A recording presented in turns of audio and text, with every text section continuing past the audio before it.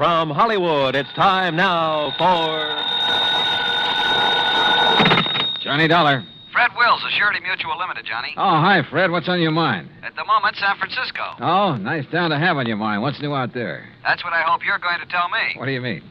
Johnny, there's an importer out there, name of Andrew Foreman. We're carrying a $50,000 policy on his life. So? So have you ever heard of an importer getting exported? I don't get you, Fred. I'm afraid that's what's happened to Foreman. Last night he disappeared. I'm on my way.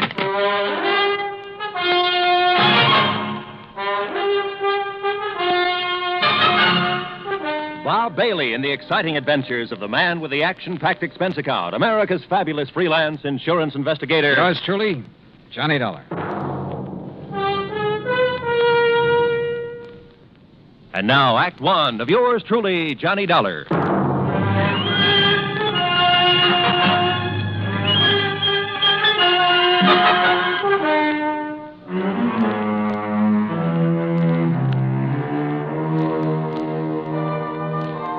Expense account submitted by Special Investigator Johnny Dollar to the Home Office, Surety Mutual Limited, Hartford, Connecticut.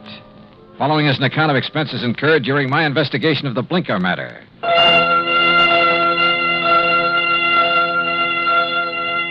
Expense account item 1, $178.50, transportation and incidentals to San Francisco.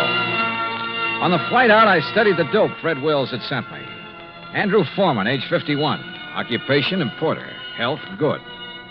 Judging from the hefty premium he had to pay, his importing business must be okay. Wife, Marcia Foreman, age 35. 16 years younger than her husband. And Marcia was the sole beneficiary. My plane landed about 8 in the morning. An hour later, I was at the Foreman's apartment.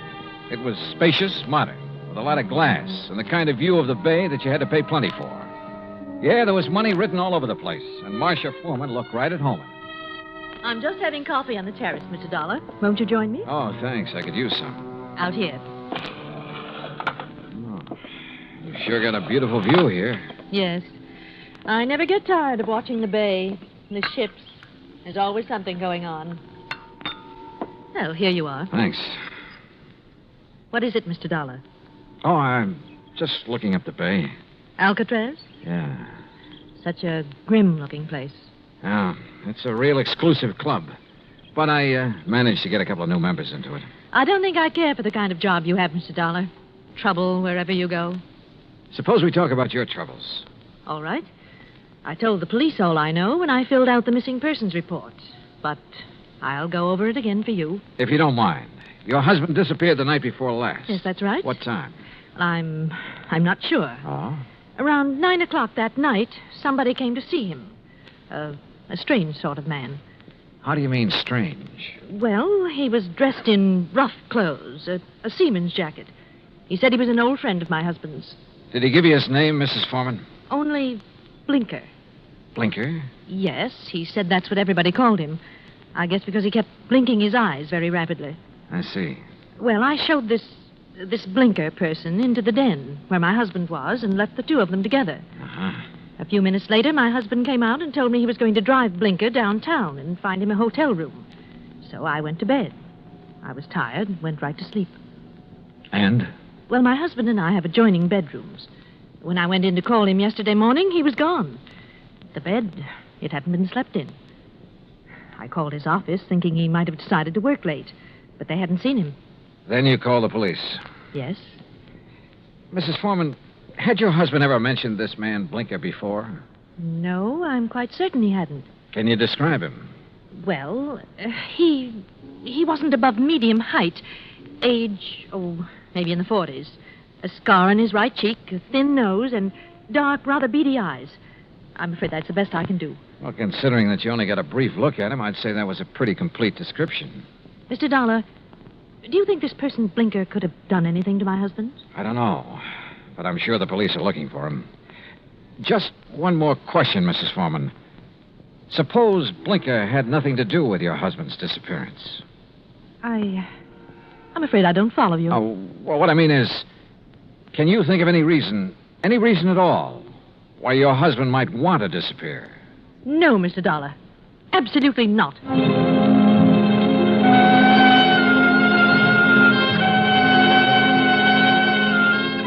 Marcia Foreman sounded pretty certain of that last answer. Maybe just a little bit too certain. Expense account item 2, $1.80 cab fare to the office of an old friend of mine, Detective Lieutenant Scapella. Jono, if Foreman took this character Blinker to a hotel, it's no hotel we ever heard of. We've covered them all. You think Blinker could have killed Foreman? It's a possibility. What's another? Maybe there is no Blinker. Yeah, Scapella, I thought about that, too. Jono, didn't it hit you there was something strange about Mrs. Foreman's story? She said she let Blinker in the apartment. She showed him to the den. Now, she could have only seen him a couple of minutes. Yet she rattled off a complete description of him. Yep. Sure is to me, Scapella, right between the eyes. And the way she described it. Yeah, I know. Seaman's jacket, beady, blinking eyes, scar on the right cheek. Oh, he sounds real distinctive. Real distinctive. Or real faked. Well, the trouble is, smelling a fake's one thing. Proving it's another. What do we got for a motive? For one thing, $50,000. She was Foreman's sole beneficiary. That's interesting. That's real interesting. Excuse me, John. Capella. Oh? Oh, yes. What? I see. Yes, okay. Yes. All right, thanks, Mr. Arnold. John, it looks like we better back up and start all over. What do you mean? That was Wayne Arnold. That's Foreman's attorney. He had a telephone call this morning. From Foreman? No, but from somebody just as interesting. Blinker. Yeah, Blinker.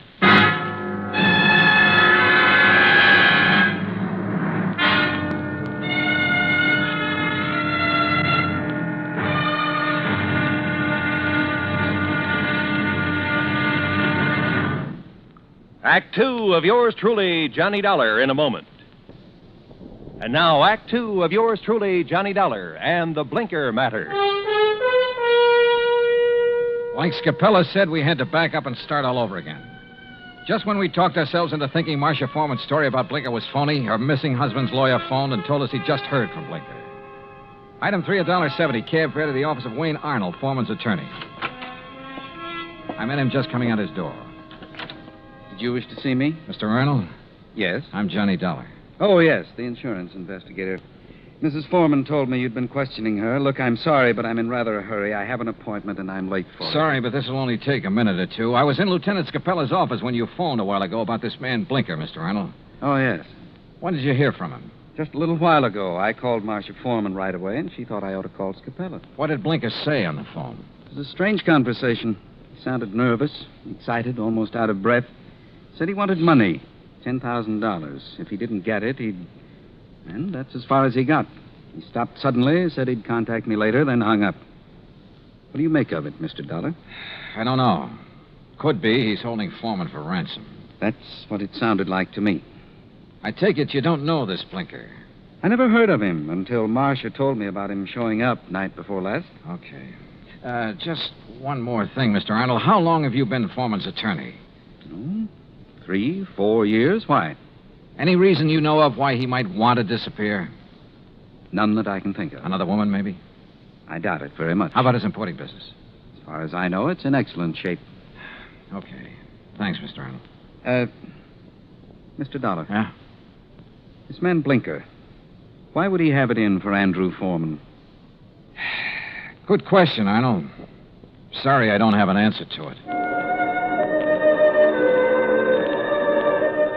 I went down the elevator and outside. I stopped at the corner to get some cigarettes, and that was my first lucky break. Because just as I was leaving the counter, I saw Arnold come outside. And the way he looked up and down the street made it plain he wanted to see if anybody was watching him. He got into his car and drove off. I grabbed a taxi, that's item 4, and trailed him. He drove into Golden Gate Park and stopped. I got out down the road and worked my way toward him behind some bushes. Pretty soon, a woman came over and got into his car. I couldn't hear what they were saying, but I didn't need to. Because when I saw the kiss, I got the message. The woman was Marcia Foreman. I went back into town and waited for Marcia outside her apartment door. She showed up about half an hour later. What? Why, Mr. Dollar. What is it? Is something wrong? Yeah, something's real wrong, Mrs. Foreman. I want to talk to you. All right. Come in. But But I've already told you all I know. The story you told me about this man, Blinker, there's no such person, is there? What? You and Arnold made it up. Why, no, that's not true. What about you and Arnold, Mrs. Foreman? I don't know what you're talking about. Well, then tell me, did you enjoy your visit with him in Golden Gate Park an hour ago? Oh, that. Yeah. Well, all right, Mr. Dollar. Wayne Arnold and I have... Well, we've been in love for some time. Did your husband know? I'm not sure. We were trying to find the right time to tell him. I don't think he'd really have cared very much. Oh. My husband and I haven't gotten along very well the last year or two. I guess I really didn't know him when I married him. Mr. Dollar, this has nothing to do with my husband's disappearance. You must believe that. That's so. I didn't make up the story about Blinker. I didn't kill my husband, if that's what you're thinking. Has he been killed? I don't know. You've got me confused. If you didn't do it, how about Arnold? No. He'd have no reason. Besides, he wasn't even in town the night before last. I can check that. I know you can. Mrs. Foreman, maybe you're telling me the truth and maybe you're not. Sooner or later, I'm going to find out which. I am telling you the truth.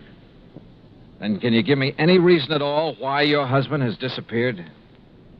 There's one possibility, Mr. Dollar. It might have something to do with his importing business. What's that mean? My husband, well, he seems to have made a lot of money out of his importing business. More than the kind of thing he usually imports would warrant. What does he import? Oh, trinkets, curios. From the Orient, mostly. Have you a key to your husband's office? Yes. Let me have it. I want to take a look around. I went over the papers in Foreman's office and found out his last shipment had come in 3 days ago on the Indian Princess. Mrs. Foreman had said Blinker was wearing a seaman's jacket. I headed for the waterfront, but the ship was gone. Near the pier was a beat-up eating place called Gus's Cafe. A woman with an apron came over. She was about 6 feet tall and almost that wide. What can I do for you, buddy? I want to talk to the owner, Gus. That's me. You're Gus? Short for Gussie. What's on your mind, buddy? Johnny Dollar. I want some information. You a cop, buddy? No, I'm not a cop. You look like a cop. Now listen, that freighter that shoved off from this pier, the Indian Princess. Docks there regular. You know any of the sailors from her? Just about all of them. They all come in here. Hey, look, Gussie. Gus. Okay, Gus. You ever happen to hear of a sailor named Blinker? Sure. You know him? Sure. About medium height, scar on the right cheek, blinks his eyes all the time? I said I know him. What do you want, an affidavit? Oh, Gussie, you're the most beautiful thing that's happened to me all day. That's what they all tell me, buddy. But flattery don't get 'em a thing. Might help you, though. You're kind of cute. Yeah. Look, did Blinker sail on the Indian Princess? Nope. Then where is he? Fact is, I don't know. Blinker's disappeared. Act 3 of yours truly, Johnny Dollar, in a moment. And now, Act 3 of yours truly, Johnny Dollar and the Blinker Matter. And you don't have any idea where Blinker is now, Gus? Not the slightest, buddy. Oh, great. Then I'm right back where I started from. Blinker was mixed up in something, all right. What do you mean? The Indian Princess docked the other night. Blinker come in here for a cup of coffee. That's one thing the sailors around here all miss when they're out to sea. My coffee. There's no one makes coffee like me. Why, there's nobody on the whole coast. Yeah, I know. About Blinker now. Well, he seemed pretty pleased with himself. Said he was onto something good. Did he say what he meant by that? No. Just sat there looking pleased with himself. Oh, yeah. He showed me the elephant. Said it was going to make him a lot of money. What elephant? He had a carved elephant about 6 inches high. Must have picked it up somewhere. Maybe he was going to sell it. I don't know. Foreman imported curios from the Orient. His last shipment came in on the Indian Princess. That elephant could have been part of it. Foreman? Who's he? Never mind. Well, I wonder where I go from here. I wonder what I'm going to do with all Blinker's stuff if he don't show up for it. Maybe I'm... What did you say about Blinker's stuff? What stuff? I got a back room where I let the boys keep their gear when they're ashore. You've got Blinker's things there now? Sure have. Why didn't you tell me? You never asked me. In the back room, I went through Blinker's sea bag. Near the bottom, I found the carved elephant. An ordinary-looking elephant, until I twisted one of the legs loose. It was hollow, and inside a little paper packet full of white powder. Suddenly, the whole deal slid into place, and just as suddenly, the whole deal made me slightly sick. Now I wanted to see the rest of those elephants real bad. According to the records in Foreman's office, the shipment was in a warehouse. I went outside and over to the pier. Johnny. What? Oh, Gus. Come here a minute, Johnny. Look, I'm in a hurry. Thanks for everything. I'll see you later. You got time to see this? Over here, near the pier. Wait a minute. Yep. It's a body, all right. One of the boys just fished it out of the water. I sent him to call the cops. Looks like it's been in the water quite a few hours. Gus? Yep. It's Blinker, all right. I knew I had to work fast now. I headed out on the pier for the warehouse. Once I thought I heard footsteps somewhere behind me. I stopped and listened. There was no sound.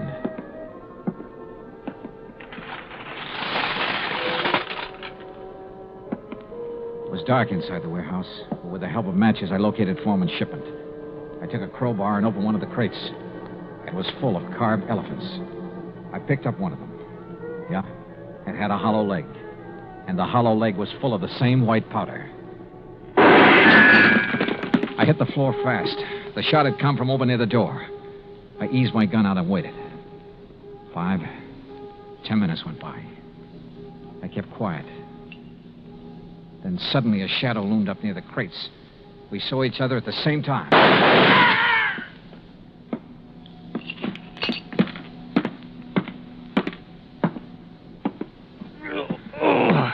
My shoulder. Well. The missing man himself, Andrew Foreman. Look, Blinker found out what you were importing in those carved elephants. He tried to blackmail you. I don't know what you're talking about. Oh, sure. You probably told him you'd pay off. That's when you drove him downtown night before last. Then you tried to kill him, but he must have got away. I tell you... You called your lawyer, tried to put the squeeze on through him. But he had to hang up in a hurry. You were probably getting close. You finally caught up with him, didn't you, Foreman? Look, you've got no proof of anything. Why should Blinker try to blackmail me? Like I say, he found out about the narcotics in those hollow elephants. It was put there without my knowledge. You have no proof I was involved. You know, Foreman, it doesn't much matter. You've got even bigger troubles than that staring you in the face. I don't understand. Blinker's body has been recovered from the bay. I wouldn't know anything about that. You've got no proof of that either. No. There were 2 bullet holes in Blinker. 5 will get you 10. The slugs in him came from this gun of yours. The gun? Yeah. This is something that can be proved. Well? All right. I just didn't have any choice.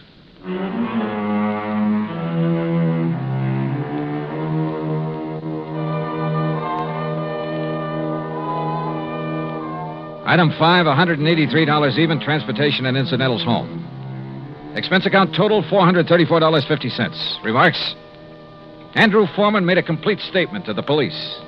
The murder case against him is open and shut. So, it looks like he's going to beat the narcotics rap after all. The hard way. Yours truly, Johnny Dollar.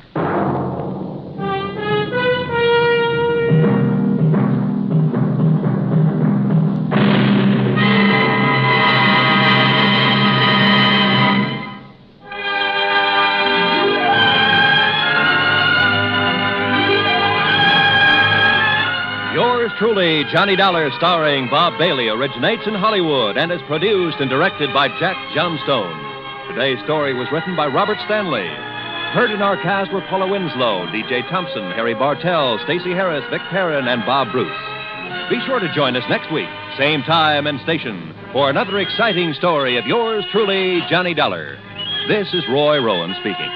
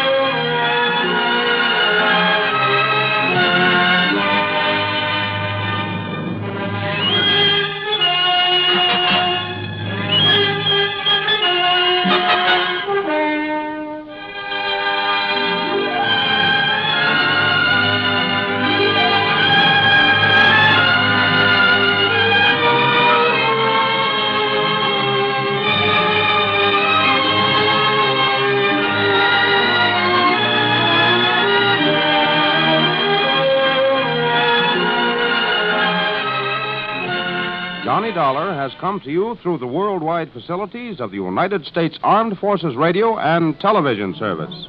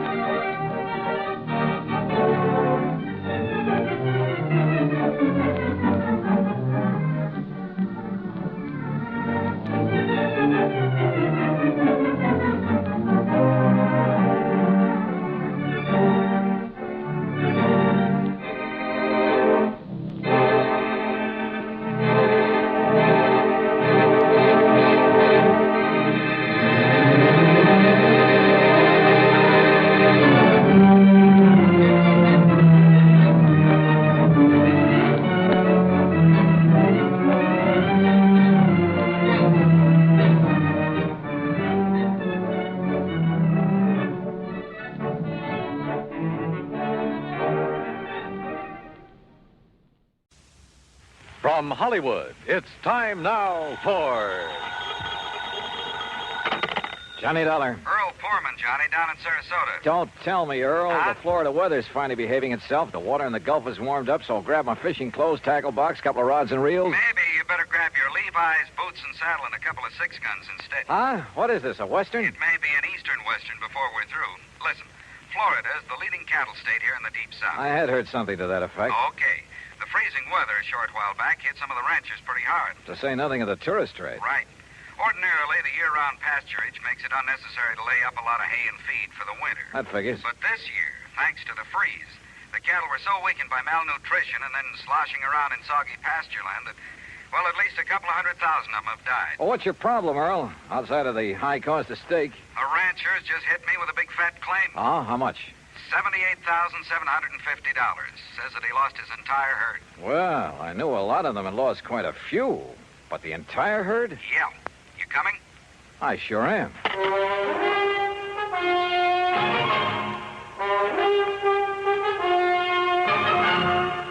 Bob Bailey in the exciting adventures of the man with the action-packed expense account, America's fabulous freelance insurance investigator. Yours truly, Johnny Dollar.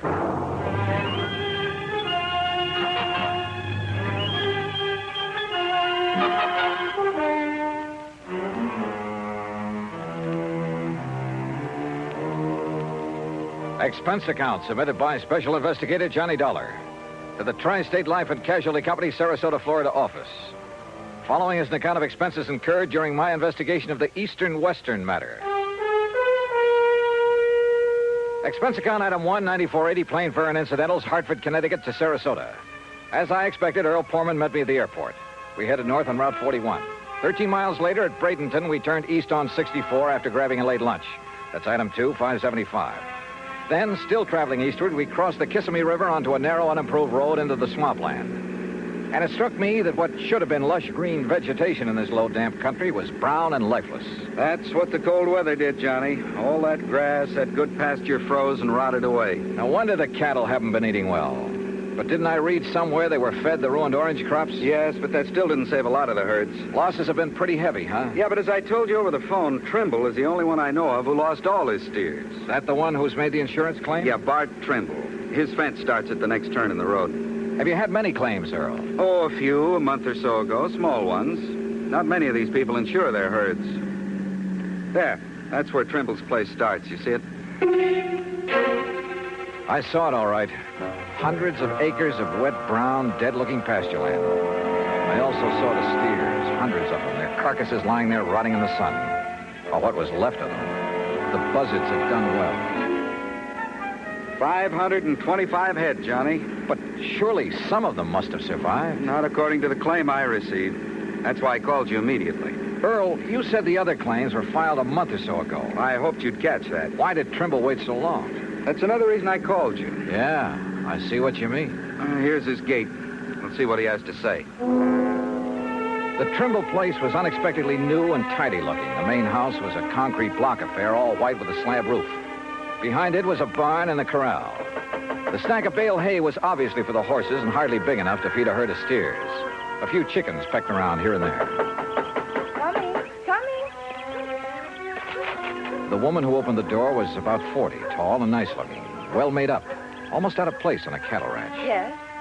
Oh, Mr. Foreman, how are you? And her voice was soft, gentle, pleasant. How do, Mrs. Trimble? It's nice to see you, Mr. Foreman. Won't you come in? I hear you say Foreman, Betty? Yes, Bart, and he has a friend with him. Well, I won't kid you, Mr. Foreman. I'm glad to see you.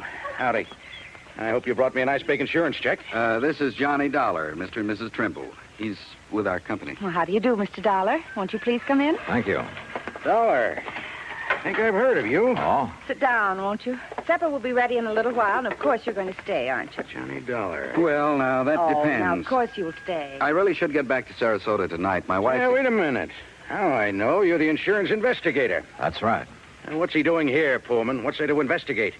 Are you maybe trying to say I killed off the herd myself to collect the insurance money? I said nothing of the sort. Then what's to investigate? I told you. I don't like this, and I'm telling you right to your face. Now, Bart, you shouldn't talk like that. Well, it's the truth.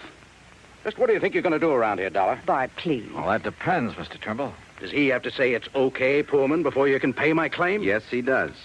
Well, believe me, if I'd known this was the kind of outfit I was dealing with, paying premiums to... Okay. All right, poke around as much as you want. Stay around as long as you like. We'll bed you down, we'll feed you, we'll show you what kind of people we are. Just don't get in my way. I've got a lot of work to do. And don't tell me I'm a crook. Now, let's be reasonable about this. Me? I'm being reasonable. You're the one that... what do you want, Shorty? Well, you told me to tell you, boss. Tell me what? A truck has come to pick up them hides. And help them load them on the truck. Go ahead, go ahead. You're selling the hides from those animals? I will. Sure. Why not? Oh, we could salvage, that is. Anything wrong with that? Nothing at all. All right. You want horses to snoop around? Help yourself. Saddles are in the barn, but just stay out of my way. Come on, Shorty. Let's get out where the air's nice and clean. Sure, boss. I'm sorry. But Bart's been so upset over losing all those steers. Well, of course, we can't blame him for that. He's been working so hard, trying to save some of the hides and sell the carcasses for fertilizer. Yes, I know. But with so many ranchers trying to do the same thing. Why did he wait so long before filing his claim, Mrs. Trimble? Well, because he's been so busy and because he hoped he could salvage something from the herd, I guess. Or because this lapse of time has given the bodies a chance to decompose? What? Has given the buzzards and other scavengers a chance to remove any evidence that maybe those steers were deliberately... Oh, no. Oh, surely you don't think for a minute that my husband would... Where can I find the nearest veterinarian? Well, the vet we use is up in Kissimmee. Okay. But Mr. Dollar, you don't... Well, you can't possibly think... I'll let you know what I think. After a good cow doctor has a look at those animals.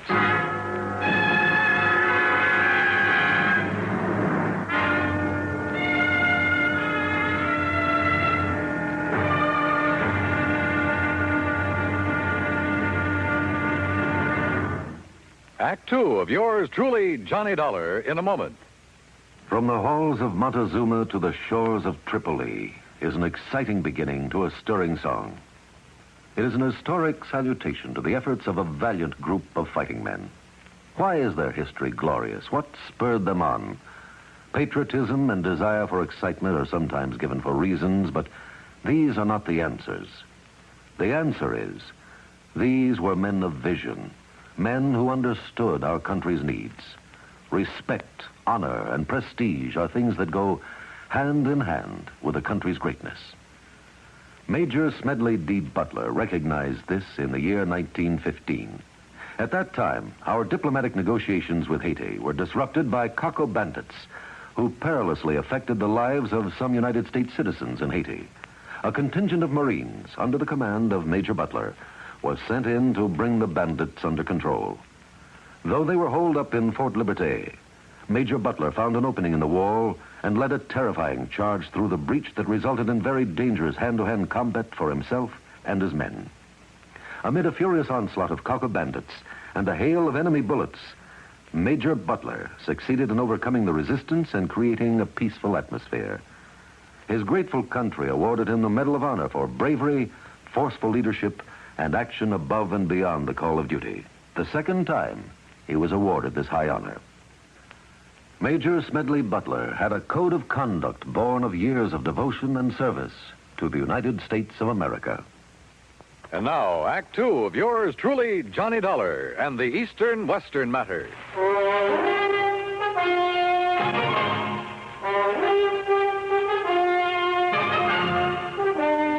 At dinner that night, Bert Trimble had changed his tune, was very apologetic. Almost too much so, and too nice. I didn't mean it, Mr. Dollar, what I said before. At least, not the way I said it. But this whole thing has hit me pretty hard. Losing over 500 steers and a handful of calves. I told you, Bart, when they all went so quickly that night, you should have been suspicious. What night, Mrs. Trimble? Well, it was the last big freeze. Yes. I got back here late. I'd been up to Lake Wales trying to beg some feed.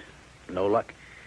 Then it blew up cold. By the time I got back here, got the hands rounded up. How many, Mr. Trimble?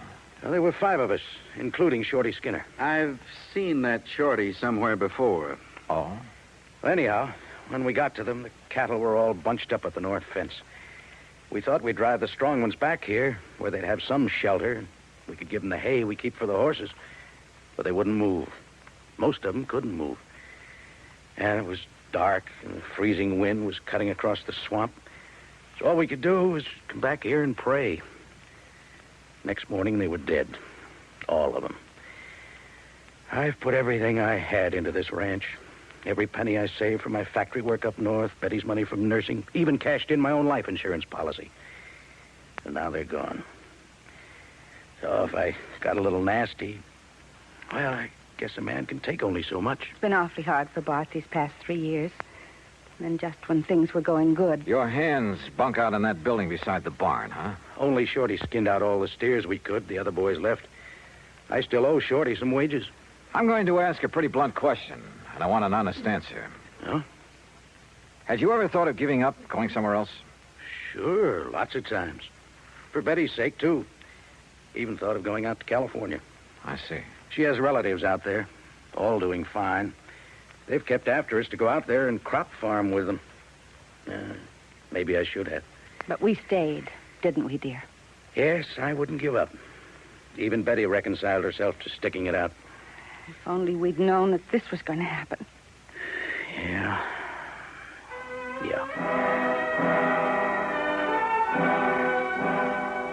We talked on for a couple of hours, but got nowhere, and finally Earl and I plunked into our beds in the guest room. Mine was beside the open window. Now, when Earl Poorman sleeps, he's dead to the world, but he snores mightily.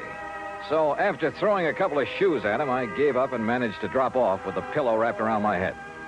That was a mistake, an almost deadly mistake. Johnny! Johnny, wake up! Johnny, you hear me? Johnny! What? Wake up! Oh, my head. Stand up. I'll help you. Breathe deeply. Can't you smell it? What are you talking? Deep breath. Come on. What are the... It's chloroform. Yeah, on your pillow.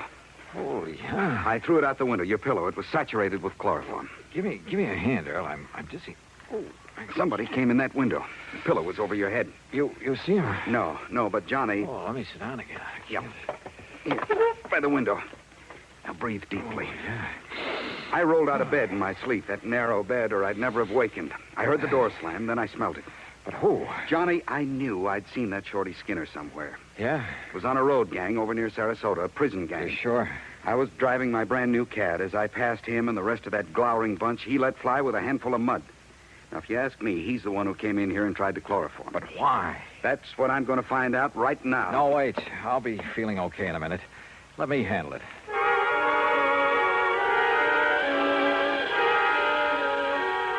By the time I was able to navigate and get dressed, Mrs. Trimble called us for breakfast. To say the Trimbles were upset over what had happened to me would be an understatement.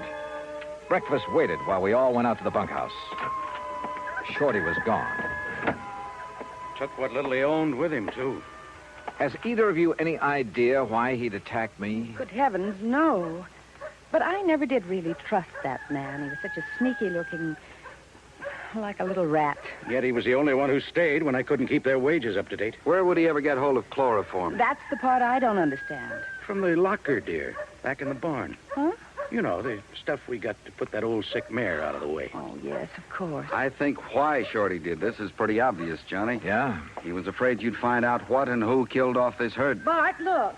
Here, Betty. The note on top of this bunk. Here, let me see it. What's it say, Johnny? I'm tired working for no pay. I will leave you know where to send my pay when you collect on that there insurance. Shorty. Shorty Skinner. The crazy fool. Wanted his money. He knew I had none, but I could collect plenty on the insurance if he poisoned my herd. Oh, was it poison, Trimble? What? You didn't seem to think so before, but now that you have somebody to depend it on... No. Now you seem pretty sure of it. Mr. Dollar. No, Johnny, it must have been Shorty. Maybe not. When the vet arrives, if he decides the herd was poisoned, okay, we'll take it from there. Act 3 of yours truly, Johnny Dollar, in a moment. Our flag now numbers 50 stars, and behind each star there stands yet another flag representing one of the 50 states. Wyoming's state flag pays homage to the monarch of the Great Plains, the bison, or buffalo as we call him. Set over the bison is the Great Seal of Wyoming, almost as a brand. The red on the flag's border represents the Indians who knew and loved the country long before white settlers arrived. It also represents the red blood of the pioneers who gave their lives in reclaiming the soil. The red, white, and blue border of the flag indicates Wyoming's oneness with the Union. Wyoming's state flag, the flag of the 44th state to enter the Union, was adopted on January 31st, 1917. And now, Act 3 of yours truly, Johnny Dollar, and the Eastern-Western matter. The veterinarian arrived from Kissimmee. He, Bart Trimble, Earl Poorman, and I rode out on horseback to inspect the dead cattle. As I had anticipated, the vet made it plain that the bodies were too far decomposed for him to tell anything. Until, that is, he noticed a pale purplish line around the inside edge of a watering trough at a far corner of the fence. Whoever used it didn't realize it'd leave this telltale ring around the trough. Used what, Doctor? Well, let me scrape off a little, make sure. You think it's a poison, Doc? If I can taste it without getting enough to hurt me. Ooh. Well? Yeah, no doubt about it. Phenofic acid. That's what killed the herd? Yeah, beyond a shadow of a doubt. That's not a very well-known poison, Doctor. I know. It's used almost entirely in laboratory experimentation. I remember it well from my college days. But out here? Who did this to me? Who did it? You don't know? Shorty. Who else? Mr. Dollar. Look, I'm going back to the ranch house to a telephone. I'll see you when you get back there. I called the state police to get out on all points on Shorty Skinner. Then I started on the police in the neighboring towns. The second call to headquarters at Lake Wales got me unexpected results. Sure, we got him right here in the clink, sir. Oh? What are you holding him on? Just vagrancy, no visible means of support. Found him sleeping on a bench in the park about 9:30 last night, so we hauled him in, let him put his X on a police blotter. His what? His X, you know. I certainly do. Thanks very much. The others hadn't got back from the pasture yet. Mrs. Trimble was in the kitchen making lunch. Quietly as possible, I sneaked into their bedroom. Carefully hidden in a desk, I found a lot of letters from the relatives in California. Letters urging that they give up the ranch, do something, anything, to get the money out of it and move to California. Those letters were addressed to only one of the Trimbles. They were addressed to... And then I saw it, neatly framed on the wall, a diploma. A diploma from the famous Lippenwall School of... Why, Mr. Dollar, what are you doing? Mrs. Trimble, I found out that Shorty Skinner has served time. Shorty? At least to the extent of working on a road gang. What for, I don't know. Then he is a criminal. Then there's no question about who poisoned the herd. Oh? You know about the vet's findings, that they were poisoned. Well, no. No, but I thought it was understood. A lot of things have been understood, wrong things. Did Shorty give you a home address when he came to work here? Yes. Yes, he did. But do you think he'd go there after what I'd like he's to done? see it, please. It's here in this top drawer. Yes, here. That's not his writing. No, that's mine. You see, Shorty can't write. Oh? So he couldn't have written this note you found in his bunk. But who... But look at it. Doesn't that curlicue on the letter T look like the one here when you wrote his address? And how about this capital I?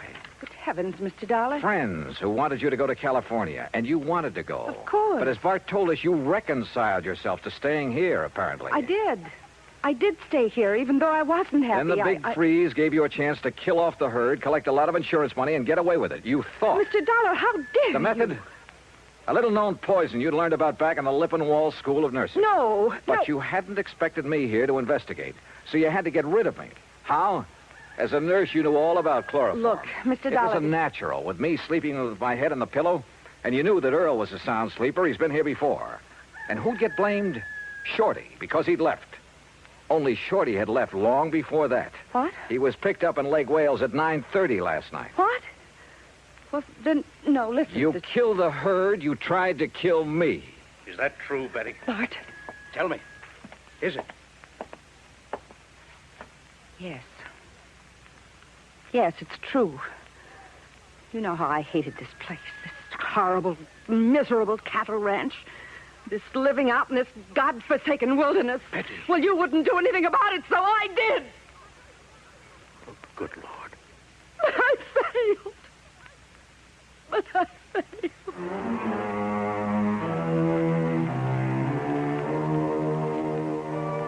Item 3, $50 to a lawyer at the county seat who took my deposition. It'll be used in the trial of Betty Trimble. As for Bart Trimble, well, I'm sorry for him. Expense account total, including transportation back to Hartford, $207 even. Yours truly, Johnny Dollar.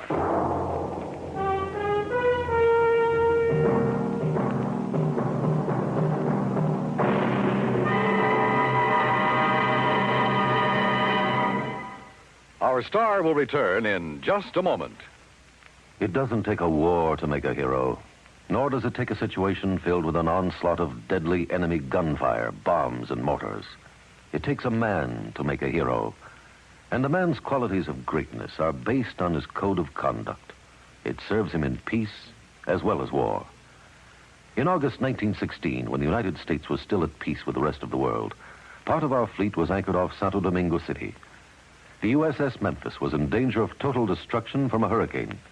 Only the efficient operation of the engines and boilers could get her out of the critical area. Lieutenant Claude A. Jones was senior engineering officer aboard. In rapid succession, boilers and steam pipes began bursting about him, scalding him with clouds of steam. Thousands of tons of water came down on him. In complete darkness, Lieutenant Jones nobly remained at his post as long as the engines would turn over. His supreme, unselfish heroism inspired the men with him. When the boilers exploded, Jones, with 2 men, rushed into the fire rooms and rescued the men trapped there. In the face of death by drowning, burning, or suffocation from the scalding steam, Lieutenant Claude Jones performed a heroic feat because he felt it was his duty to do what he did. He earned the Medal of Honor because he had a code of conduct that served him well. Now, here is our star to tell you about next week's story. Next week, 1 honest woman, 2 honest men. Yet $100,000 was gone. Fact. Join us, won't you? Yours truly, Johnny Dollar.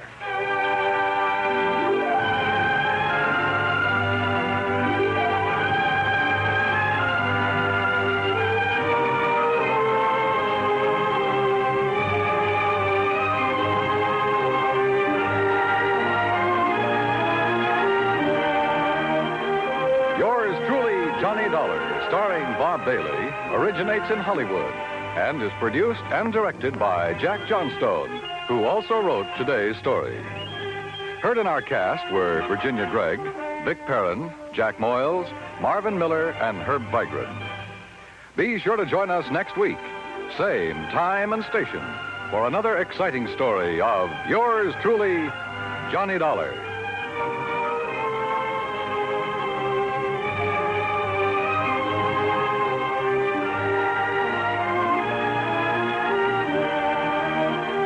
This is Dan Cubberly speaking.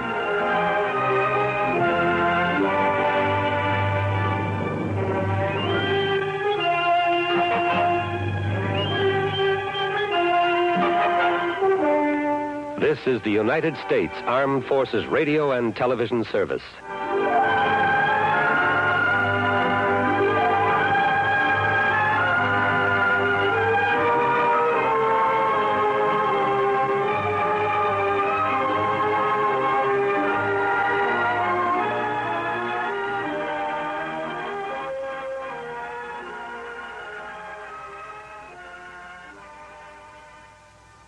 From Hollywood, it's time now for Johnny Dollar. Oh, good. Huh? Johnny, this is Ben Pringle. Ben, how are you? Still selling insurance for Star Mutual? No, not anymore. Oh, that's right. You were talking about retiring. And I have retired. Yes, years ago I quit the insurance business and bought myself a poultry farm. Well, good for you. Where is it, Ben? It's right here in Vineland, New Jersey. And how's it going? Oh, terrible, Johnny. It's terrible. Oh? When I think of all the pretty chickens that I've lost. Well, what seems to be the trouble? Johnny, somebody's trying to put me out of business. Well, I don't know who or why or how, but Ben, if I can be of any help to you. You can, Johnny, you can. I was going to call Star Mutual because everything I have is insured pretty heavily, but first I thought I'd make sure that you're available. For you, anytime. Well, then come on down here, will you? In the meantime, I'll notify the company that you're on the way. Just give me your address and I'll be on my way.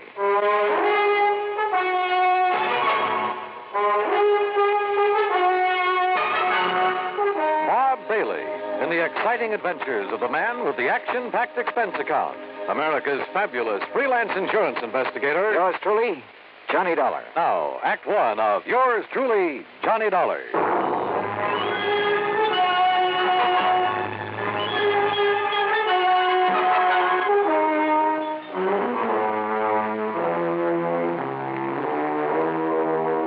Expense account submitted by Special Investigator Johnny Dollar to the Star Mutual Insurance Company, Home Office, New York, New York.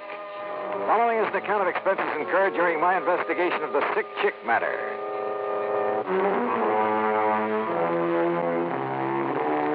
Item 1, 1050, train fare and incidentals, Hartford to Philadelphia. There, to be sure of adequate transportation, I rented a car. That's item 2, $50 deposit.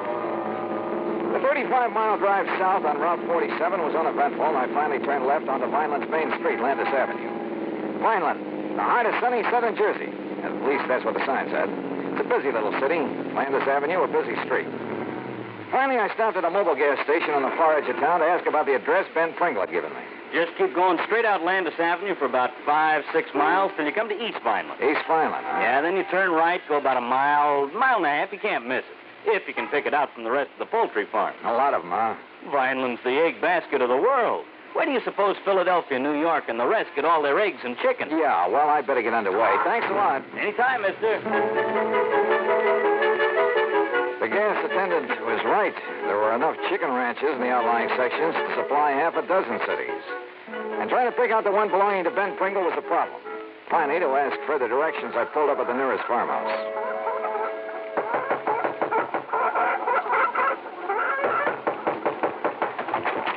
Yeah? What do you want? I'm looking for Mr. Ben Pringle's place. Oh, Ben Pringle. He's right next door. Oh. Ah, the poor man. Poor man? Yes, he's coming down here from New York. He'll spend all his money, and what happens? He's going to lose his flock. Doesn't know much about raising chickens, huh? Ah, he don't know nothing. Joe, my old man, he's try to tell him when he come here. It's take more than the money to raise the chicken.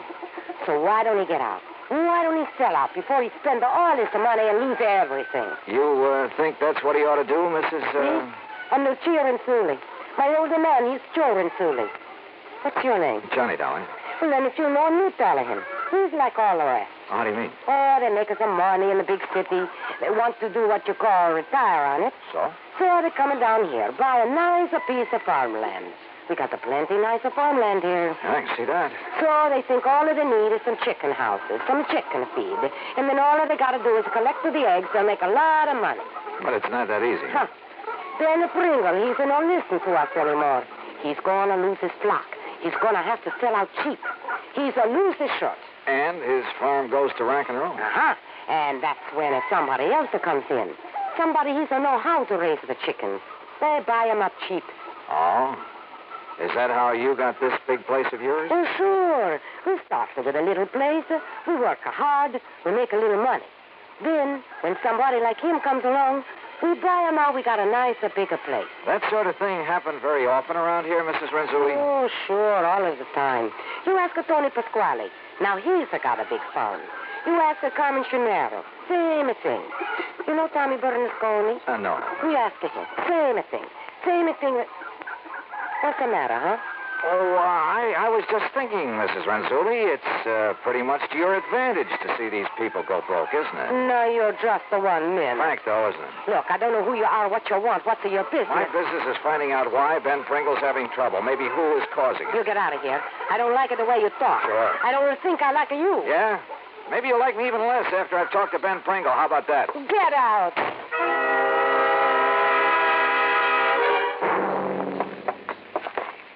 By golly, I'm glad you could make it, Johnny. Yes, sir. Sit down. Yeah. Well, for what I hear, Ben, you're having a pretty rough time of it. Oh, I suppose it's my own fault, Johnny. Walking into a project like this without knowing more about it. Well, how deep have you gone into this Oh, layout? my, too deep, Johnny, too deep. All in all, I spent nearly $40,000. That's just about all I have. And most of us had to go for replacing my herd. Herd? Yeah, my herd of chickens. Oh. And I thought it'd be so easy, just buy a few hundred chickens. Yeah, throw them some feed, collect the eggs, collect the money. Yes, and I'd be fixed up for life. Oh, dear, there are more diseases a chicken can catch. There are more lice and bugs. Oh, and now this. Hey, Ben, you said something about somebody's trying to put you out of business. That's right, Johnny, and I'm sure of it. But why, I don't know. I didn't know I had an enemy in the world. Oh, what's going wrong? Well, just wait till you see my herd of chickens. And if you don't agree with me that... Oh, I'm sure you'll agree with me. About what? That they're being poisoned, What? that's what. By whom? I think I know. Oh, yes, sir. Well? By somebody who'd like to see me go broke. So that he could buy you out cheap. Who, Ben? I'll tell you who. Because he wants to add my property to his. And he's right next door. And his name is Joe Renzulli. Act 2 of yours truly, Johnny Dollar, in a moment. And now for another episode in the life of Sergeant Donald Bellwether, my husband.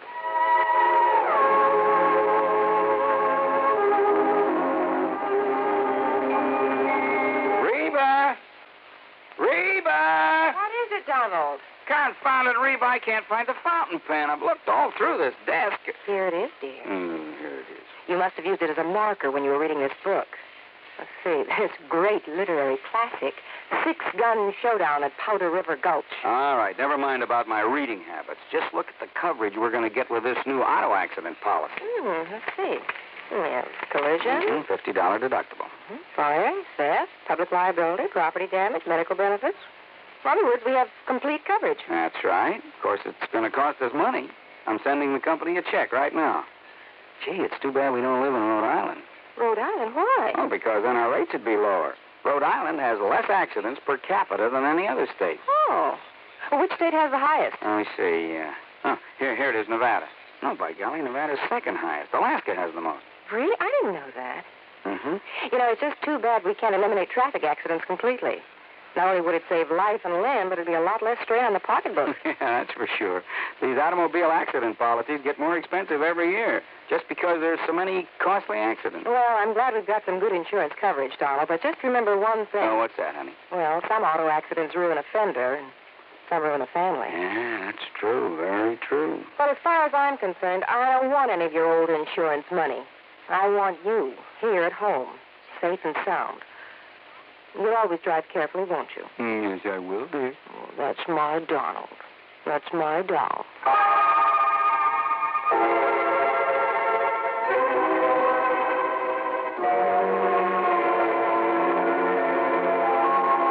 And now, Act 2 of yours truly, Johnny Dollar, and the Sick Chick Matter.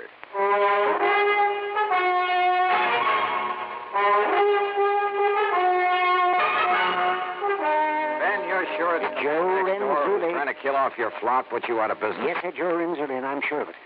But just wait till you see him.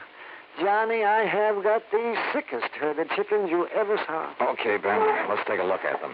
Though I'm afraid I don't know much about the critters. You don't have to. Anybody could tell. Just anybody. Come on. Have you talked with a vet about them? Ha, sure I have. Finest vet in the county, too. Dr. Goldhaft. Why, he has a regular laboratory. He's known all over the world. He's the one that cured him with the cholera, and the hepatitis, and the synovitis, and the coccytitis, tosis. Johnny, after I've called him in so many times, he even gave me a book. A book? Yes, he did. So that I'd know what all the diseases were, and, well, so I wouldn't have to make him drive all the way out here when I'd just forgotten to give the hens their laying mash or enough water or something like that. You'd forget to... Well, no wonder you've had trouble with your flock. And I guess I was kind of a nuisance to him, too, but I did so want my herd to be a good one and lay a lot of eggs for me. Well, what does the vet say about what ails them now? Well, I haven't told him. You haven't told him? Well, see, I'm afraid I still owe him a pretty big bill. Yeah, but look, Ben, And I looked in the book. Johnny, and there's nothing in it about the way they are. There is not a word. And that's why I sent for you. But, Ben, I told you, I don't know anything about them. Of course, if you're right, if they're being poisoned... Oh, let's take a look at it. Yes. You'll see. You got a nice-looking layout, I'll say that. Nice new houses for them. Big fenced-in yards, or whatever you call them. And there's plenty of room for them to... Oh! There, yes, sir. You see? They're all so sad-looking. They're just so sad and petulant, as though they hold it against me for whatever ails them. Those poor little things. So help me, I've never seen it. Do chickens ever suffer from the blind staggers? You mean the blind staggers? You mean like horses get? Oh, no, sir, no, I'm sure. Because it isn't in the book. And if it isn't in the book... Ben, you're sure you haven't been spiking their drinking water with some of your private stock? Oh, why, of course not, Johnny. You know, you were my one insurance contact that always suggested the nip of that bottle you kept in your desk. Oh, now, Johnny. Boy, these chickens sure look... Hey, you said you feed them a laying mash. It's right here in the shed. Here, come on. But, what are you thinking of? Well, if any of that stuff should get good and wet and ferment. Oh, no. It's as sweet and dry as the day I bought it from Jake Rubinoff. There. See that? You see what I mean? Who's Jake Rubinoff? He's the biggest feed dealer in town. Yeah, it certainly smells all right. Yeah, it is all right. Oh, no, Sir Johnny. My herd has been poisoned. And you suspect Joe Renzulli on the next farm? Of course I do. Wasn't he one of the people who tried to help you get started when you first came down Oh, here? sure. Yes, he pretended to. But I can see now is just to look over my nice place and see how much he can get his hands on when I go broke. Well, if you had some concrete reason for thinking he might be poisoning your flock... I've seen him. Yes, I have. I've seen him with my own eyes. Come right over here at night, several times. What? And scatter something over the fence into my pens out of a big sack. What was it? By the time it was daylight and I could see, the chickens had eaten it all up. You sure it was Renzulli? Of course I am. Okay, Ben. I'm going over and talk with him.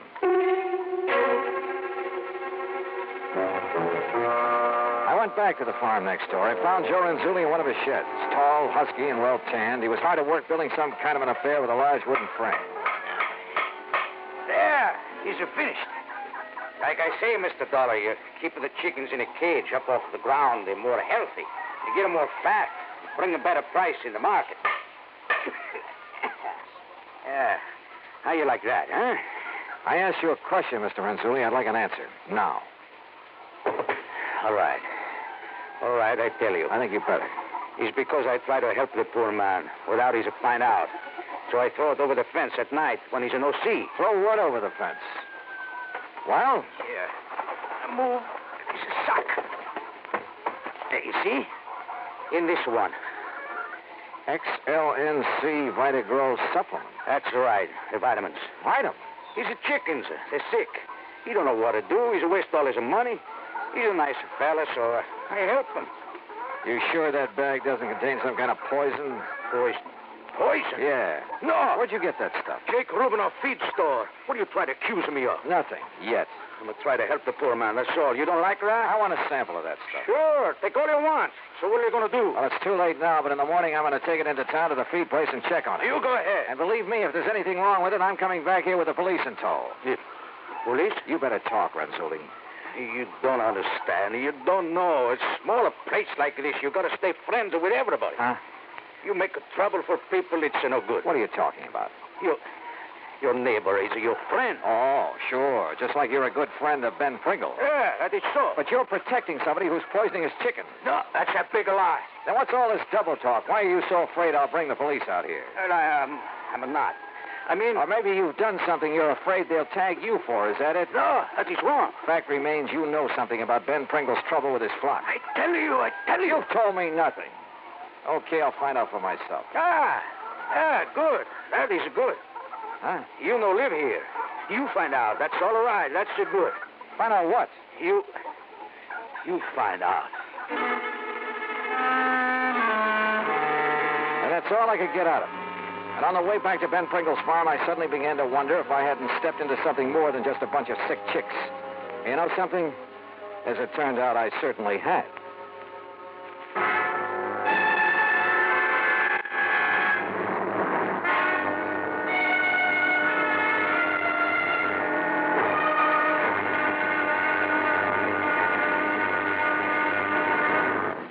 Act 3 of yours truly, Johnny Dollar, in a moment. Do you know who said, absolute freedom of the press to discuss public questions is a foundation stone of American liberty? Those words were said by former President Herbert Hoover. Mr. Hoover was well aware of the important role that freedom of the press had played in the creation and growth of the United States of America. He realized that without freedom of the press, no democratic form of government could exist. One of the first steps in the path toward totalitarianism is the creation of a controlled press. A free press hampers the work of a potential dictator. When the press is free, the people of a country are free. When the press is not free, the people of a country are in danger of slavery. Remember the words of Herbert Hoover. They are part of your American heritage. Freedom of the press is a foundation stone of American liberty. And now, Act 3 of yours truly, Johnny Dollar and the Sick Chick Matter.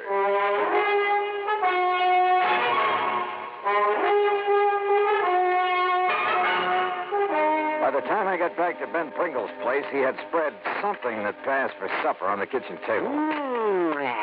Just help yourself there, Johnny. There's plenty more in the stove. Yeah. If I don't cook the best canned beans you ever ate. Yeah. Yes, aren't they delicious? Have some ketchup.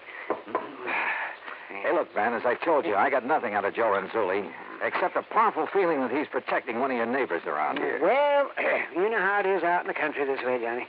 A man who tells on his neighbors, well, he's an outcast. Hey, maybe that's why Renzulli didn't mind if I could find out what's going on here for myself. I still think he's doing it. Yes, sir. Whose place is that on the other side? I noticed a brand new Lincoln out front. Oh, all right, yes. Well, he's a nice young man. Oh, he's real nice. Yeah, what's his name? John Culpepper. He came up here from the South. I can tell that by the way he talks. Well, what's he do? Oh, he just lives there, yes. He has some of the gayest parties, though. Young men, young women, all he wants to drink. Oh, no wonder you like him. If you can scrounge drinks from him. Oh, well, I have tried to drop one on him now and then, but he's always just shoved a bottle in my hand and told me to come back here and enjoy it by myself. And who am I to refuse a nice gesture like that? That barn in back of this place. Horses? Cows? Oh, no animals of any kind. It's a funny thing, though. Yeah? Well, I'm a very sound sleeper, you know, Johnny, very. But I'm sure that I've heard some big trucks pulling in there at night, and I've often wondered about it. But then I just went right back to sleep. Ben, have you got a flashlight I can use? Well, sure, Johnny, I have. I'll get it for you, too.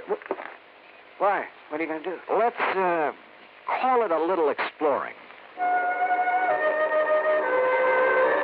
The night was warm, and some of Ben's chickens were still out in the yard. They were gathered by a section of the fence right next to the neighbor, Mr. Culpepper's barn. Then I noticed something else, a well-worn path from that barn to the fence. Funny. Quietly as possible, I climbed over the fence and worked my way to the barn. There was a light on somewhere inside of it. And then I caught it. A faint, piercing odor that I hadn't smelled, so help me, since I'd worked on a case down in the hillbilly country of Kentucky. I sneaked over to a crack in one of the barn doors.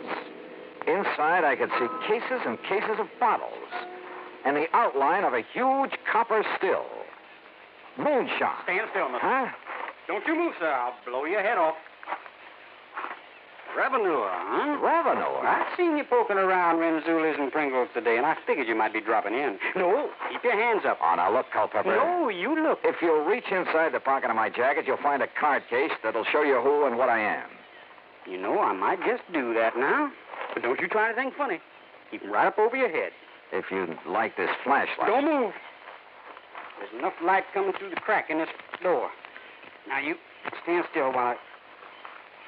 Johnny Dollar. Insurance investigator? That's right. Well, then what are you doing here? Culpepper, the only interest I have in your still is what it's doing to Ben Pringle's chickens. What's that? Yeah, and in getting this gun away. No, I'll shoot you. No, you don't. Look, I'll make a deal with you. Say a couple of $1,000 to keep your mouth shut about my still. I told you I don't care about your still. Then I don't get it. That's out of my bailiwick. All I care about it... Wait a minute. You make whiskey out of mash. Have you been dumping sour mash over Pringle's fence? Oh, sure, to destroy the evidence. Holy smoke. Then all that's wrong with Ben's chickens is that they're drunk. Boiled to the gills. You mean to say that old used... Yeah, I mean to say. Now, come on. I think you and Ben had better have a little talk.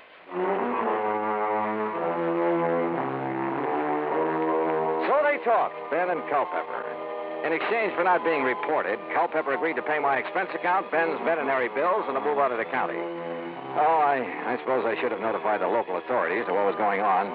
But isn't that really a job for the company? After all, like I said, it is out of my bailiwick. Hey, you know something? The stuff Culpepper was turning out in that old barn wasn't half bad.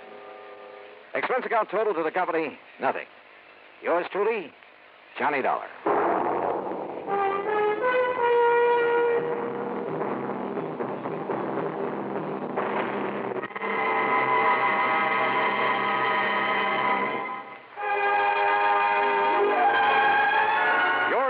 Johnny Dollar, starring Bob Bailey, originates in Hollywood and is produced and directed by Jack Johnstone, who also wrote today's story. Heard in our cast were Lucille Meredith, Howard McNear, Gil Stratton, Jack Moyles, and Sam Edwards. Be sure to join us next week, same time and station, for another exciting story of yours truly, Johnny Dollar. This is Dan Cubberly speaking.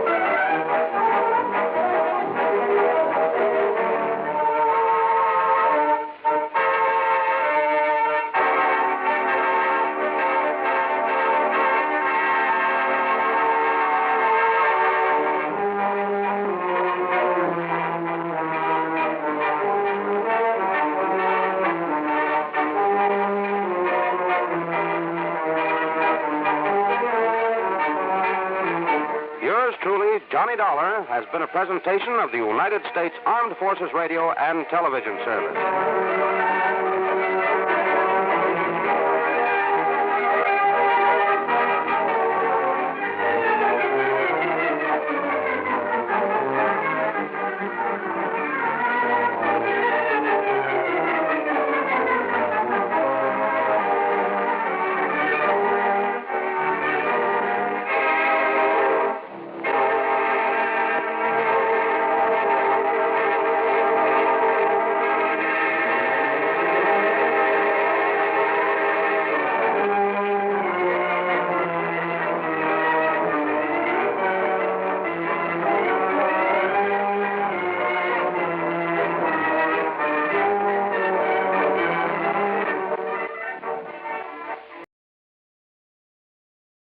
From Hollywood, it's time now for... Dollar. This is Ed Porter, Mr. Dollar. You called my office? Yes, I'd like to see you as soon as I can, Mr. Porter. Well, of course. How long have you been in town? About a half an hour. Are you all squared away? I've got a room and I've had a bath, if that's what you mean. Well, then I guess you're ready to go to work. I will be as soon as I put on some pants. You sound in a rush.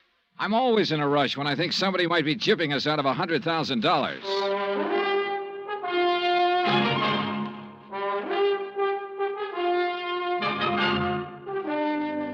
Bob Bailey in the transcribed adventures of the man with the action-packed expense account, America's fabulous freelance insurance investigator. Yours truly, Johnny Dollar.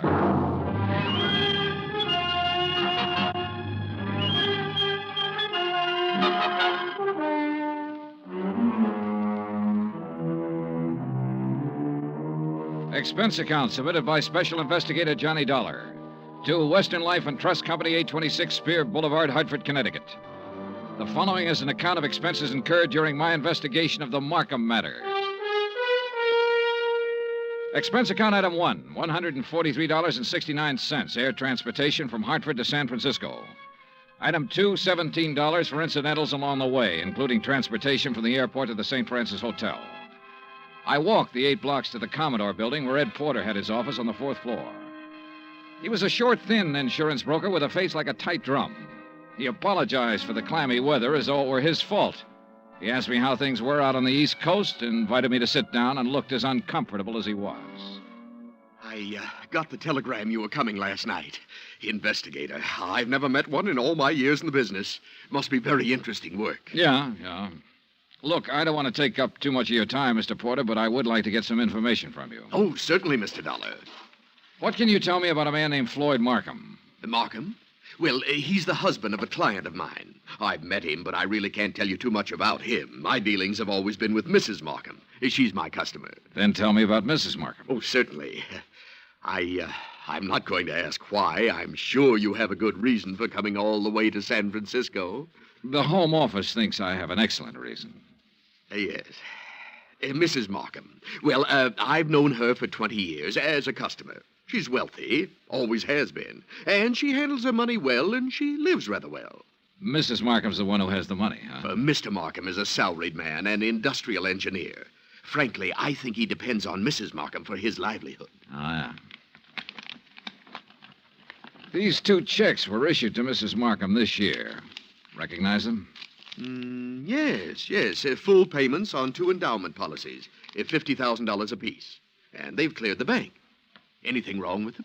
Nothing wrong with the checks. On payoffs like this, I always take it in person. It's a custom, of course, to call and make an appointment and deliver the check to the client. Mm-hmm. And try to sell a little more insurance in the bargain. Well, that's about the idea, yes. Yeah. Anything strange about Mrs. Markham when you delivered either one of these checks? No. Before I left Hartford, I looked up her insurance records. Her premiums are always paid right on the button. Mrs. Markham doesn't have a business office or a business manager handling her affairs. The checks are always personal checks on her personal account. Now, can you explain why someone like that might forget a 3rd endowment policy? Why, no. Well, there is a 3rd endowment policy. It matured this month. I have the check with me for $50,000. Well, yes, but this business of forgetting... Floyd Markham called Hartford and spoke to the head of the endowment division. He explained that Mrs. Markham was ill and didn't know whether or not a 3rd policy existed. He said he was checking for her. Uh-huh. Now, you say you've known Mrs. Markham over a period of 20 years. Well, is she the kind of person who'd forget $50,000? Oh, no one forgets $50,000. Did you notice that both of those checks were deposited in the Markham's joint account? Well, no. Oh, so they were. Maybe Mrs. Markham's feeling generous these days. Why do you say that? Well, they have a rather strange relationship as far as I've been able to perceive. I mean, what money he makes is his, and what she has is hers. Oh, yeah. I always like to get out of that house because they never seem to me to be a very close couple in any way. But this seems to make sense now. How's that, Mr. Porter? Well, now, I called up and made an appointment to deliver both of these checks. The first time I went over, Mrs. Markham was ill. And the second time, she had just stepped out for a few minutes. Well, who accepted the checks? Mr. Markham. Both times? Yes. As a matter of fact, now that I think of it, he made the appointment on the phone both times. When was the last time you saw Mrs. Markham? Last spring. A check with the bank revealed that Mrs. Markham had not personally made a deposit since June the 18th. The deposit slips were initialed by Floyd Markham. The checks were endorsed by Leslie Markham. There had been no unusual withdrawals. Expense account item 3, $30, stenographic and notary services for the attached statements. Mrs. Markham's been having her hair done here for nearly 10 years now. Once a week, every Thursday morning. Then she just stopped. I called her home, and Mr. Markham informed me that she was away on an extended trip. Mr. Markham called us, it was last June, and informed us that Mrs. Markham was resigning her membership in the Bridge Club. I telephoned the house twice to see what was the matter. Mr. Markham answered both times and said Mrs. Markham was out. Well, she used to come in here 2 or 3 times a month. Made us go over the car from top to bottom. She hasn't been around now for 7 or 8 months. I don't know who's taking care of the car. Expense account item 4, 30 cents, 3 phone calls to the Markham residence. I didn't state any particular business. I simply asked to speak to Mrs. Markham. Each time I called, a male voice answered. Each time, the male voice told me Mrs. Markham was out, she was ill, and she was away on a short trip. Industrial Management Limited, Floyd B. Markham president, has a 3-room office suite near the Embarcadero. 10 years ago, it had been sensationally new and glassy. When I got there, the carpet was a little too thin and the varnish a little too thin, too. The whole place smelled faintly of mildew. Yes? I'd like to see Mr. Markham, please. Do you have an appointment? No, not exactly. My name is Heiress. I'm with the Cleveland Pump Company. Pump Company? Yes, we're setting in 38 of our installations at the new plant in Valparaiso. Didn't you get my letter? Well, I'm sorry. I'm afraid... May I ask your name again? Heiress, Stephen B. Heiress, Cleveland Pump Company. Oh, yes. Well, Mr. Harris, I'm afraid Mr. Markham never received your letter. When did you mail it? 30 days ago. Maybe it was 2 weeks. Well, tell Mr. Markham I'm here and I'll... I'm sorry, Mr. Harris. Mr. Markham isn't in the office just now. Oh. Well, I'll wait. Well... Well? He won't be in today. As a matter of fact, he won't be in the rest of the week. Where can I call him? Well, I'm afraid that's impossible. Can't I call him at home? No. Now, look, is he in business or isn't he? Mr. Harris, Mr. Markham hasn't been in the office for 6 months or more. He's tied up on a rather long-range project. What's your name? I'm Miss Beidler. Why didn't you say that in the first place, Miss Beidler? Well, Who else can I talk to here? No one, I'm afraid. You mean that's all there is in this office? Just you and him when he feels like coming in? I'll tell Mr. Markham you were here. The Markham house was on Fiorella Street, about 6 blocks from the Fairmont Hotel. Stone walls, iron grillwork, tangling ivy. An old house that had been built by rich people for rich people to live in. The kind of shabby-looking place that only New Yorkers and San Franciscans can get by with and still be called wealthy. I used Ed Porter's car with the Western Life and Trust Company emblem on the door, parked it in the driveway as close as I could to the entrance. It was exactly 1 o'clock when the door opened. He was tall and pretty, with black hair and broad shoulders. Yes? What is it? I'd like to see Mrs. Markham, please. I'm Mr. Markham. Can I help you? My name's Dollar. I'm with Western Life and Trust Company. Mr. Porter called you? No, he didn't. Oh, well, I must have slipped his mind. He said he was going to call. What's it about? I brought a check from Mrs. Markham on her 3rd endowment policy. Oh. Well, I'll give it to her. She isn't in right now. Well, I'm supposed to deliver it to her. I'll come back another time when she's in. No, you can give it to me. I'll see that she gets it. I'm sorry, Mr. Markham, but I have Look, to give I it... know you want to give her the check and try to sell her some more insurance. She's just not in the market. And you can save your little spiel where it'll do some good. Oh, you misunderstand me, Mr. Markham. I have to deliver this to her in person. What's your name again? Dollar. Johnny Dollar. Come in. I'll wait till she comes back and make an appointment. Mr. Porter told me he'd made it for 3 today. She's here. Just come in. Why the runaround, then? Mrs. Markham is desperately ill. I don't want to disturb her with things like this. Well, I'm sorry to hear that. What's the trouble? Very serious anemia. So if you'll just give me the I have check, a report to make out when I deliver this. I just Only take a minute to hand her the check. Then it'll be off my mind and off your mind. Now, look here, Mr. Didn't you call the company's home office about this check? I called because Mrs. Markham requested me to call. Oh, yes. Just wait here. In the little swirl of his exit, I smelled shaving lotion and guessed at the brand name. I also guessed that his suit cost $300, even if I didn't know what San Francisco tailor had made it. The shirt, the tie, the shoes were expensive, too. Yeah, Mr. Floyd Markham liked expensive things. I wondered if he dyed his hair to keep it all black. I wondered if he was 45 or 50. I also wondered why, in a house of that size, on that kind of street, a servant hadn't answered the door. This way, Mr. Dollar. He led me up a flight of stairs and finally into a high-ceiling room with a fireplace at one end. A gray-haired woman with a sharp, angular face was seated near the window, looking out over the city and the bay. She didn't turn her head when we came into the room, but I could see that her eyes were watery and slightly glazed. Please, don't take too long and don't upset her. Leslie. Leslie, dear.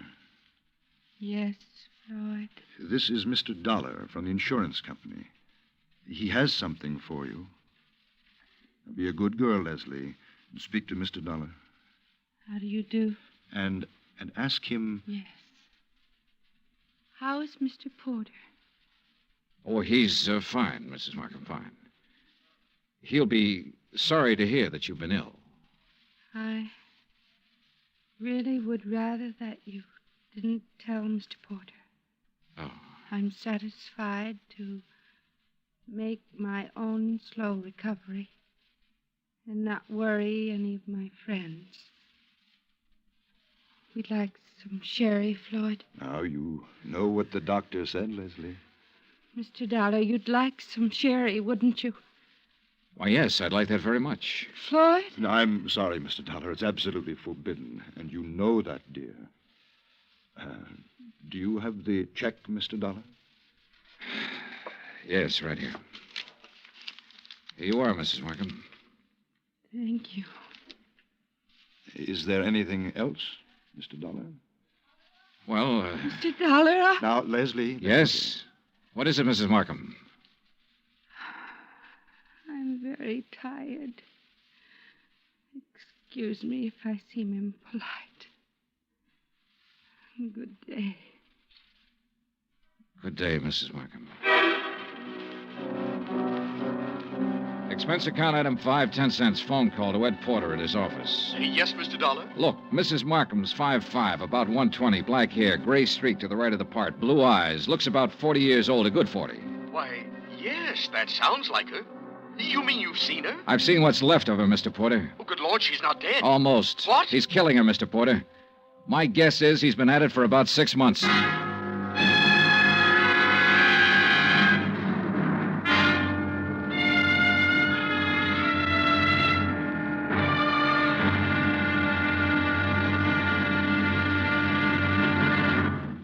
Act 2 of yours truly, Johnny Dollar, in just a moment. Nobody will take a frown at face value anymore now that the word has gotten around about Jack Benny's return to the air. With Mary Livingston, Dennis Day, Rochester, Don Wilson, Mel Blanc, Frank Nelson, and Mr. Kitzel, nothing less than your very best smile will do for the occasion. Tonight, and every Sunday night, hear CBS Radio's Jack Benny Show and give your sense of humor a real workout. Now, Act 2 of yours truly, Johnny Dollar, and the Markham Matter.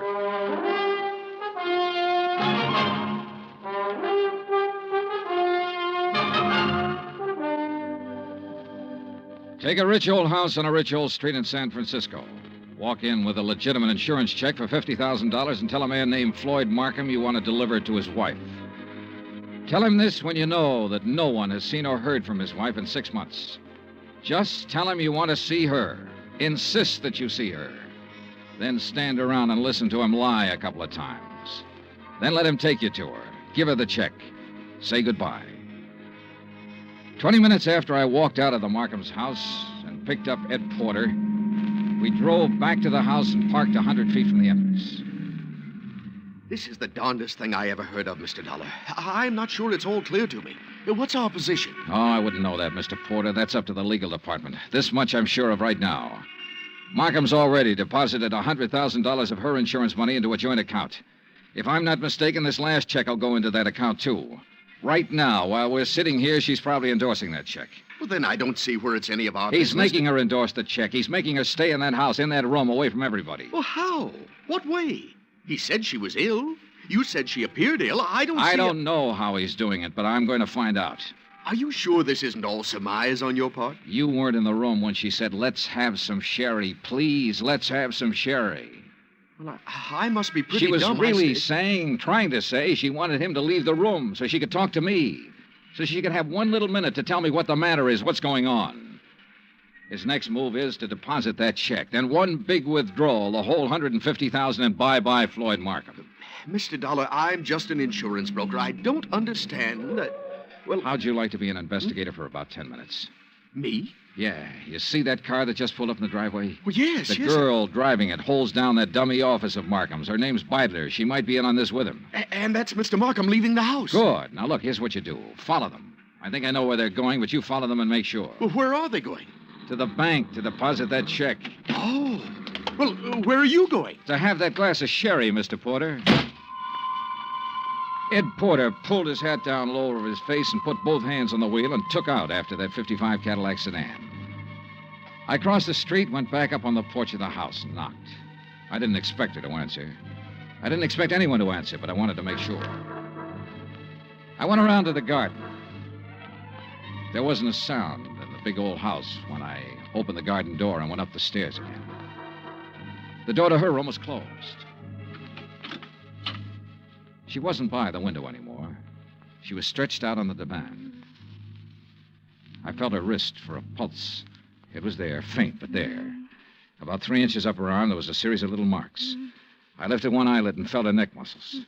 She was doped to the ears. Mrs. Markham. Mrs. Markham, can you hear me? Look, I've come to help you. Me? Yes. Yes, I'm going to take you out of here. Now, don't be frightened. Mr. Dollar? That's right. That's right. That's the ticket. Insurance company. Yes. Now I remember. Yes, that's right. Thank you for bringing my check. I don't want Want what, Mrs. Markham? Want any of my friends to worry. Oh. I'm improving, but I don't want them to know I'm ill. Just say I'm out of town for a while. He told you to say that, didn't he? Yes. He told me to say exactly that. Mr. Dollar, don't fool me. Please don't fool me. What? You will help me get out of here. You aren't fooling me, are you? Are you? I carried her downstairs and put her in my car and drove her to the St. Regis Emergency Hospital. Expense account item 6, $100, deposit with the hospital office. I explained as much as necessary to the intern who promised to advise me when Mrs. Markham became rational. After that, I drove back to the house. Ed Porter's blue coupe was parked across the street. I didn't know what to do but come back here. And when I got back, I didn't know what to do either. Slow down. You're doing fine. Oh, you were right. You were absolutely right. They went straight to the Bank of America to deposit that money. I kind of thought they might be back here by now. No, they're over at Angelo's having a drink and some dinner. I followed them there. You're getting to be quite a sleuth, Mr. Porter. Well, I try to do my best and use my head. Mr. Dollar, did you talk to Mrs. Markham? As much as I could. She was doped. I took her out and put her in the hospital. Oh. Well, should you have done that, Mr. Dollar? I could have left her up in that room to die, Mr. Porter. Oh, yes. Yes. Well, what's our next move? Ours? Well, certainly. I can't quit now, Mr. Johnny. Well, let's go to Angelo's, Eddie. Ed Porter settled the hat lower on his ears and gripped the wheel harder, and we took off for Angelo's on Stoker Street. When we got there, we didn't have to go inside to see if our people were still around. The Cadillac sedan was in the parking lot. So we took up a plant across the street. Well, why wait? Why not go in and take them out of there and take them down to the police? Well, that might blow the whole thing. Now, we have to wait and see what Mrs. Markham has to say when she's well enough to talk. Yeah, but... I'm sure she'll have some charges to prefer. In the meantime, we wait and see what's what. Yeah, what do you think he'll do when he goes home and finds her gone? Well, that'll be pretty interesting. What do you think he'll do? Well, I imagine he'll think she got up and walked out. No, he knows better than that. He's had her doped up for 6 months. He knows he can go out of the house and she'll stay right where he left her while he's gone. No, that isn't it. Oh. Well, then he'll know that she had help. That's more like it, Mr. Porter. I liked Eddie. It gives me kind of a feeling. Okay, Eddie. Now answer the question. Oh, what'll he do? Well, he'll try to get out of town. That's it. He'll try to leave town. He'll know that he's had it. Come on. Huh? They're pulling out. We followed them to a cocktail lounge near the Presidio. We waited around outside the place for 2 hours. Expense account item 7, 25 cents. I called the St. Regis Receiving Hospital. Mrs. Markham's condition was unchanged. Item 8, $2, 2 hamburgers, 2 Cokes, and cigarettes for Mr. Porter and myself. We had just finished eating when Floyd Markham's Cadillac turned out onto the street. We followed it for 10 minutes. When Markham parked on a dark hill, we cut our lights and came to a stop. Mr. Dollar. Yeah, Eddie? Can you see what they're doing? Yeah. What? Necking. Huh? Necking. You know. I should have telephoned my wife. At 12:10, Floyd Markham turned the car around and drove back into town. We followed once more. We saw him double park outside a 4-story apartment house on a steep hill, let the woman out, then drive on. Eddie? Yeah, Johnny? Think you can handle something else alone? Oh, I'd love to. Women sometimes talk a lot easier than men. You keep on him. When he finds his wife absent, I want to know where he goes. Wherever it is, I'll let you know. You gonna shake her down? Something like that. Get going.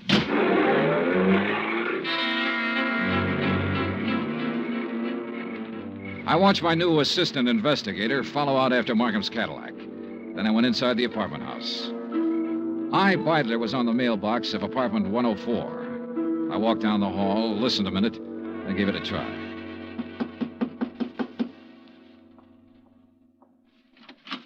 Yes? Well, what on earth are you doing? I'm here to see you, Miss Beidler. It's important.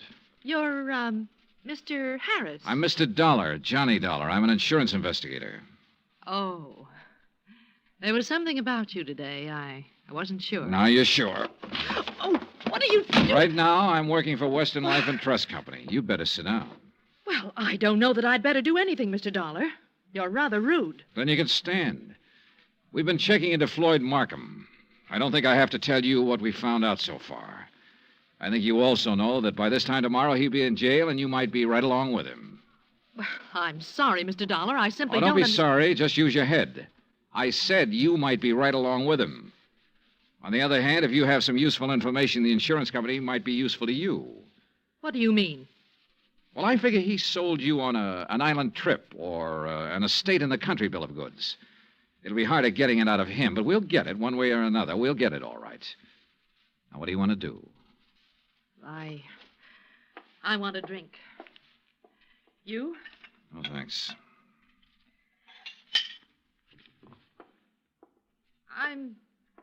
I'm not bad. I'm not a criminal. I've never been in trouble. You are now. Why? Because I fell in love with him?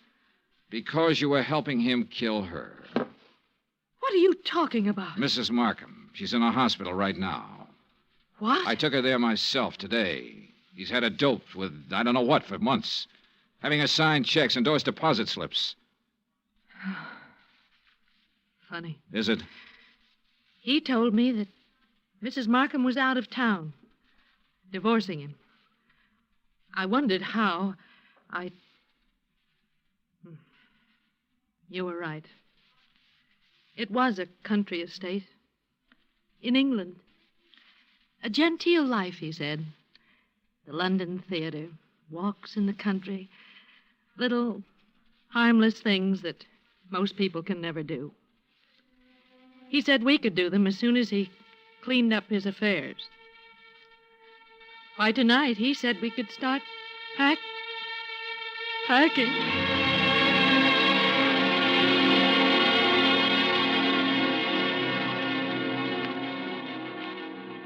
I took Iris Byler with me back to the Markham house. The Cadillac was in the garage, and Ed Porter's blue coupe was pulled up across the street. When he saw us in the cab, he walked up. Hi. Hi. How's he doing? You can talk in front of her. Well, he hasn't done anything. No, I mean, I saw the light go on upstairs in Mrs. Markham's room, then it went out again. He's downstairs now, sitting in the living room. Okay. Wait here.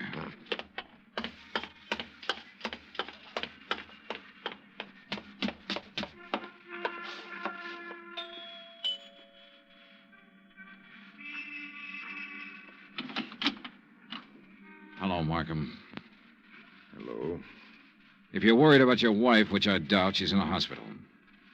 Are you a policeman? Insurance investigator. That's Miss Byler in the taxi over there. Oh. I want you to come with me now. Of course. Yes. You said your name was Dollar? That's right. Why couldn't you have come around, say, next week? She'd have been dead by then. That's the way she should have been for 16 years. Dead. Yeah. Come on, Markham.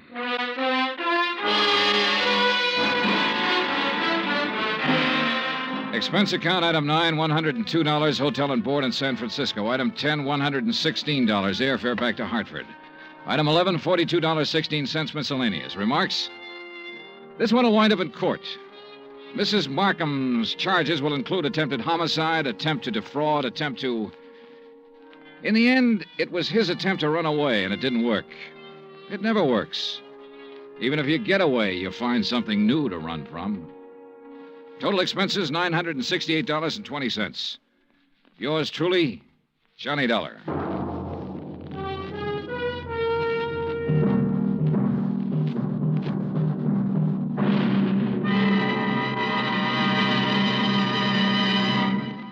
Now, here's our star to tell you about next week's story. Before I do, I want to say something to you about Thanksgiving. Now, there's a day that deserves celebration. And heartfelt thanks to the God who made us for being able to live in the most free and peaceful and bountiful country in the world. And yet, why wait for next Thursday or any Thanksgiving Day? For Americans, it seems to me, Thanksgiving should be every day. Think about it, won't you? Next week in our story, New Orleans, the French Quarter, a beautiful girl, and high adventure. Join us, won't you?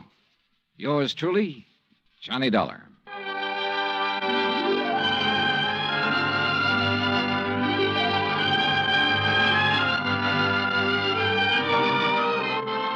Yours truly, Johnny Dollar, starring Bob Bailey, is transcribed in Hollywood. Written by John Dawson, it is produced and directed by Jack Johnstone. Heard in tonight's cast were Lois Corbett, Frank Nelson, Virginia Gregg, Bert Holland, Paula Winslow, and John Daner. Musical supervision by Amerigo Marino. Be sure to join us next week, same time and station, for another exciting story of yours truly, Johnny Dollar. Roy Rowan speaking.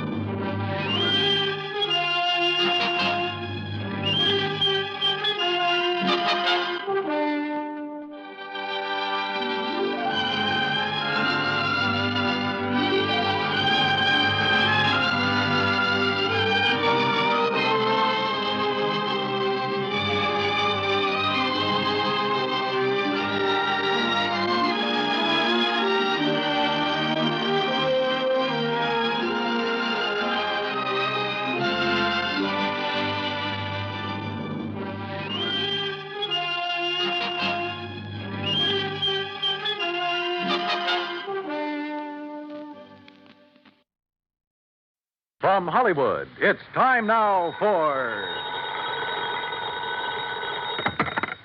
Johnny Dollar. George Reed here, Johnny. Uh-oh. What fantastic character is Floyd's of England insured this time? Now, what is that supposed to mean? More singing mice, wayward cats, and how about the counterfeit money problem? Johnny. No, let me guess. John, if you'll just listen to I me. got it. You're in trouble because you've done a switch. You've insured somebody against living instead of the other way around, that it? Of course not. Though I must admit we do have one policy of that sort in effect. There, I knew it. However, that is not the one I called you about. Okay, George, what is? We've issued a policy. Well, I guess it is a little unusual at that. I fear the worst, but go on. Well, it's on a small brewery over near... Brewery? You mean a beer factory? That's right. It's over near the town of Tamaqua, Pennsylvania. Oh, yeah, I know that country pretty well. Good. We've insured the Dortmund Brewery against possible damage from a nearby construction project. Well, you said unusual. What's so unusual about that? Perhaps you'd better come over here and let me tell you. Yeah. When you say it that way, I guess I'd better.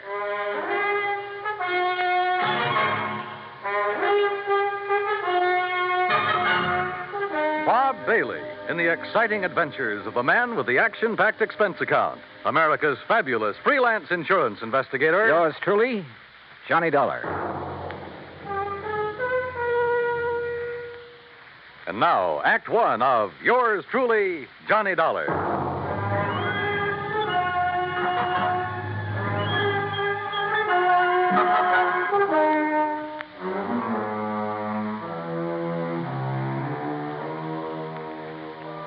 Expense account submitted by Special Investigator Johnny Dollar to Floyd's of England, North American Office, Hartford, Connecticut. Following is an account of expenses incurred during my investigation of the J.P.D. matter.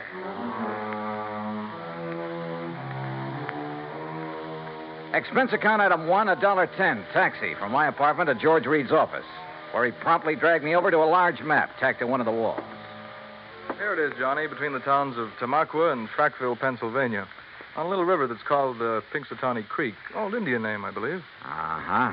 The Dortmund Brewery is just about here. Yeah. Well, okay. I'll rent a car in New York and drive over there. Now, wait. By making a couple of train changes, you can get most of the way over there by rail. Anything to save the company a buck, is that it? Why not? When that freewheeling expense account of yours gets into operation. Okay. What's the face value of the policy? Coverage for the whole plant, $820,000. Wow-wee. So I'll rent a car in New York. All right. Now, as I told you, we've insured the Dortmund Brewery against possible damage from the building of a plant right next to it. What kind of a plant? Competition. Another brewery. Oh, I see. Possible malicious damage. Is that what they're thinking of? That's what J.P. seems to be worried about. J.P.? J.P. Dortmund. Owner, manager, president, brewmeister, and anything else you can think of. Has anything happened yet? No, but I want you to go there and be sure that nothing does. Is this J.P. my contact? Yes. Okay, George, I'm on my way.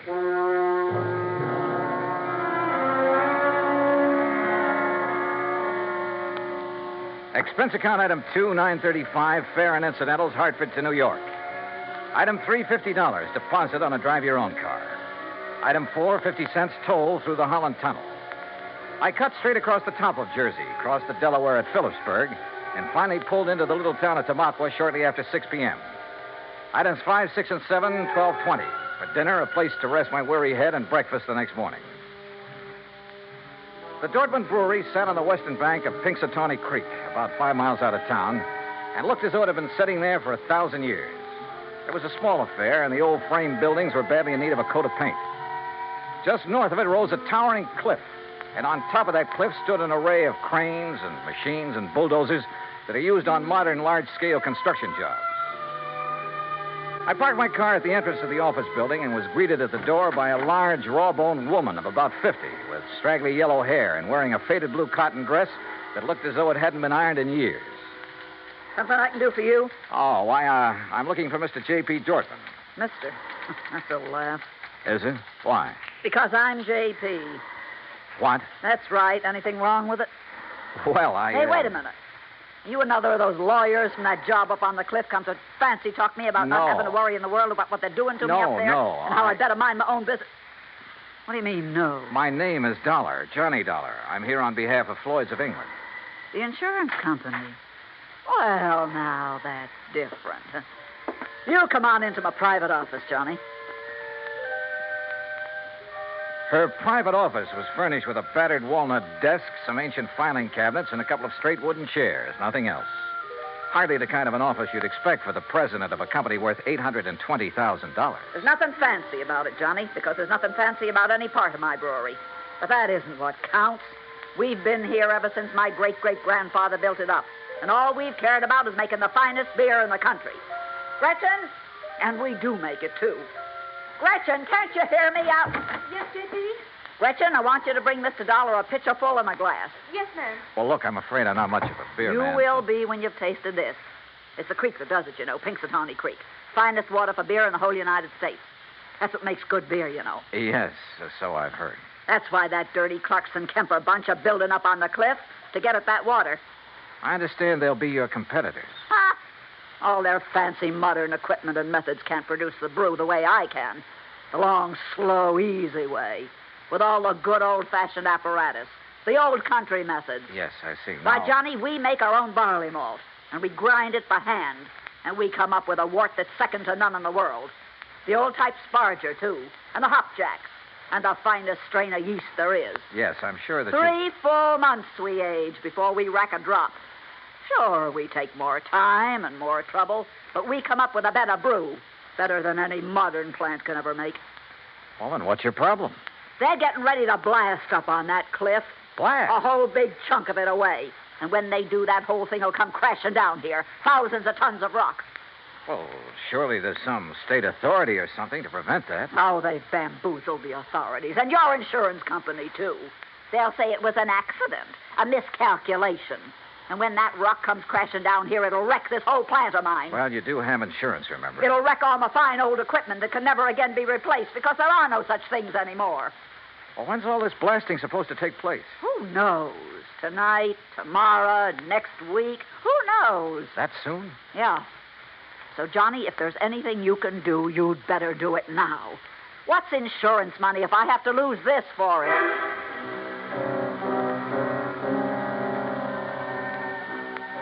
Who knows? Maybe she was right suspecting her rivals might try a stunt like that to put her out of business. But it all seemed a little too far-fetched. And yet, when I think of some of the unscrupulous things that have been done to put down competition, maybe she was justified in suspecting this Carlson Kemper crowd of... Yeah, maybe she was.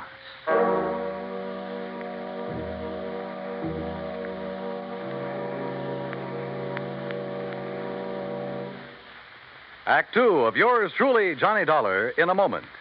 Our flag now numbers 50 stars, and behind each star there stands yet another flag representing one of the 50 states. Massachusetts state flag, bearing a green pine tree, is the descendant of the famous Liberty Tree flag that came out of Boston to serve all the original 13 colonies. It was under the Liberty Tree flag that the Sons of Liberty met and planned the Boston Tea Party, that our floating batteries on the Delaware River defended Philadelphia, and on the Charles River defied Howe's cannons. Beneath the tree is inscribed the state motto, En suppetit placidum sub libertate quietum.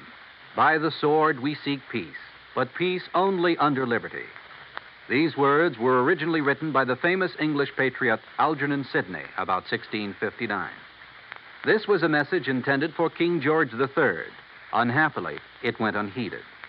Massachusetts state flag, the flag of the sixth state to enter the Union, was adopted on March 18, 1904. And now, Act 2 of yours truly, Johnny Dollar, and the J.P.D. matter. If J.P. Dorfman was right, if there was the least possibility she was right in her suspicion that Carlson Kemper would blast thousands of tons of rock down on a little plant in order to put her out of business, well, there was only one thing to do. I got back into my car and drove by a roundabout way up to the top of the cliff overlooking the Dorfman Brewery. There in the middle of the vast array of heavy construction equipment, giant cranes, trucks, huge cement mixers, and so on, I found the main construction shack. And by a stroke of luck, one of the partners in the proposed new brewery, Mr. James Carlson. That crazy old lady's being absurd, Mr. Dollar. If you really want the truth, well, I think she'd welcome our smashing that antiquated brewery of hers out of existence. Is that what you plan to do, Mr. Carlson? Can you be serious? By blasting a few tons of rock off the face of the cliff into the river? Or a few thousand tons? Or a few thousand tons. Won't do that place of hers a bit of harm. You're sure? Of course I'm sure. Only thing I'm not sure of is why she stays in business. What do you mean by that? Well, she can't be making any money.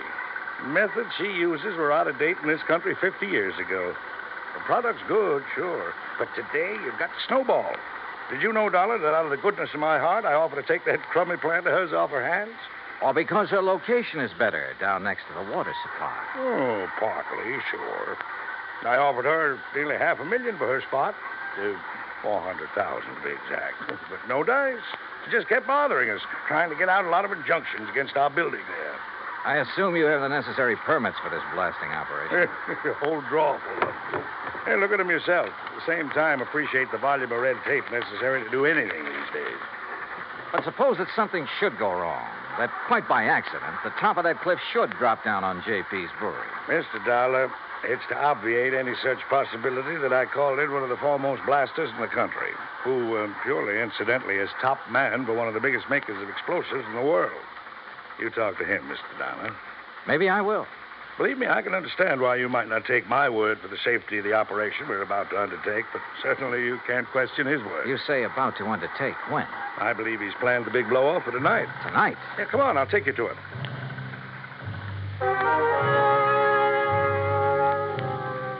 We found this expert, Mr. Sidney Crutchfield, in a small, tidy shack set out near the edge of the cliff, working over a series of complicated diagrams with a busy slide rule in his hand. And I must confess, he turned out to be one of the most interesting men I've ever met.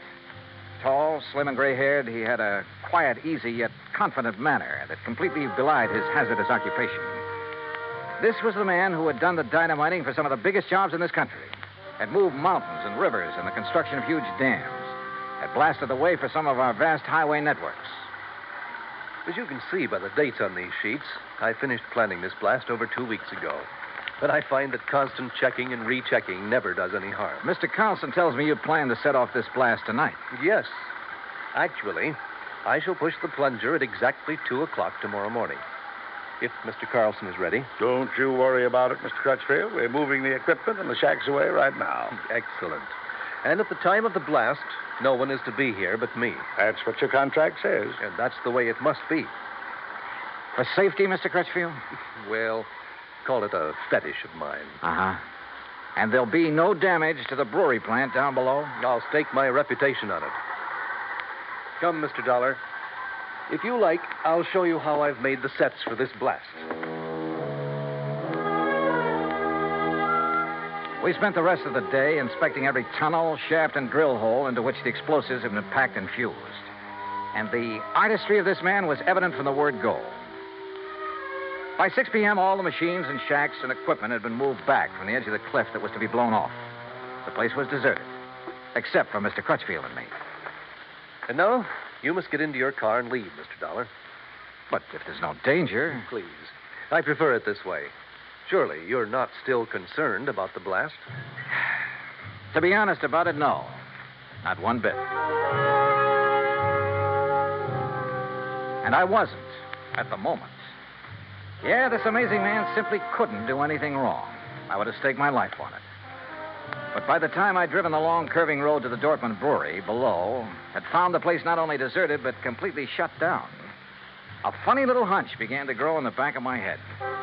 Even the office building was dark as far as I could see. With the help of a business card, I slipped the lock on the front door. And then I saw the thin streak of light under the door of J.P.'s private office. I thought I heard something in there.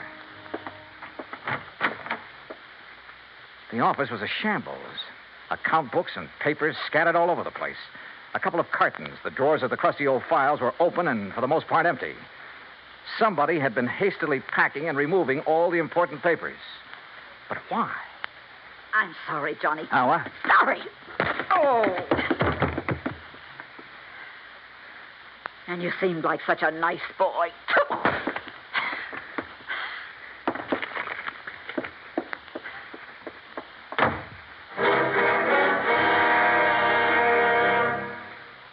Act 3 of yours truly, Johnny Dollar, in a moment.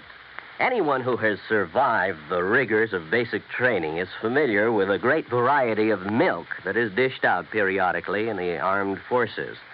Now, there's frozen milk, concentrated milk, frozen concentrate, and good old powdered milk. But sometimes Supplying wholesome, fresh, real milk has been a problem when servicemen have been stationed in out-of-the-way places. The United States Air Force came across that problem some time ago in the island of Terceira in the Azores, those Portuguese islands that dot an eastern portion of the Atlantic Ocean. The air base there was considered powdered milk country for a long time.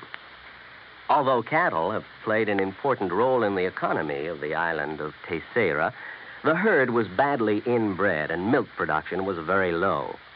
Modern milk processing was not a part of the picture.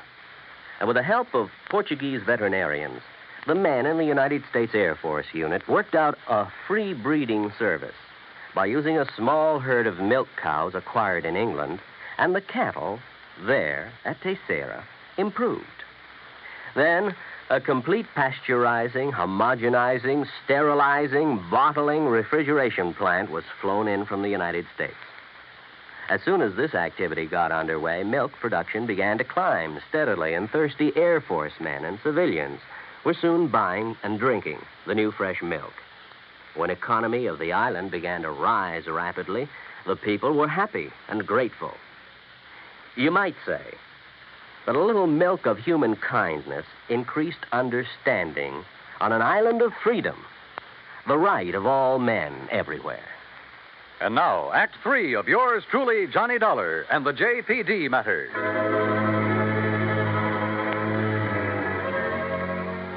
When I came to in the office of the Dortmund Brewery, my head felt as though it had been split wide open. The sash weight that had been used on it lay beside me. But why had J.P. struck me down from behind the door where she'd been waiting for me? And why, before that, had she been hastily packing a lot of business papers, bills, and so on to take away? A couple of them still lay under me where I'd fallen.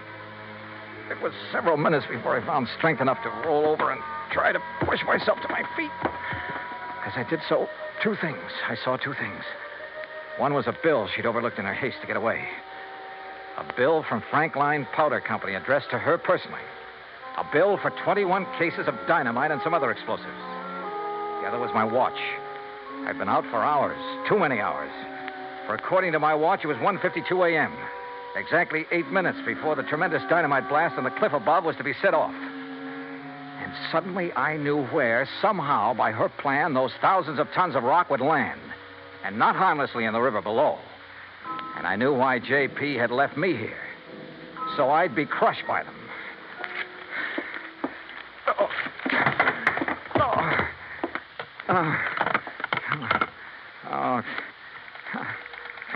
Come on. Oh, please, come on. Hello. Oh, please, hello. Operator, this is emergency. Yes, sir. Hey, look now, I'm calling from Dortmund Brewery. It's between... Yes, I know where it is, sir. There's a big construction. Carlson Kemper, that's the name. Well, sir, up on the cliff above this sir, brewery here. Sorry, but those lines were disconnected late this afternoon. What? But look, surely there's some way to... Operator. I'm sorry, sir, but there's no way to ring them. Oh, no. Oh, I've got to get out. I just got to get out of here. Somehow I got to get out there and get the thing. Oh, no. Please. I got to get in. I get in.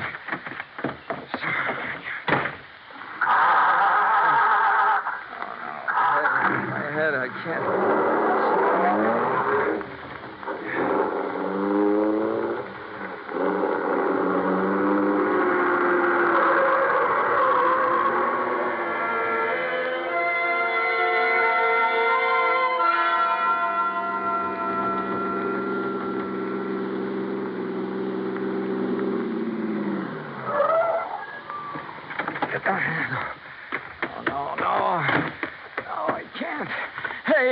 Hey, stop! Stop! Who's that? What are you Crutchfield! Stop! Dollar, Don't! what are you doing here? Don't do it! I thought I told you. Don't push that plunger! I'm sorry, Don't set Mr. off Dollar. that blast! That's no! exactly what I'm going to do right now. No, you're not. No. I'm sorry, Mr. Dollar. You have no right to interfere. You now stand back. hear what I said. Dollar, put down that gun. You touch that plunger, and so help me, I'll pull this trigger. Now, wait a minute. Dollar, Dollar, what's the matter with you? Oh, What's happened to you, man? Oh. Good heavens, man.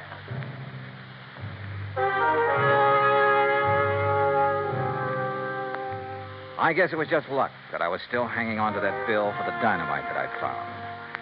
I guess it was luck that made Crutchfield grab it when he tried to keep me from falling. Made him look at it carefully by the light of his flashlight. But it was his good sense that kept him from going ahead and setting off that charge.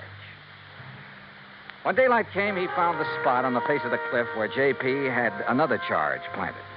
It was set to go off by concussion from the blast that Crutchfield had set. It would have diverted the rock from Crutchfield's blast to smack dab on top of her little beer factory. Nobody would ever have known who'd really done it. And J.P. would have collected $820,000 insurance for it. Incidentally, when the police caught up with her, which wasn't hard, they also found the book she'd taken from her office. Yeah, J.P. Dortmund was broke. Stony. Expense account total, including a handful of doctor bills for my aching head and all the incidentals I could think of, $204.80. Yours truly, Johnny Dollar.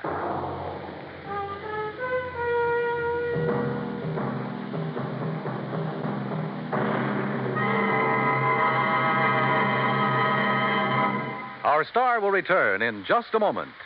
Our flag now numbers 50 stars, and behind each star there stands yet another flag representing one of the 50 states. The origin of Hawaii's state flag has been the subject of much debate. It is now believed that it was the work of foreign advisors to King Kamehameha. Legend also has it that it was designed at the request of King Kamehameha by George Beckley, an English sea captain. The flag consists of 8 horizontal and alternating stripes of white, red, and blue, representing the 8 major islands in the chain. Also represented is the British Union Jack, a reminder of Captain Vancouver, who on his voyage around the world in 1794 gave King Kamehameha a British flag and the promise of British protection. The Union Jack is also a reminder of Captain James Cook, who discovered the Hawaiian Islands in 1778. Hawaii's state flag, the flag of the 50th state to enter the Union, was adopted in 1845. Now, here is our star to tell you about next week's story. Next week, the ideal vacation matter. But believe me, it turns out to be neither ideal nor a vacation. Join us, won't you? Yours truly, Johnny Dollar. Yours truly, Johnny Dollar, starring Bob Bailey, originates in Hollywood. It is produced and directed by Jack Johnstone, who also wrote tonight's story. Heard in our cast were Eleanor Audley, Gene Bates, G. Stanley Jones, Alan Reed, and Austin Green. Be sure to join us next week, same time and station, for another exciting story of yours truly, Johnny Dollar. This is Dan Cumberly speaking.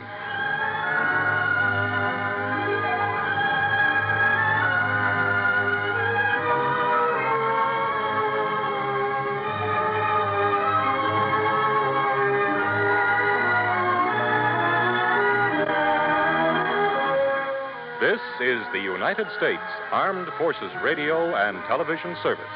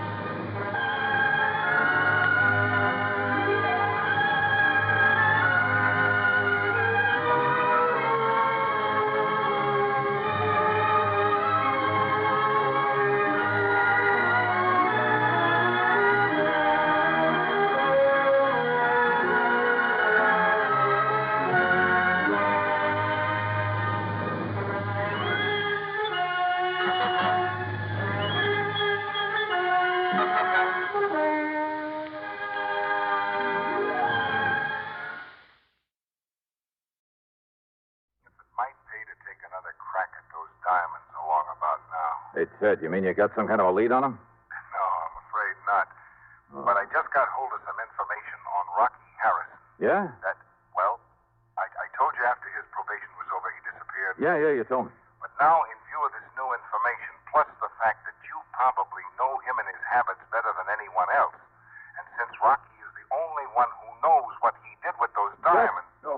anything, Ted. I'm on my way down to see you.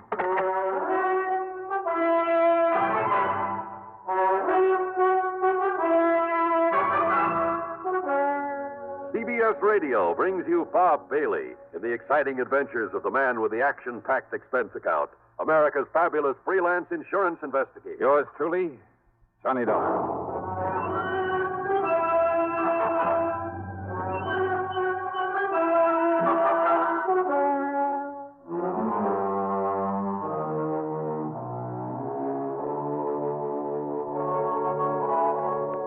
Expense account submitted by Special Investigator Johnny Dollar to Eastern Liability and Trust Company, New York City office. Following is an account of expenses incurred during my investigation of the man who waits matter. Sure, I and I alone could take the credit for Rocky Harrison's trip to Sing Sing over 7 years ago. But the fact I'd not been able to recover the Olney diamonds really stuck in my craw. So what if I was still fairly new in the business at the time? There was no excuse. Okay, then. Expense account item 1, $395, a taxi to the station, then train fare to New York. I walked over from Grand Central to Ted Bessum's office at 500 Fifth Avenue. You know, I thought the mention of Rocky Harrison would bring you here in a hurry. Sit down, Johnny. Yeah, sure, thanks. Use a little drink? No, thanks. Cigarette? Now, just tell me what you know about Rocky and why you think I might be able to get on the track of those jewels again. Well, during his trial, Rocky played it smart. He knew you'd pinned a robbery on him, so in order to draw a light sentence, he admitted everything. Except what he did with those diamonds. Well, apparently he and his lawyer managed to convince the jury. Oh, that cock and bull story about his having had them stolen from him, that's a lot of hogwash. You know it, and I know it. Rocky was far too smart for anything like that, and too dangerous. And if that servant there in the Olney household who caught him blasting that wall safe, if that servant fell down the staircase accidentally, I'll eat my shirt. Rocky killed him, Ted. I'm sure of it. Same as he tried to kill me. The fact remains he wasn't held for murder. The jury believed his tale about losing the diamonds, and he got away with a short term. All right, now let's... During his 2 years probation, he behaved like an angel. Got himself a job, worked hard, lived modestly, saved his money, and he was a big disappointment to the police who hoped he might lead them to the stone. But, of course, he didn't. Right. And I'm afraid by now even the cops believe his story about what happened to him. Yeah, well, I don't. Anyhow, probation over. He dropped out of sight. Yeah, so you said over the phone. The cops apparently figured he'd moved somewhere else and breathed a sigh of relief. But you figured otherwise, Ted? I guess I think the same way you do, Johnny. Probably because of my work in narcotics before I got into the insurance business. Yeah. Well. And sometimes we'd hunt for years all over the country for some character, only to find he was right underfoot all the time. Couldn't see him for falling over him, as the saying goes. Yeah, I know what you mean. Well, anyhow, I figured that instead of making himself conspicuous in some small town, the best place for a man like that to get lost, the best place in the world, would be the biggest place in the world. Right here in New York. I can't argue with you. So when I got wind that Rocky disappeared, well, you know as well as I do, Johnny, that most of these cases aren't solved by any Sherlock Holmes kind of scientific deduction. No, hardly. Sir, they're solved on information. One good stool pigeon is worth all the clues in the world, right? Well... So when I found out he'd disappeared, I got in touch with one of my paid informants from the old days. An old character by the name of Soder. Soder. Don't think I ever heard of him. Whiskey Soder, they call him. I told him I'd pay him well if he'd locate Rocky Harrison for me. You've heard from Soder? He called me this morning. Told me that he's seen Rocky here in town, just as I thought he would. Where? Well, he wouldn't say over the phone, so I told him I'd send you down to see him. Here, Johnny, I'll scribble his address down for you. Yeah, do that. Cheap rooming house down near the Brooklyn Bridge. There you are. Good. Okay, I'll go see him. Just a minute, Johnny. Yeah? Soder made one thing clear. I don't know just how or why. I guess the why is obvious enough. Yeah? But apparently, Rocky has somehow changed his appearance so much that even his own mother wouldn't know him. But Soda recognized him. Yeah. And one other thing, Johnny. Yeah, what's that? I'm sure you know Rocky well enough to be careful. Sure. Yeah. Watch your step. All right, so what if there was a little risk involved? Here was my chance to make up for having done only half a job some 7 years ago. Also, I figured I knew enough about Rocky to be well prepared for almost anything he might try. The main thing was to find out what he'd done with the Olney diamonds, and of course, get my hands on them. Expense account item 2, $1.70 for a cab to Whiskey Soda's address. It was the kind of place I'm sure the City Planning Commission will be glad to tear down.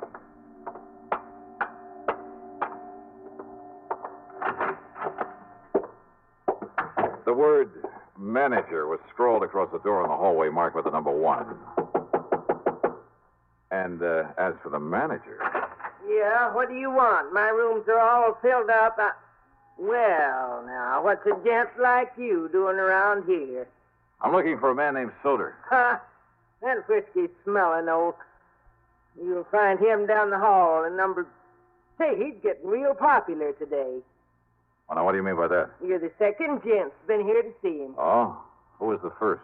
Well, I didn't get a good look at him, but I heard him go on back towards What's his your Soder's room? What's the number? Number 7 down the hall. Okay, thanks. Didn't see the man leave, though. Maybe he's still in there with... Now, who left that window open there at the end of the hall? All right, number 7. Maybe I better close it. Hey, you sure that Soder didn't leave? Sure, I'm sure. Well, then come on. Let me have your key. Come on, come on. Key to his room? Now, just a minute. Okay, mister. don't bother. Well, just a minute, you.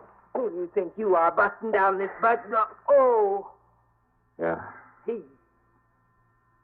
dead. Yeah. Somebody shot him. Right through the side of the head.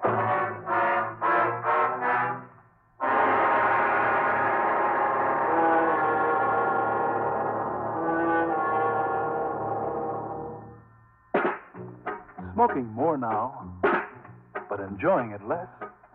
Have a real cigarette. Have a Camel. So good. Have a Camel cigarette. So rich. Have a real cigarette. Have a Camel. So mild. Have a Camel cigarette. And here's the reason why. Best tobacco makes the best smoke. Have a Camel cigarette. You can say that again. Best tobacco makes the best smoke. Have a Camel cigarette.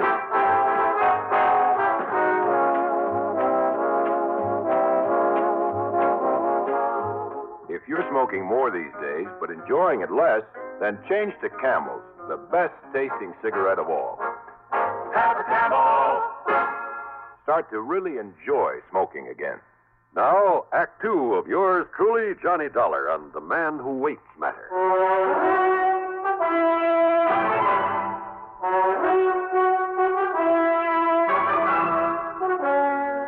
Right through the side of his head, right in front of his left ear. That's right. But I didn't hear any shot. I've been up front in my room all afternoon. Because whoever did it used this pillow to muffle the sound. One of my best pillars, too. Look here. Look what it done to it. The man who was here before, what did he look like? Huh? Well, I only looked out of my room in time to see him coming in here. I didn't get a look at his face. You said he was a gentleman, a gent. Yeah, but I didn't really... I think he had gray hair. What about his height and build? Well, I don't know. I was up front. Now, how old was he? Look, I told you, mister. I don't know. Okay, here. There's a 5-spot for your trouble. And for calling the police. Sergeant Randy Singer at the 18th. Police? And my name is Johnny Dollar. Dollar? That's right. The one that's on the radio? You call the police. Tell them I'll contact them later.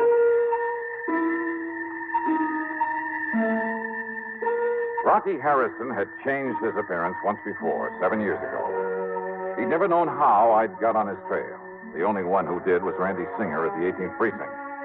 But I'd found him by using the same corny trick that he had used. Maybe that trick might work again, if he'd return to his old haunts. All right, then, item 3, a bucket of quarters at the nearest drugstore for some goop to plaster down my hair. Item 4, $1 for some black hair dye. Item 5, 78 cents for a jug of peroxide. Getting rid of the tan I usually have took time, was a lot of work, but it gave me a few days to raise a small mustache. I dyed that black also. Item 6, $20 for some clothing, including a couple of aprons. In some of these joints, you have to furnish your own.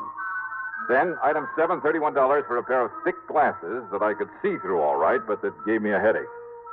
But it was the waste of time that got me down. Working there 4 solid nights, hoping nobody gets suspicious of me. Working where and why? And the reason for the silly getup? Well, you figure it out. Okay, there you are, Willie. One old-fashioned, one double Gibson. Good, thanks, Joey. And there's the ticket on them. What? Yeah, right there, right in front of you. Oh, sure. Now, what's the matter with you? Can't you see? Why don't you get them glasses changed? Oh, they're okay, Joey. Oh, yeah, sure they are. Ain't you going to take a drink to the table? Huh? Oh, that's right. Willie, I've been tending bar here at the Purple Hat since the place opened up. But you are the punchiest waiter I ever seen. That's a fact.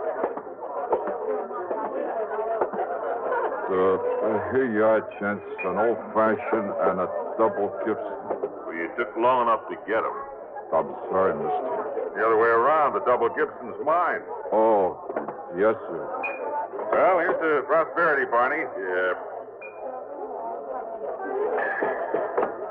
So, would you just like to order dinner now? No, later. Yes, sir. I'll wait then. Yeah, you do that. All right now, Rocky. Waiter. Yes, sir. Go get yourself a drink. It's on me. Well, I'm afraid the management would exactly like it. Okay, then just for moose. We'll call you when we want another one. Yes, sir. Now, Rocky. Barney, you fool. Don't you ever call me that again. Call me Tilton. Sorry, Mr. It's tough, Mr. Tilton. Rocky Harrison. Oh, it was luck. Dumb luck. He'd been in there alone 3 nights running, but believe me, I hadn't recognized him, wouldn't have recognized him now if his pal there at the table hadn't slipped up and called him by name. Since probation, he'd disappeared for only one reason, to change his appearance completely. He'd grown a beard, a full head of hair, and he bleached it almost white. He'd put on 20 or 25 pounds, had his buck teeth fixed, and it made a big difference. What's more, of course, I hadn't seen him since he'd been sent up the river. As for his pal, Rocky had called him Barney. Sure. Bernard Little, one of the cleverest big-time fences the NYPD had ever known about, on whom they'd been able to pin absolutely nothing. Sure, it was a natural. Rocky had the jewels stashed away somewhere. Barney knew it and was willing to recut him and fence him out for him. Maybe if I was real lucky, I could nail them both. During their meal, I stayed close to them as much as possible, but it got me nowhere. Whenever I was in hearing, their conversation was meaningless. That's right, Barney. Just tell him that Edward Tilton said it. Of course, Mr. Tilton. Be glad to use your name. I'm certain they'll do all right by you. Give you anything you what's want. more, they were both trying to make it oh so plain that Rocky's name was Edward Tilton. And I wondered, had Rocky by any chance seen through this corny disguise of mine? But apparently not. Okay, waiter, here you are. Thank you, sir. I'll have you change in a minute. It's all right, boy. You can keep the change. Thanks very much, sir. Well, shall we get up? Shall we leave, Mr. Tilton? I'm all ready. I'd like to look up the owner and compliment him on his chef. Why not? Good dinner, wasn't it, Tilton? Excellent. Now, if we can find the owner's office. If they could find the owner's office, they made a beeline for it. And that told me something else. The owner, Pete Monaster, had been away when I was hired. Now he was back in town. And he probably knew more about Rocky, more about the jewels than he'd ever admitted to the police. I wished I'd planted a bug in Monaster's office, like to hear what went on in there. But I hadn't, so I couldn't. Instead, I cleared off the table, and since my hitch for the night was over, I went back into the locker room, changed into my street clothes. As I was about to leave... Don't bother, buddy. Your name's Willie, ain't it? Yes, sir, Willie Pagano. My name's Pete Monaster. I own this joint. I've been away a couple of weeks. Oh, how are you, sir, Mr. Here's Monaster? your paying a few bucks severance. You beat up fight? That's right. I done something wrong, Mr.? No, it's just that we got enough waiters without you. Shouldn't have hired anybody while I was gone anyway. Just go on out by the back way. Well, Sure, sir, but if I thought I'd done something No, wrong, I there's no could... complaints. We just don't need you. That door will tie you over until you get another job.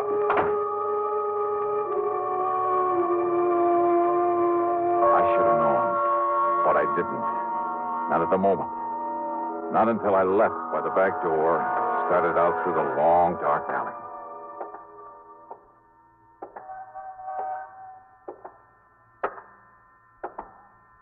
Just a minute. Huh?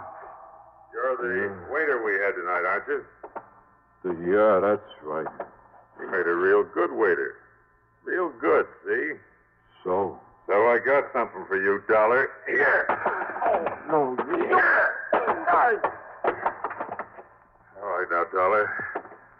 You think I'm going to leave you alive? No, Rocky, put that thing away. The noise will bring the cops. It's all right, Barney. I'm just going to use the butt of it like this.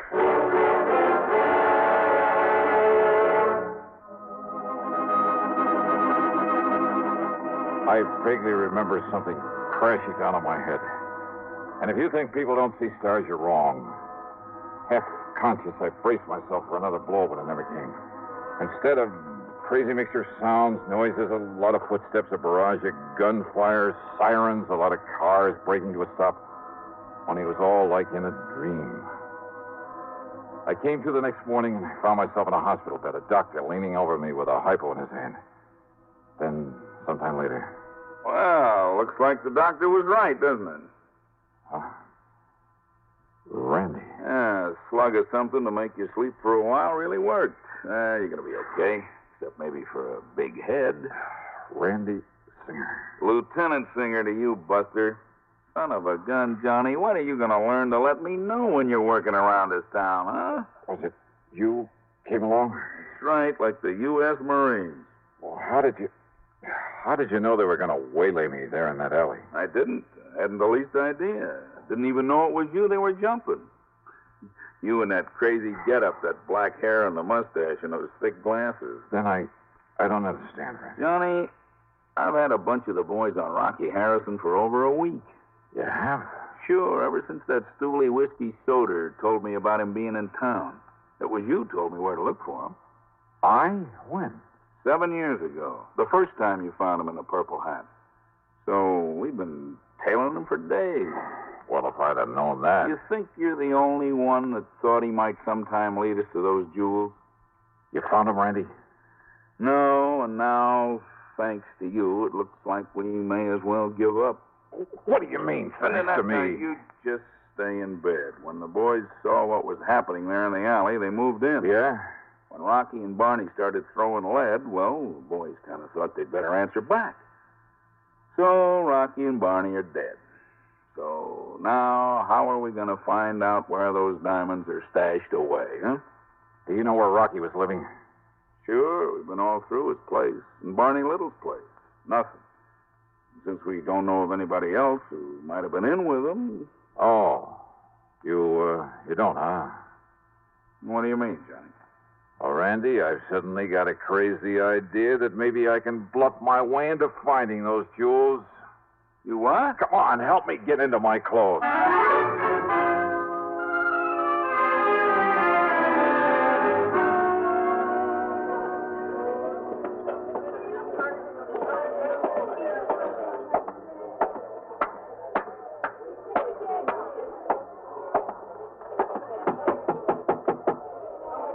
Yeah, who is it?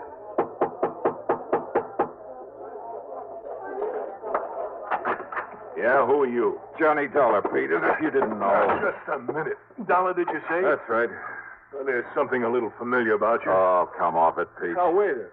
Oh, that stupid waiter I fired last night. Rocky Harrison told you who I was. If you're wondering how I know that, just look at that bug fastened to the underside of your desk. A bug? A microphone? Why, I don't believe it. Hold it, Pete. You try opening one of those drawers, reaching for a gun, I pull this trigger. Okay, Dollar, okay. I also heard them tell you when to let me go out into that dark alley. Oh, look, how was I to know what they wanted you out there for? I also heard enough to know where the only jewels are. Open up that safe, Pete. Oh, yeah? Open it. You crazy?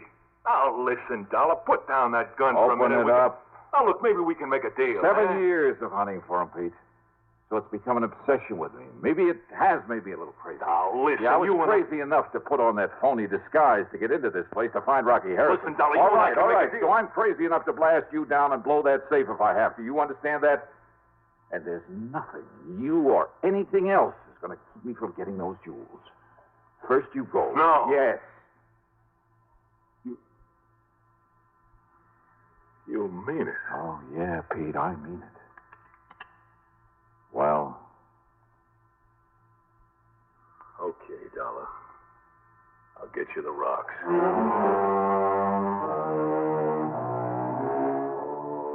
The fee on this one for recovery of the diamonds? Well, maybe the department frowns on such things, but half of the check goes to Lieutenant Randy Singer, NYPD. Good man, good friend. Expense account total, including the ride back to Hartford, well, it just about balances with what I made on my job as a waiter. Yours truly, Johnny Dollar.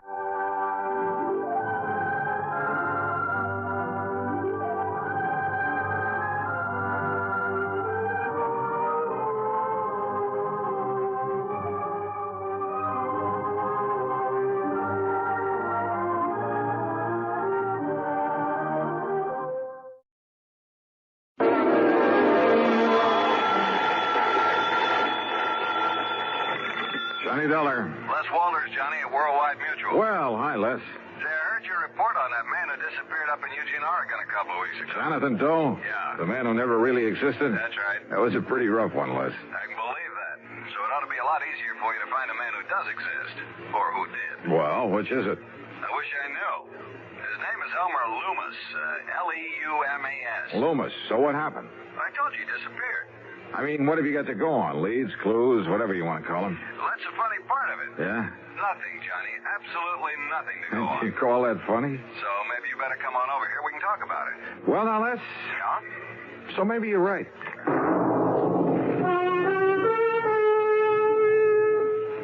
And now, Act One of yours truly, Johnny Dollar.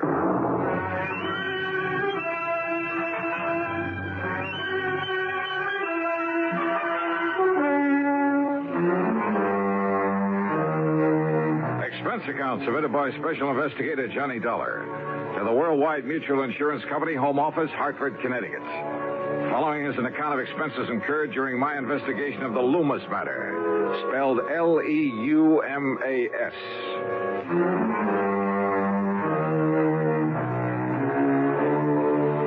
No leads at all, huh? Well, at least it gives me a clean, uncluttered start. So, expense account item 1, $1.10 for a taxi to the office of Worldwide Mutual in the Sperling Building down on the square. Hi, Johnny. I suppose I could have saved time by telling you over the phone just to pack your bags and head on down to Vineland, but sit down. Thanks. Vineland, New Jersey? That's right. About halfway between Philadelphia and Atlantic City. Yeah, Les, I know the place. I handled a couple of... Hey, wait a minute. You said Leumas? That's right, Elmer Leumas, the man who disappeared. Isn't there a Leumas glass company in Vineland? One of the biggest. Up till a few years ago when he retired, Elmer Leumas was the sole owner of it. And he must be plenty wealthy, huh? Millions. Which offers a lot of possible reasons for his disappearance. That's right. Okay, then, Lester, tell me all. I thought I made myself clear, Johnny, when I said I should have sent you right on down there to Vineland, because all I know about him is that he's wealthy, retired, sportsman, yachtsman, that sort of thing, and he suddenly vanished. How old a man is he? Well, according to this copy of the policy, he's 59. Straight life? Straight life. And who stands to benefit if his body just happens to turn up somewhere dead? His wife, Lena. How old is she?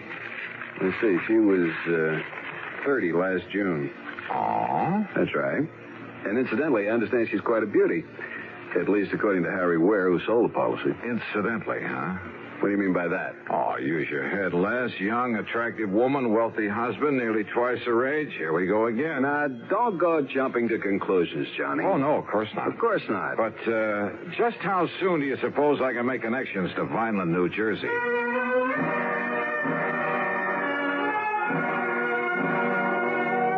Item 2, $4 even for a couple of taxi fares. One back to my apartment where I packed a bag, the other out to Bradley Field. Item 3, $12.55 for a plane to Philadelphia.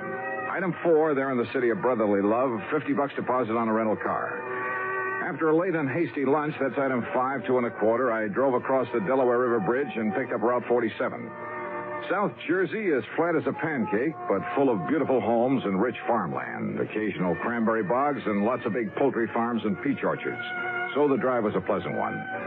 Then, in Vineland, the so-called heart of sunny southern Jersey, I went straight to police headquarters, a block off Landis Avenue, the main drag. I contacted Sergeant Louis Tomaso, with whom I'd worked before. As usual, he was right on the ball. Kind of had a hunch you might be dragged in on this. How are you, Johnny? Well, pretty good, Louis. Or rather, I'm not so sure. You have any real leads on this case? Johnny? Yeah? Let me hand you a thought for the day. Okay, shoot. Don't be surprised when you find that Lena Leumas isn't at all broken up over this loss of her husband, because she isn't. If you ask me, she's downright tickled to death about it. Is that your snide way of telling me that she's interested in somebody else? Somebody closer to her own age? Johnny, if I could find out who that somebody else is, but who knows, maybe there isn't any. Or maybe there's a dozen of them. I don't know. This gal is the social type. One big party after another, night after night, month after month, ever since they got married. And Leumas? Couldn't stay far enough away from it all. Spend most of his time off on hunting or fishing trips or out on his yacht. Funny that he ever married her in the first place. Well, when a gorgeous young charmer starts cooing at a poor, lonely widower, nearly 60, well, what do you expect? Apparently all she cared about was getting her hooks on his money. What else? When did he go? 10 days ago. Got up, had breakfast, announced he was going to spend the day in Philadelphia. Walked out the front door, and that was the last anybody ever saw. And what about enemies, Lou? Not a one that anybody knows. I mean, any reason to think he might have been hauled off and murdered? The only reason to think he wasn't is the fact he took some luggage, some clothing with him. Well, that doesn't prove anything. You've questioned his wife, of course. Yeah. When you get through talking to her, you'll know just as much or as little as I do. Well, how about his favorite hunting and fishing spots? Check them all, favorite and otherwise. Nothing. You say that he owns a yacht. Owned. Huh? A sailboat, a big one. Kept it down in the little town of Tuckahoe on the Tuckahoe River. So? He just happened to have sold that yacht 2 days before he disappeared. Oh. Johnny, we haven't a single solitary thing to go on. You sure about that, Lou? What do you mean? Not even his wife?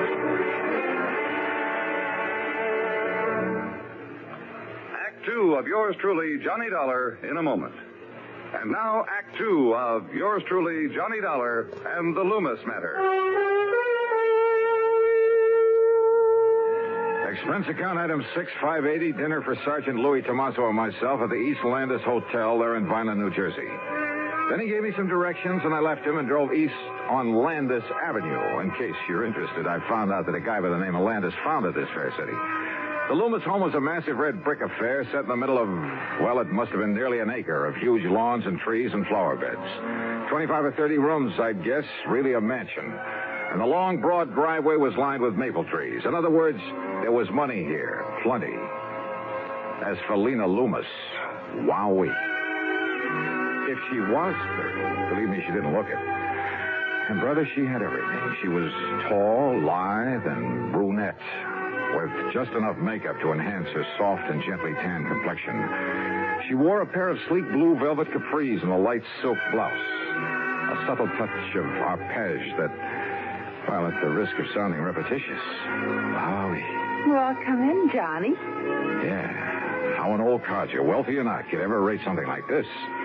And framed there in the doorway and a trace of moonlight filtering through the trees, believe me.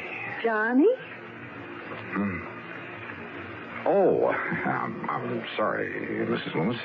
Mrs. Loomis? And with that look in your eye?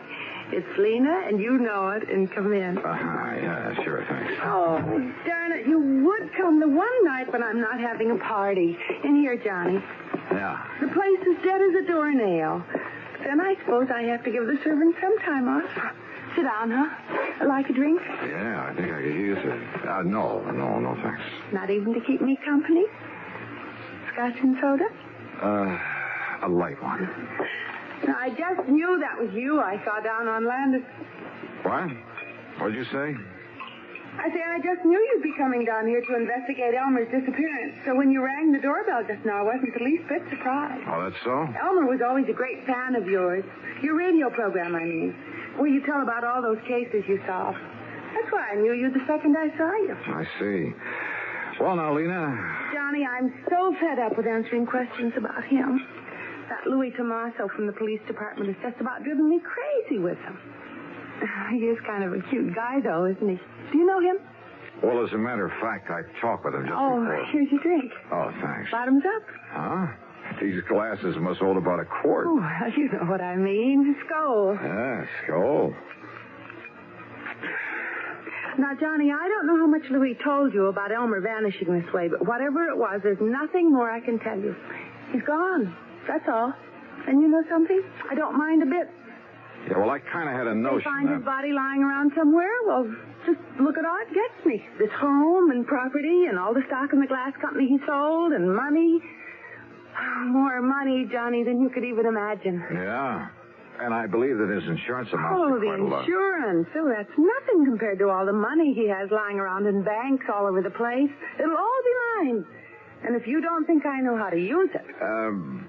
You know, there are a couple of things that might put a crimp in your plans, Lena. What Lena wants, Lena gets. Why do you think I ever married Elmer in the first place? Ooh, Elmer. Isn't that a terrible name? Suppose I find out that he's been murdered. Now, who would ever want to murder poor, sweet old Elmer, and why? Oh, maybe to get hold of all this money you've been talking about. Of course not. I told you I get everything. That's exactly what I was... If he just doesn't show up after 7 years, well, you know, the statute of limitations. Oh, yeah, I know. And what if he does come back? You know, suffering from amnesia, or maybe he was in an accident somewhere, you know. Wow. So I'll do what I can to keep him happy as long as he lives, and then I'll have it all. I don't love him, Johnny, not a bit. But I do try to keep him happy. It's the least I can do. Lena. And then when he dies, well, like I said. Lena, listen to me. He's a handsome old dog. I'll say that for him. You see? There in that picture on the table beside you. Yeah, I see. But now listen. Tall and wiry with that big shock of hair. Yes, I see it. But why he kept that mustache and Van Dyke? Well, they made him look even older than he was. Than he is. What did you mean, was? What? Now, Lena, listen. There are some things I want to know. How about another drink? For instance, your husband had a yacht. Oh, didn't you know? He sold it just before he disappeared. To whom? Does it matter? Yes. Well, it was some man by the name of... Well, here's the bill of sale. His name is Samuel Remley. Remley. Right here. R-E-M-L-E, Samuel Remley. At Tuckahoe, New Jersey. So now you've asked a question, you've got an answer, so let's have another drink, huh? So help me, I simply couldn't pin her down to answering my questions. After a solid hour of trying, all I ended up with was an invitation to stick around for a big party she was throwing the following night. Young, charming, attractive, yes. But trying to make sense with her was a lost cause. Finally, standing out at the front door ready to leave, I decided to switch my tactics. You can't mean that. That is exactly what I mean, because from what you've told me, what little you've told me, there's only one conclusion I can draw. John. And you somehow contrived to have your husband done away with, to get your hands on all that money you've been yapping about. Don't you see I get it all anyway, sooner or later? Why wait, huh? Even if I have to wait out the 7 years for that statute of limitations. Now listen, Johnny. Yeah? I don't like this. I don't like the way you're accusing me. You're threatening me. That's right. I gave you all the chance I could to cooperate, but you wouldn't take... Now, you just get out. You get out of here. Sure, for the time being. No. You stay away from me. Don't you ever come back You here. better play it my way, Lena. No. Get out. Oh, well.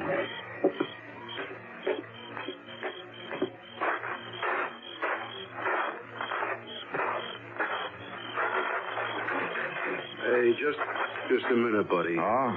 Who are you? Me? I just happened to be looking out for Mrs. Leumas. Yeah? Yeah, and I don't like what I was hearing just now. Oh, that's too bad. Now, if you get out of my way. Oh, no, you don't, Buster. Oh, no. Jerry? Jerry. That's right, me.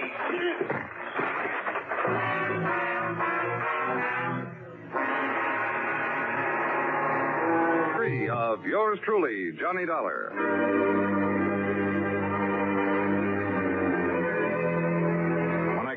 to, my card case was gone. There was a lump on my head that must have been made by a blackjack. And inside my head was the solid conviction that Lena Leumas was, without question, responsible for the disappearance, possibly the murder of her husband.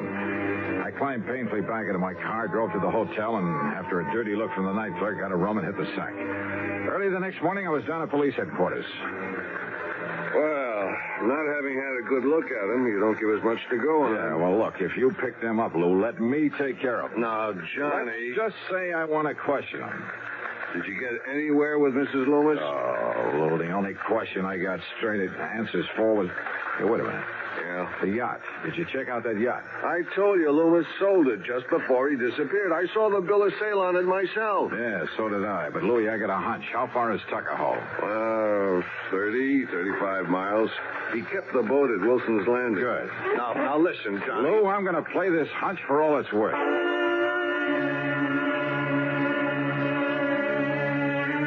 It was more than a hunch, because it had to do with a rather strange and interesting combination of names. And the more I thought about it, well, I made tracks to the little town of Tuckahoe, to Wilson's Landing on the Tuckahoe River.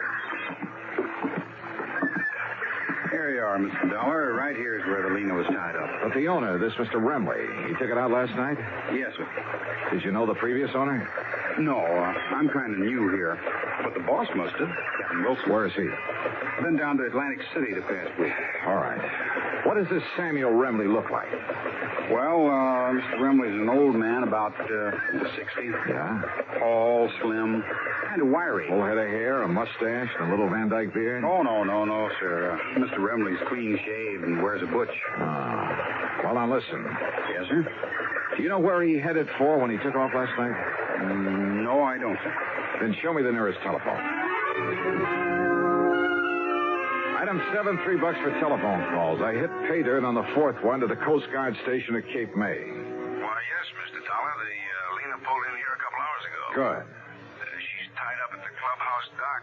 I can see her from here. Then, Captain, I'll be right down there.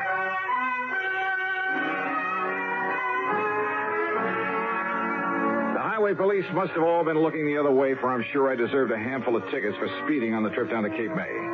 And there I found the Lena, tied up and taking on supplies. The owner? Well, when I told him who I was, he spread his hands quietly, smiled, led me down into the cabin, and poured a couple of drinks.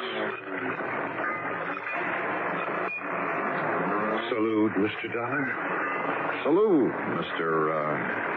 Well, is it Loomis or Remley? Either.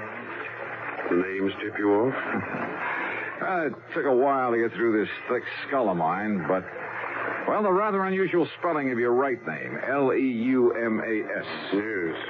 And spelled backward, it comes out Samuel. Elmer spelled backward comes out Remley. Elmer Leumas, Samuel Remley. So obvious, I hoped it might be overlooked. But... Oh, incidentally, I'm sorry about Pete and Jerry. Pete and Jerry? The bodyguards I left for Lena. Unknown to her, of course. Oh, yeah. I can't wait to meet those boys again. But I wanted to be sure she'd be watched over while I was away, taking time to really figure out what to do about her, about our rather pitiful relationship. That's the reason for the disappearing act? Yes. I knew that if I suggested just going away alone, she wouldn't hear of it. So... And you were staying right here in Tuckahoe? Old Cap Wilson at the landing knew who I was, of course. But nobody else did after I cut my hair and beard. Nobody else had really known me there anyway. So then last night you took off? When the boys came down and told me... Oh, here, by the way, you'd better have your credentials back. Oh, thanks. Where were you going? I don't know. Most anywhere. I might have realized I wouldn't get away from you, though. I'm a great admirer of yours, Dollar. Well, thanks. So, what now? You've, had time to make up your mind? About your wife, I mean? No. Yes, I suppose so. Well, I don't know of any formal charges I ought to make against you. Of course, the violent police. I'll somehow try to make up to them for all the trouble I've caused them. Would you like to sail back to Tuckahoe? No, thanks. I've got my car. And who knows? Maybe you'd like a little more time to think. Alone.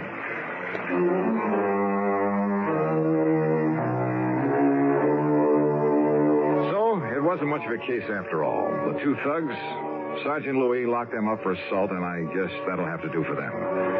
As for Leumas and his wife, well, I'm glad it isn't my problem. Expense account total, including the trip back to Hartford, $89.50.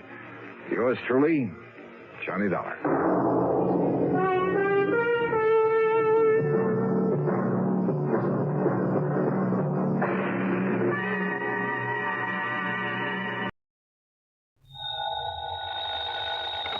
Johnny Dollar. Yeah? What? I said, yeah. Oh, what's that supposed to mean, and who are you? Oh, Johnny, this is Pat McCracken at Universal Adjustment Bureau. Well, hi, Pat, but what's with the crazy dialogue? Oh, that word, that yeah, was most of the conversation I got from some crazy character who just called in. I'm afraid I don't dig you. Oh, he called about 5 minutes ago. Said he'd been trying to reach you, but he got no answer. I was out picking up a morning paper. Who was he, Pat? He wouldn't say. He just gave his phone number. Wait a minute. There's only one man in the world talks like that. Yeah? Yeah. Was the call from San Francisco? No. Oh. Los Angeles. Well, then maybe I was, Well, because the man I was thinking of... Now, wait a minute. Yes, I'm waiting, John. Tell me just one thing, Pat. Well? Have any of your insurance companies been having to pay off on any big fires lately? I mean, out in Los Angeles? On any fires? You'd better start checking with those companies out there. No, wait a minute. Do it, Pat. And I'll lay odds that you get a handful of arson reports. Arson? Yes.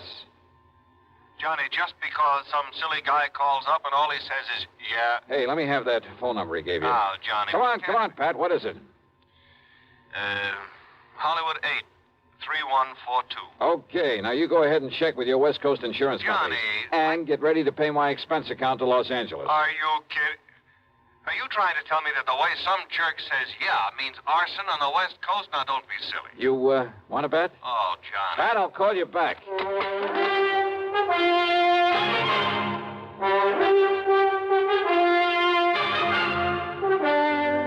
CBS Radio brings you Bob Bailey in the exciting adventures of the man with the action-packed expense account, America's fabulous freelance insurance investigator. Yours truly, Johnny Dollar.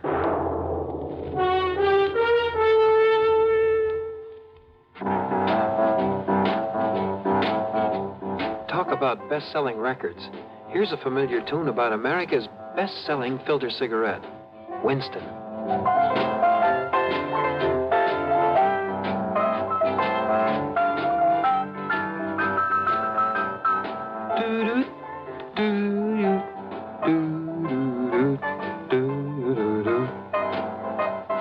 Winston gives you real flavor, full, rich tobacco flavor. And you know, that's because only Winston has filter blend up front. Choice, flavorful tobaccos, specially selected and specially processed for filter smoking.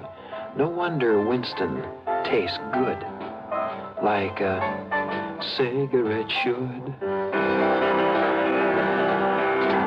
Smoke Winston.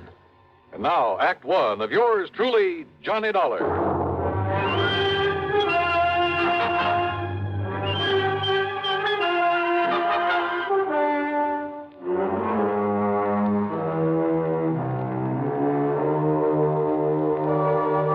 Expense account submitted by Special Investigator Johnny Dollar to the Universal Adjustment Bureau, Home Office, Hartford, Connecticut. Following is an account of expenses incurred during my investigation of the Burning Desire matter.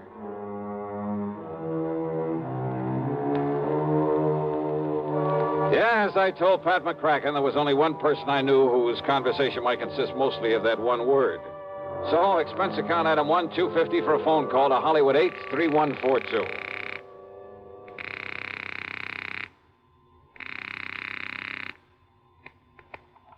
Hello? Hello?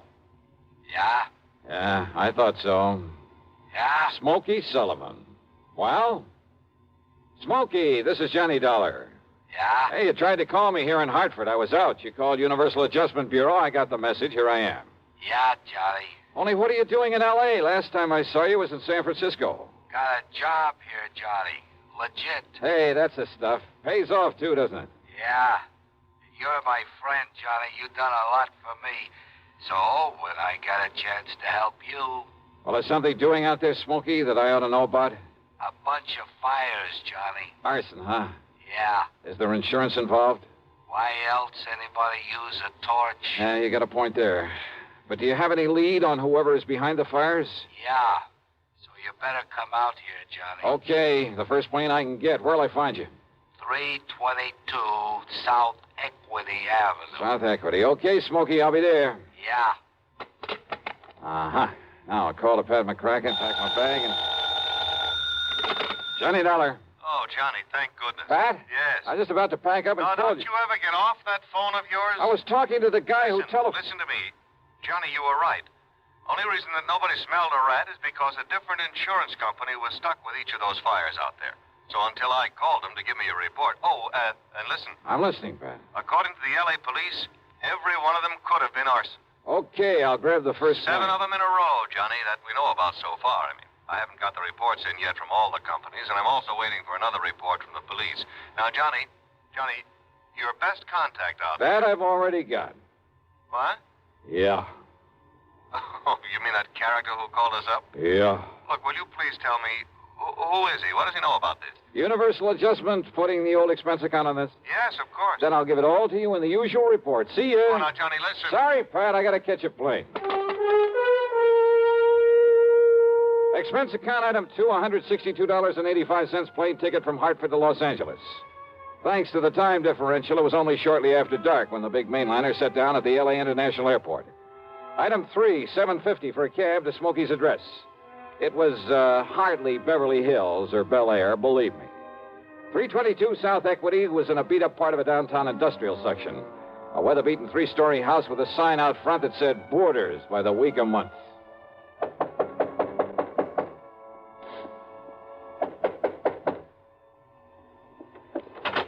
Yeah, who are you? Well, my name is... Just what's a fancy dresser like you want around a place like this, huh? Well... I'm looking for a man by the name of Smokey Sullivan. I understand he lives here. That's right.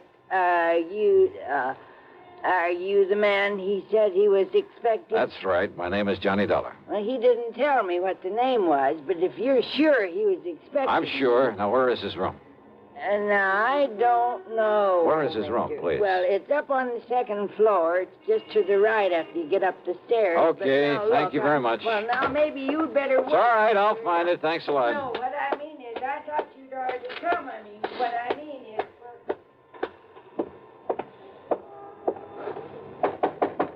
Smokey?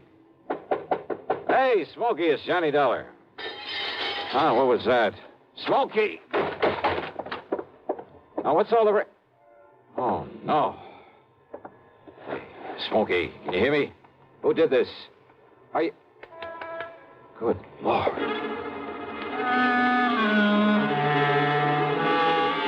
Smokey had really had it.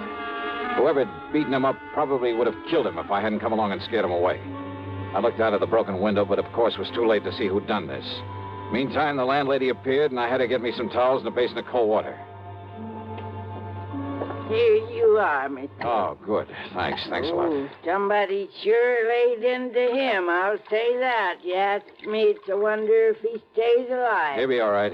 He'd better be. You're lucky you come along to see him, is all I got to say. Yeah, you better get me a couple more towels and maybe another basin of water. No, wait. What? You won't need him, mister. I got a much better idea. If I can find it. Hey, Smokey. Give me a minute to find that bottle. Well, here it is.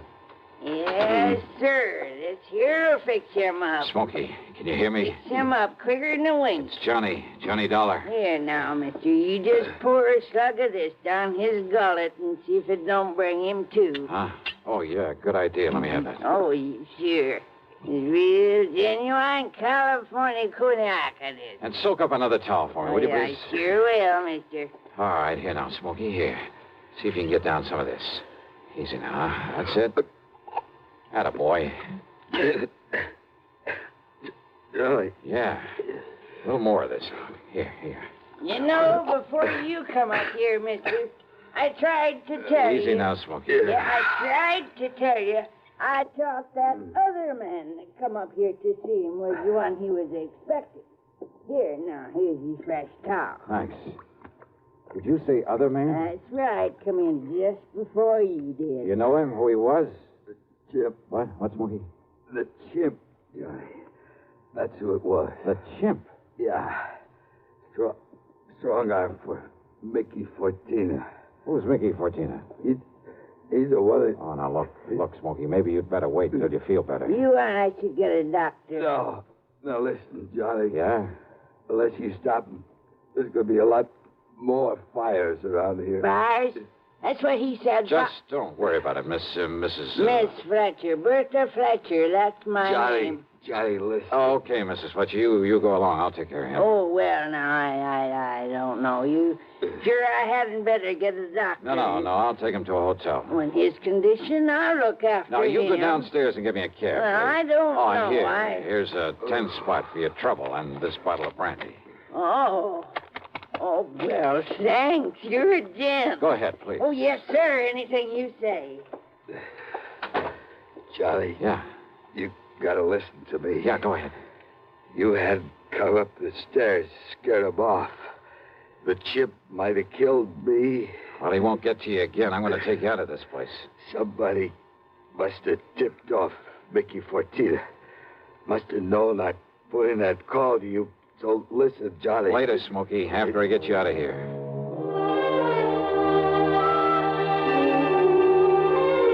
Item 4, the $10 to Miss Fletcher. Item 5, $1.50 for a cab to the Statler Hotel, where I had to show my credentials to the room clerk to get a bed for the somewhat mangled Smokey Sullivan. Item 6, $15 to the doctor who came up to the room, and I must admit got him back in a pretty good shape. Then, when the doctor had left us... Yeah, Johnny, all those fires, big insurance, all of them set. 7 of them in a row. So that means by one firebug, this Mickey Fortina you mentioned, huh? No, Johnny, Mickey's too smart for that. What? All set by different guys. I don't know who they are, but I see no remains. And the police ain't sure, but I know there was arson. Who's Mickey Fortina? He's a go-between. I seen this happen before. Yeah? Frisco, Seattle, and Denver, a lot of places. He brings in a lot of boys of his own. Everyone got a different way of setting a blaze. So the cops can't tie it up with any local boy whose methods they know? Yeah. Fortina's a go-between? He makes the deal with whoever wants a fire. And the police aren't onto him? What for? He never set a fire himself. Well, I know, but he's the guy that... By the time the arson squad is in, the guy who done it is far away. So there's no witness can prove Fortina set up the deal. And the police have never been able to put the squeeze on whoever made the deal for a fire? And get sent up for it? For being accessory or whatever you call it? Oh, yeah, I see what you mean. Yeah. Fortina sent for me when he found out I was here in L.A. I used to know him, Johnny. Wanted you to be a torch for him, huh? He just asked if I wanted to work for him. And he knew that I knew what he meant. But if you knew that Fortina was operating here... Smokey... How could I prove it? How can I prove it now? Well, maybe I can. But if he finds out I sent for you, Johnny... It looks to me like he already has. Oh, yeah. All right, then. If somebody who wants a fire can get to Mickey Fortina, there must be some way I can. At his office. His what? At his office every night. 1025 South Spring. He has an office for a racket like this? Why, you'd never know it. You'll see. Yeah, I think I'd better see. Hey, Smokey, you... Who's that? You got a gun, Johnny? Right here and ready. Open up in there. This is the police. Police, huh?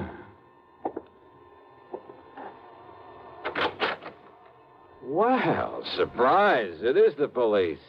The room clerk reported a man was brought in here who... Johnny! Yeah, Pat Nichols. Sergeant Nichols now, Johnny. Good. How are you, boy? Now, wait a minute. Is this the man you brought in here? Smokey Sullivan? Listen, officer, Johnny, you think maybe Smokey is tied in with this string of fires out here? No, tell him, Johnny. No. You tell him, Smokey, anything you want. Well, now, look. You know I'm no good at talking to a cop, Yeah, well, Johnny. give it a try. And, Pat, be sure you stick around to keep an eye on him. What? Smokey may need a bodyguard. You. Huh? Yeah. Until after I made a little business call. Johnny. Now, look, if you're out here because of those fires... Did I say I was? I didn't tell him anything like that, did I, Smokey? No, Johnny. And I see what you mean. Now listen, Just you two. stick around, Pat. I'll see you later. If I had told Pat where I was going, he might have wanted to come along. And a man in the uniform would hardly have helped in the plan I had for trapping Mickey Fortina. But you know something? Going over to see him alone was a big mistake. One I almost didn't live to regret.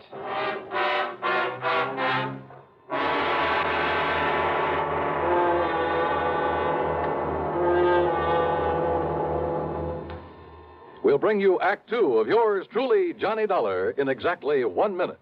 Here's Hollywood star Mona Freeman. Who feels like acting with a miserable cold? I relieve cold distress the fast way with 4-way cold tablets. Yes, tests of all the leading cold tablets proved 4-way fastest acting. Amazing 4-way starts in minutes to relieve muscular pains and headache, reduce fever, calm upset stomach, also overcomes irregularity. When a cold strikes, do what I do. Take 4-way cold tablets. It's the fast way to relieve nasty cold distress and feel better quickly. 4-way, only 29 cents. Now, here's a word about another fine product of Grove Laboratories. Had dandruff for years, now get rid of it in 3 minutes with Fitch Dandruff Remover Shampoo. 3 minutes with Fitch regularly is guaranteed to keep unsightly dandruff away forever. Apply Fitch before wetting hair, rub in 1 minute. Add water, lather 1 minute, then rinse 1 minute. Every trace of dandruff goes down the drain. 3 minutes with Fitch, embarrassing dandruff's gone. Fitch can also leave hair up to 35% brighter. Get Fitch Dandruff Remover Shampoo today. And now, Act Two of yours truly, Johnny Dollar and the Burning Desire Matter.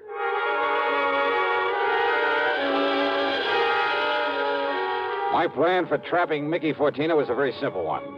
I'd make like a property owner who was anxious to collect some fire insurance, who was willing to pay in advance to make sure my property went up in flames. Easy, or so I thought. Item 7, 85 cents per cab to the office building at 1025 South Spring. The only lights on were in Suite B on the second floor. According to the directory in the lobby, that was the office of the Fortina Friendly Loan Company.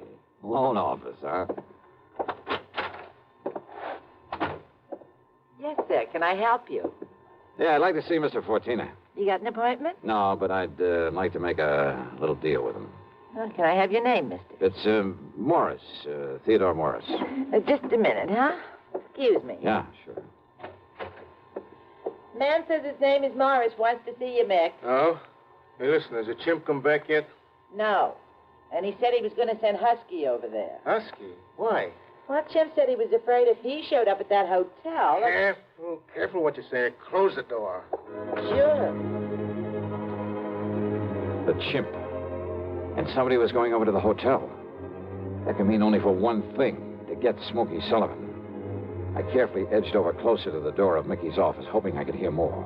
It was too thick. And it suddenly dawned on me. If they knew I was the one who put Smokey in that hotel, they probably also knew why I'd come here. There was only one way to make sure. I'd have to go through, or at least try to go through, with a bluff I'd planned. Oh, sorry to keep you waiting, Mr. Morris, is it? Yeah, that's right, Mr. Fortina. Ted Morris. Oh, Mary, when he gets here, send him in. Sure, Mick.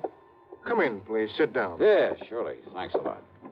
All right, I'll get right to the point, Mr. Fortina. Oh, by all means do, Mr. Morris. Well, I own a big shoe store over on North La Brea. Yes? Well, business has been pretty bad lately. I've been losing a lot of money. Too much stock on hand, big inventory, and how it is. Well, if it's good merchandise, I see no reason why we can't arrange a loan for you. Yeah, a loan? Of course. What else? Well, listen, I carry a lot of insurance on not only the stock, but the building, too. Oh? How much, Mr. Morris? Well, it adds up to over $185,000. I see. It's very commendable. But why do you tell me about this insurance? Well, I said I'd get to the point. Now, listen. If that place was to burn up some night, the whole works, I'd collect a lot of money on it, all the insurance. And, of course, be in a position to repay whatever loan I advance to you. All right, stop beating around the bush, 14. I want that place burned out. Can you fix it? Mr. Morris, if you want a loan, possibly even a sizable... Well, you know what I want. Come on, how about it? As I said, possibly we can advance it to you. Now, look, I didn't come up here to... However, as evidence of your good faith, your, shall we say, good intentions, are you prepared to make a down payment on such a loan, say, $10,000 cash in advance? What are you talking about? Set the fire, burn the place up so I can collect the insurance, and I'll give you $15,000. Now, just a minute. Who said anything about setting a fire? I did. Well? Who sent you here? If you said it was a former client, I won't believe Oh, it. look, does it make any difference? Do you by any chance know a man by the name of Smokey Sullivan? Sullivan? He knows him all right, Mick. Wow. The chimp? Shut up. Sure, Mick, this is the guy I told you about. I come to see Smokey at his rooming house. What I left of him. Very interesting. After I ducked out, I hung around there. I seen him take Smokey in a cab. I followed him to that hotel. Did you send Husky over to take care of him? Sure. And listen. Yeah? I don't know what name this guy gives you, but when he knocks on Smokey's door, he says it's Johnny Dollar. Dollar? Insurance ticket? Yeah, that's right, Mickey. All right. So maybe I do arrange another fire with you in it, Dollar.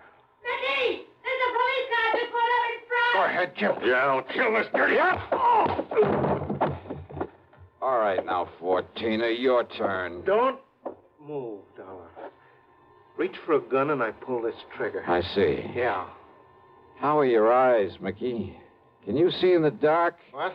Without this lamp in here? All right, baby! All right, you...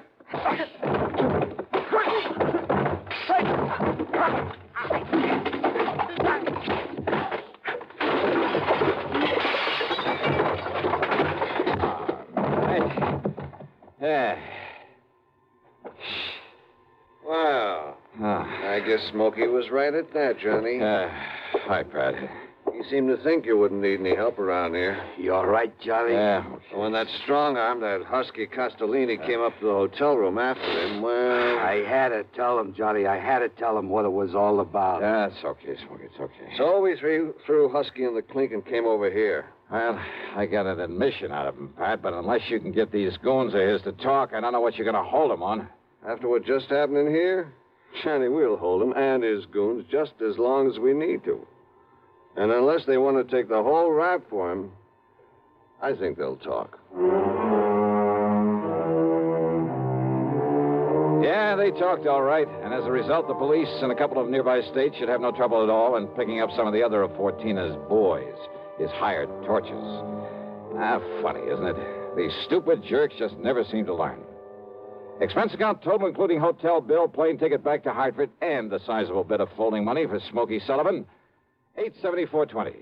Yours truly, Johnny Dollar.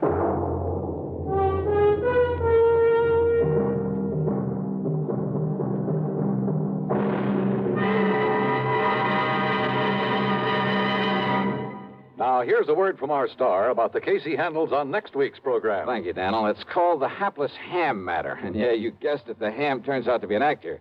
A really bad one with one of the cleverest methods of committing murder I've ever known. There's a lot of action, suspense in the story, and I think you'll like it. Who knows? Maybe if you listen closely, you'll be able to figure out his method even before I do. So join us, won't you? Yours truly, Johnny Dollar.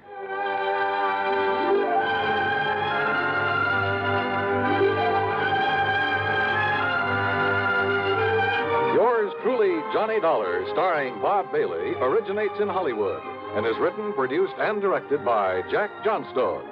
Heard in our cast were Virginia Gregg, Gene Tatum, Lawrence Dobkin, Vic Perrin, Paul Duboff, Don Diamond, and Frank Gerstle. Be sure to join us next week, same time and station, for another exciting story of yours truly, Johnny Dollar.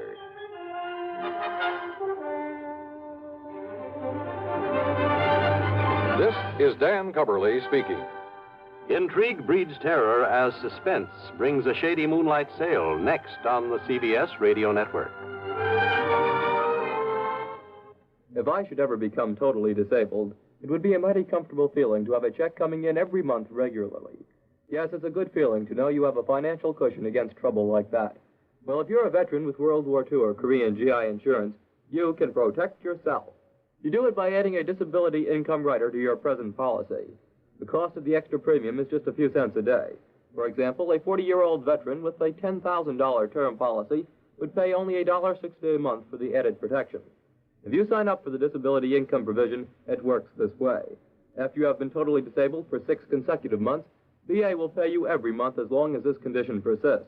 $10 for each $1,000 of your GI insurance policy. That adds up to $100 a month if you hold a $10,000 policy. Full details about total disability income at any VA office. Radio 59 WROW, first on the dial in Albany, Schenectady, and Troy. From Hollywood, it's time now for... Johnny Dollar. Dollar, this is Fred Starkey. Starkey? Worldwide Mutual out here in Columbus, Ohio. Oh, sure, Fred. How are you? Look here, Dollar, if you're free for a couple of days, I'd like to have you come on out here. Oh, what's it all about? Mrs. George Hemingway Tilford. Ever hear of her? Tilford? No, I don't think so. Pretty wealthy, especially since a fire a few months ago. It destroyed a big lumber yard that her husband left to her. And Dollar, she wants to see you right away. Did she tell you why? No, she's being very mysterious about it. Something to do with that lumberyard fire, I suppose. Well, she simply wouldn't say, but she insists on having you come out to see her. Well, as long as your company won't quibble over the expense account. Yes, I guess we're stuck for it. Plus my usual fee, of course. Well, now, that depends on what you mean by usual. Let's talk about it when I get there.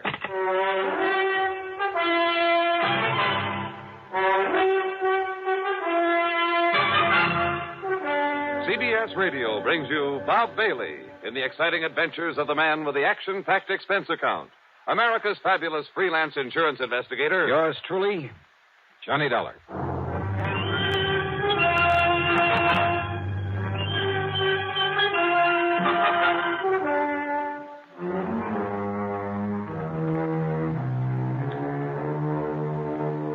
Expense account submitted by Special Investigator Johnny Dollar to the Worldwide Mutual Insurance Company, Columbus, Ohio office. Following is an account of expenses incurred during my investigation of the loss by a hair matter. Expense account item 1, 4175, plane fare from Hartford to New York to Columbus, Ohio. It was after 2 a.m. when the big Silver Bird dropped me off at Port Columbus Airport. Item 2, 250 for a taxi into the Deschler Hilton. There was no time to rouse Fred Starkey out of bed, so item 3, 1420 for a nightcap, a comfortable room there in the hotel, and a kind of brunch late the next morning. So late, as a matter of fact, that I had to wait for Starkey to come back from his lunch before I could see him at the office of Worldwide Mutual. See him and ask him questions. Sorry, Dollar, but you just won't say. Yeah, well, now look, Fred, I like to know something about a case I've come this far to handle. I'm not even sure there's a case here. Well, you told me that she owned a big lumber yard that had burned down some months ago. Exactly 9 weeks ago. All right, how much insurance? Dollar, it was a total loss. It cost the company $330,000. Wow, wait. Fortunately, it was underinsured. Underinsured? Well, these days, the ground alone out there is worth that much. Out where? It's near Minerva Park. Arson by any chance? No. No sign of it whatsoever. She, possibly need the money? Hardly. Her husband left her over $250,000 in securities when he died a couple of years ago. No. Nothing suspicious at all, huh? Except that suspicious mind of yours. Now, listen, Johnny, I didn't say her wanting to see you has anything to do with that fire. That was your idea. Maybe she just wants to look at you. A great admirer of yours, I understand. Oh, sure. Well, do you always expect to find arson, fraud, or murder, some sort of crime whenever somebody calls on you? No, not always. Well, that's the way it usually turns out. But don't you see, if this had something to do with her insurance, she would have said as much. But if it hasn't, why did she ask for me? Well, I told you. You told me what? Oh, I don't know. I don't know why she wants to see you, but I'm willing to bet that it has nothing to do with that fire. $500? $500. Fred, how do I get there? Item 4, a $50 deposit on a rental car, and I drove north on Cleveland Avenue, that's Route 3, to the pleasant little town of Minerva Park. The Tilford home, while not a mansion, was a large stone and stucco affair with plenty of trees and well-kept lawns. All in all, a real nice place in good condition. Yes? Oh! The surprise was the widow Tilford. In her middle 60s, I guess, but with a sparkle in her eye that made you feel she ought to be 25 years younger. She was dressed in well-tailored sport clothes. Her hair was gray, but cut in a short bob. And her subtle use of makeup made her look like a million. Johnny Dollar. Mrs. Stilford? That's right. And, Johnny, I'm such a fan of yours and that radio program that I hear every Sunday on WBNS that, well, I'll break down and confess that about a year ago I wrote and asked for your picture. Oh? And you wrote me the nicest letter when you sent it. Oh, of course. Grace Stilford. That's right. And when you started off the letter with Dear Grace, why, it made me feel almost young again. I know something. I think you are pretty young, Mrs. Stilford. Oh, one look at you, Johnny, and I wish I was. But with this old heart of mine hitting on only about one cylinder... Come in. Yeah, sure. And now listen. We're going to bypass the living room and sneak into the library. Sneak in? Yes. So that we can talk alone for a little while. You see, your 3 suspects are there in the living room. You see? Just, what do you mean by suspects? Right in here, Johnny, and they won't disturb us. Okay. Now, sit down and be comfortable. Thanks. Now, Johnny, I suppose you're curious about why I sent for you. Yeah, well, according to Fred Starkey, it's all a big mystery. Oh, mystery's right. Was right. But, Johnny, I've solved it. Oh? Yes. The mystery of why my lumberyard burned down a few weeks ago.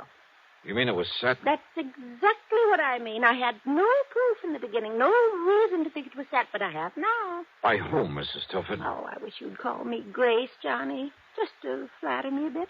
Okay, sure. But who set the fire? All right. You said 3 suspects out there in the living room. That's right. Would you like to go in and meet them? And then pick out the one it is?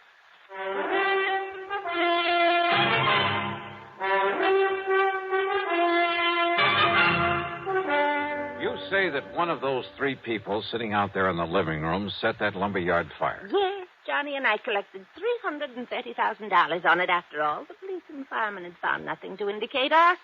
Well, believe me, it's hard to spot in a fire like that. Then I got to thinking about those 3, about how each of them could profit by it. Possible that all 3 could have had a hand in it? Oh, those 3 get together on anything, trust each other. Oh, never, never. Okay, then. Then a couple of days ago, I learned something. Proof that one of them did it. Which one?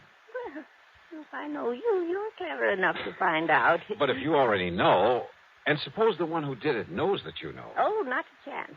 Oh, at least I don't think there is. And at least none of them has made any move against But me. if one of them... you better tell me which one. Well, now, Johnny, do you ever tell who's the guilty one on your radio program right at the beginning? Oh, now, let's face it, this is a little bit different. If you're holding out just for the sake of a big dramatic climax. Oh, well, yes and no. Oh, come on. Now, listen, Miss Tilford. Grace. All right, Grace. But now, please, listen to me. You listen, Johnny. I said I have proof, but I have to be absolutely sure. And there's where you can not only help me, but you'll know exactly how to proceed, how to take him in, or her, without danger to the rest of us. Listen, will you? If the guilty one knows that you know, you might be in pretty serious danger. Even with you around? Yes, even with me around. Well, I'm simply not going to tell you until you've met them and drawn your own conclusions.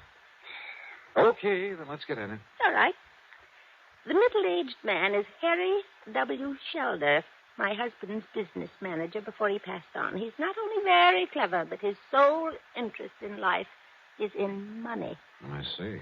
He did very well for my husband, but I've always felt he was really looking out for himself.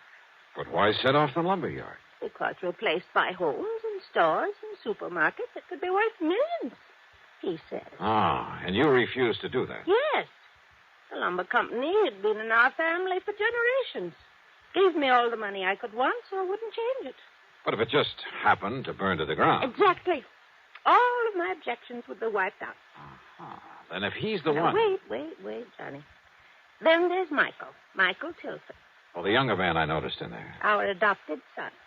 After college, business college, he tried to make his way, but not very successfully. Actually, he's been living on our bounty the past few years. A ne'er-do-well, Grace? Oh, well, he's not very good at anything. His ideas for that property aren't so ambitious as Harry Shelder's, but He's wanted me to sell it out to one of the development companies. And why? Because my husband's will provided that in the event of my death, he'd get half the income from it. I see. So he was bitterly opposed to my keeping it as a lumberyard. Well, motive for one, motive for two. And who's the third? The girl I saw in there. Nancy Willard, my niece. Ever since her parents died, quite penniless, by the way, we've taken care of her. It's simply out of pity, Johnny, not love.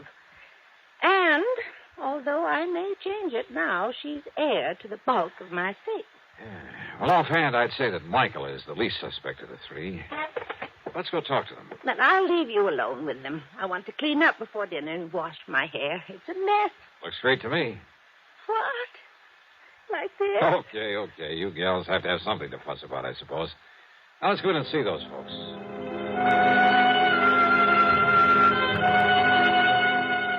Under the circumstances, there was nothing I could do but play along with her little game, her dramatic little mystery matter. But not for too long. On the excuse she had to go up and wash her hair, she left me with them there in the living room. And what a trio. As I've told you half a dozen times now, Dollar, Mrs. Tilford hasn't long to live. According to her doctor, not more than 5 or 6 years at the most. Don't you see what I mean? Maybe, Mr. Shelter. Go on. As long as she's alive and lets me handle things, she can make millions with that property. And you? Well, of course, I get a percentage of the capital gains I achieve for her. And I say those fancy plans of yours are too much of a gamble, Harry. Just wait, I Michael. say play it safe. Let somebody else take the risk. That's all. Then all we have to do is... all Mother has to do is sit by and share in the profit. A small share instead of all the profit. With you running things, I'd want a pretty good accounting, Harry. You think you could handle a project like I have in mind? One like I have in mind. Nothing to it. I wouldn't trust your judgment or you, as a matter of fact. Oh, now stop it, kids. What kind of people will Johnny Dollar think we are? Sorry, Johnny. Oh, I find this all very interesting, Nancy. Don't you see, Dollar? Listen to me. No, you listen, Michael. Every time we get together this way, it's the same old thing. I've said it before, and I say it again. Let Auntie Grace handle things her own way. Of course. You're well provided for without even having to lift a finger. That's right, Harry. I'm not one of the hired help. Nancy, I resent that. But she does have a point there. Sure, so go ahead and resent, but... Oh, now, look, it's cocktail time, so let's have Haskell bring in the drinks and talk about other things, or just get quietly loaded. Haskell! This is Haskell. There's no reason why one of us can't bring us. Don't bother, Harry. Yes? You called to me, miss? Bring in the portable bar and plenty of ice cubes. Yes, Mom. I'll be after getting it for you right away. Where's my aunt? About to get under the hairdryer last time I was up the stairs. Tell her to come down and join us. Yes, Mom, that will. And while we're waiting, let's try to be civil to each other. To say I didn't particularly like these three would be an understatement. And I could picture any one of them having set that fire. For the next few minutes, they simply sat and glared at each other until we heard Mrs. Haskell come running clumsily down the stairs. Miss Nancy, Mr. Shelter, Mr. Michael. Haskell, I thought you were going to bring... Haskell, what's the matter? It's Mrs. Tilford up there in her room. Well? She's dead.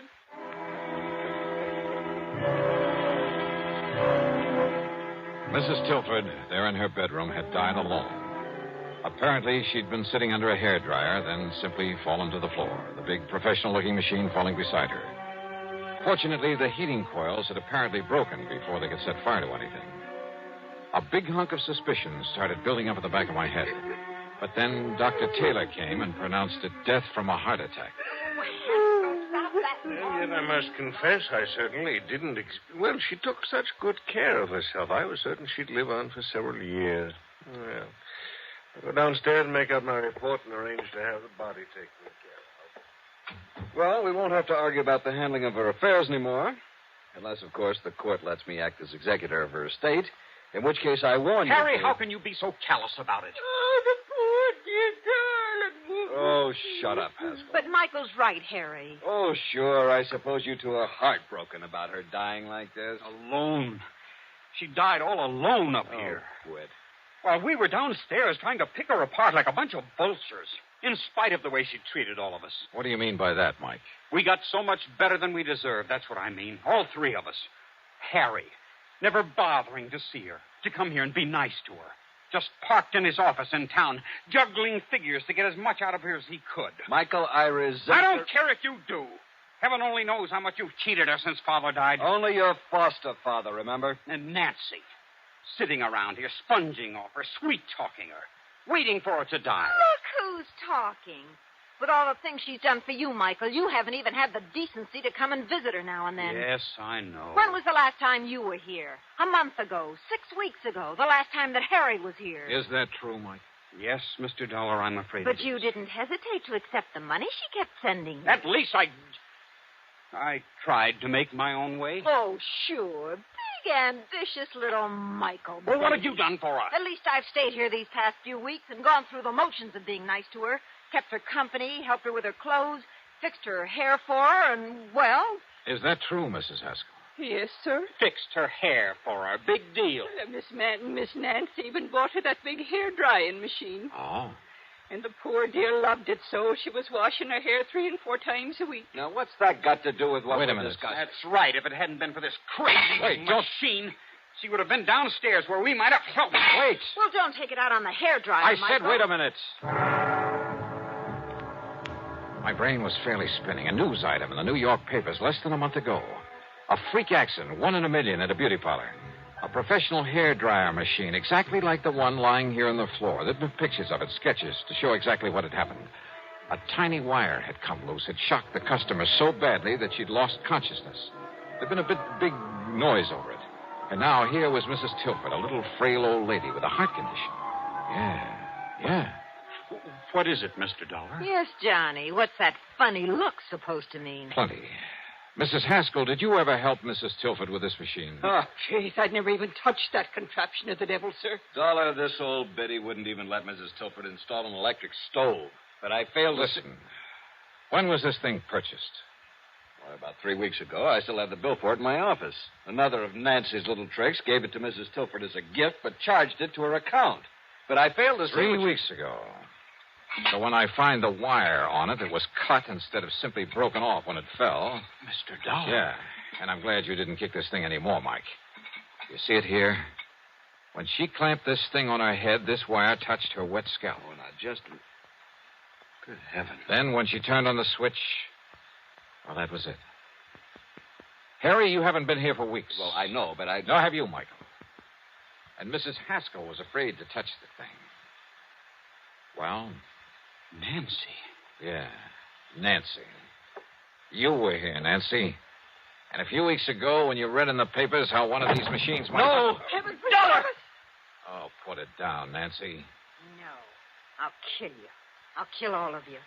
Sure I did it, but nobody will ever know, because none of you will be alive. That's where you're wrong, Nancy!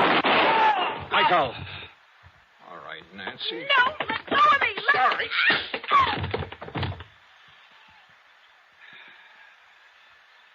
Learned a little lesson in clean living from this, Harry? Yes. Yes, Dollar. I'll call the police.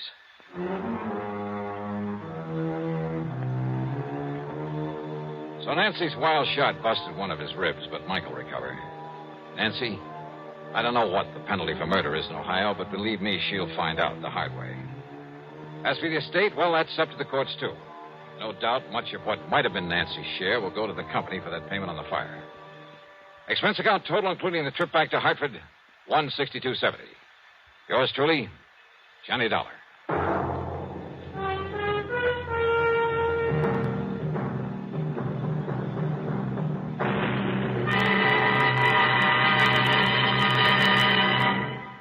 Our star to tell you about next week's story. Next week, a night in Paris that brings me fun, romance, and a quick brush with that old character known as Death.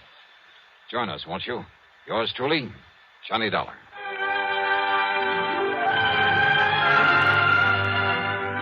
Yours truly, Johnny Dollar, starring Bob Bailey, originates in Hollywood and is written, produced, and directed by Jack Johnstone. Heard in our cast were Virginia Gregg, Ellen Cleve, Shirley Mitchell, Ben Wright, Sam Edwards, Harry Bartell, and Lawrence Dobkin. Be sure to join us next week, same time and station, for another exciting story of Yours truly, Johnny Dollar. This is Jim Matthews speaking.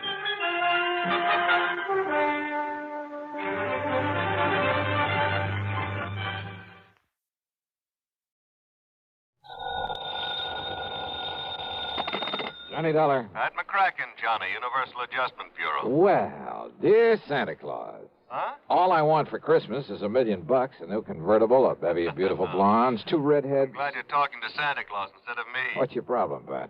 Plain old-fashioned greed. Greed? Plus a no-good Samaritan. You want to go to work on it?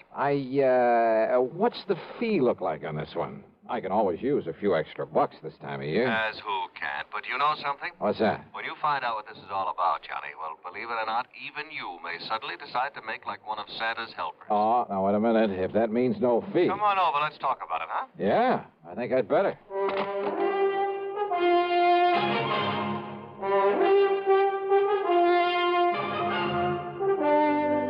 CBS Radio brings you Bob Bailey in the exciting adventures of the man with the action-packed expense account, America's fabulous freelance insurance investigator. Yours truly, Johnny Dollar.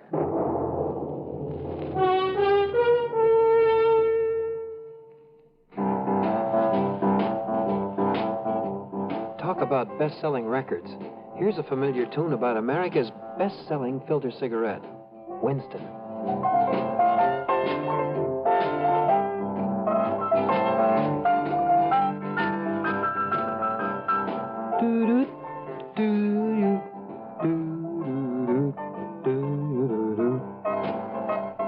Winston gives you real flavor, full, rich tobacco flavor. And you know, that's because only Winston has filter blend up front. Choice, flavorful tobaccos, specially selected and specially processed for filter smoking. No wonder Winston tastes good, like a cigarette should. Smoke Winston. And now, Act One of yours truly, Johnny Dollar.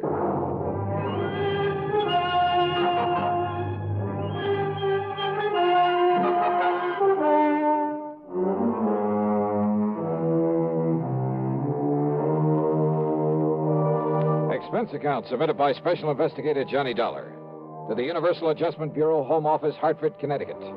Following is an account of expenses incurred during my investigation of the sudden wealth matter. Pat McCracken trying to chisel me out of a fee? Well, there was one way to find out. Expense account item 1, $1 even for a cab to his office. On second thought, just in case, let's call it $1.50. When I got there, Pat got straight to the point. Johnny, as you know, we adjust insurance claims, do a lot of other services for a lot of small companies. So? Well, a good many of them cater to the farming communities. Not only home and property insurance, but they push endowment, the retirement type of policies.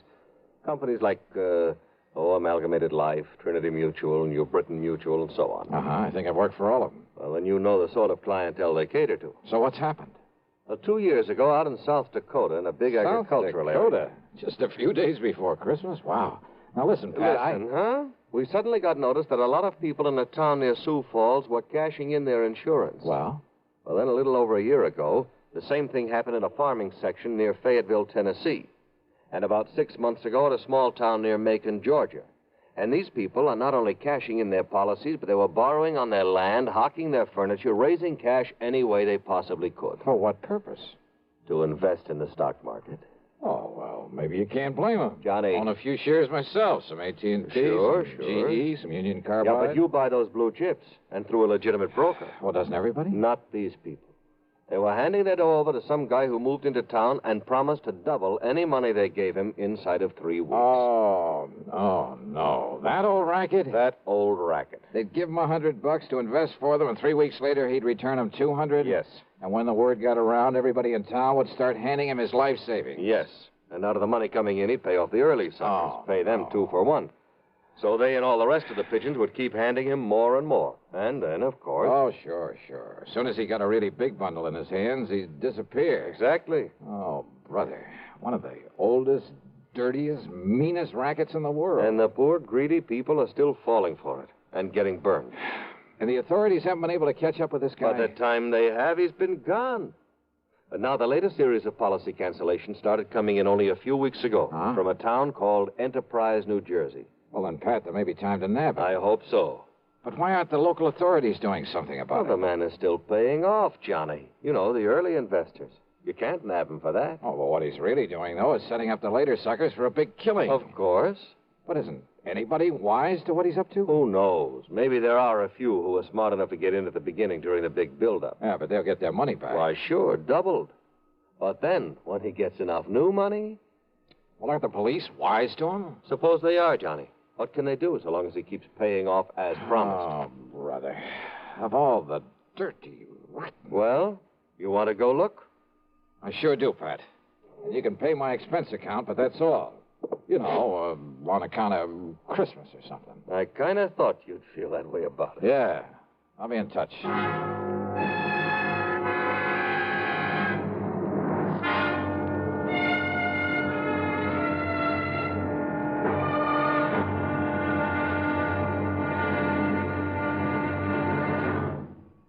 Take your teenagers, give them a Stereo One portable by Columbia, and there's a new sound of pleasure in your home and a brand new kind of fun. Only Columbia gives you a big 6-speaker stereo portable phonograph with all the rich tone and range of big console models, and it's only $139.95. Columbia has a wide selection of portable phonographs, and they're all flawlessly engineered by CBS Electronics. They all play any and all records, 45s, 78s, and the new LP and stereo records, and play them better with true big sound. You just can't buy a better portable than a Stereo One portable phonograph by Columbia. You can't find a better buy either. Portable prices start as low as $39.95. Christmas is the time to give your youngsters a gift they'll get fun and pleasure from all through the year. Time to give them a Stereo One portable phonograph by Columbia, #1 in the wonderful world of sound. And now, Act 2 of yours truly, Johnny Dollar and the Sudden Wealth Matter. Expense account item 2, $62.50. And it includes a plane to Philadelphia, and there, in the city of brotherly love, a $50 deposit on a rental car. I drove south on 47 into the farm country, through Vineland, then Millville, and finally to the little town of Enterprise. It had a main street a few blocks long that looked a bit run down at the seams. There was a food, clothing, and a variety store, a drugstore, a movie, and a couple of gas stations. There was a railroad station for shipping out the farm produce, but the lot around it was overgrown with weeds. A block east of the station was well, it was an old, somewhat nondescript sort of building, but over the front door was a weathered wooden sign that told the world it was the city hall. Inside, at the end of a corridor, I found a door that bore the legend Police Headquarters. Police Headquarters? That's right, son. I'm the chief of police, Chief Walters. What'd you say your name is? Well, I didn't, but it's Johnny Dollar. Well, pull up a chair and sit, Mr. Dollar. Okay, thanks. Yeah. Now, what can I do for you? Chief Walters, I'm an insurance investigator. Huh? Oh, sure, Johnny. Sure, I know all about you. I hear all about them cases you investigate on the radio. Yeah, I catch it on WCAU in Philadelphia. Good. Well, now listen, I hope you didn't bother coming down here just on account of I took some cash out of my policy. You did? Well, tell you the truth, Johnny, a lot of people did. Oh, you know how it is. Something special comes along, you can use some extra cash. Oh, but now don't you give it a second thought. Oh, why do you say that? Well, a few more weeks from now, the folks in this town will be buying up more insurance than ever. They'll be buying more of everything. Uh-huh. You mind telling me why? Well, because we'll all have a lot more money, that's why. In spite of what Mr. Lowry says. Oh, who's Mr. Lowry? Oh, he runs that piddling paper. You know, the Gazette.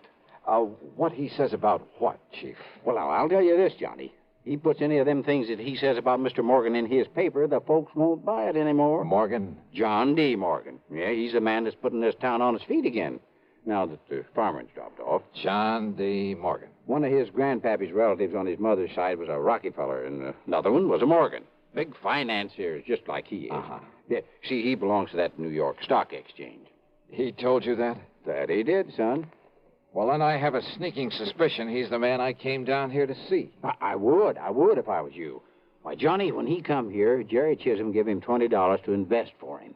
3 weeks, and he give Jerry back 40. Yeah, I've heard about this. And then the widow Pasquale gave him 25. So, 3 weeks later, he gave her 50 back. Yes, sir. So now she's going to dig up some more to invest. Well, just like everybody else in town, including me. Uh-huh. Has he told you why he's being so good to you folks? Yeah, sure has. And it's a mighty fine thing. Why? Well, because it was right here that one of his ancestors got his start. His name was Josiah Morgan. Josiah Morgan? Yes, sir. Back in 1800 something. I see. So he's come here to show his gratitude for the town that gave his family a start. That's what. Oh, yeah. So, Johnny, you just invest everything you can with him, and you'll be glad you did. Where'll I find this John D. Morgan? Over at the Parker house. Well, Johnny, he made old man Parker turn the whole third floor into a suite for him and keep the hotel safe up there to keep our money in. Yeah, and you know what he spends for that suite of rooms? No. $100 every week. Whoa. Okay, Chief, thanks very much. Oh, of course, you being from out of town, though. Well, are you on pretty good terms with him? Oh, sure am. Well, I probably sent him more folks with their money than anybody. Oh, well, then maybe you can do me a favor, then. Well, sure, Johnny, sure. Anything you say. Well, look, Chief, call him up. Tell him you'll send me over. Tell him I'm, one of the hometown boys who made good in selling on the road, and that I've come back here for the holidays. Yes. All right. No, I'm sure he'll let you in. Yeah, just like he tells us, Johnny, the more money he can get a hold of, the more he can make for all of us. Oh, sure. Only, well, why is it you don't want him to know what you really do? Well, personal reasons, and he might think I don't need the extra money. Okay, Johnny. Anything you say. Yeah, good. Meantime, I'll call on Mr. Lowry at the Gazette. Yes, well, now, don't you believe him, Johnny. That suspicious old crackpot don't know what he's talking about. All he is trying to do is to make up a lot of scandal for that lousy paper of his. Yeah? Yes, sir. We'll see.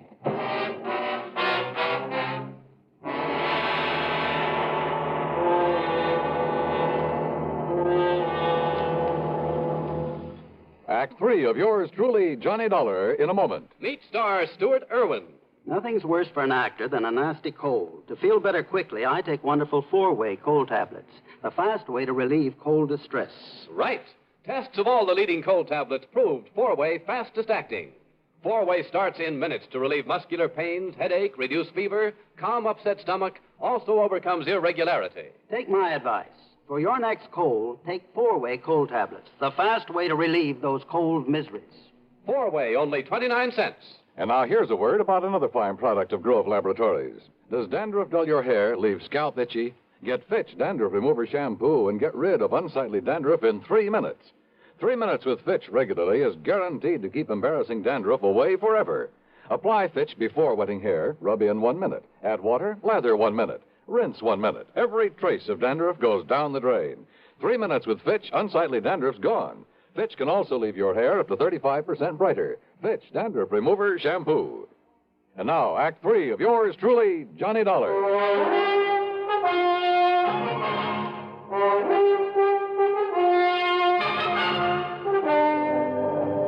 Believe me, I've tried to pound some sense into their heads, Mr. Dollar, but they won't listen to me. If I print something about that shyster in my paper, they won't buy it. It's unbelievable. All they do is keep handing over more of their hard-earned money to us. Oh, sure, but they're getting it back, aren't they, Mr. Lowry, plus a handsome profit? Sure they are, those who gave him money over 3 weeks ago. So what do they do then? They go out and beg and borrow some more and give that to him. You just can't reason. So he keeps taking in more than he's paying out? 10 times as much, every day. But as soon as he's got hold of every cent these people can cough up for him, well, you know. Oh, yeah, I know. Oh, if only I could get some action around here. Get him locked up in jail. Yeah, but how can you as long as he's paying out on the original investments? Yeah. You have no case against him. I know. Well, he'd sue for false arrest and have you over a barrel. Of course. Oh, the suckers would rally to his side and you couldn't prove a thing on him. I know. You simply can't touch him, Mr. Lowry, until he makes a break for it. Yes, but who knows when he'll try it. If he's clever enough to do what he's doing, and with the stupid one-man police force in this town... Wait a minute. Yes? There's one way of knowing when he'll try to duck out of here. How? By giving him the necessary encouragement. The only encouragement you could give to a man like him would be in the form of money. That's right. Now, look, I got a plan, Mr. Lowry. It'll take your complete cooperation. And it may take the use of some of your money. My money? It's a chance, but the one chance we have. Now, that's carrying things a little too far. Hey, look. Back. Are you on my side or his? Well, you know the answer to that. Okay. Then our job right now is to convince him that we're on his side. What? Yeah, sure. The only thing that'll make this John D. Morgan pack up and leave is more money. Well, of course. When he gets all he can out of the people. So listen to me, please. I want you to do 2 things. Now, I hear the press running back there. Yes, I started the run of today's paper just before you came. Stop the press. What? Yeah, set up a new front page. An apology for your previous attitude toward him. Apology? You know, now that you've seen with your own eyes what a good Samaritan he really is, what he's done for these people, what he'll continue to do for them. Mr. Dollar, I And don't... look, call in every kid in town if you have to, but get that paper in circulation. Then you call on Morgan. Call on? Yeah, with every penny you can scrape up. Give it to him to invest for you. Hey, is the local bank still open? It will be in for a couple of hours, but now look here, Mr. Dollar. Then I'll try to get hold of some money myself to give to that crook. You? Well, Dollar, don't you see Do you think he'll hang around once he's got his hands on a real bundle? Hey, don't you understand, Mr. Lowry? Well?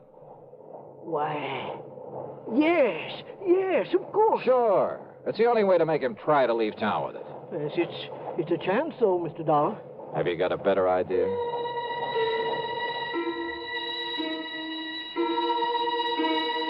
While Mr. Lowry set up a new front page and got the paper back in the press, I went over to the city hall. Under protest, Chief Walters went through the old town records. And when he found no record of any Jodiah Morgan, he kind of changed his mind about John D. Then I spent item 3, $1.50 for a call to the Securities and Exchange Commission in New York. They'd never even heard of our shyster friend. Chief Walters' protest then was because I wouldn't let him go straight to the hotel and slap the cuffs on John D. Morgan. And he is a crook. Lowry over at the Gazette was right. Well, sure, of course he was. But look, if you try to arrest Morgan now, you'll only make trouble for yourself. Until we get proof, we have... Bang that dirty crooked. What can I do, Johnny? Well, I got a plan going, Chief. I'll tell you about it on the way to the bank. Oh, what kind of a plan? Did you phone Morgan I'd be over to invest with him? Yes, sir. Good. And when I said your name, well, he made me repeat it for him. But I didn't tell him who you really are. I mean, what you do. Good. Now, you can help some more by taking everything you have out of the bank. Huh? Sure. To invest with John D. Morgan. What? Come on. I'll tell you what it's all about. At the bank, I laid the whole thing out to the president, a dignified old man with the name of Peterson. He, too, agreed to cooperate. Item 4, then 2.25 for a call to Pat McCracken back in Hartford. $10,000? Yeah, wire it to my account right here at this bank. Now, Pat, immediately. Then you're going to hand it over to that crook? That's right. Well, Johnny, if something goes wrong, if he gets It's away... a chance we gotta take, Pat. Well? Okay, Johnny, whatever you say. Attaboy. Now, Mr. Peterson. Mr. Dollar, my own wife has just gone to see Morgan with $5,000 for him. Oh? And if that doesn't, well, I guess flush him out is Yeah, concern. good. And yet, I wonder. Yes. Well, I just hope we aren't overdoing this thing now. Enough to make him smell a rat, I mean. No, of course not, Johnny. Ain't you seen the Afternoon Gazette? Precisely. With the paper now supporting instead of fighting him, more people than ever have gone there to give him money. Yeah, but if he does get suspicious, I think I'd better go over there and see him. Whatever you say. But until Pat wires me that $10,000... Oh, here, Mr. Dollar. Here's $1,000 in cash. Huh? From my own personal account. And if you need more... No, thanks. But this ought to be enough to convince him I'm sold on him. Hope I'm not too late. Not unless he were to find out who you really are. Come on, Chief. Let's... Hey. Yes, Mr. Dollar? How does Morgan get around?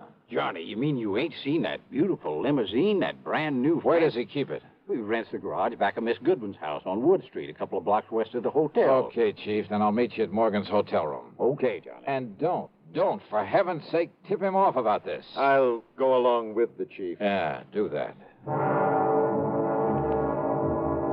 I found the Goodwin house on Wood Street. I found the garage and back. But there were no keys in the limousine inside of it. And rather than lose time breaking open the trunk, possibly to find nothing, well, I remembered an old trick I'd used once before. Then over to the hotel and up to the 3rd floor. But instead of John D. Morgan, I found half the population of Enterprise milling around in it. I had to force my way through to where Chief Walters and the banker, Mr. Peterson, were standing in front of an old-fashioned open safe. Too late, Mr. Dollar. We got here too late. What? Don't you see, Johnny? He skipped. He's already skipped out on us. Must have got wise to you. I had the chief order Mr. Parker to open the safe and look. Look at what everybody who came in here thought were bundles of money. Their money in it. Wads of paper with bills on the outside to make them look Dollar, listen to me. Yeah, Mr. Lowry. These people feel that you were responsible for this. Me? And after making me give my last penny to him a while ago, Dollar, I can't help wondering myself. Oh, now look, use your head. Listen to me. Listen. All right, I'm listening. Well, doesn't anybody know where he went? He must have went out the window in the back room when he seen me and Mr. Peterson coming. The back window, huh? Okay.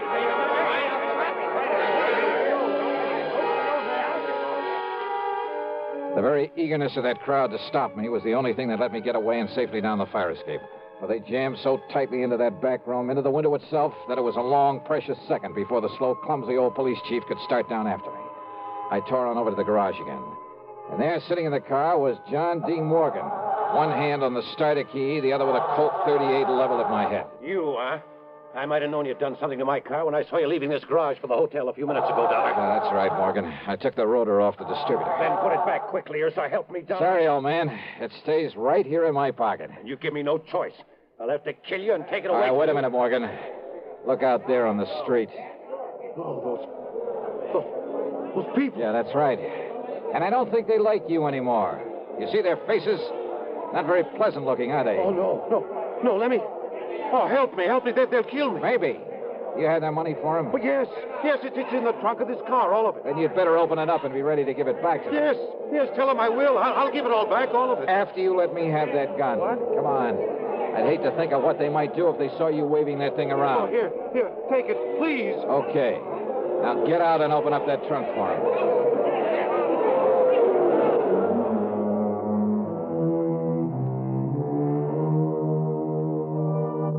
That mob, slowly, menacingly moving in on us, was something I won't forget for a long, long time. Matter of fact, it was Morgan tossing out the money, shrieking out a confession, promising to pay them all back that saved me from them.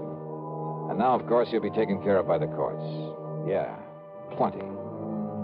Expense account total less the $50 deposit on my rental car, $38.25. Yours truly, Johnny Dollar.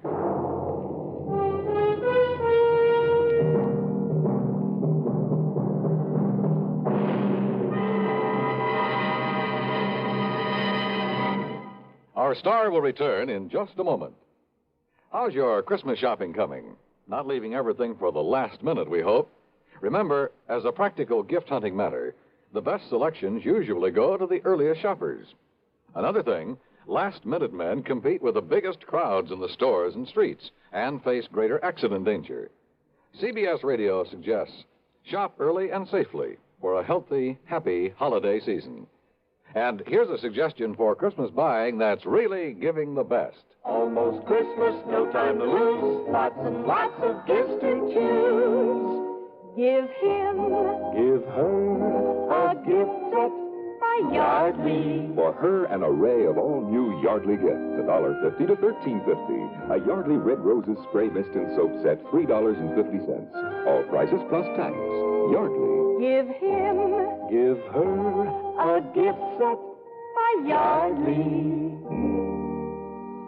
Now, here is our star to tell you about next week's story. Next week, the strangest disappearance I've ever been called on to investigate. Join us, won't you? Yours truly, Johnny Dollar. Yours truly, Johnny Dollar, starring Bob Bailey, originates in Hollywood and is written, produced, and directed by Jack Johnstone.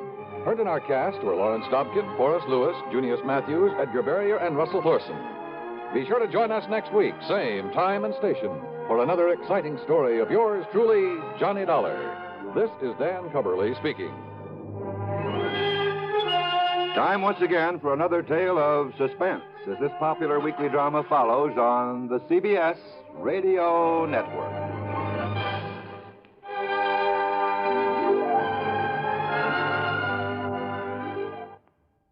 As you smoke a Duke, you get a sense of ease and comfort that grows with every puff.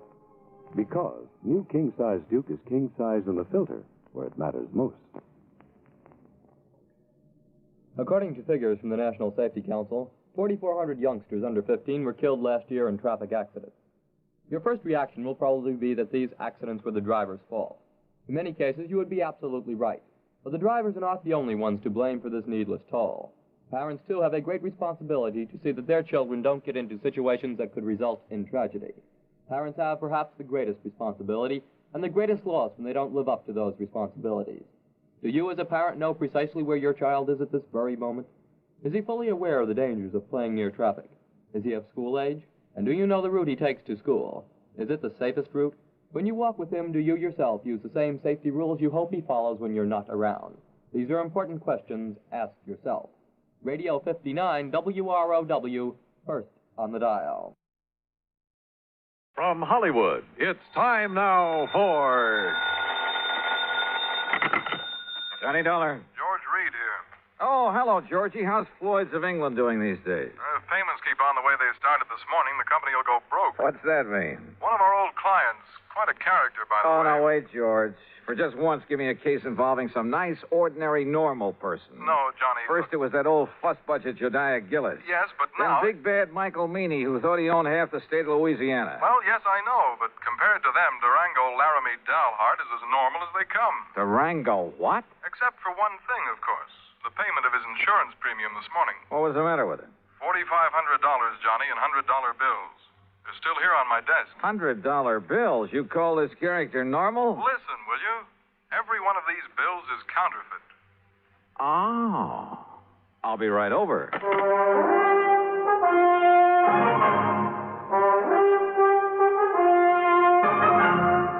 Bob Bailey in the exciting adventures of the man with the action-packed expense account. America's fabulous freelance insurance investigator. Yours truly, Johnny Dollar.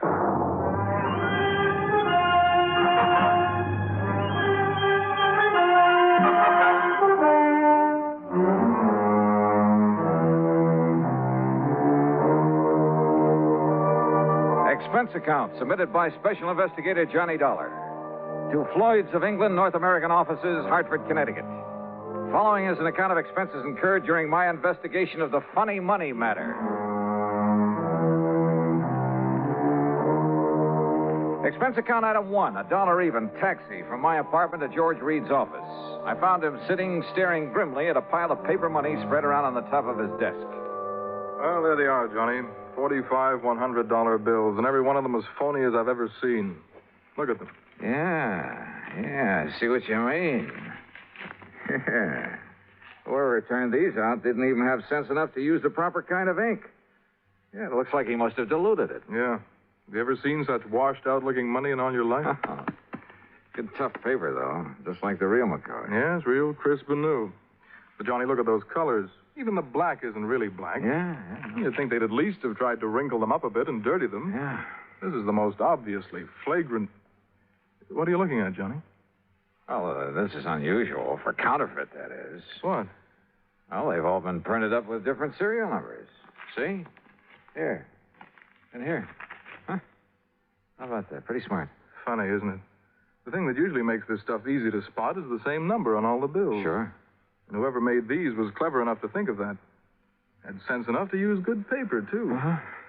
But he certainly slipped up when it came to the color and quality of the ink. As for the press work... Well, I don't pretend to know much about phony money, George. Who needs to? And heavens knows I don't see too many $100 bills. But to me, this engraving looks just about perfect. That's just what I'm saying. Perfect plates, sense enough to change the numbers, good paper. Yet look at the result. Yeah. Has he ever tried anything like this before? What? Durango? Yeah. And just for the sake of the record, what is his real name? That's it. Durango Laramie Dalhart. Oh, I can't believe it. And the answer to your first question is no. Durango is as honest as the day is long. Well, maybe you mean he was. Well, maybe. But if so, I want to know why. There'd have to be a mighty good reason, believe me. Running out of dough is the best one I can think of. But he's always had plenty.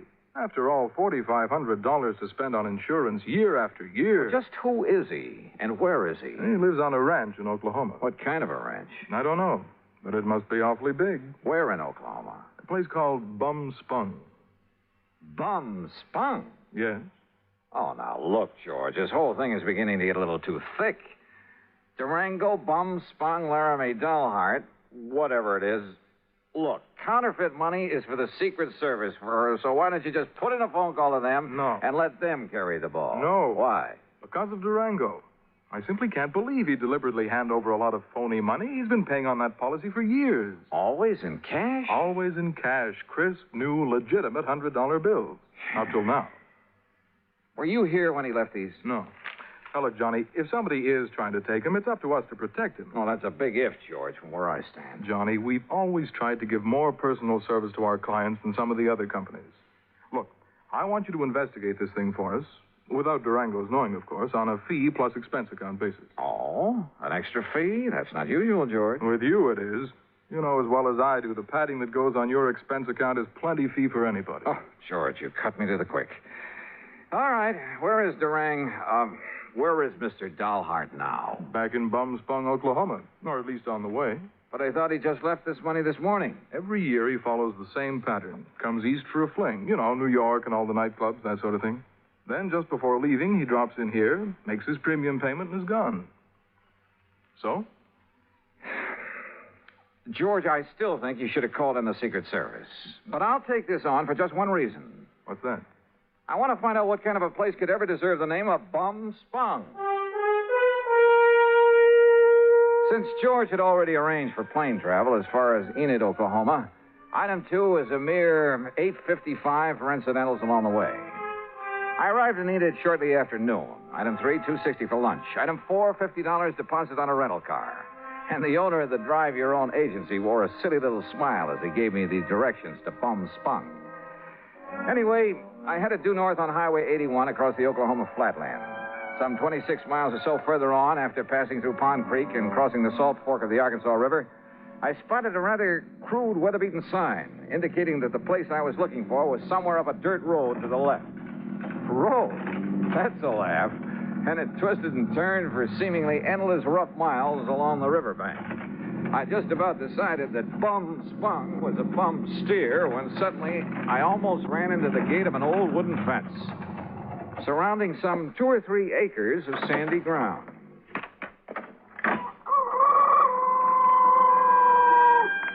And there they were. A huge, ramshackle, unpainted building that passed for a house. An even more dilapidated affair, propped up with timbers that probably served as a barn. There were a couple of broken-down outbuildings, too. And on a small irrigated plot in the back, 2 cows. Steers? Well, anyway, 2 rather sad-looking bovines munched on the faded grass. There were some decrepit-looking chickens, a mangy old dog. There was a horse of sorts in a small corral. The windmill? Its whole tower sagged with fatigue, and the rudder on it slapped idly against the broken vanes. But right next to it, in complete contrast, stood a spanking new Cadillac convertible. And on the other side of the house, hanging some flimsy pretties on a clothesline, she was maybe 23 or 4, a brunette, and wearing a pair of well-tailored white riding breeches and a tight flowered silk blouse. She was slim, and she was pretty, and had a couple of rosebuds tucked in her hair. Hi. And about as out of place as anything I ever saw. I said hi. It was like seeing the vision of a goddess. Come on in. Just swing aside that post that you left. It's what Durango called the gate. Oh, yeah. Durango, did you say? Don't tell me this is Bum-Spung. It sure is. Didn't you see the sign down the road? The vast acreage within this broken-down fence is the cattle ranch of Durango Laramie Dahlhart, who happens to be my uncle. I'm Carol Dahlhart. Who are you? Why, my name's Johnny Dollar. Dollar? That seems to me I've heard that somewhere. Oh? What are you doing out here? Oh, just driving around, you know, summer vacation. You look like a city man. I was intrigued by that sign down the road. You know, curious about what Bum-Spung could mean. Bad water.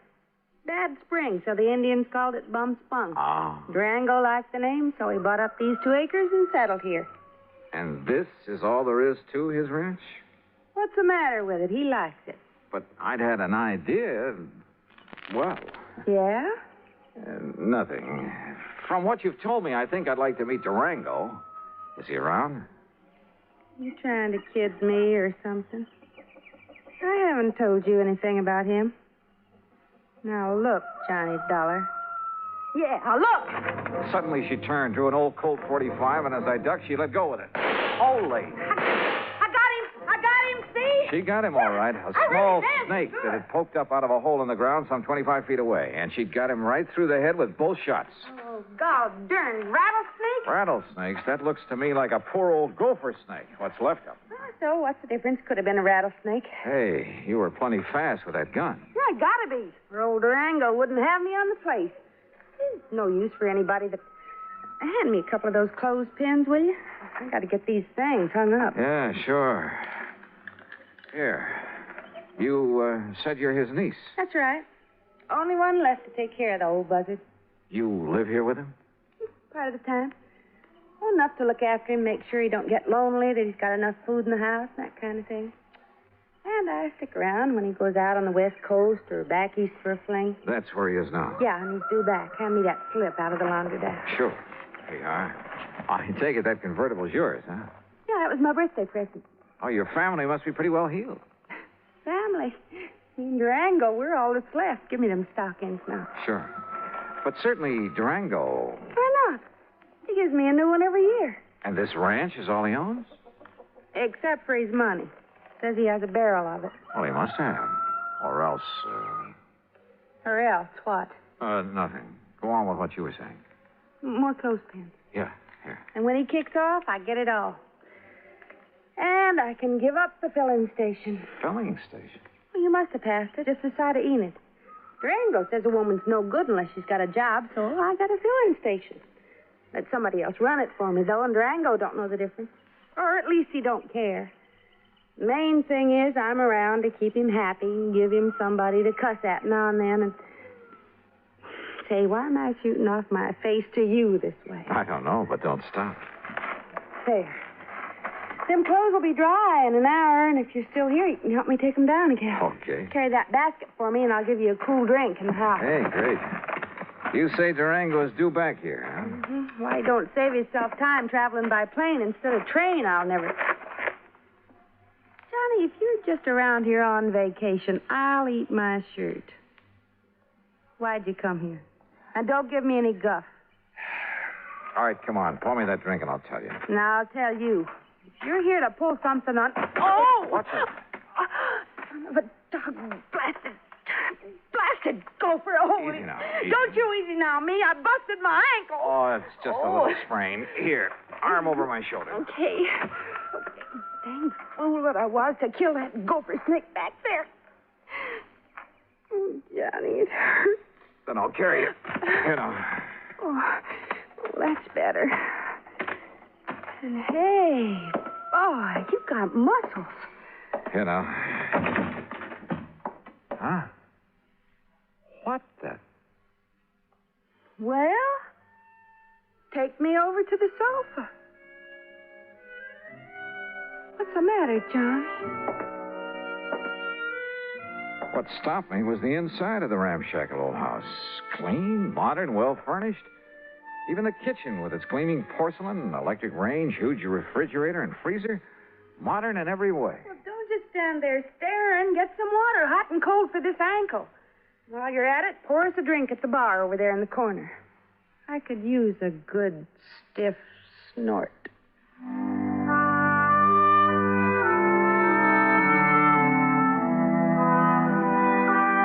I did what I could to reduce the swelling in her ankle. But by the time I'd taped it up and she was snoozing comfortably on the sofa, it was getting dark. So I hied myself into the well-stocked kitchen to see what I could scratch up to eat. And I'll be honest about it. With this mighty attractive patient on my hands, I'd completely forgotten about my mission in these parts, the investigation of one Durango Laramie dollheart. I wasn't allowed to forget it long, though. As I opened and was about to reach into the ample freezer... Stop right there, you. Huh? There's only one way to deal with a thieving, stealing, dirty varmint like you. Now, wait a minute. Put that thing down. And that, partner, is this way. Holy, no. Hey, no, you're out of your... No!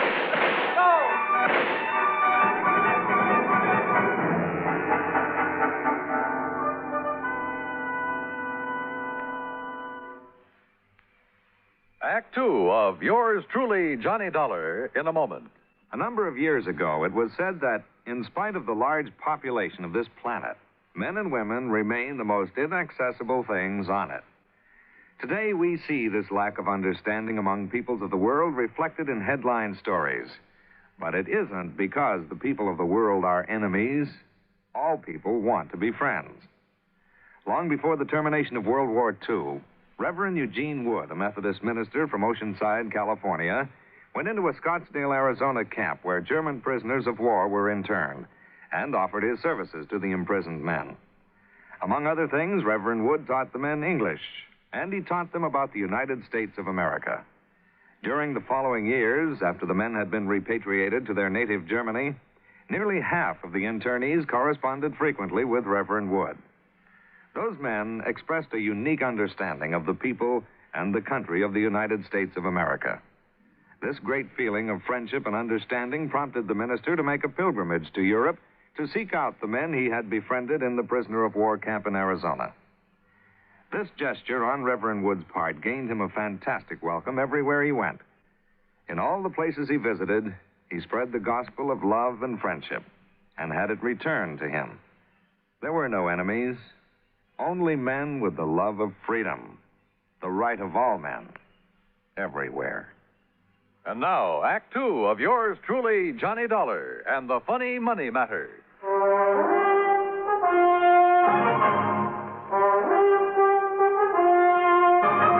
Robbing my house here, you thief! Now, wait a minute. Not my old Durango's around. Durango, you old maverick! Watch it!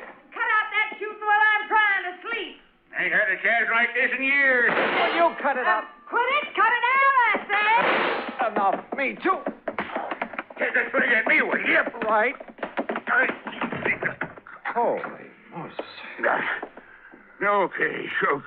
Yeah, and here's your gun. Keep it in your pocket where it belongs. Sure. Now, what was the big idea?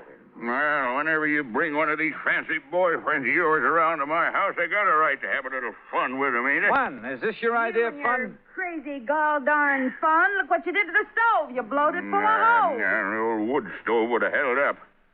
Here, buy yourself another one. There's $500 nice new dollars. Hey, wait, let me see Now, what about those. that window and the jars on the shelf? Okay, here. You should have saw him when I started throwing that lid all around him. Sure. Here, Johnny, let me wipe off some of that jam that fell on your head. Johnny?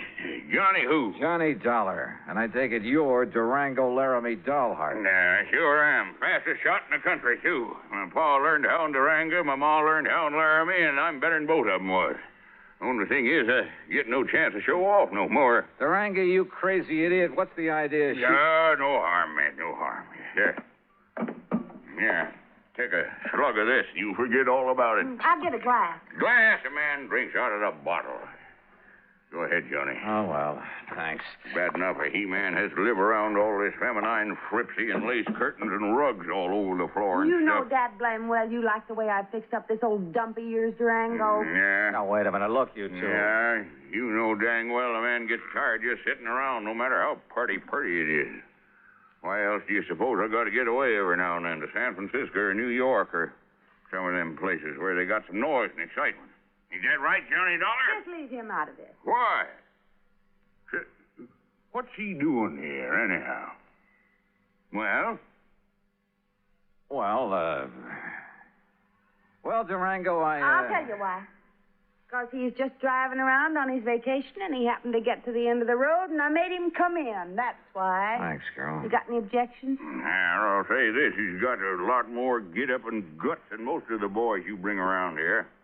That larrup on the chin he give me is...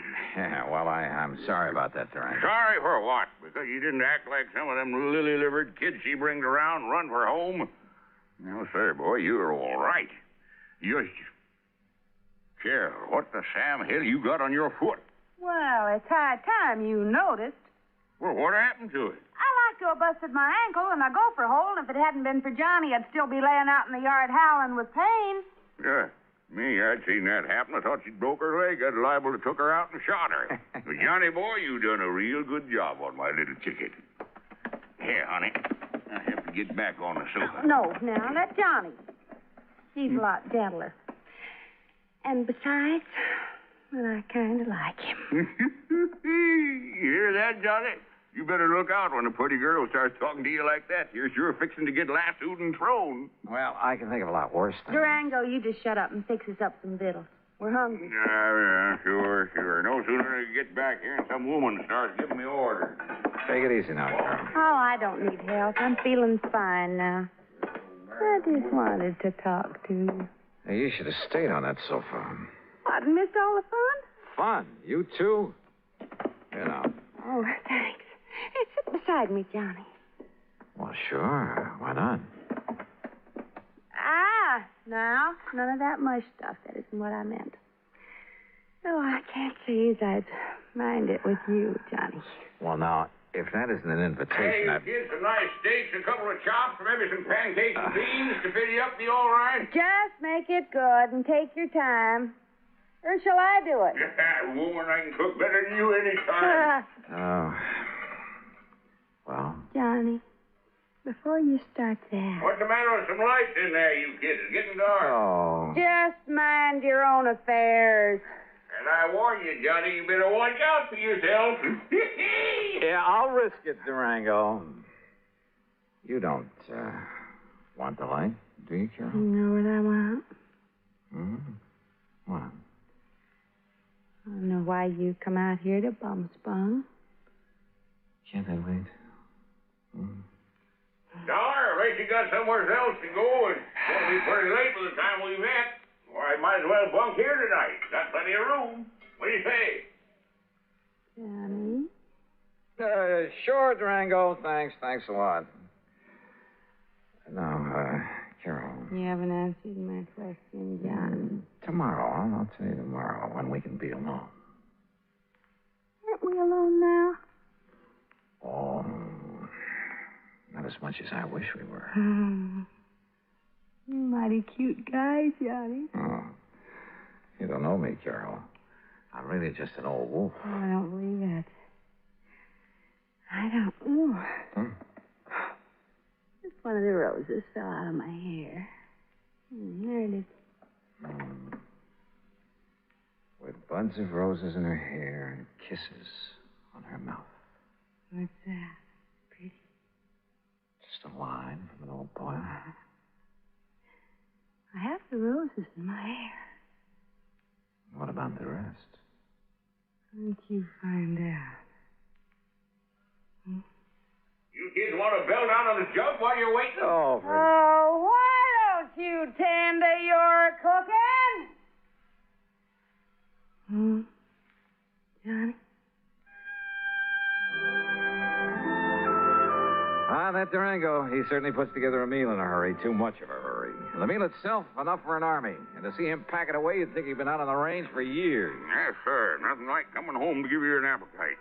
Here, scoop yourself up some more beans, Johnny. I still hadn't made any progress in my investigation and encouraged him to talk about himself. He did, willingly. And how much of it was true was something else again. Said he left his father's little farm in Colorado to hunt for gold. Said he'd found it, too, a lot of it. Claimed he'd used that money exploring for oil, wildcatting. That everything he touched had turned to money. That he'd made and banked so much he could never spend it all. That's why he'd go on those flings to San Francisco and New York, just to get rid of it. Then come back here to this little plot of ground and rest up for the next excursion to the big city. His only regret was he was too old to make the new West like the old West. Yes, sir. If I was 20 years younger, I'd ride a horse into Dodge City and show all them law and order. I'd show them just exactly how it was in the old days. Like I read about in them magazines. But if all this were true, why the counterfeit money? Those phony, washed-out $100 bills I'd seen on George Reed's desk. The bed in the guest room was as comfortable as my own, but I couldn't get to sleep. Fortunately, for long after the house was dark, it must have been close to midnight, I heard the door of Durango's room open, heard him sneak out of the house the back way. Quickly, as quietly as I could, I slipped on trousers and shoes, took along my gun, and went after him. From the back porch, I could see that there was a light on in one of the small outbuildings.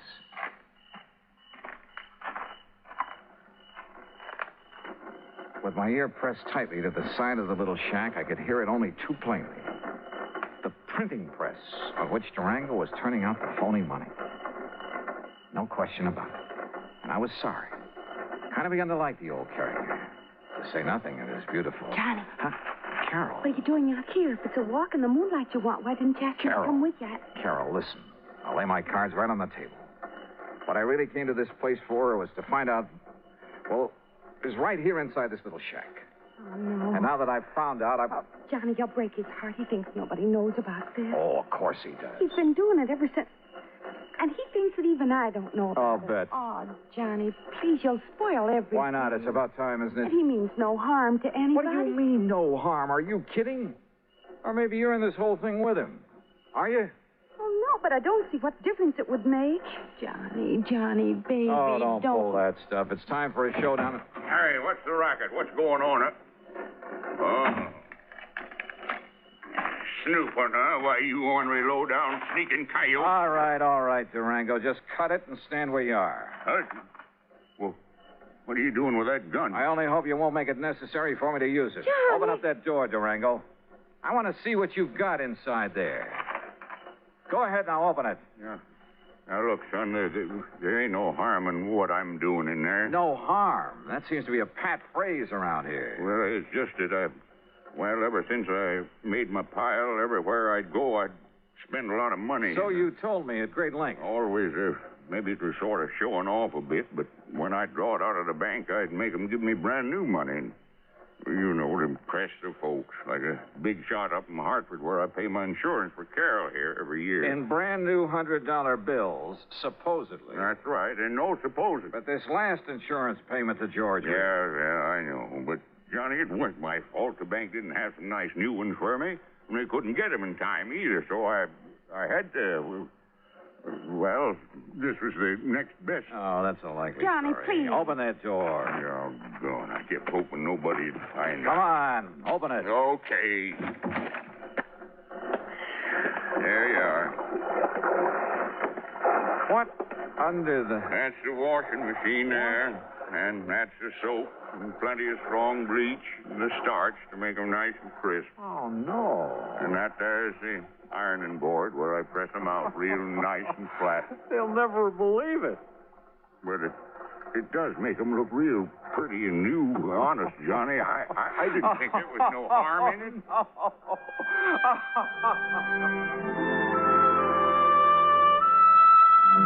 Well, there you have it, George.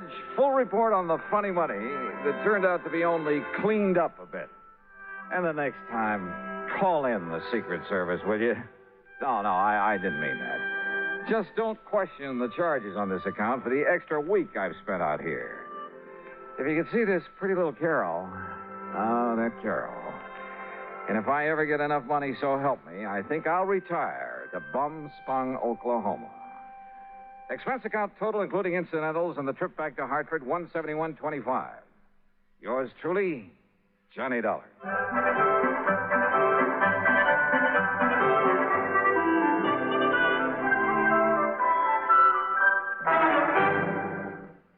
Now, here is our star to tell you about next week's story. Next week, well, just remember one thing.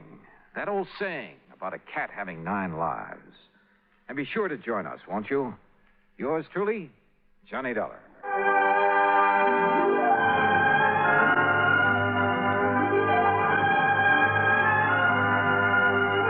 Yours truly, Johnny Dollar, starring Bob Bailey, originates in Hollywood. It is produced and directed by Jack Johnstone, who also wrote tonight's story. Heard in our cast were Virginia Gregg, G. Stanley Jones, and John McIntyre. Be sure to join us next week, same time and station, for another exciting story of yours truly, Johnny Dollar. This is Dan Cubberly speaking.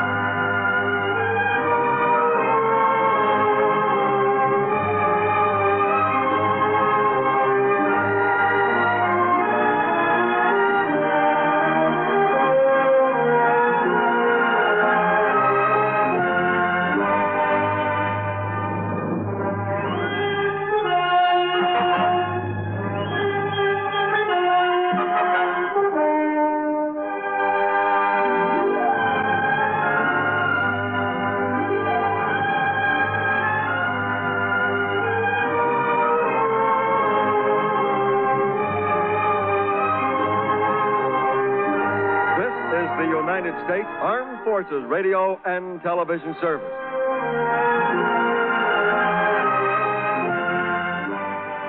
Johnny Dollar. Up and at 'em, Johnny. Huh? Who's that? Bert McGraw. Oh, hi, Bert. What's on your mind? Haley's Comet. What? Harry Haley, pitcher for the Spartans. They call his fastball Haley's Comet. Oh, yeah, sure. Great guy. Reminded me of a cross between Schoolboy Rowe and Bob Feller. Sure too bad about him and the Spartans. Breaks my heart. Oh, why? Haley's disappeared, and right in the middle of spring training. Well, maybe he got tired of playing ball. You kidding? A man that pitches like he does and is making $60,000 a year doing it? Your company hold a policy on him? For $50,000 double indemnity. But that's incidental. The Spartans don't stand a chance this year without Haley. You're wrong, Bert. Huh? What about? That policy. $100,000's never incidental.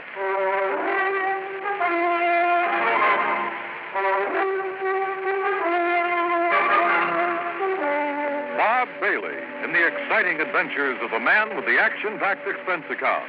America's fabulous freelance insurance investigator. Yours truly, Johnny Dollar. And now, Act One of yours truly, Johnny Dollar.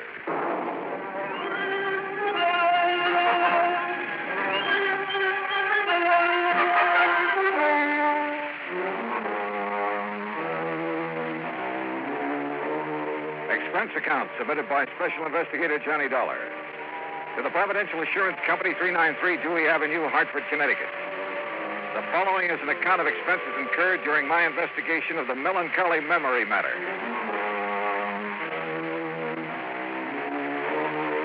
Expense account item 1, $1.20, taxi from my apartment to Bert McGraw's office. Bert's a large man with a voice to match. Before becoming an insurance agent, he played ball with the Bush Leagues and eventually spent a year with the Spartans. He'd never forgotten it. Come in, Johnny. Sit down, sit down. Thanks. Sure didn't take you long to get here. No reason why it should. But that's why I called you, boy. Always on the ball. Yes, sir, I said to myself, if anyone can get in there and pitch, it's Johnny Dollar. A man with a real batting average. And just what the job needs. Yeah, sure. So what's the catch? Find Haley, that's what. Find Haley, dead or alive. Only I sure hope it's alive. Dead, he wouldn't be much good to the Spartans. Or your company, who'd have to pay out at least $50,000, huh? Or have you forgotten about that? Oh, good gravy. No, I'm a company man first, last, and always. In fact, I'm the bird who sold Haley that policy. When was that? About 6 months ago. The day me and the boys at the Lions gave him a testimonial dinner. Who's the beneficiary? Well, the original beneficiary was Haley's sister. Her name's Mildred Womack, lives in Omaha. Oh, did Haley change the beneficiary? Yeah. Who figures to collect now? His wife. Her name... Wife? Papers didn't say anything about him being married. I know. Well, it happened recently? Since he's been in Tucson for spring training with the rest of the team. Oh, well, maybe he's on his honeymoon. Not Haley. Why not? Because, like I said, the team's been in spring training. Last week, they started playing exhibition games. Haley wouldn't miss those for anything in the world. And according to Slats Lewis, he's the Spartan manager, Haley was going to stand up against the Redlegs last Wednesday. But nobody's seen him since Tuesday night. Almost a week. Yeah, sure is. But it's still no sign he isn't taking a little vacation. Oh, Johnny, come on. This man's an athlete. A precision machine built to pitch baseballs. Did you know he started playing when he was 8 years old? Loves the game, huh? Yes, sir. And he doesn't think of anything, ever, except playing it. Oh, I wouldn't say that. Hmm? He got married, didn't he? Oh. Oh, well, you know what I mean. Okay, Bert. Well, what do you got to go on? Well, maybe I got it right here. What's that? A telegram came in late yesterday. Here, read it. Feel sure my brother Harry Haley has been murdered. Please conduct thorough investigation before settling any claim on his estate. Signed, Mildred Womack. Where did you say she was? Well, she lives in Omaha, but that wire came from Tucson. You have her address out there? Yeah. I'd better have a talk with her. That's the way I'd play it. And, Johnny, yeah? Me and the Spartans and, of course, the company are counting on you. You get a hit, okay? Coach, I'll do my best.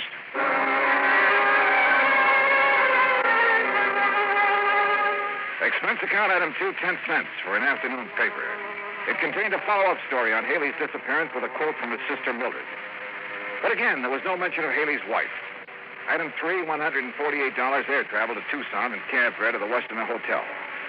I called the Casa Grande Motel where Mildred Womack was staying, then rented a car and drove out to it.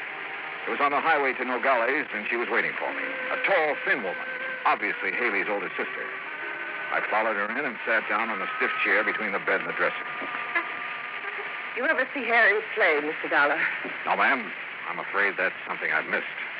Oh. Well, this is his picture in case you want to know what he looks like. I've seen pictures of him in the papers and newsreels, Mrs. Womack. Handsome man, ain't he? And famous. Too famous. All that publicity about his new contract, that's what started the trouble. How do you mean? If he'd never reached the big leagues, he'd be alive today. Do you really believe he's dead? Of course I do. Did you read my telegram? Well, yes, ma'am. But do you have any proof of his death? Have all I need. Would you mind telling me what it is? The record of my brother's doings before I came to Arizona. Oh? I didn't get out here until the day before he disappeared. I came because Harry wasn't writing to me like he was supposed to, so I hired me a detective to find out what he was doing with his time. You hired a detective to follow your brother? There's no law against it. No. Especially when I suspected something was wrong. Yeah, I've had to watch out for Harry since our pa died 12 years ago. How old is your brother? 25. That's physically. But he's still a baby. Mrs. Womack, about this proof you have. I'll get to it. See, before Harry signed up with the Spartans, he never had nothing. And after last year, well, now they're paying him a heap of money. Naturally, a man like him, simple and all, why, he was just like a ripe melon waiting for some little chippy to come along and pick him off the vine, which is just what happened. Then you know he's married. Of course I know, but I wouldn't have known if it hadn't been for that detective, Mr. Oglethorpe. You know why he kept his marriage a secret? Sure. Same reason I've tried to keep it one. What's that? Well, now, would you have gone around broadcasting it if you woke up some morning and found yourself hitched to a person called Juanita Torres? I don't know. Never met the lady. She ain't no lady, Mr. Dollar. Torres, Mexican. So? Well, you know. Afraid I don't. Oh, no. Well, this Juanita, she works in a nightclub. Dancer, she calls herself. That's what Oglethorpe told you? That's right. The way I figure it, Harry must have been good and drunk to let her talk him into marrying her. Have you met her? Hope not. And don't plan to, neither. Well, don't you think that's being a little unfair, Mrs. Womack? I don't need to. I got all the information I needed from Mr. Oglethorpe's report. Little gold digger. But she's a horrible, cheap, painted dancing girl. You're sure of that? I am. As soon as she could, she had Harry change his life insurance, making her the beneficiary. And that was like putting a gun in her hand. And you think she had something to do with his disappearance? It's murder. It ain't no That's a very serious charge, Mrs. Womack. But she's serious. Mister, Harry didn't run off. Leave me. He had no reason to. There just wasn't no reason for him to leave without telling anybody. You're sure of that? You'll find the reason. I'll change my mind. When I finally got away from Mildred Womack, I headed cross town to the Oglethorpe Detective Agency. Mr. Oglethorpe wasn't in, so I left word for him to call me, then stopped by Tucson's police headquarters. Lieutenant Snyder was in his office eating his lunch out of a paper bag. Dollar, come in. Pull up a chair. Thanks, Lieutenant. You like hard-boiled eggs? Sometimes. Me too, sometimes, but not every day like my wife thinks I do. You want it? No, thanks. Me either. Sergeant tells me you hear about that Haley case. Yeah, that's right. Well, that's not much, but you're welcome to anything we have on it. Well, what do you think's happened to him, Lieutenant? I don't know. When I'm around that sister of his, I'm convinced he's been murdered. When I start thinking about it logically. Yeah? Well, if he was murdered, where's his car, for instance? That missing, too? It sure is. Bright new red convertible. Well, if you've got the license, it shouldn't be too hard to find. Man like Haley shouldn't be either. Face as well known as his, you'd think somebody'd spot him. Dollar, we got an all-points bulletin out on both sides of the border, but so far, nothing. Just how far is the border from here, Lieutenant? About an hour's drive. Could be he's down there someplace. Yeah, but like his sister said, why would he leave his team, his friends, his sister, all of them, without even a goodbye? No, it's got me. What's his wife say? Oh, didn't you know? No, what? She's gone, too. Disappeared the same day Haley did.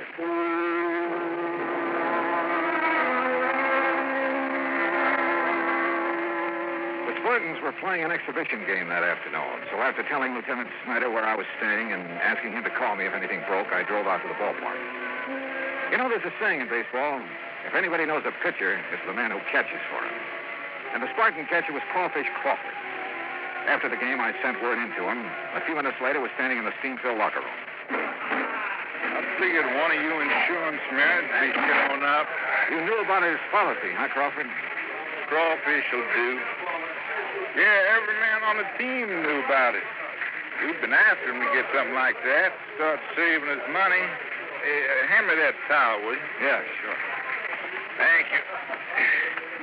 Now, what was it you wanted for me to tell you? Anything you can about Haley's disappearance. Well, there ain't nothing much to tell. Well, did you see him at all the day he disappeared? Sure. He was my roommate. This was our second year together. A real nice boy. Picked up his clothes, showered every day, didn't snore. Are any of his clothes missing? No, nothing. He even left his razor and toothbrush behind him.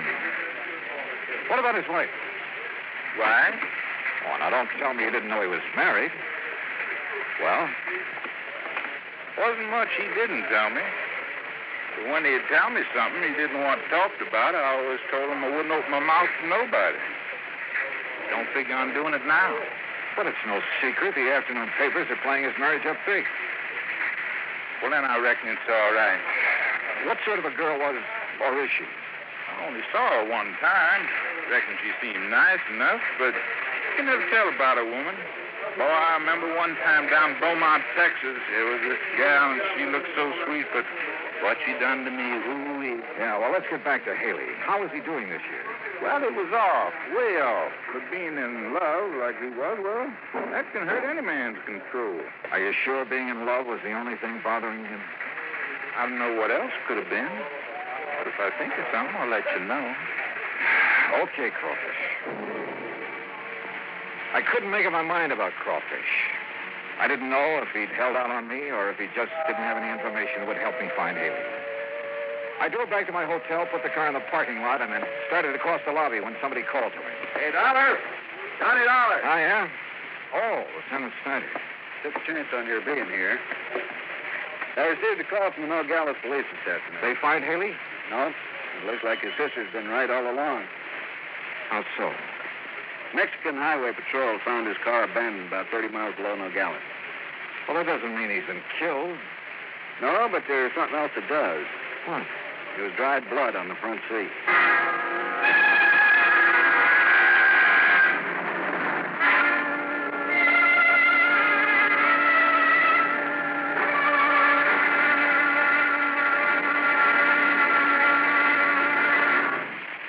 Act two of yours truly, Johnny Dollar, in a moment. Our flag now numbers 50 stars. And behind each star, there stands yet another flag representing one of the 50 states. Vermont's state flag, in its early form, imitated our national flag, uniquely bearing 17 stripes and 17 stars, with only the inscribed word Vermont to distinguish it.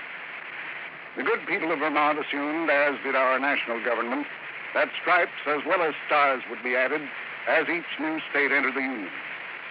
Vermont entered the Union after Tennessee and Ohio, and with Kentucky to join shortly, the Vermonters naturally put 17 stripes on their flag.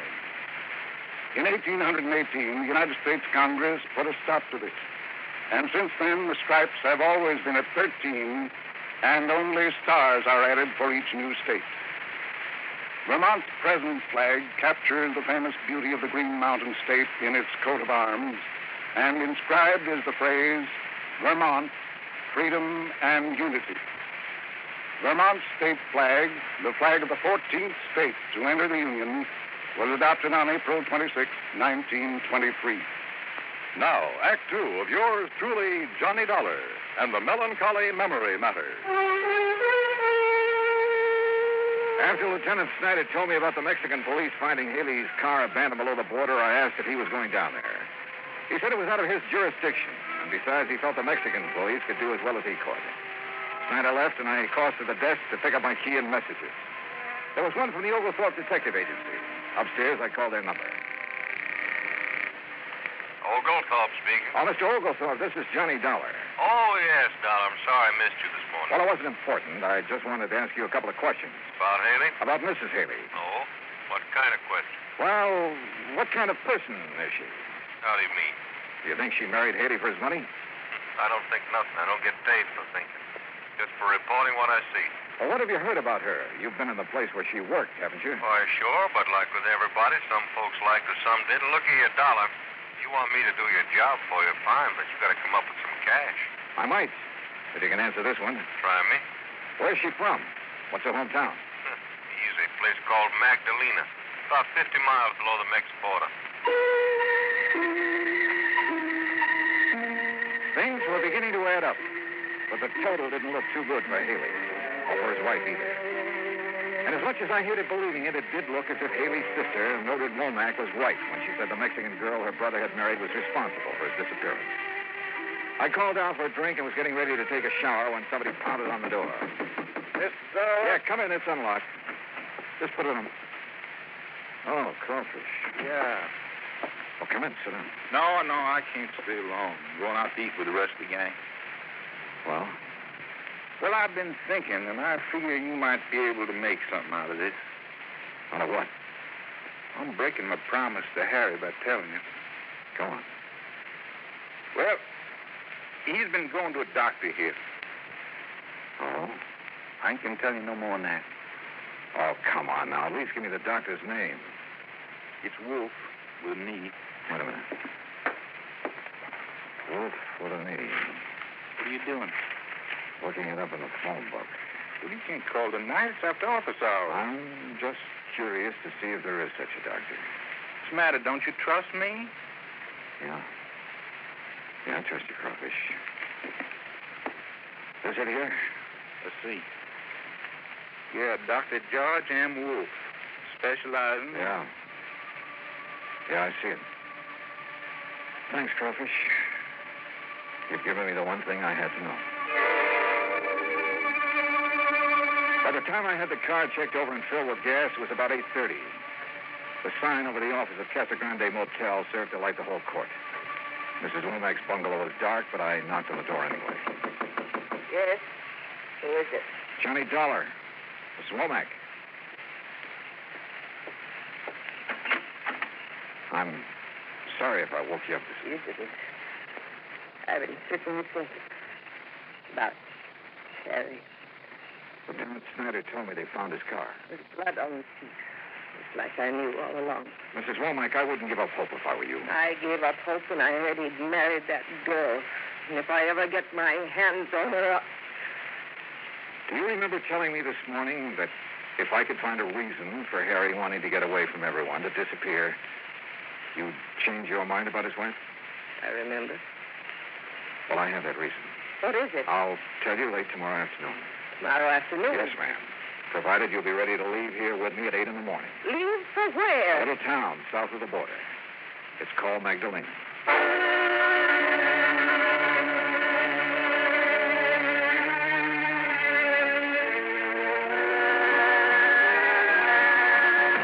It's 65 miles from Tucson to Nogales. We made it in an hour. But from there on, the road became progressively worse. It was early afternoon when we reached the outskirts of Magdalena. Oh, really, Mr. Dollar, I wish you'd tell me what we're doing down here. I'll tell you when I'm sure, Mrs. Womack. You mean this may be a wild goose chase? It may be, but I don't think so. Oh, really? Oh. You'd think they'd have sense enough to keep their chickens at home. You don't care much for the Mexican people, do you, Mrs. Womack? No, I don't. Why not? You know? I sure do. Because they're so poor and dirty. By our standards, I guess some of them are poor. But as for being dirty, have you ever seen American ditch diggers or farmers after a hard day's work? Well, what about their children? They're always filthy. Like those over there. Huh? Where? In that field. See them? Yeah. Yeah, I sure do. Mr. Dollar, what are you doing? Be right back. Mr. Dollar?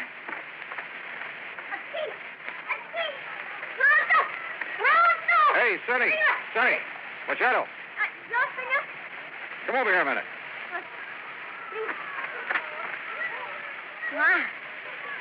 Here it comes. Yeah, that's right. You understand English? American? Poco. Good. Whoever taught you how to play baseball? You do not know too good, senor. Yeah, I see. You have 5 bases out there. Yesterday, for the first time, she came strength to us. I am sure there's 5 bases. No? No. Oh, it does not matter to you.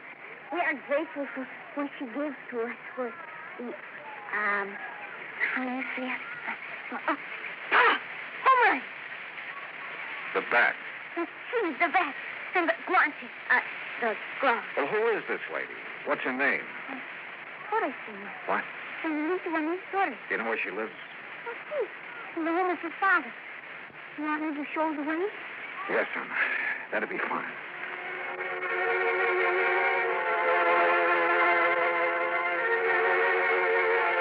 But Torrey's family home was a large, rambling ranch house made of red brick and tile.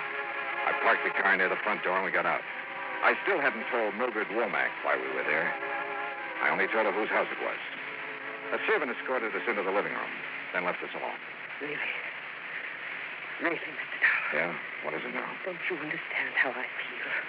You think I can face these Torres people after that little daughter has got away with my property? Your brother hasn't been done away with, Mrs. Womack. Oh, you aren't really sure of that. I'm not sure of anything. Whose blood did they find on the front seat of his car? Why not ask him?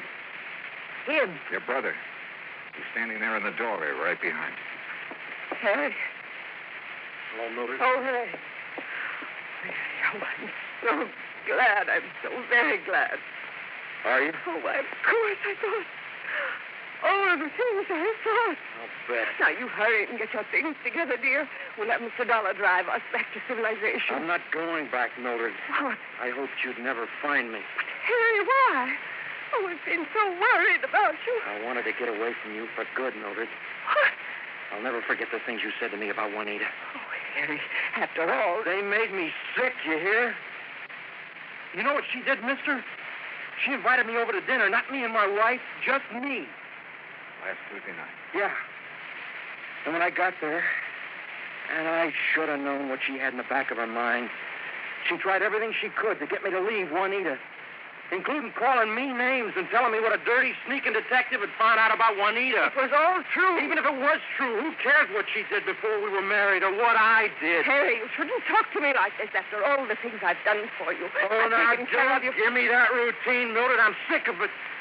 Ever since I was a kid. But I did everything for you, even after you grew up. Sure. Even tagging along every year to spring training to see that I behaved like a nice little boy. Harry. Well, ain't it the truth? I had to protect you, Harry. Don't you understand? You're all I have. You can get a husband. And have him leave me like Joe did. Joe left you because you were so busy making a fuss over me you never had time to even cook his meals. Oh, Harry. Oh, Harry, please. Your name's Dollar? That's right. Insurance investigator. We thought perhaps you... met up with an accident, huh? Yeah. What about that blood in your car? Hit a chicken on the way down here. We were a little tight by then. Thought the blood would make it look like we'd been killed. Nobody come looking for us. Why didn't you take your clothes? 2 reasons.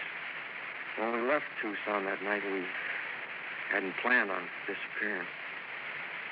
What's the other one? Mildred bought most of them for me. Harry, don't hurt me, please. I couldn't stand it if I thought you... You're out of here, Dollar. No, I won't leave. Go on back to Omaha, Mildred. Back to your roses and your cat. I never want to see you again.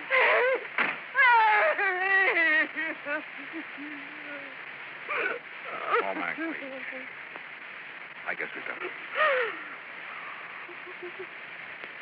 Mr. Dollar, have I been wrong all this time? Selfish.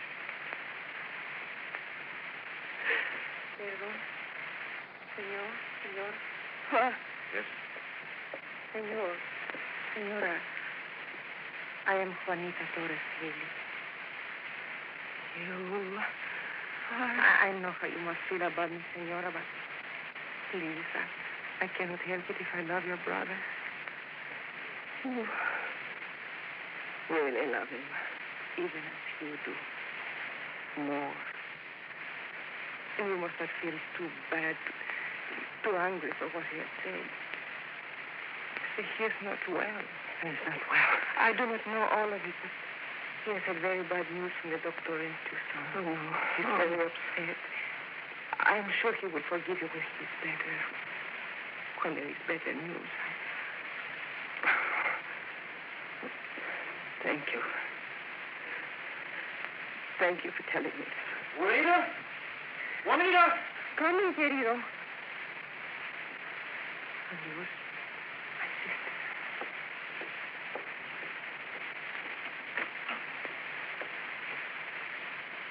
Well, Jane. She's a lovely girl, isn't she? yeah. Hey, do you see her, senor? She's just left. Yeah, we saw her, thanks. 5 spaces. You tell her that was them? No, that's something you'll have to do. Oh, see. I will. Adios.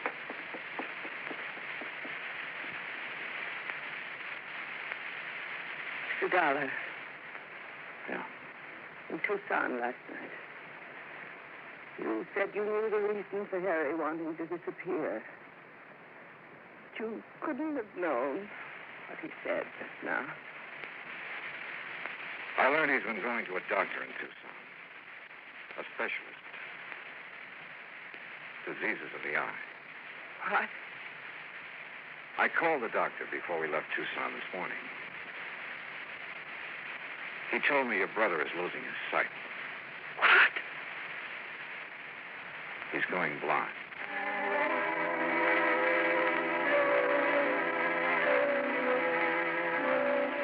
Some people you just can't figure. Mildred Womack stayed on in Magdalena. Yeah, she rented a small adobe house and did what she could to help her less fortunate neighbors. Harry Haley never played ball again. But he retained enough of his sight to show the junior Magdalena Spartans the difference between 4 bases and 5. Expense account total, including car rental, hotel bill, incidentals, and transportation back to Hartford, $579.12. Yours truly, Johnny Dollar.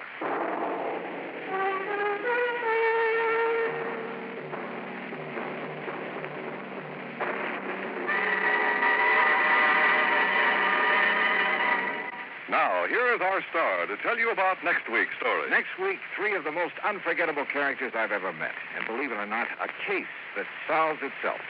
Join us, won't you? Yours truly, Johnny Dollar.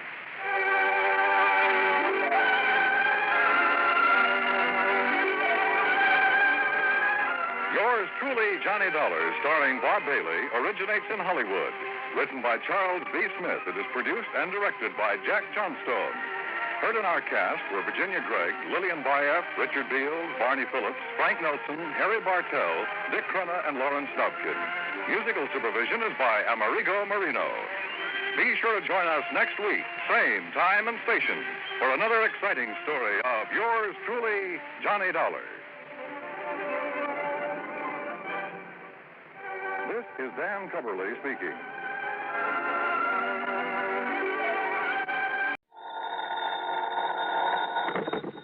Johnny Dollar. Johnny, you better come right on back out here. Yeah, back out where and who are you? Johnny, this is Red Bear. The fishing guide out there at Lake Mojave Resort? That's right. Red? The best fishing guide west of the Rocky Mountains. Yeah, I'll go along with you on that, and I should have recognized your voice. But where were you last week when I was out there? Over to Kingman, Arizona for a couple of days. That's where I ran into some trouble, Johnny. Bad trouble. Oh, what kind, Red? Well, when Avery Nicolette died... Avery Nicolette? Yes, sir. Well, I went over to bury him on account I was the only real friend he had. Yeah? And also to attend to his money and things. He left them to you, Red, huh? Well, you see, Avery showed me his will a couple of months ago. He wrote it all out himself, real legal, from some kind of a book he bought. Yeah? And he said he was leaving everything to me. Insurance and money and everything. So? But when I dug that will out of its hiding place, well, Johnny, somebody changed it. Well, weren't the police and the insurance company able to see that? They claim that I'm all wrong, Johnny, but I know better. You're sure? Only trouble is, Well, Johnny, if you ever expect to see me again... You mean that somebody's threatening you? If you ever expect to see me again, you better come out here. Red. And if I was you, I wouldn't waste any time. Johnny. Okay, Red, I'm on my way.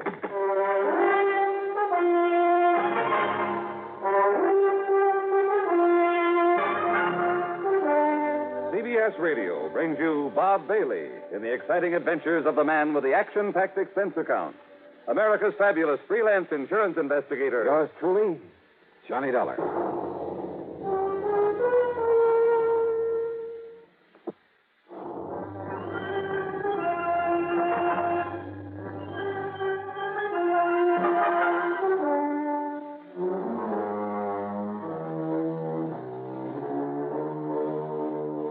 Expense account submitted by Special Investigator Johnny Dollar.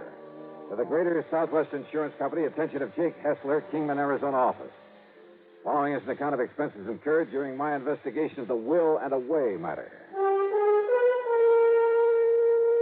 Expense account item 1, $154.50, plane transportation from Hartford to New York to Las Vegas, Nevada. Item 2, $50 deposit on a rental car. Instead of driving directly south to Lake Mojave Resort, I took Highway 93 to Kingman, Arizona. I went straight to Jake Hessler's insurance office on East Palm Drive. Johnny Dollar. Well, sit down, Johnny. Tell me all about you. Thanks, Jake. Well, I suppose you're here on account of Avery Nicolette's insurance. That's right. Wrote his policy himself. 10,000 straight line. And the beneficiary? To be named in his will. That's the way the policy read. Well, isn't that rather unusual? It's highly irregular. Took a bit of doing with the company, but that was what he wanted, and that's what he got. And it's made us a lot of trouble. How, Jake? Well, first of all, after he died, nobody knew whether he'd even made out a will. All right, then. That is, until some old character from old Lake Mojave come along and showed us where he'd hidden it, there in that house he was renting. That was Red Barrett. That's right, Lloyd Barrett. He called himself Red. I understand he was a very good friend of Nicolette's. Only real friend he ever had, I guess. They used to do some prospecting or cattle raising or something together. And Red was named to get everything Avery had except insurance. Well, what was there besides the insurance? Avery's clothes and money. How much money? A couple of $1,000 he had in the bank. Now, look, about that will. Johnny, we was glad enough to have him find it for us, and it was okay. A holographic will, but okay. But when Red claimed that Avery was leaving everything to him, only the will said otherwise. Red called me on the phone, Jake. Yeah, he threatened to do that. And he told me that will has been tampered with. That's what he told us, only it wasn't done. And if you don't believe me, you can ask the police and the lawyer about it, only ask them gentle. Well, what do you mean by that? Well, they got so fed up with Red having no grounds to substantiate his claim that... Well, they told him if he didn't stop lying about it and bothering them, they'd throw him in clean. Oh, Jake, I know Red. I know him well. I know that now and then he might stretch the truth a bit about some of his experiences, the places he's been, about the big fish over there in Mojave that he knows by their first name. Johnny, that's the very reason. But there isn't a malicious bone in this whole party. And I refuse to believe that he'd ever lie or try to pull a fast one for $10,000 or $10 million. Yeah, but Johnny... Now, who is supposed to get his insurance? A fellow named Louis Marino. Who's Louis Marino? Well, according to Mrs. Turner... Who's she? Mrs. Mary Turner. She was a kind of a nurse and housekeeper for Avery the past few months. A real nice woman. And according to her? Well, she didn't know much about this Marino, but she'd heard Avery mention him once or twice, that he lived up in Vegas. And, of course, she saw his name in the will when she witnessed it. Who else witnessed that will? Old Tim Hansen. Well, what does he say about it? Well, Tim got killed about 3 months back one night in April. Got drunk and run his car off the highway down towards Needles. Oh, he's no help. Where do I find this Mrs. Turner? Still at the house Avery was renting. And she swears that Marino was mentioned in the will right from the beginning, huh? Yeah, but your friend Red Barrett... Okay, Jake, I'll see you later. You going over to see her? First, I think I'd better talk to Red over at Lake Mojave Resort and get myself a room for the night. Ask me, Johnny. You're just wasting your time and your money. Oh?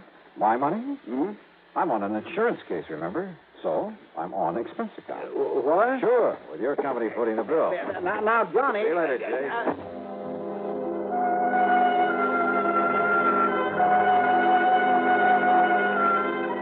It was after dark when I reached the Lake Mojave Resort. And yeah, Red was waiting for me in his comfortable motel room. We got right down to cases. And I tell you, Johnny, that when Avery showed me that will, there was never any such a name as Louis Marino on it. And that was a couple of months ago. On his birthday, May 11th. I'd taken him a couple of nice steaks to celebrate. Yeah. Now, what was this about your being threatened? Threatened? Well, that's what you implied to me over the phone. Well, now, wait a minute. Were you just stretching things a bit to make sure I'd come out here? Oh, well, now, Johnny. Yeah, I should have known it was something like that. No, sir. Oh, that is...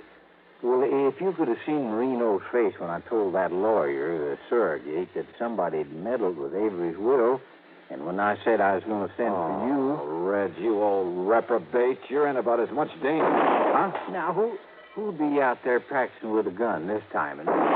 Get down. Douse the lights. Sure will. Johnny, that nicked my shirt.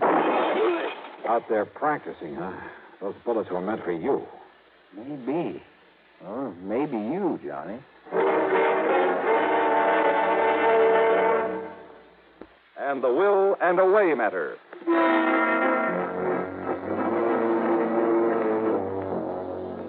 I thought Red Barrett there at the Lake Mojave Resort was spinning another one of his yarns when he told me he was being threatened by the beneficiary of the insurance he felt that he was entitled to. That is, until a couple of gunshots crashed in through the window of his motel room. Yes, sir, Johnny. That Louis Marino knew that I was going to send for you, so those shots could just as well have been meant for you as for me. Wait a minute, Red. Somebody... Stay low. Leave the lights out. Hey, Red. It's Buster. Buster Fabian. Yeah. Johnny. Hi. Red said you were coming out here to help me. Yeah, Buster. Pull down the blinds, Red, and turn the lights on again. Sure, Johnny. Those shots, Johnny, and I heard this window break. They came from a car up on the old mine road above here. And the car took off and went over the hill. So it looks like Red was right. Red, how much do you know about this Louis Marino? I tell you, Johnny, I never even heard of him until I dug Avery's will out of the linen closet there at his house, and I saw Marino's name on it. Only thing I know about him is that he's been living up there in Vegas, working in a garage, about 3.5 months now. Then he must have arrived there shortly before old Tim Hansen died, which probably doesn't mean a thing. Well, old Tim was the other witness to Avery's will. Johnny, I knew old Tim pretty well. He was kind of a general handyman over there in Kingman.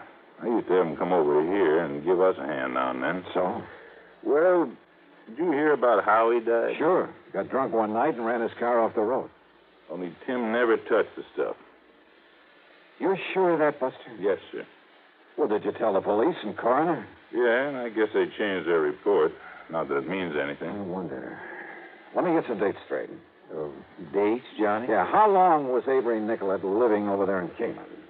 Since January. And before that? California, working in the oil fields. But the doctor told him if he didn't get over here in the desert, that his lungs wouldn't hold out more than a couple of months. When did Mrs. Turner take over as his nurse and housekeeper? Oh, Mary started working for him in March when he took real sick. That's when he made out his will, too. And Mary and Tim were the witnesses. That's also about the time Louis Marino arrived in Vegas. Well, yeah. Johnny. No, let's not try to tie these things up until we have good reason to. Well, you ask me. Then it was back in April that Tim Hansen died. Yes, sir. And when did you see the will? In May. That was the time I almost got killed. What? Oh, coming over the pass that night on the way back here, the steering on my car gave out. Wait a minute. Did anyone examine it after that happened? Well, I had it fixed, if that's what you mean. No, that isn't what I mean. What are you thinking of, Johnny? Plenty, Buster. Red, where is that will now? Well, it's still with Lawyer Robbins, I guess. Over in Kingman? Yes, sir. He's the surrogate on it. And he lives right over his office on North Poplar. Good. Then I'm going over there to see him.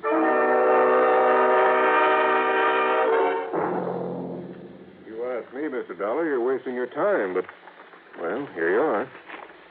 Last will and testament of Avery Charles Nicolette. And it's all in order. Perfectly legal. I couldn't have dictated a better letter myself. The part that Red Barrett claims was added to is... To my best and oldest friend, Lloyd Barrett, I bequeath the whole of my estate. It's right here. With the exception of the proceeds from my life insurance policy, which are to go to Louis Marino of Las Vegas, Nevada. You see? It's in his same hand. Yeah, it looks to be. It is. I even had Mr. Brinkerhoff down at the bank check the handwriting. Even the police brought in a handwriting expert. Wait a minute. What?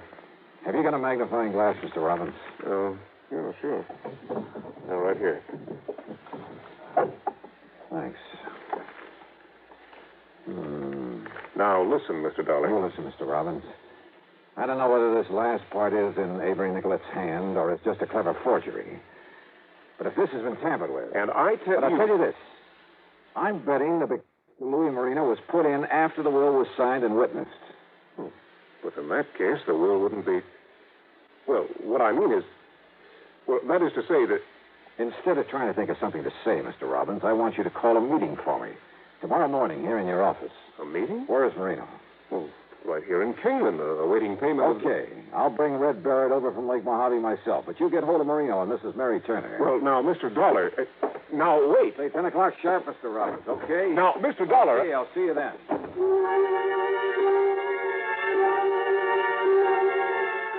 As it turned out, I didn't go back and pick up Red after all.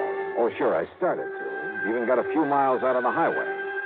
But I ended up by telephoning him from a room I'd taken at a motel right there in Kingman. As for my rental car, well, I don't want to sound dramatic, but what happened was this. About 2 or 3 miles out of town as I was driving along, a funny buzzing noise in the motor. And it stayed real constant even when I slowed down. Well, I've heard that noise before, so I decided to get as far away from that car as I could, but fast. And I ducked behind a mound of gravel there at the side of the road. Yeah.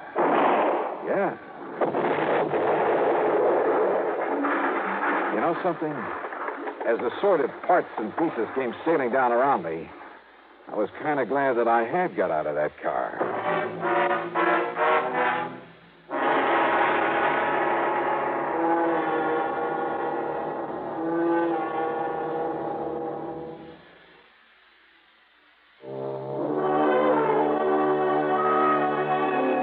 I guess I had underestimated the Kingman, Arizona police. When I called them after having my car blown to bits, I learned from Sergeant Tommy Parker that they, too, had been suspicious of Avery Nicolet's will, and particularly of the main beneficiary, Louis Marino. First thing in the morning at police headquarters, Parker laid out the facts for me. Well, it was the police up in Vegas who first ran a make on him, Dollar. Why, Sergeant? Because he'd gotten thrown out of a couple of gambling joints up there when he tried to get a job. Before he worked in the garage. Yeah. And the men who run those casinos are a pretty wise bunch.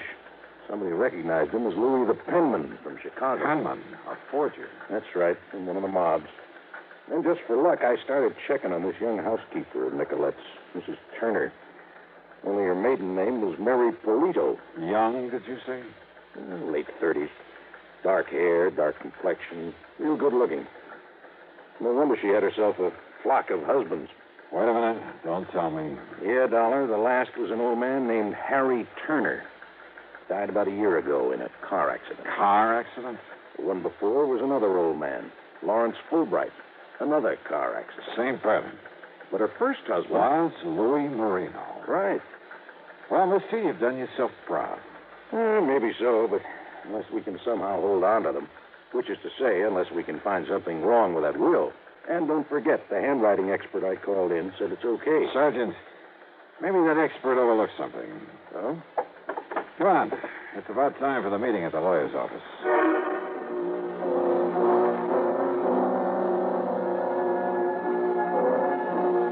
Wisely enough, Sergeant Parker decided to stick around outside while I went into the meeting. Present were Mr. Robbins, the lawyer, Red Barrett, Louis Marino. I couldn't blame Red for not liking his looks. And Mrs. Mary Turner. At the moment, Red had the floor. And I tell you, I don't want the money. I'll give it to charity. But I don't want it going to somebody that Avery never even heard of. What do you mean he never heard of me, you crazy old bum? Because he would have told me. That's why. Because he told me everything. Yeah? Well, I'm sorry, Mr. Barrett, but I'm sure I heard Mr. Nicolette mention Louis Marino many times. And when I saw his name in the will... Somebody put it there after I saw it. You're crazy. All right, now, folks. Listen, old man, if you think you can break this... Maybe I can, Louis. Huh? Who's this gentleman, Mr. Robbins? This is Johnny Dollar, Mrs. Turner, investigator for the insurance company. Well, good. Not that it makes any difference to me whether Mr. Marino gets that insurance money. Oh, I think it does, Mrs. Turner. Mrs. Mary Polito Marino Fulbright Turner. What? Did you toss in a Marino somewhere along there, Johnny? No, Mr. Dollar. Listen here, Dollar. Marino, it may be tough proving that you caused the death of the other witness to that will, poor old Tim Hanson. It was a car accident. He was drunk. They found the bottle right beside him. He never took a drink in his life. I suspect that bottle, if there was one, was planted in his car by the mechanic who tampered with his steering. Who said? And come to think of it, you are a mechanic, aren't you, Louis?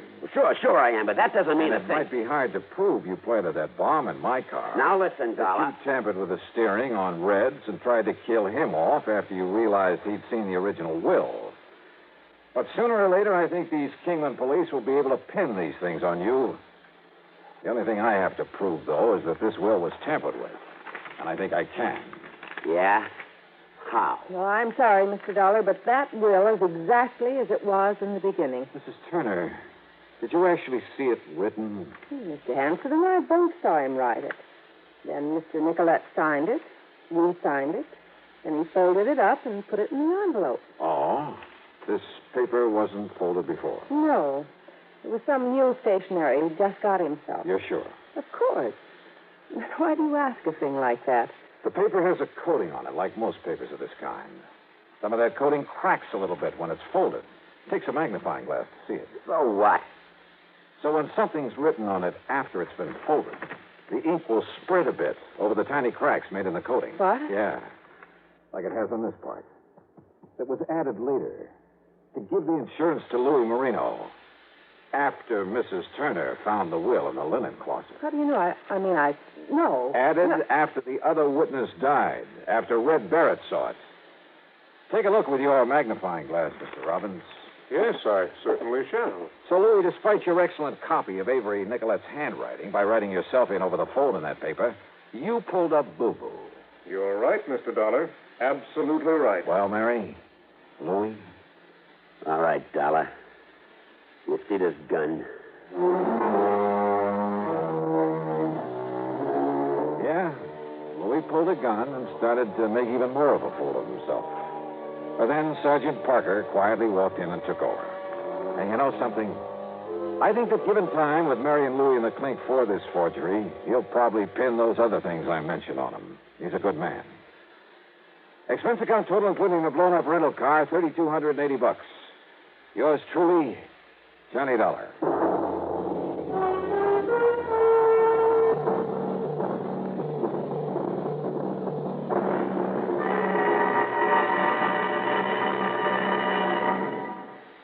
Star to tell you about next week's story. Next week, a beautiful girl, a terrible storm, and a miracle. Join us, won't you?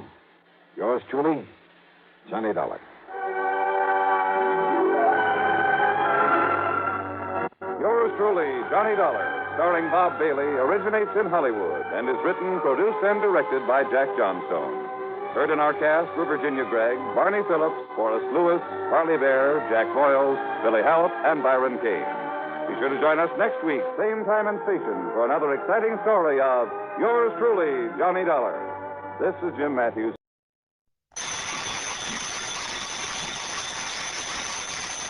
Johnny Dollar. Well, it's about time. Huh? John, where have you been? Oh, I just took a couple of days off to... Hey, now, wait a minute. Who are you? This is Harry Branson at Philadelphia Mutual Liability and Casualty Insurance Company. Harry, where have you been? What? Well, do you know it's been 6 or 7 months since you've called me in on something? No, it's only been a little over 5 months. 5.5 months, I should say. As a matter of fact, it's actually 5 months. 12 days. Okay, Harry. So where have you been? Well, as a matter of fact, I've been right here in my office at Philadelphia Mutual, here on Walnut Street. Here. John, you're trying to change the subject. Yeah? From what? Why, from the insurance matter that has me concerned at the moment. What insurance matter? The one I'm calling about, of course. Harry. After all, it was you who insisted that we sell him the policy. Oh, it was, huh? Though for the life of me, I still can't believe that that's his legitimate name. Smokey Sullivan. Well, it's as true and legitimate as any... Smokey? Well, what about him? John. Yeah? Well? I told you it was only because of your stubborn insistence that we agreed to insure that underworld character. Okay. So what's happened to him? Has something happened to him, John? Well, has it? I don't know. Well, if you don't know... Harry. Well, will you see what you can do about it? But you haven't told me about what? Good heavens, man, do I have to give you a printed diagram, spell out every... Okay, Harry. I'll grab a train, maybe a plane. I'll be down there to see you. Well, now, I don't know that that's at all necessary. It is if I'm to get any sense out of you. Why, John. Yeah.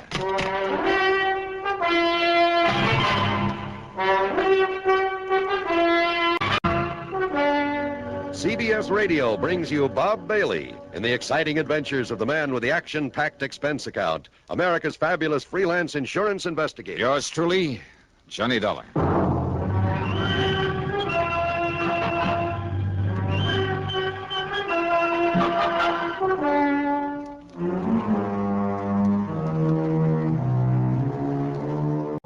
Expense account submitted by Special Investigator Johnny Dollar. To the Philadelphia Mutual Liability and Casualty Insurance Company, Home Office, Philadelphia. Investigation of the real ski matter. In spite of the way he sounds, in spite of his being a literal-minded, excitable worrywart, Harry Branson is a good insurance man.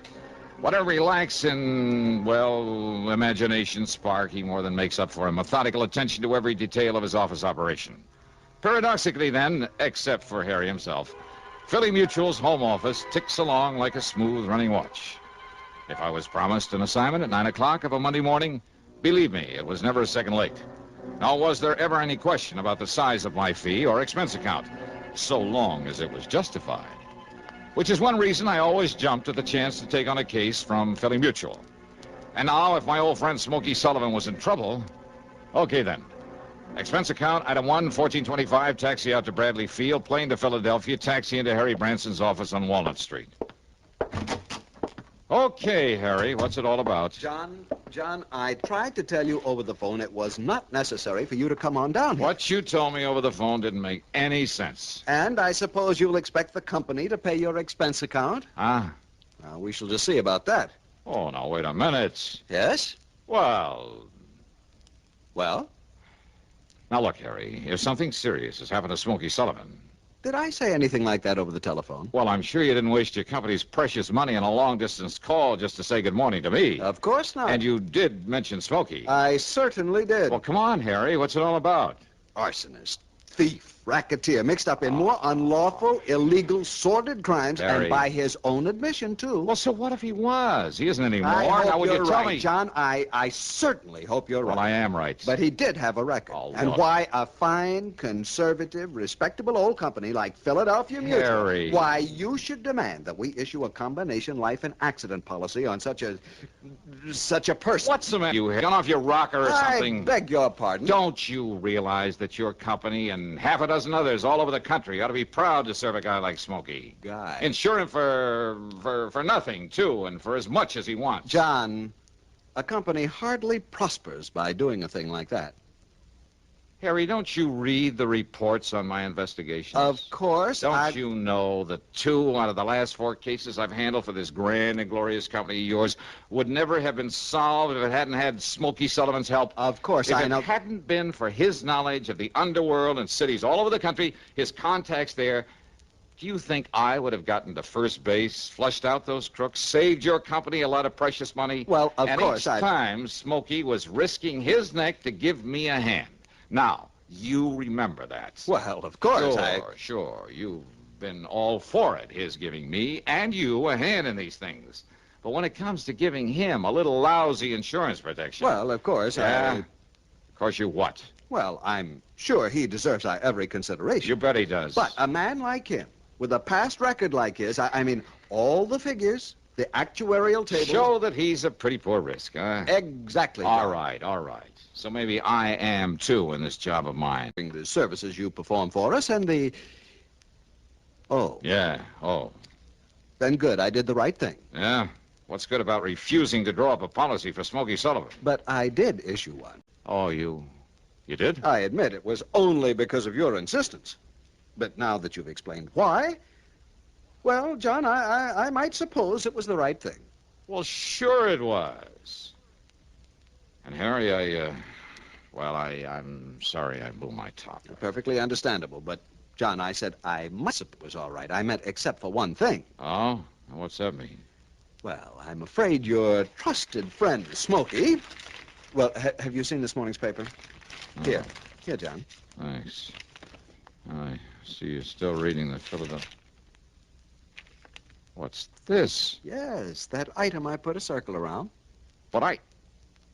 Oh, no, Harry. No. This can't be right. And now, Act Two of yours truly, Johnny Dollar, and the real Smokey matter.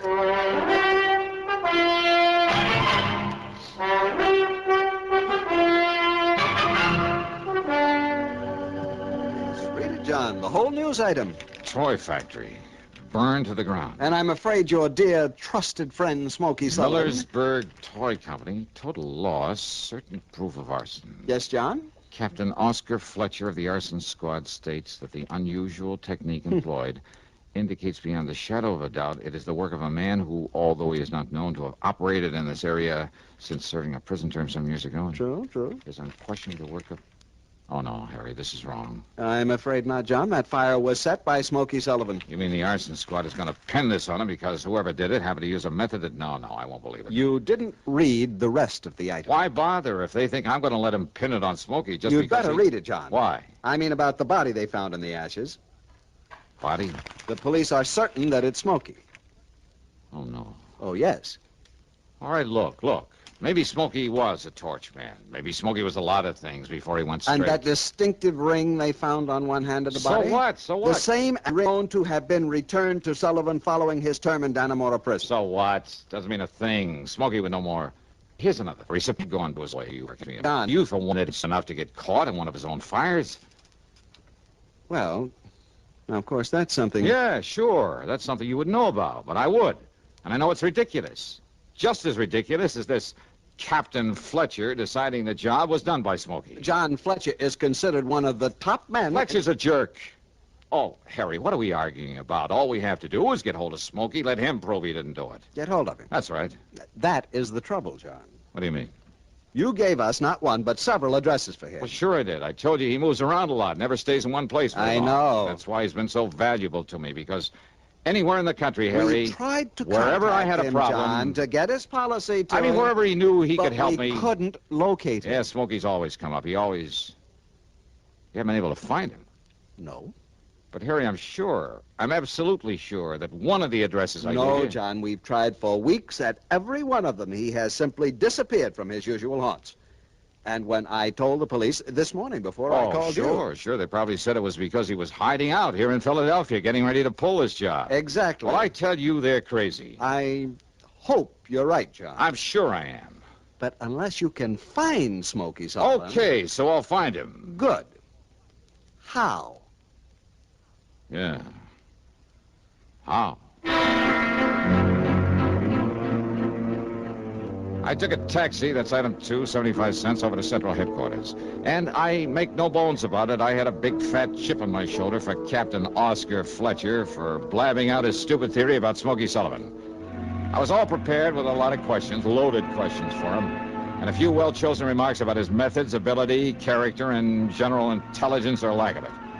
But when I met him, I realized this was a mighty able man. The kind who doesn't go off half-cocked. And when he led me down into the morgue...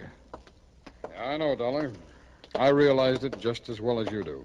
That modus operandi could have been used by any one of a dozen known firebugs, present as well as past. Then all right, then, Captain. But I also realized that naming a suspect would put the others off guard. Well, yes. So the minute we decided it was arson, I named Smokey Sullivan.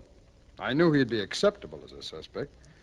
So before we even found the body... But now that he's served his time, now that he's trying to make up for the old days, don't you see, Fletcher, he doesn't deserve this sort of treatment. Now that he's on our side? Doesn't he? Well, why hurt him now? Now that he's on the level. Dollar, I brought you down here to look at the body.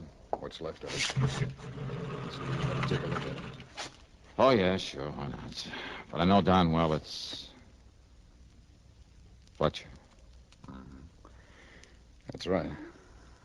Same general bill. The same. I know. I couldn't believe it myself. No, listen, it can't I'd be. spread the word about him for the reason I told you before I saw this. Now, when I did, I couldn't believe it myself. I mean, after what little the fire had left. No, it can't be, Fletcher. There must be hundreds of men like this, thousands of them right here in Philadelphia. Wearing that ring? Yeah, that is Smokey's ring, isn't it? I know. I never saw another one like it. So? Dollar? Well, there's only one way to prove this isn't Smokey Sullivan. By finding him, wherever he is. Now, we tried that. Your insurance company tried it. They tried it for weeks. Then I'll try some more. Huh? What's the use, Dollar? Arson. Smokey's record. What's left of this body that was found in the ruins. And whether it's positively identifiable is beside the cause of that ring. Now, whether you like it or not, Dollar, it all adds up. I'm sorry, Fletcher. Yeah, so am I, Dollar. No. I mean, I'm sorry, but I don't believe it.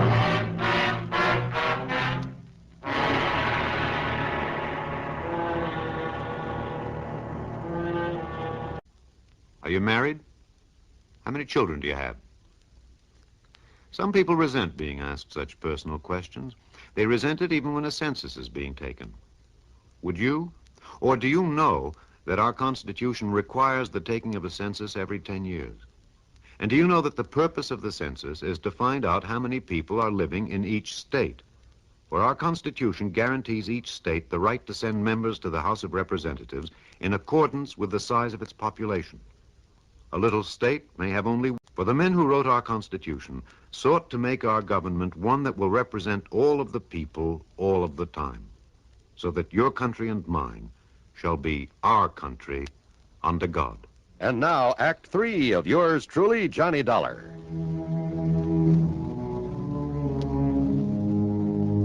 Item 3 over the next 4 days is $81 for room and board. More important, though, during the time is $116 for phone calls and telegrams to friends, newspaper men, police departments all over the country.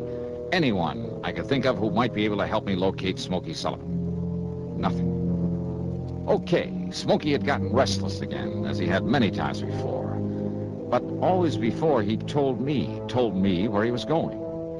Yeah, maybe he tried to call me after I'd left Hartford. So one of those calls went to my answering service up there. No word from him. And there was always that body in the morgue. So unless I could somehow prove Smokey was alive, locate him. But how? And the only time that Smokey had ever contacted me was when when he thought that maybe, yeah. Item 5, 10 cents for a call to Marty Ross, a top reporter on Philly's biggest morning paper. I told him he'd find a story in exactly half an hour at the corner of 13th and Pine.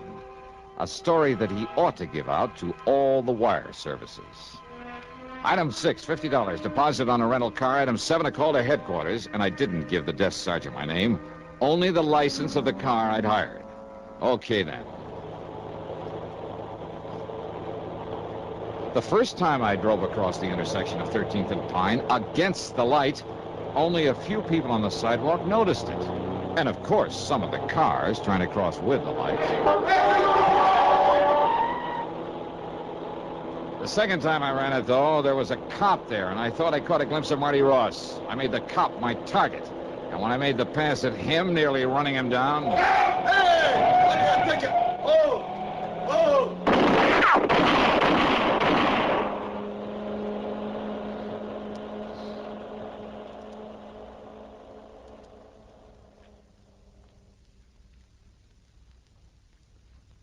I was a little... It wasn't until the middle of the next morning that he got around to calling on me. Here you are, Captain. Cheers, Conroy. Thanks, I'll quit it. All right, Dollar. What's the big idea? Sit down, Captain. Cigarette? How'd you get those in here? Old friend of mine. You mean Marty Ross? Yeah. The guy that... Dropped in to see me this morning. Left a pack of these. Friend? Yeah, his story, your crazy stunt, is all over the country by now. Boy, what's the matter with you? Did you go off your rocker? Yeah, kind of looks that way, doesn't it? Sure you wouldn't like a cigarette? Cut out the clowning, will you? Now, you're in trouble, boy. Oh, I don't know. Well, I do. Well, now, I thought maybe you, an old friend of mine, could maybe pull some strings. You're out of your mind. Why'd you do it, darling? You drunk? No. Is that what you were because of your worry over Smokey Sullivan? Now, come on. Give. Well, I guess I'd better wait until my hearing before I say anything. Hey, guard. Dollar. You want to let Captain Fletcher out of here? You cut this out, will you? Now, come on, Dollar. Tell me what it's all about. Well, come on.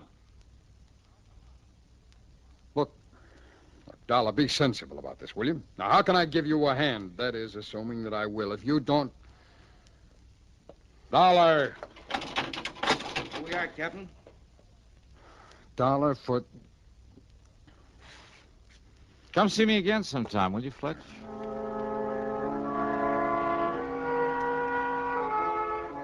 Well, after 2 days in that cell, even the guard wouldn't listen to me, just kind of sneered at me. I began to think that maybe I'd overplayed my hand. I asked if he'd get Captain Fletcher back to see me. No response. When he brought in the meals, I argued, I pleaded, I threatened him, reminded him that a citizen has some rights, even in jail. Well, he walked away as though he didn't even hear me. Then, the morning of the third day, I was handcuffed and led upstairs to a small hearing room, I guess you'd call it. At any rate, there was a man there in judge's robes and a pretty cold-blooded expression on his face. Your name is Johnny Dollar. Yeah, that's right. Now, Your Honor... Instead of the usual formal hearing, I've decided not to waste any time on your case. Well, Your Honor, maybe it was kind of a crazy stunt. But when I tell you the reason for it... It's no use, Mr. Dollar. These circumstances are deadly and civilly against the VOP's office. Well, now, wouldn't it... Silence, or shall I send you back to your cell? Well, now, look, is this some kind of a... Your Honor... Silence. Do you call this a hearing? I do not. Well, all right, then. Silence, please. Your caper with that rental car involved more than might have met the eye. Well, it was meant to. Don't you see? Don't you... Yes, sir. That apparent attempt on the patrolman's life. But someone had called headquarters to look out for that car. Someone had also called a newspaper man to be sure that he now... Just let me finish. Yes, sir. But then the appearance early this morning from somewhere on the West Coast, I believe, of a man we'd been looking for. Ah. Yes, Dollar. Captain Fletcher had been looking for him in spite of the body in the morgue. Then, Judge... Smokey Sullivan came here to help you, as I'm sure you hoped he would. Yeah, I knew the newspaper reports... Will you please keep quiet? Yes, sir. Well, Dollar, when Smokey arrived here, Fletcher took him right over to the scene of the fire. Smokey immediately recognized the handiwork of an old crony of his who could almost have passed for his twin. Then... The only other man he ever knew to wear the same kind of ring he wore and still wears. Smokey's waiting in there, by the way, to see you. Then you mean that you know... I mean that your crazy caper worked, Johnny. Conroy, take off his handcuffs. Oh, boy. Judge, you're okay. And you say that Smokey's in the next room? Hi, Joy. Smokey. Yeah. Smokey, you old son of a gun. Yeah. Now, just 1 minute, Johnny. Yeah. I mean, yes, sir. We're deeply indebted to you for this. It was all done most ingeniously. Well... And as for the traffic violations, you're fined $15. Oh, But next time, please don't scare one of our patrolmen out of his wits.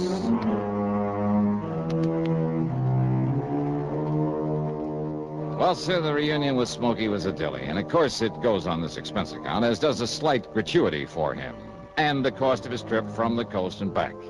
Yeah, he's settled out there now. So the total, including my fine and my own trip back to Hartford, $621 even. Yours truly, Johnny Dollar.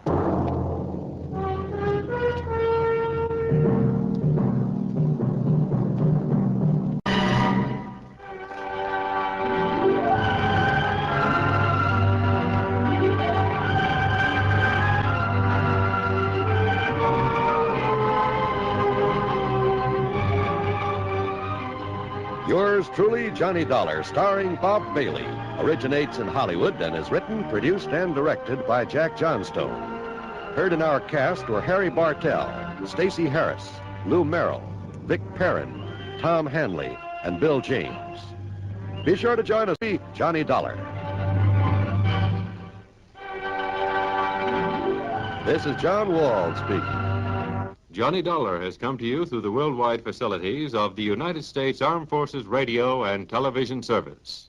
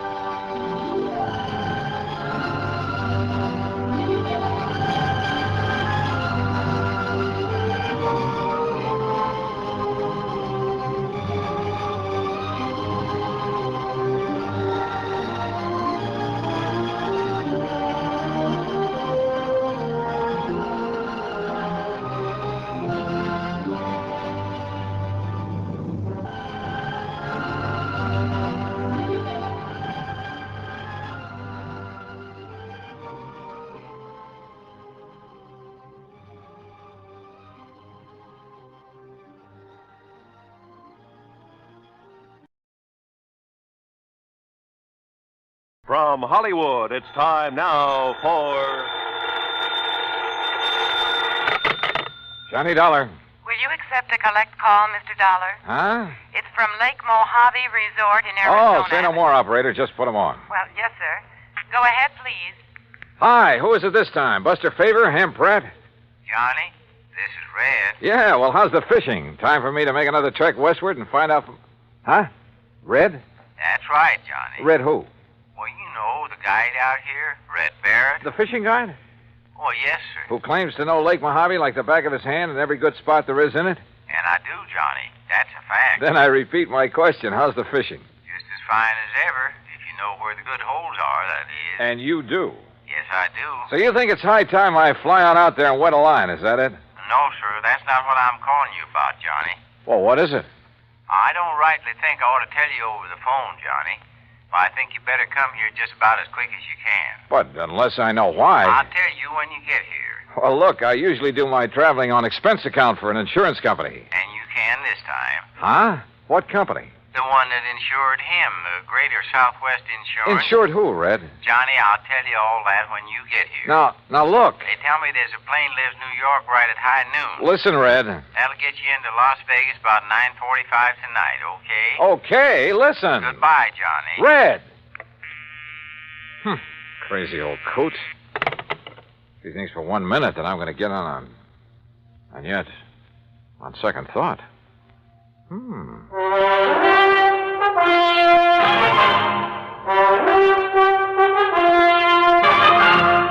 Bob Bailey in the exciting adventures of the man with the action-packed expense account, America's fabulous freelance insurance investigator. Yours truly, Johnny Dollar.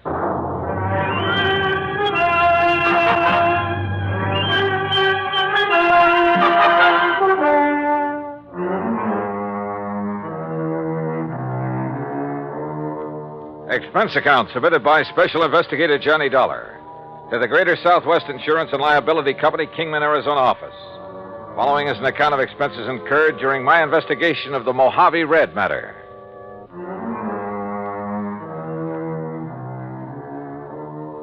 Expense account item 1420, phone call to the Kingman, Arizona office of Greater Southwest Insurance and Liability.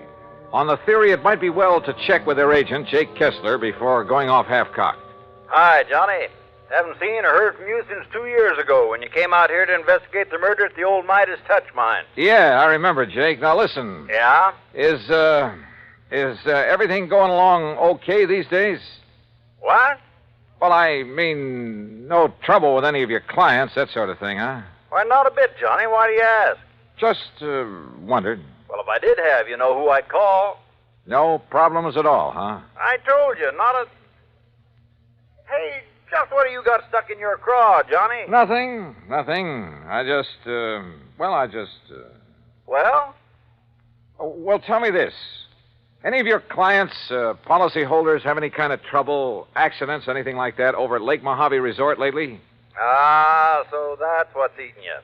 Well, Johnny, that claim was legitimate. It's in the Home Office for settlement. The company will pay it, and that'll be that. What claim? So just you stop worrying about it and forget. What claim, Jake? No, sir, Johnny, there's not a single solitary thing for you to investigate out here. So just you forget it. Hey, you know something, Jake? You've just convinced me there is something to investigate. So I'm grabbing the first plane I can. Well, Johnny, I'd love to see you, but I swear... What's more, I'm charging my expense account to your company. Oh? And, if you find out that I'm right and you're wrong... Okay, Jake. Then you can shoot the crow and I'll eat it. Expense account item 2, $153 plane fare, Hartford to New York and New York to Las Vegas, Nevada.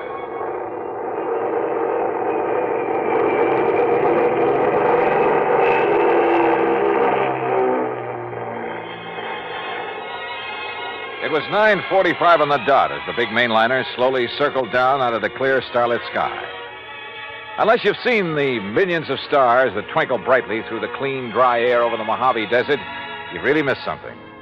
And as we glided down toward the landing strip on the south edge of Las Vegas, the multicolored lights of the fabulous resort town made it sparkle like a vast field of jewels. Beautiful. Yeah, and expensive. That is, if you insist on trying your hand at the gaming tables and the casinos that line the main drag. Believe me, brother, I know. But that's neither here nor there. As I grabbed my luggage and started for the car rental office, a tall, angular man, well-tanned and dressed in blue jeans, high-heeled boots, and 10-gallon hat sauntered over to me. So you wouldn't take my word for it. Oh, Jake. That's right, Jake Kessler in person. And, Johnny, if you're here to investigate the claim on the Hobbs policy, well, there just isn't Hobbs, anything... huh? Well, now I know that much. And suppose you tell me who Hobbs is, or was. I'll tell you all about it, and when I have, you can hop on another plane and go right on back to Hartford. And all at your own expense. I still don't see whatever made you come out here, Johnny. Apparently the Hobbs matter, so start telling me. Well, come on, Jake, come on. All right, Johnny. All right, Elmer P. Hobbs, real estate in Los Angeles. Came over to the Lake Mojave Resort about 2 weeks ago, spent a few days fishing with his old pal, the guide they have there. You mean Red Barra? Yeah. Well, okay, go on. And on Tuesday, a week ago, he rented one of the boats and went out by himself. Apparently he went up to a place called the Big Basin. Yeah, I know it well. The lake's 3 or 4 miles wide up there. Yeah, well, that afternoon, a big wind came up, regular screamer. All the other boats came back to the landing, and all but Mr. Hobbs. Oh? The next morning, when the wind died down, they found his body washed up on the shore on the Nevada side. That's all? That's all. You say a claim has been filed? That's right, by one of his 2 beneficiaries. Who? His business partner back in L.A., Mr. Stuart Manley. I've passed the claim, and the company will pay it. No investigation of any kind? Oh, of course there was. Johnny, the Kingman Police, the Sheriff's Office, and the County Coroner. Accidental death due to drowning. So that's it, Johnny. Now you just make your reservation back to Hartford at that window right over there, and you are paying the freight. Oh, not so fast, Jake. I'm sticking around. Well, now you can see for yourself there's no reason for you to be here, much less at company expense. Well, after all, now that I am here, it'd be kind of silly not to run down to the lake. Well, you mean just to do some fishing on your own time. You want to drive me down there? Johnny. Yeah? Johnny, do you know something about the Hobbs case that I don't? And the police and the sheriff. Jake, I don't know a thing about it. Okay, Johnny. How do you want me to fix that crow you're going to eat?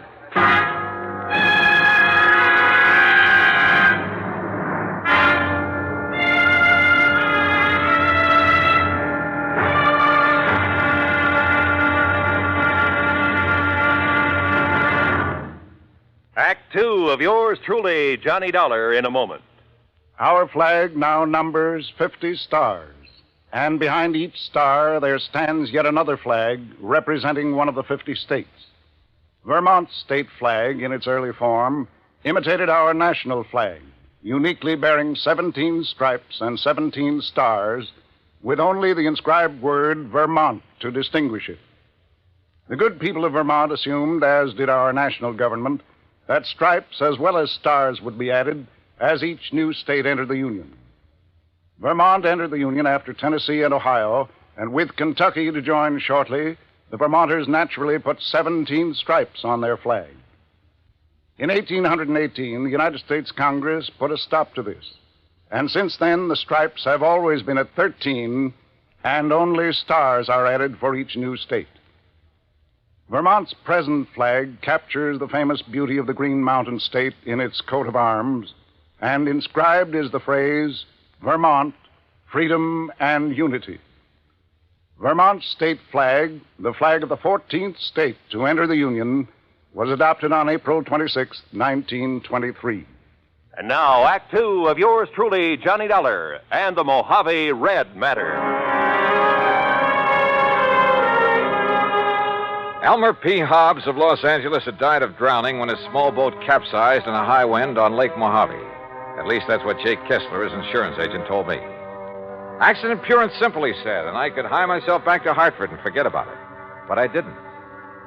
Simply because of the phone call I'd received from old Red Barrett, fishing guide at Lake Mojave Resort.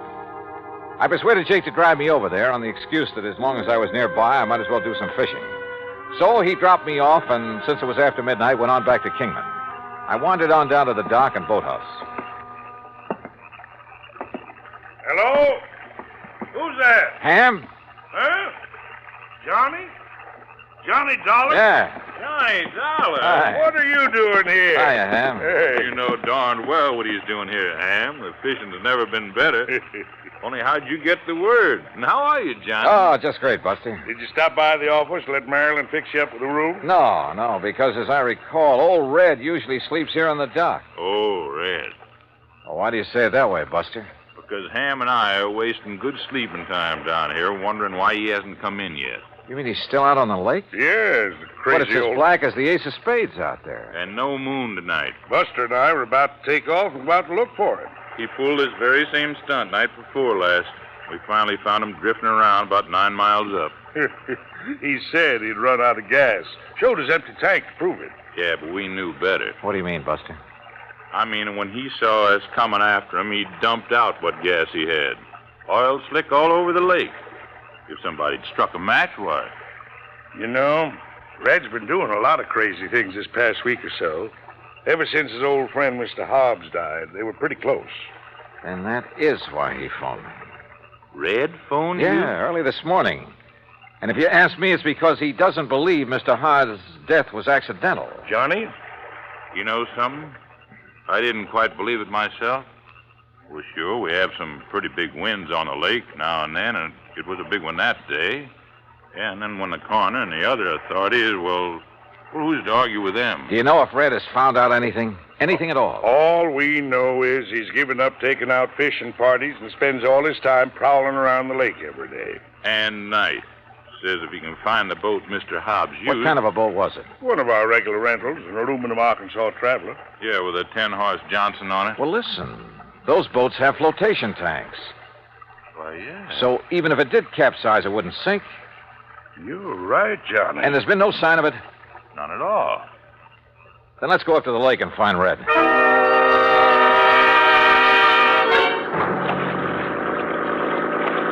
Except for the stars far overhead, the night was black as ink. And the 50-horse outboard skimmed us along at better than 30 miles an hour. Believe me, it was a strange feeling, almost like flying through space. How Buster found his way around the islands, rocky points, and reefs, I'll never know, but he did. Throw your flashlight over to the left, Ham. You ought to be about even with Sculpture Rock. Yep, there it is. And we're coming into the big basin. Will you please tell me how you ever expect to find Red in all this darkness? Oh, don't worry about him. He hears us coming, he'll signal by striking a match or something. Sure, Johnny, no matter how crazy you are, you never let somebody wander around in the dark looking for you out here. Red knows that because he's had to come out and hunt for too many people at night himself. Ham, look. Yeah? On the east shore. I'm swinging over there. Hey, you're right. There's a fire on the beach. Yeah, it must be Red. What's he doing out here? We'll soon find out. Hang on.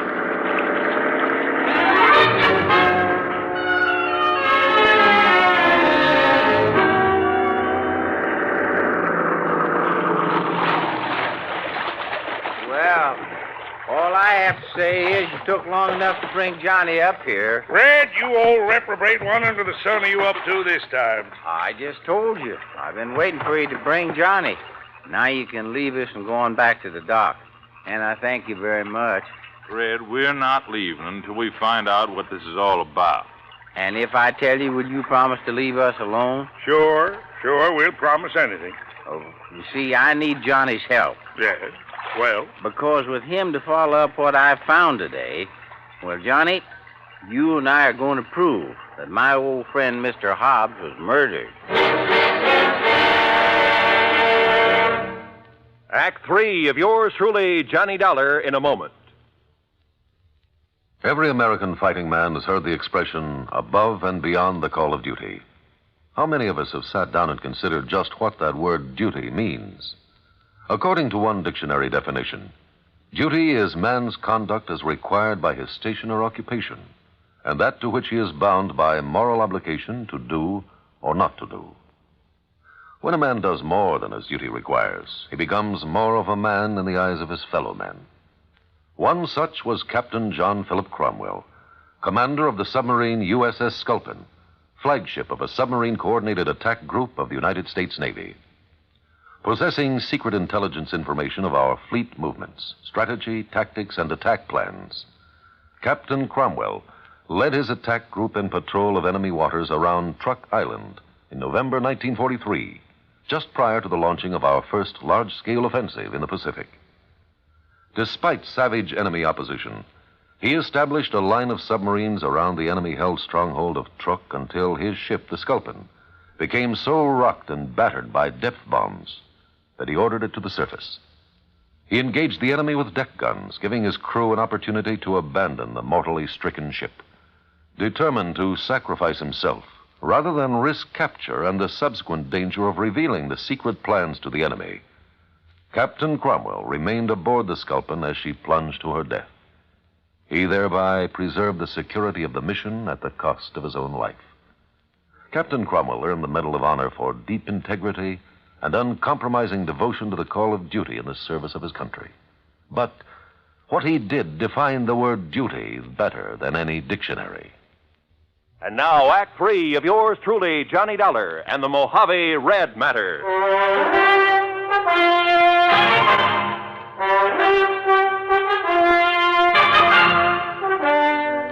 I'll tell you this, Johnny. Red here's one of the wildest, most irresponsible old characters I know when he wants to be. But he's okay nonetheless. And if he thinks you and he can find proof that Mr. Hobbs was murdered, well, he must have a good reason for it. Well, Red? Oh, now, Ham, do you think a man like Elmer Hobbs, knowing the lake the way he did, would ever let the big wind catch him off guard up here in the basin? No, I don't, Red. I know that's the way Buster felt about it, too. Well, I said that to you myself, Red. But now, what's this proof you have of murder? Well, Ham and Buster, aren't you going on back now that I've told you why I wanted you to bring Johnny here? Was there any harm in our knowing what you found, Red? After all, we might be able to help you and Johnny. Yeah, I thought about that, but you see, I might just possibly be wrong about... Well, I might just be wrong, and I wouldn't want to be ashamed in front of a lot of people. By a lot, you mean 3. Well, that's 3 times as many as just Johnny here. Oh, well, now look, No, Red. Johnny, he means it, so Ham and I'll go on back to the dock. But I still don't see what difference it Johnny, when you get to know Red as well as we do, you'll stop trying to figure out the whys and wherefores of some of the things he does and what makes him tick. But you'll also learn that in the long run, no matter how unorthodox some of those things are, well, oh, come on, Buster. Right. See you when you get back to the dock, Johnny. Oh, you got some food, Red? Now, you know I always keep something in my boat, Buster. Okay.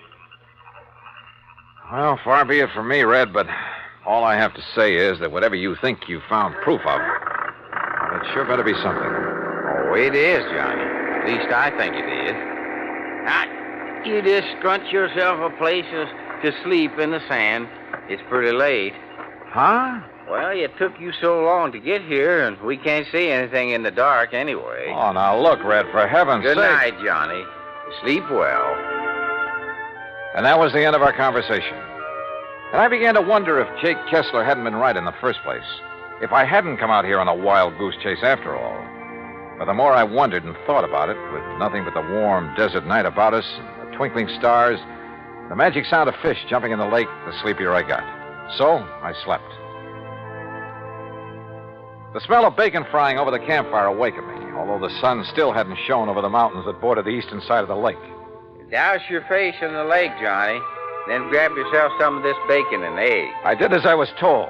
Then, squatting in the sand in front of the fire, stuffed away a hearty breakfast of bacon, eggs, and pancakes made from sourdough. And you know, there's something about a meal cooked over a campfire that, well, we had other things to do. So we climbed into Red's old aluminum boat and slowly drove up the lake, staying close to shore. Finally, we reached a small rocky cove. Right here is the spot, Johnny. This little cove. The spot for what, Red? You know, you still haven't told me. You see there? You see where somebody has climbed up the rocks? No, but I'll take your word for it. Well, he couldn't have climbed up off of the water, so he must have climbed out of a boat. So? And there's footprints leading away across the desert. And, Johnny, they aren't Elmer Hobbs' footprints, no, sir. So somebody climbed out of a boat here for one reason or another and took a walk into the desert. The man who killed Elmer Hobbs. What makes you think so? Look down over the side, in the water. Yeah, a boat sunk down there. That's the boat that Elmer had. Can you see it clear? Yes, very. Then you can see it wasn't damaged enough to sink it. Not that boat. You're right, Red. Particularly since it has flotation tanks. But it's down there. It's sunk. So you better strip to your shorts, Johnny. Yeah. I'll go down and take a look. Me? I already have. But I want you to look, Johnny. And remember, I knew everything that Elmer had in his boat when he left the dock. Remember that. Okay. And you're sure the footprints leading into the desert couldn't possibly have been made by Mr. Hobbs? That I'll swear to, Johnny, by all that's good and holy. All right. Now then. Now, slip in easy so you won't disturb the water too much. I took a deep breath, surface dived, and swam down to the sunken boat. And the water was clear, and I could see plainly. And I saw that Red was right. I bobbed back to the surface. Did you see him? The cut? Yeah, Red. Those flotation tanks were slashed open with an axe or a sharp, heavy tool of some kind. But Elmer had no axe on that boat. So it was somebody else, Johnny. Somebody who murdered him. Yeah. And then sank the boat. Red, I'm afraid you're right. Elmer Hobbs was murdered.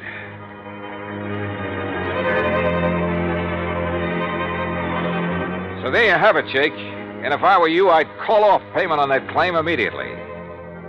Granted, the case isn't over yet. I still have the job of finding out who killed Elmer Hobbs. But you know something? You're going to have to wait for my next report. Meantime, expense account total to the moment, $159.20, including the cost of shooting and retrieving one crow. Jake, how would you like it cooked?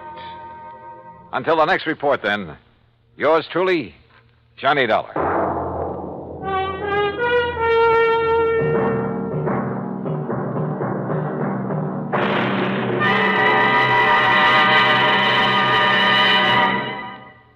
Our star will return in just a moment. Our flag now numbers 50 stars, and behind each star there stands yet another flag representing one of the 50 states. Oklahoma's state flag depicts an Osage warrior's circular buckskin shield from which hang 7 eagle feathers. Across the shield is the Indian's calumet, or pipe of peace, crossed with the white man's peace symbol, the olive branch. On the shield are small crosses, the Indian's graphic sign for stars, indicating lofty ideals or a purpose for high endeavor.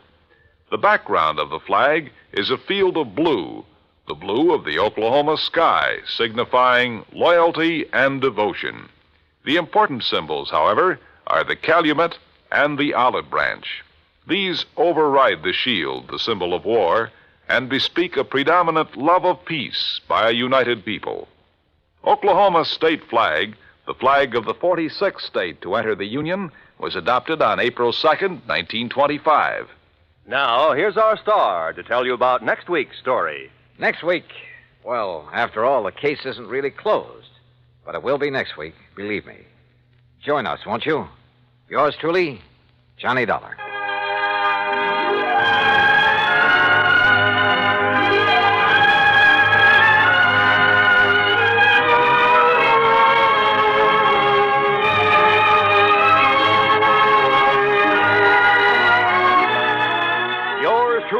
Johnny Dollar, starring Bob Bailey, originates in Hollywood and is produced and directed by Jack Johnstone, who also wrote today's story. Heard in our cast were Lucille Meredith, Horace Lewis, Harley Bear, Alan Reed, and Barney Phillips. Be sure to join us next week, same time and station, for the conclusion of this exciting story of yours truly, Johnny Dollar. This is Roy Rowan speaking.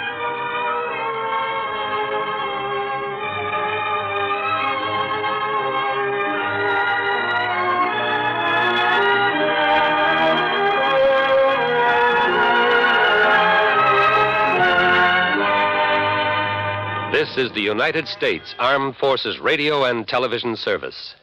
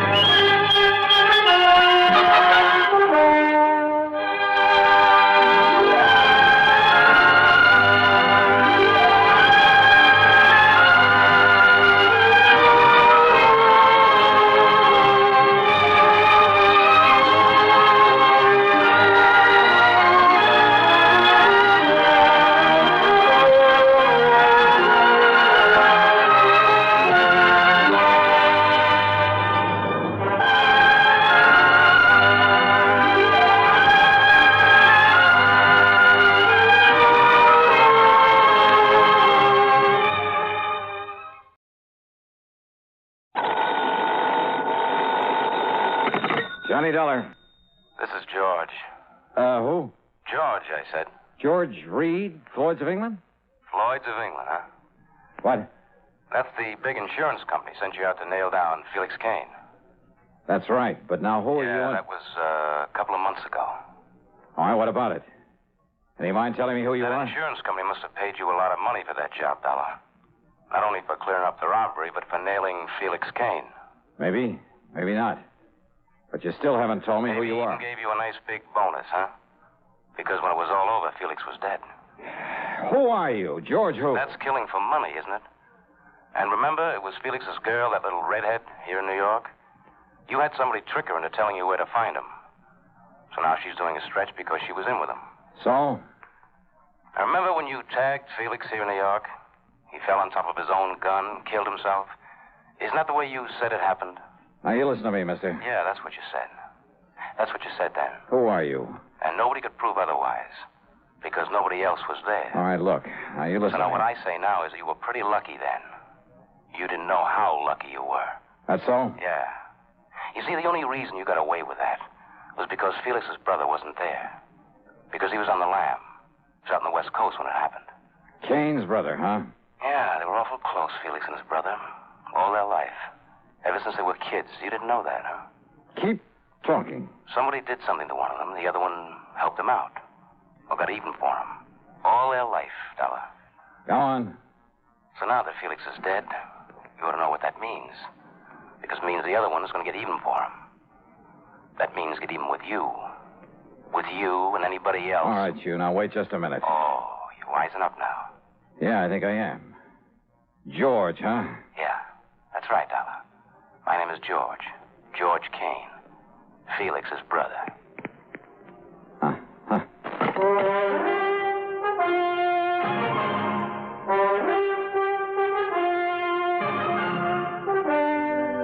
CBS Radio brings you Bob Bailey in the exciting adventures of the man with the action-packed expense account, America's fabulous freelance insurance investigator. Yours truly, Johnny Dollar.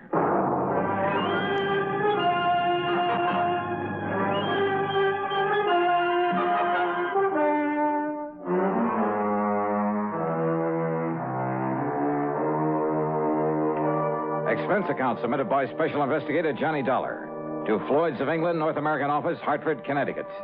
Following is an account of expenses incurred during my investigation of the Killer Kin matter.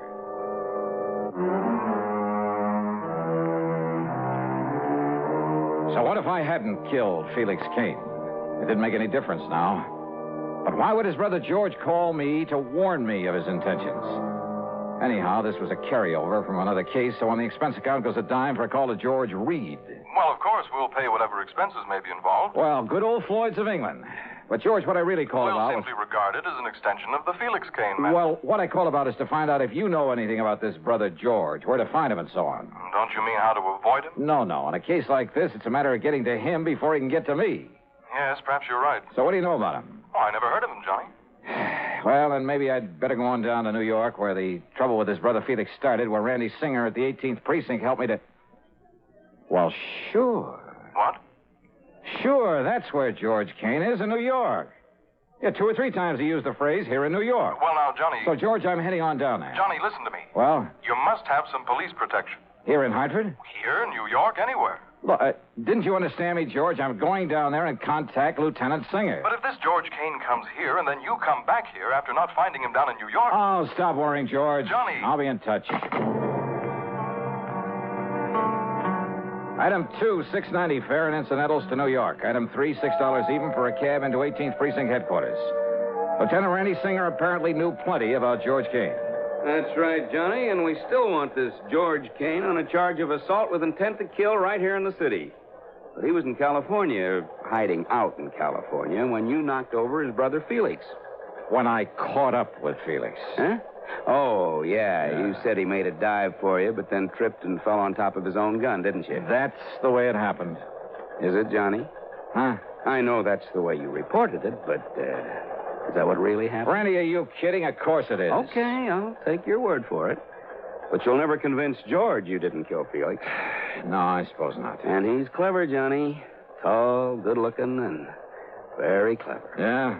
And why did he telephone me, warn me that he's out to get me? I don't know. But I know that he outsmarted us by posing as a cop a couple of times. Forged credentials and everything. And he's dangerous. Well, where do I look for him? I wish I knew. Believe me, we'd nail him fast. Well, he's from right here in New York. That's where he called me from, Randy. How do you know? Well, he mentioned being here a couple of times. The operators say it was a New York call? Well, no. Maybe he's here, maybe he isn't. With this new direct dialing system for long distance, you can't tell where a call comes from. Yeah, you got a point there. Anyhow, for once in your life, you're using your head. What do you mean by that? I mean, you're coming here and letting us go after this guy instead of trying to take him on single-handed. Oh, well, wait a minute. Now, look, Randy, all I really came here for was to see if you had any leads. Yes, sir, using your head. Yeah, any leads on where I might look for this George. So we'll just keep it that way. Understand, Johnny? Understand what? We'll run down this punk for you. I'll get out on APB and look for him and pick him up right away. Look. If he's here in town. No, wait, will you please, Randy? Meantime, you just go on back to Hartford, huh? And, maybe you better tell your police up there to be on their toes. Listen, Randy, and to be sure you do go, I'll have Sergeant Conroy escort you over to Grand Central and put you on a train. Oh, Randy, for the love of Mike, will you listen? Also, I'll notify every precinct here in New York that if you're seen around here, you're to be picked up and turned over to me. Picked up? After all, here in the clink, you'll be perfectly safe from this man. What a pal. Yeah, that's right. A real grateful one. Grateful, huh? You've done a lot for me over the years. For the whole department. Oh, yeah. So, to show our appreciation, we're going to give you some protection, whether you like it or not. Now, you just listen to me, Randy. Listen to me. Conroy, I got a job for you. Randy. I want you to make sure that Johnny Dollar gets back to Hartford safe and sound. Okay, brother, we'll just see about that. No use, Johnny. All these windows have bars on them. Yeah, so I see. So you behave yourself for once, huh? Be a good little boy and let me handle this my own way. Okay, Randy, okay. Oh, and listen. Yes? Sergeant Conroy is quite a fan of yours. Oh? So you can tell him all about some of your wild adventures on the way home. Thanks, pal.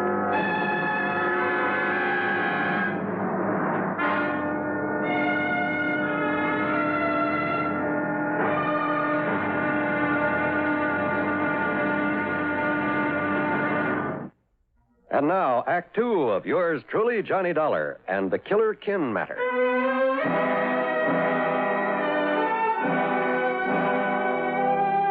Sergeant Conroy not only drove me over to Grand Central Station, but insisted on riding all the way to Hartford with me, even to my apartment, at my expense. That's item 3, 1255, train fares and taxi. And what if it is a little irregular, Mr. Dollar, me coming up here to Connecticut?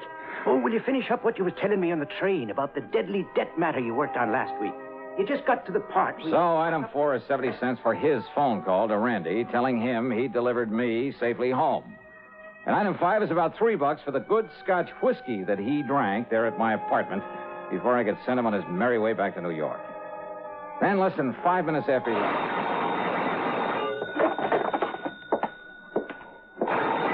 Johnny Dollar.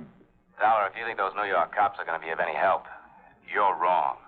George Kane. That's right. Neither those cops or anybody else is going to do you any good. You killed my brother, so I'm going to kill you. Kane? And you remember what I said about you or anybody else? Now, you listen, you're wasting your time. Or what I meant about anybody else. You're scared, Stefan. All right, Georgie boy. Whether Randy Singer likes it or not, I'm heading back to New York to get your picture, your description from him. And if I have to comb that city by myself, street by street, Hello. Well, it's about time, honey. Huh? This is Betty. Betty Lewis, the girl you're going to marry one of these days. Yeah, I know. You mean you are going to marry me? I mean, I knew it was you. Spoiled sport. Well, hi, dear. Hey, what was that? What? Just noisy line, I guess. Oh, well, listen, I've been trying to call you all afternoon. Where have you been?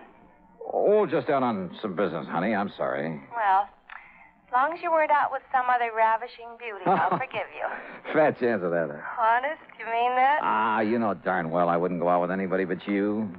Or Grace, or Mariana, or Barbara. Maybe Jean. I might go out with her. Stop that, you rascal. Okay.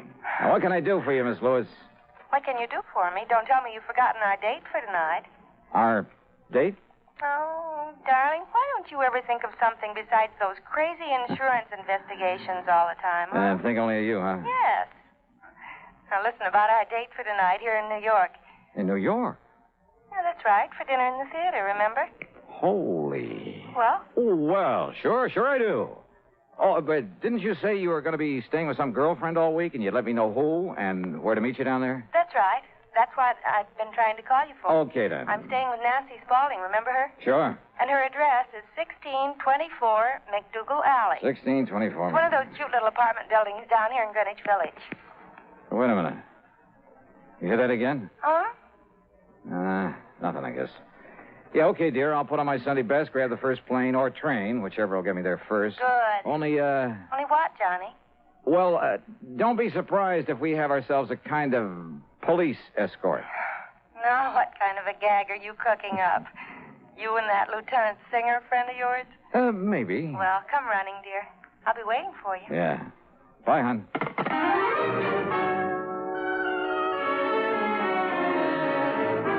The plane schedule told me I barely had time to shave, shower, and get dressed.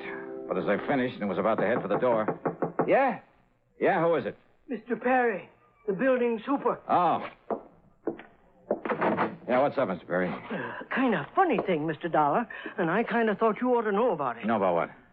You mind if I close this door? No, go ahead. Well?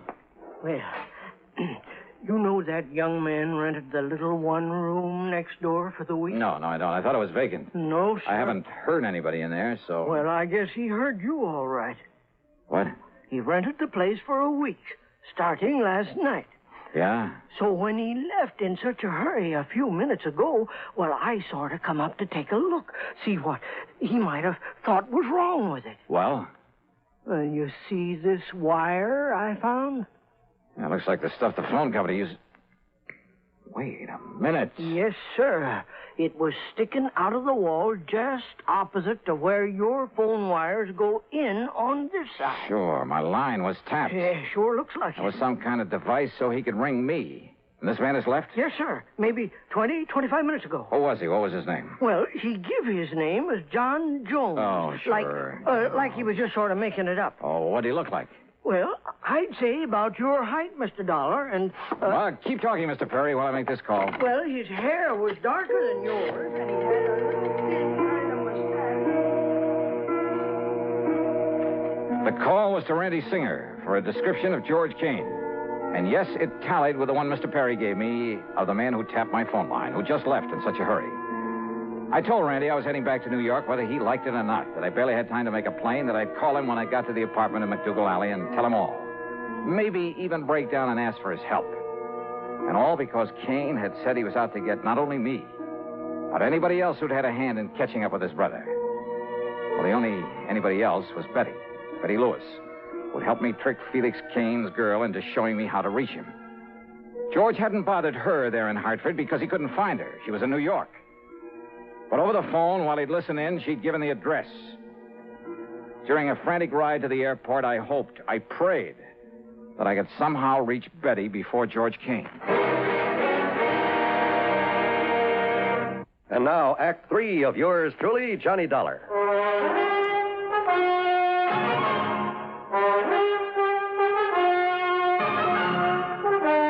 Expense account item 5, $20 even for a plane to New York and a cab to the little apartment in McDougal Alley.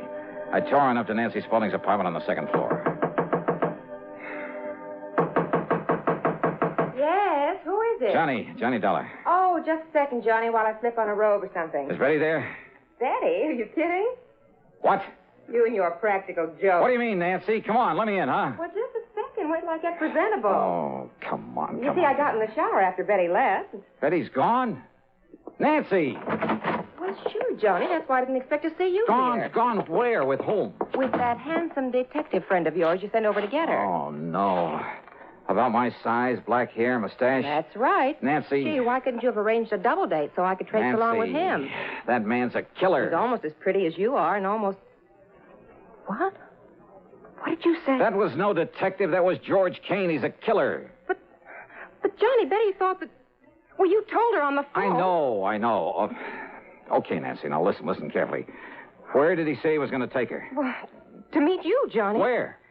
Oh, dear, I don't know. Oh. Well, they went down and took a cab. I watched them go from the front window. Well, did you... please, think carefully, Nancy. Which way did they go? East on McDougal. Good. What kind of a cab was it? Did you by any chance get a look at the license or the driver? Yes, I did. It was Tommy. Tommy who? You know, the cabbie who always parks in the cab stand out front this time of night. Good. Wait a minute, Johnny, maybe... What? Yes, look. He's come back to the stand again. Okay, Nancy. Now keep this door locked. Don't open it for anybody but me or the police, and I mean the real police. Johnny!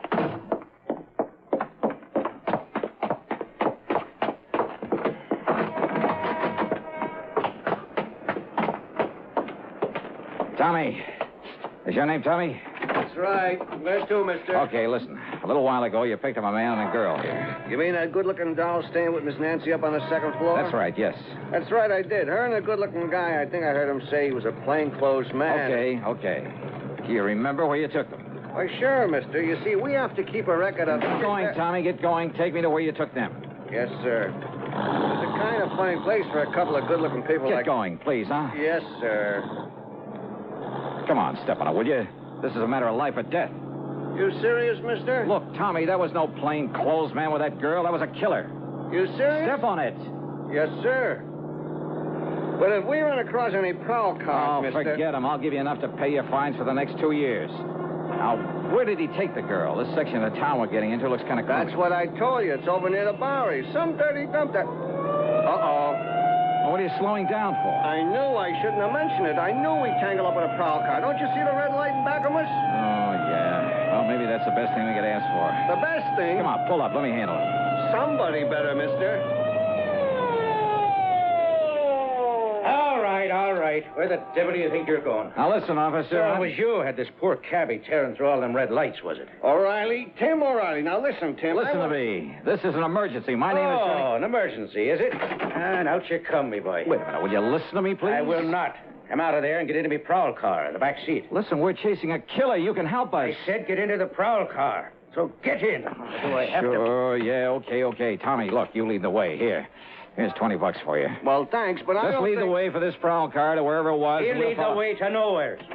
In you go now, into the back seat. Wait a minute, now, you. Get in. Hey, just take it easy. Okay, Tom. Huh? Right, all right. Oh, no. Yeah, I knew that had to be you, Johnny. Randy. I mean, charging into that cab there on McDougal Alley and heading this way. We had quite a job catching up. Okay, now, Randy, listen. Now, just calm down and take it easy, Johnny. Will you listen to me? No, because everything is under control, thanks to you. Thanks to me. But don't you understand George Kane?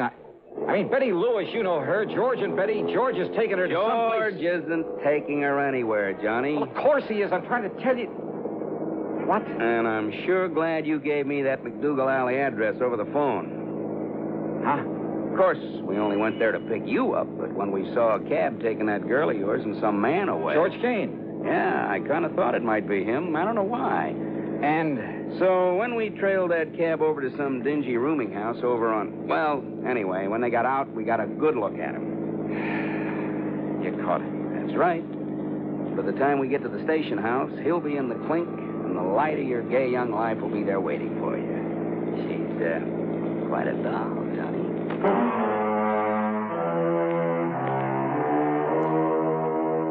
The expense account, forget it. Forget all of it. I only hope that someday, somehow, I can repay Randy Singer. Over his dead body, though, because all he cared about was getting his hands on Kane. And for some silly reason, he seemed to think that I'd been helping him. What a guy. Yours truly, Johnny Dollar.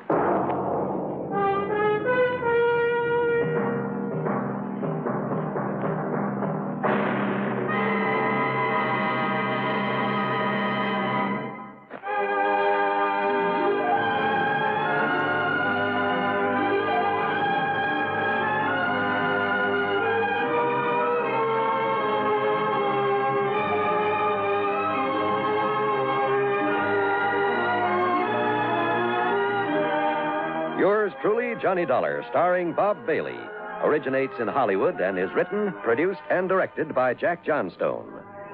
Heard in our cast were Virginia Gregg, James McCallion, G. Stanley Jones, Herb Vigran, Jack Moyles, Junius Matthews, Lillian Bayef, and Paul Duboff. Be sure to join us next week, same time and station, for another exciting story of yours truly, Johnny Dollar.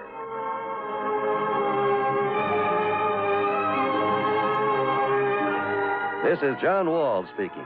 Johnny Dollar has come to you through the worldwide facilities of the United States Armed Forces Radio and Television Service.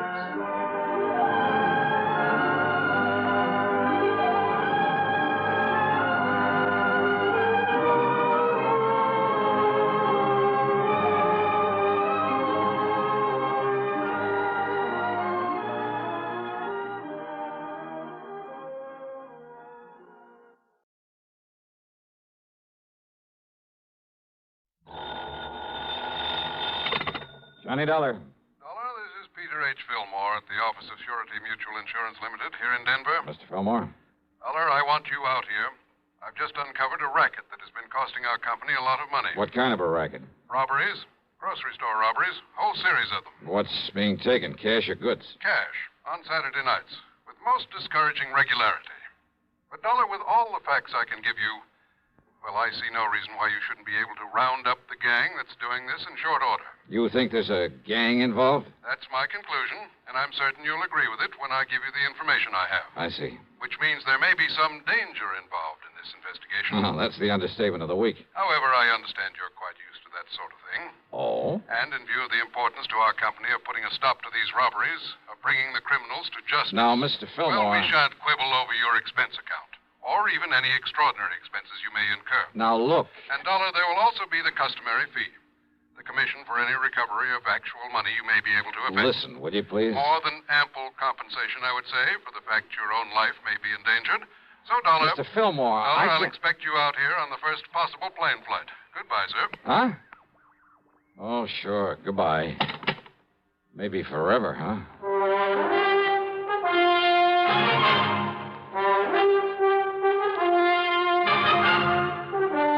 CBS Radio brings you Bob Bailey in the exciting adventures of the man with the action-packed expense account, America's fabulous freelance insurance investigator. Yours truly, Johnny Dollar. Thirsty people everywhere prefer ice-cold Pepsi-Cola. And because it's light, it refreshes without filling. Charlie, be sociable. I am, Kay.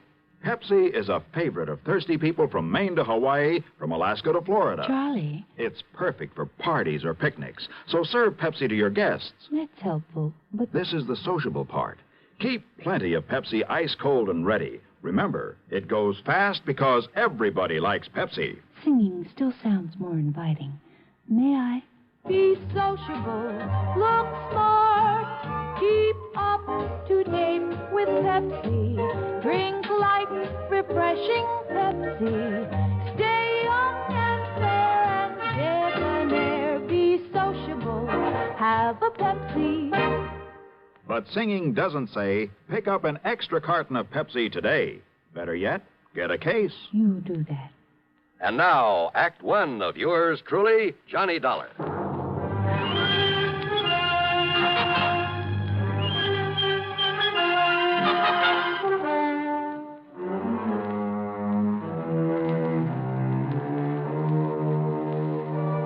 Expense account submitted by Special Investigator Johnny Dollar to Surety Mutual Insurance Limited, Denver office. Following is an account of expenses incurred during my investigation of the Saturday night matter.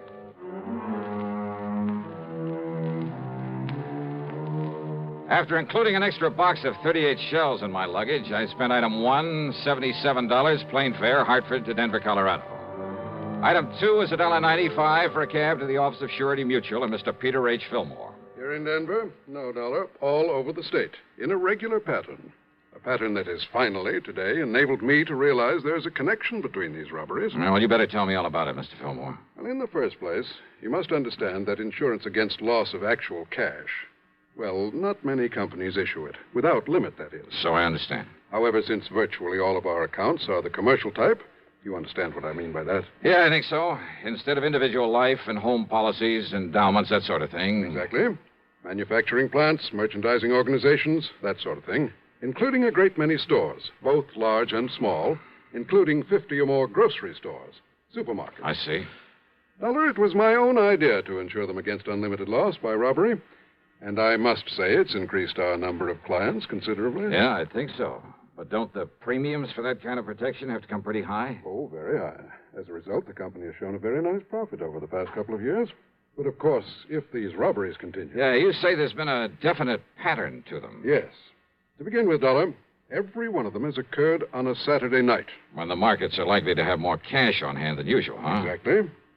How many robberies have there been? So far, 8. Well, that's about time you were catching up with them. Exactly. So, on with the pattern. The robbers have forced their way in at gunpoint, just as the owner, alone, was about to lock up and leave. In each case, there have been 2 of them, wearing nylon stockings over their faces by way of disguise.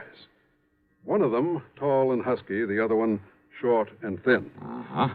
That's about as much description as we've been able to learn from the store owners. And don't forget, Dollar, there's been no real coordination of police effort in these robberies. Because they've all occurred in different towns. Exactly. And that brings us to the important part of the pattern, which I only realized this morning. Whereupon I called you immediately. Well? The first was right here in Denver. The next in Pueblo, then Colorado Springs, Aurora, Lakewood, Englewood, Greeley. Last Saturday, a week ago tonight, the Casey Market over in Boulder was robbed. True to pattern. I'm afraid I don't quite see it. Denver, the largest city in the state. Then Pueblo, the next largest. I'll take your word for it. Then Colorado Springs, next in size to Pueblo. Then Aurora. And so on down the line? Exactly, Dollar. Exactly. And the last robbery was in Boulder? Just a week ago. So there may be another one tonight. All right. If you know the population of the various towns in the state as well as you seem to, you ought to be able to tell me where they'll go next, whether it's tonight or next Saturday or whenever. That's just the trouble. What? Until I get the latest population figures, well, I don't know. It'll be either in Wheat Ridge, barely northwest of Denver here, or in Grand Junction. How far away is that? Some 260 miles. Oh, great. Now, the last figures I have show 18,014 in Wheat Ridge, 18,021 in Grand Junction. But that may have changed by now. And there's no way of checking? Not before tonight, when there may be another robbery. Yet somehow you must decide on one of those towns and be there to prevent it. I must decide. Of course. And I'm certain you realize how important your decision is. Oh, sure. Very well, then, Dollar. Which is it? Wheat Ridge or Grand Junction? Well, come on, man. There isn't much time. Well, let me see if I have a quarter in my pocket. Hmm? Yeah, here we are.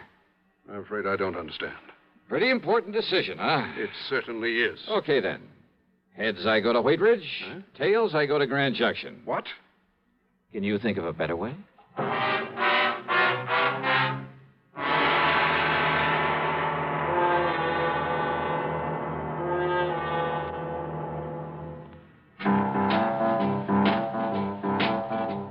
Talk about best-selling records. Here's a familiar tune about America's best-selling filter cigarette, Winston.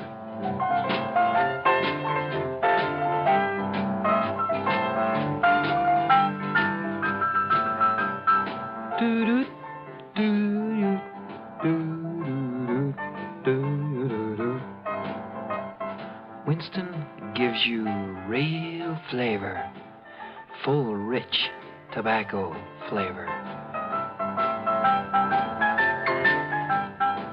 And you know, that's because only Winston has filter blend up front.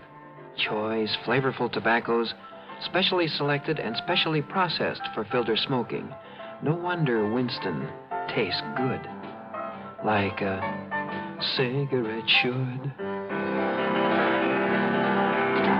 Smoke Winston. And now, Act Two of yours truly, Johnny Dollar, and the Saturday Night Matter.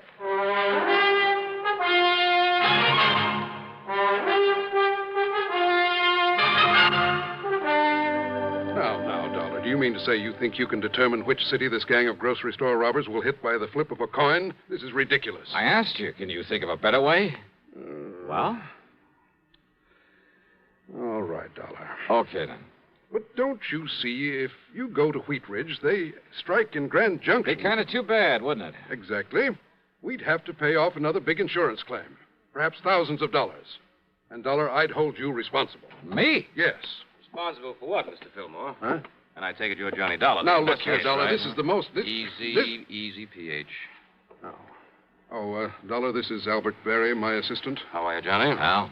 Albert is the one who really built up this plan of mine for insuring the stores against loss of cash. I see. And if you want my opinion, PH, and I've said this before, we'd better stop issuing any more such policies right away. No. Cancel those that are outstanding. Give them a rebate and forget this whole thing. No, Albert. Admit that we're beaten by a bunch of crooks? You know I wouldn't. Yes, I know you wouldn't. But I still think you should. If we have to face any more of these losses... Let me worry about the losses. You just keep running up your nice big commissions on those policies and be glad you're getting them. No, sir. Well, what do you mean by that? I mean that I won't let you. PH. Well? PH, I'd rather leave the company than have to continue feeling responsible as I do. Responsible? For what? Don't you understand, sir? I'm the one who sold the policies. And if any more of these robberies occur... Oh, don't worry, my boy. They won't. Thanks to my perceptive mind, little ingenuity, my own deductions, Dollar here is going to put a stop to them. Well, I knew you were sending for Mr. Dollar, but how will you know where the gang plans to operate next? Well, of course he will. At least, well... Very easy, Al. Look here. What? Tails. Okay, that means that I'm about to head for, Yes? Where? Dollar, good heavens, Just man. keep your shirt on, Mr. Fillmore. What if these criminals... If they hit the other town on the list, they won't stand a chance of getting away with it there either. How can you be sure? Just leave it to me, huh? Dollar. Now, I'll see you later. I gotta get busy. The coin had come up tails. That meant I was to head for Grand Junction. Yeah, I know it's crazy, but that's the way it was. Since it was afternoon, I'd have to make good time to get there before dark. So, expense account item $350 deposit on a rental car. But first I drove to Wheat Ridge, to the police headquarters there. I talked with the Sergeant Keesley. Oh, sure. The supermarket's just a couple of blocks south of here. You must have passed it. Yeah, I did. Well, don't worry, Dollar. If they hit again tonight and that's their target, they won't stand a chance. We'll have that place so well covered. Good. Well, now, wait. What if they pick Grand Junction? You want me to phone the boys in the department over there? No, that won't be necessary. I'm heading on over there right now. Good. That's better than me trying to explain this complicated pattern you've stumbled on. Yeah. Hey, your man there in Grand Junction is Lieutenant Dick Speidel. Okay. You tell him you've talked to me, and he'll do anything you want. Good. He's a nice, cooperative guy, and he knows his way around. Of course, we can't be sure they'll operate again tonight. Maybe they'll skip a week. We'll still be ready for them if they follow their pattern. So will the boys in Grand Junction. Okay. Thanks, Sergeant. I'll be in touch. I picked up Route 6 and headed on west. Fortunately, the traffic was light, and I made good time over the broad winding highway. And I'll say this, it's a mighty beautiful drive through that country. More than once I spotted clear, cold streams where I knew darn well there were plenty of fighting trout to be taken during the season. And maybe with luck, I'll be able to go back someday and wet a line there in the shadow of one of the imposing mountain peaks. I stopped at Glenwood Springs long enough to gas up and grab a sandwich. That's item 4, 5 1/4. Then drove on, hoping an early sunset wouldn't spoil the view of the scenery. But you know something? Keeping at that scenery was my undoing. Yeah, too much attention to it had caused me to disregard another car on the road following me. And it finally caught up with me at the beginning of a short detour, only a few miles from Grand Junction, about where Asbury Creek joins the Colorado River. The highway was wet from the melted snow. It slowed down to cross a narrow temporary wooden bridge when the other car pulled up to me, then swung into my left rear and threw me into a skid. Hey, what the devil?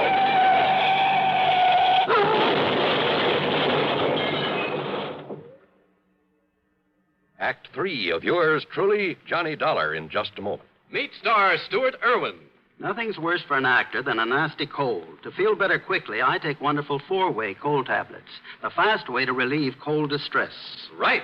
Tests of all the leading cold tablets proved 4-way fastest acting. 4-way starts in minutes to relieve muscular pains, headache, reduce fever, calm upset stomach, also overcomes irregularity. Take my advice. For your next cold, take 4-way cold tablets, the fast way to relieve those cold miseries. 4-way, only 29 cents. And now here's a word about another fine product of Grove Laboratories. Had dandruff for years? Now get rid of it in 3 minutes with Fitch Dandruff Remover Shampoo. 3 minutes with Fitch regularly is guaranteed to keep unsightly dandruff away forever. Apply Fitch before wetting hair. Rub in 1 minute. Add water, lather 1 minute.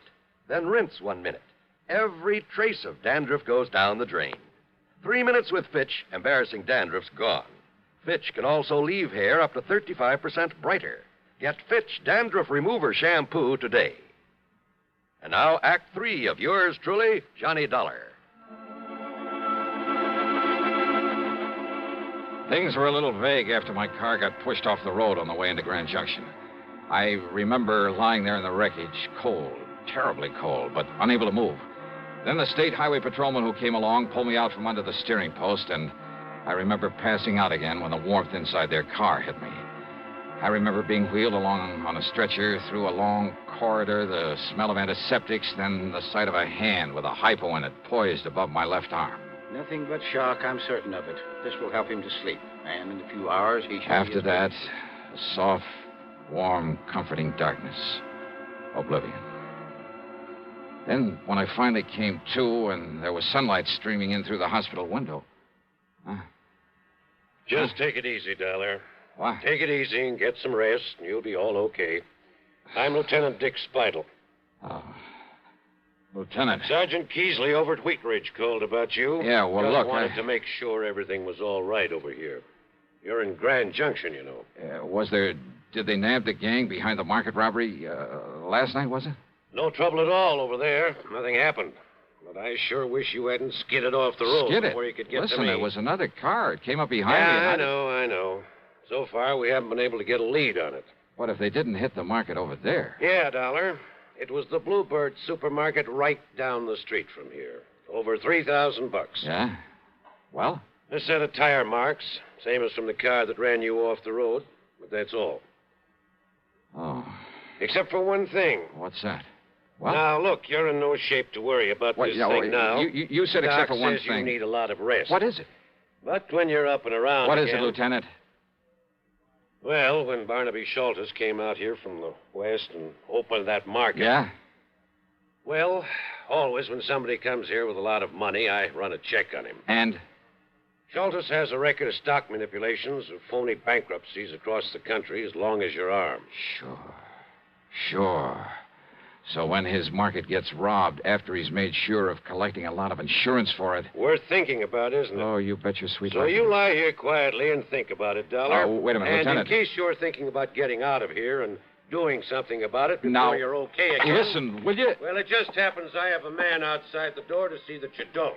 Not until the doc says you can. Lieutenant! You take care of yourself.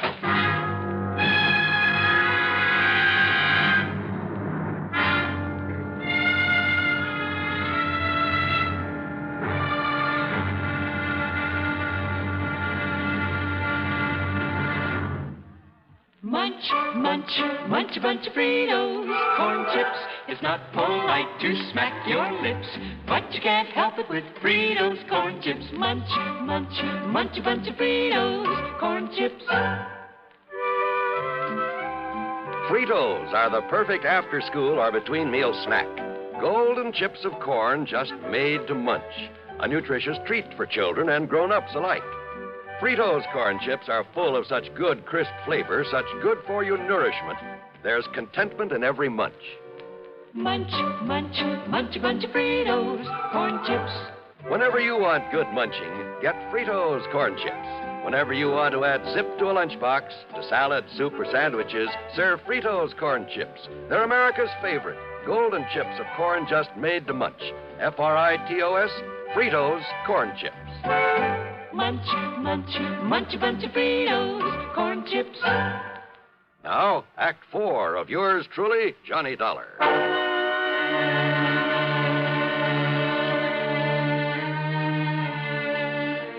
Early the next morning, I was out of the hospital and back in Denver at the office of Peter Fillmore. I was sure I had a lot of the answers to this case and told him so. Yes, go on, Dollar. Well, sure, it's an open invitation to robbery.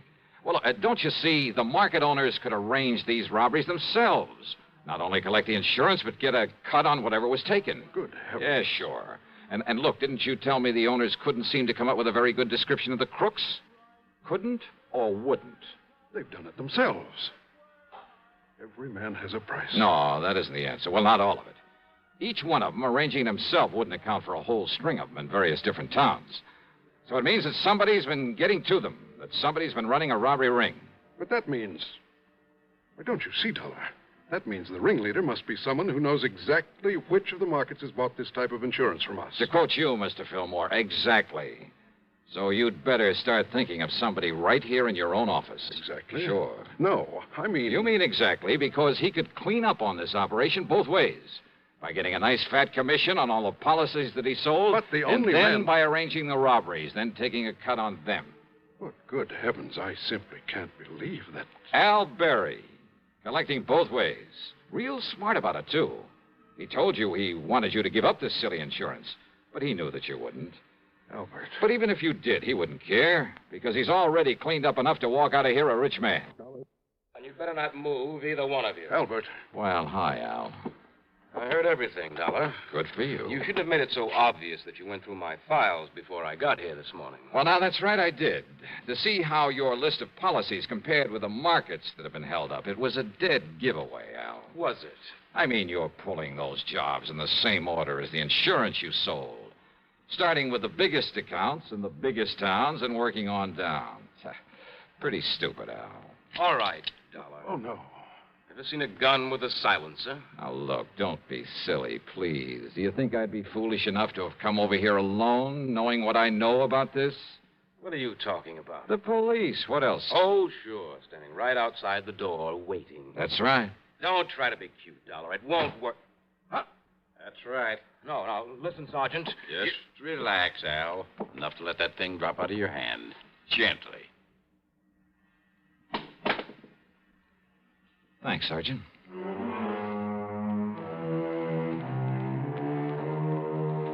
Sure. In the hope it might make things easier for him, Al produced the punks who'd been working with him, who'd actually pulled the jobs. And then he came up with most of the dough from the robberies. But you know something? I doubt if it'll do him any good, nor the store owners who'd played along with him. Expense account total, including hospital bill on the ride back to Hartford, $30101. And I'll leave the car that was wrecked to you. Yours truly, Johnny Dollar.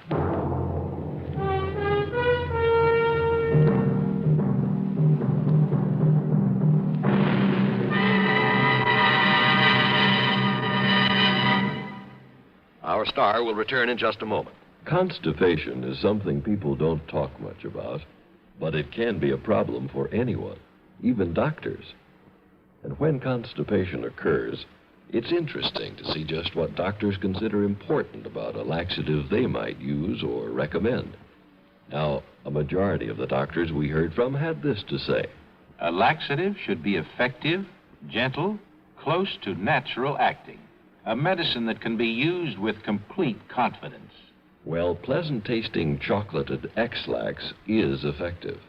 Overnight, it helps you toward your normal regularity.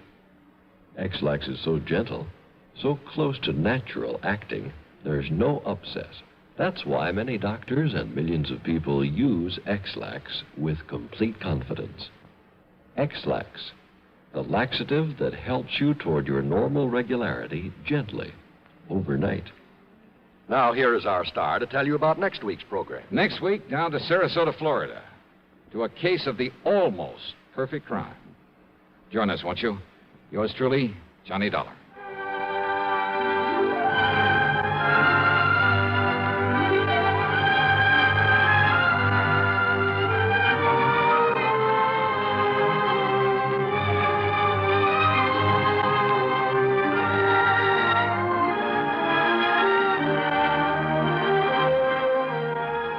Yours truly, Johnny Dollar, starring Bob Bailey, originates in Hollywood and is written, produced, and directed by Jack Johnstone. Heard in our cast were Bartlett Robinson, James McCallion, Forrest Lewis, and Russell Thorson. Be sure to join us next week, same time and station, for another exciting story of yours truly, Johnny Dollar.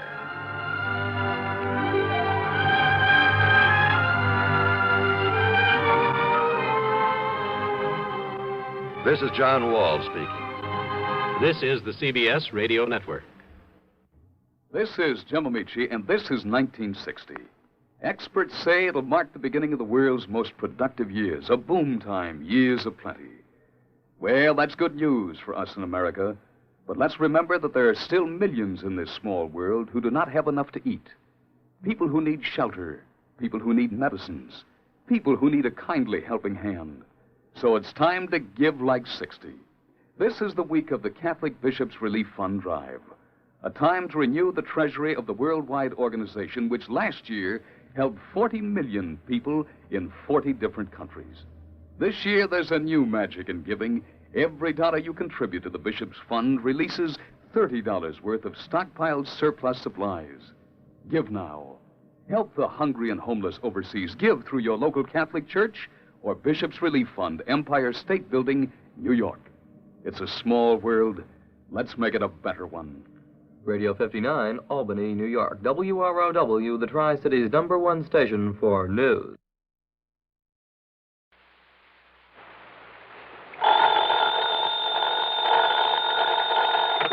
Johnny Dollar. Hi there, Johnny. This is Helen Daner. Helen Daner? That's right. I live out here in Morro Bay, California. I see. Insurance with one of the companies you represent, the Greater Southwest Insurance Company. Oh, yeah, I do a lot of work for them. But also, Johnny, do you mind if I call you Johnny? Well, no, not at all, Miss Daner. Or is it Mrs.? It's Miss. Or better still, just Helen. As I started to say, I not only have that insurance, but, Johnny, I never miss that radio program of yours where you tell all about those exciting cases you solve. Sometimes I just don't see how you do it. Well, I hope you never find out about the ones I miss out on. But now, Miss Daner... I don't think I've missed a single one of your programs. Good. I'm your most loyal listener, and I think you're wonderful. Well, thanks. And that's why I'm calling you instead of the police about this. Well, look, Miss Daner, Oh? Yes. Calling about what? Johnny, if the police weren't able to nab them, isn't that what you say, nab them? Yeah, sure, but go on. Well, Johnny, these terrible people might suspect that I'm the one who told the police about them. What people, Miss Daner? And if that happened, well, I guess you can just imagine what they might do to me. Well, who are these people you're talking about, and just what is it they're up to? All right, Johnny. Now listen carefully. Yeah. Yes? Miss Daner? Hello? Hello? Hello?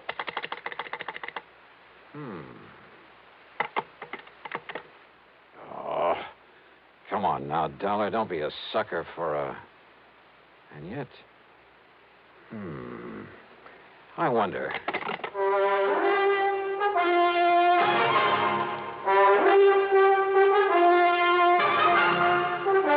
Bob Bailey in the exciting adventures of the man with the action-packed expense account. America's fabulous freelance insurance investigator. Yours truly, Johnny Dollar.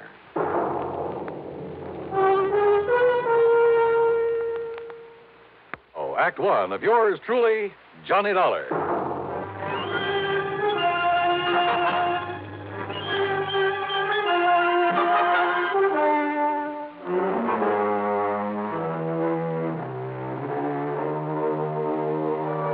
Expense account submitted by Special Investigator Johnny Dollar to the Greater Southwest Insurance Company, Home Office, Los Angeles, California.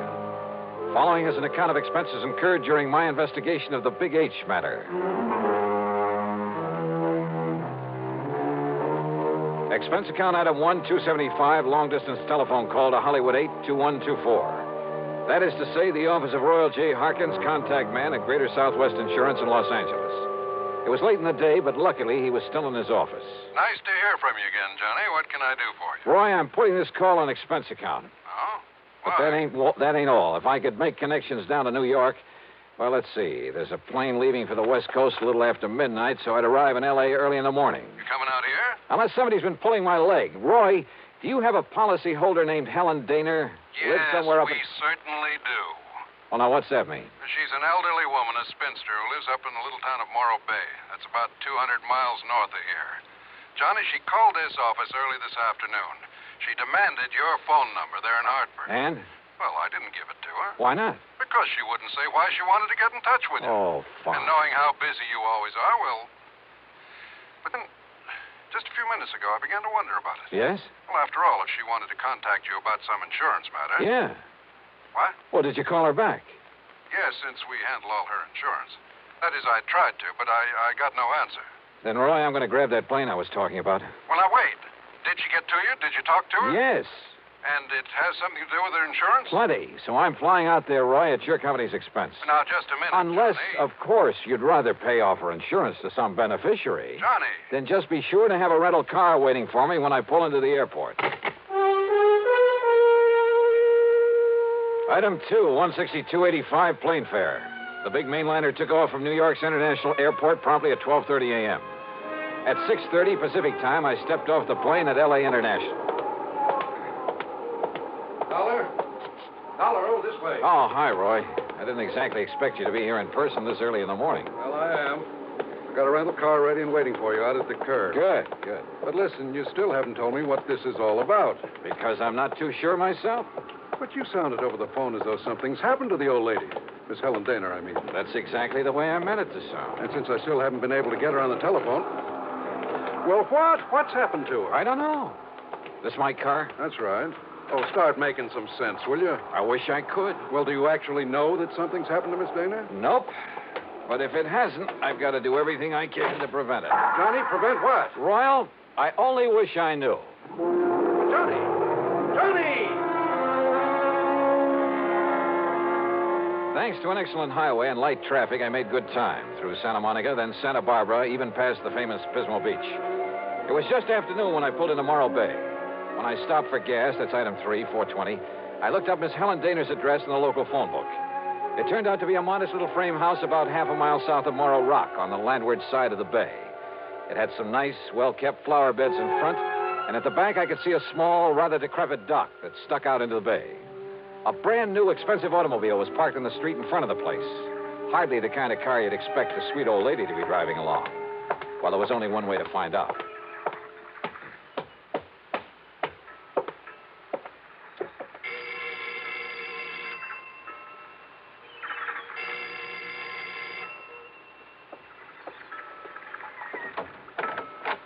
Yes? Miss Helen Daner?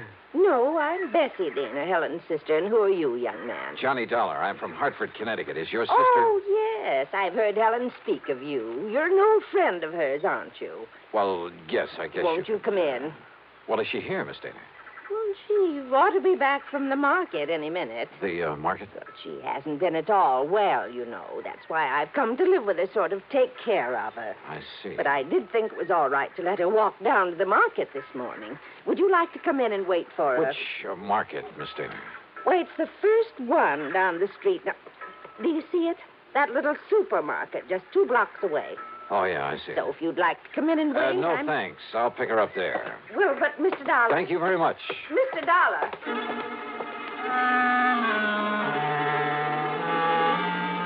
There was something very funny here, but I wasn't sure just what. Or maybe I'd just fallen for some gag on the part of a fan on my radio program who wanted to see her favorite hero in person. In any event, there was one sure way to find out, from Miss Helen Dana herself, and if she was still at the market. But as it turned out, I got that well-known kick in the face. Why, of course I know Miss Helen Nor well, sir. Then will you please point her out to me? Miss Helen Dana? That's right. Oh, but she isn't here, sir. Oh. Then perhaps she went to some other store. Most certainly not, sir. What? We deliver everything that she orders to her little house up the street. Well, that still doesn't prove well, anything. Well, you see, Miss Helen hasn't been out of that house for weeks, hasn't budged. You're sure of that? Why, of course I'm... Why, what's the matter, sir?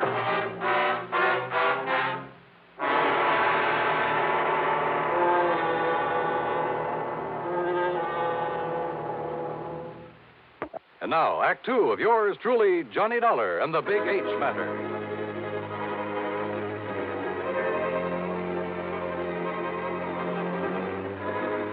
If old Miss Helen Dana, who telephoned me in Hartford, asked me to come out here to Morro Bay in California, if Miss Dana hadn't budged from her little house in weeks, why had her sister told me she was at the market?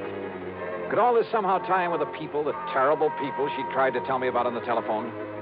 I jumped into my car and drove back to the little home on the bay.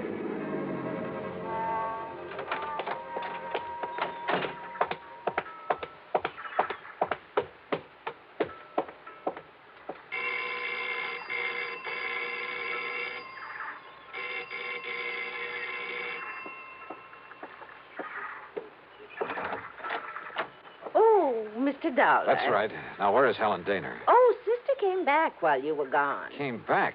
Without my seeing her? Now, listen, I was... Yes? Well, the manager of that market said she hasn't been out of this house for weeks. What? Oh, you must have gone to the supermarket. Well, where else? And just because she isn't shopping there anymore... Oh, now, look, Miss Dana, you told me... Won't you come in?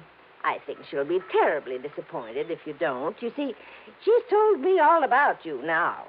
In the couple of minutes I was away from here? An insurance investigator. I think it's awfully thrilling.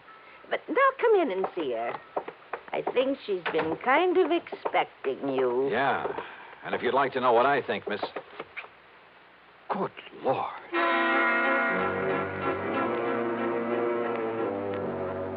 In the middle of the tiny living room was a heavy oaken armchair. Sitting in it, tied down to it, was a sweet-looking gray-haired lady of maybe 70 or 75. A handkerchief was lashed tightly across her mouth, and the eyes behind her old-fashioned steel-rimmed glasses were filled with tears and a look of utter despair. I swung around to her so-called sister and was struck by two things. She seemed to have suddenly lost about 20 years. Her face wore an unpleasant smirk, and in her right hand was a .38 aimed at me. Don't move, Mr. Dollar. This gun is not only loaded, but cocked, and it has a hair trigger. Stand perfectly still, because it'll be right in the middle of your back. So, while I take away your gun... All right. Now, sit over there in that chair against the wall. You'd better do as I say, Mr. Dollar.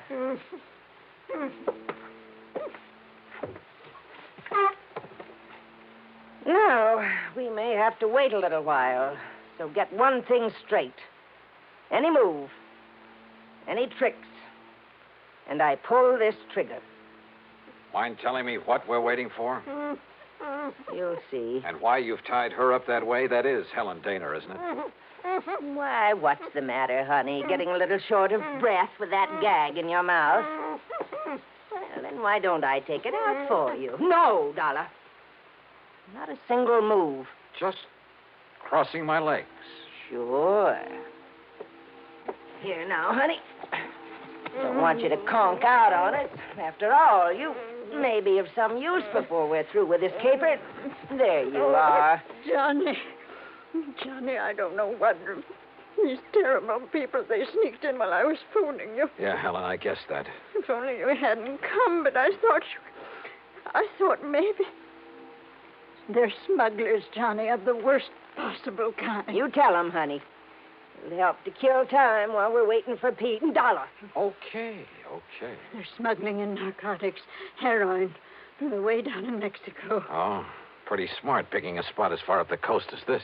If only I'd known when this man Pete asked if he could use my dock.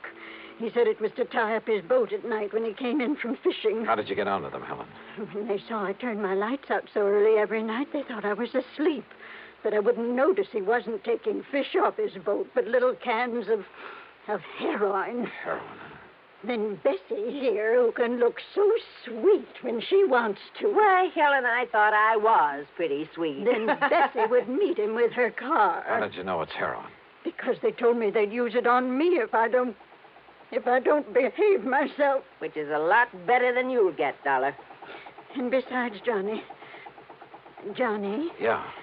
I found a little of it that was spilled on the dock. And I remembered how you described it once when you caught a man bringing in the terrible stuff. Yeah, she's a real smart old biddy. Except when she phoned to you, Dollar, and we caught her at it. We can handle her all right. With a little H in her veins, we can even let the neighbors see her now and then. And with me acting as her sister, taking care of her. Oh, listen, here he comes now from the dock. Just relax, Dollar.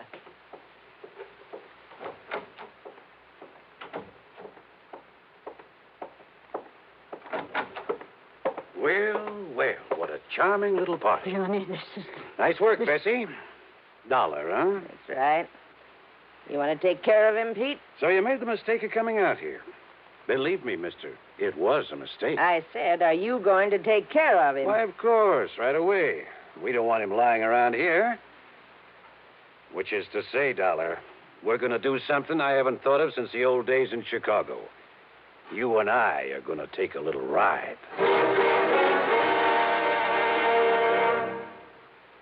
Act 3 of yours truly, Johnny Dollar. Take a little ride, huh? That's right. Chicago style. Exactly, Dollar. Oh, no, Johnny, don't you see what that means? He's going to take All her right, honey. Just keep out of this. No, I won't. Pete's going to kill him. That's right. Now, shut up. Oh, now, just a Dollar. minute. Sit down. Bessie, be sure you keep the gun on him. Oh, don't worry, Pete. I had a silencer, though. I'd get rid of him here and now. Has it occurred to you, Pete, that I may have left word with them that if I'm not heard from... Now, don't try to be cute, Dollar. Sure, it occurred to me. I dismissed it. For the simple reason that you couldn't possibly have had any reason to know what you were getting into out here. So forget it. What are you going to do with him, Pete? Well, whatever it is, it'll have to wait till after dark, when this one-horse town closes up for the night. Well, then what? Well, I've got to be sure that Dollar's body won't be found until Shut up. until we're through with this operation. That means a week or... Wait, I got it. What, Pete? Up on Cayucas Beach. Cayucas? Yeah, that little town 5 or 6 miles north of here. There's a big pile of rocks, a big cave in them. Nobody'd ever think of looking in there. So, as soon as... Oh, what are you doing? Just digging out a cigarette. If you don't mind. No, sure, go ahead. But this is one time the condemned man won't enjoy a hearty meal. Johnny, isn't there anything? To think I got you into this. I told you to shut up. Listen, I told you. Oh, no, you don't.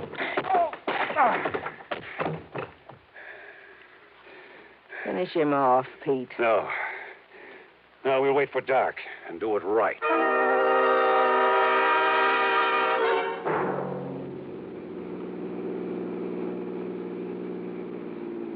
I guess he had really slugged me, because by the time I fully came to, it was night. I was in the back seat of a car driving along the highway beside the ocean. Pete was at the wheel. Beside him, leaning over the back of the seat watching me, was Bessie. And the .38 in her hand was aimed straight at my head. You're sure the old lady won't be able to work herself loose, Bessie? I'm sure. If we'd had any sense, Pete, we would have brought her along on this ride, too. It would have saved us a lot of trouble.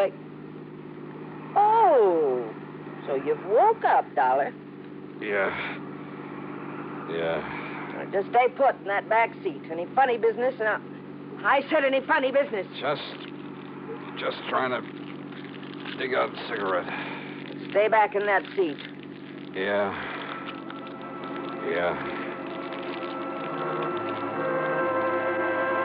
She didn't take her eyes off me for a second, or the gun either. As clumsily as possible, I struggled with a pack of cigarettes, rolling and squeezing it, and hoping the tobacco was plenty dry. Then, having apparently failed to pull out a cigarette, I turned the pack upside down over my hand. And yeah, the fine tobacco poured into it. I took a deep breath. What's the matter, Dollar? You need some help with that. Oh, no! No, my eyes! Hey. My eyes! Oh! Instinctively, she dropped the gun, put her hands to her eyes, now filled with tobacco dust. With what little strength I had, I picked up the gun and slammed it against the side of Pete's head.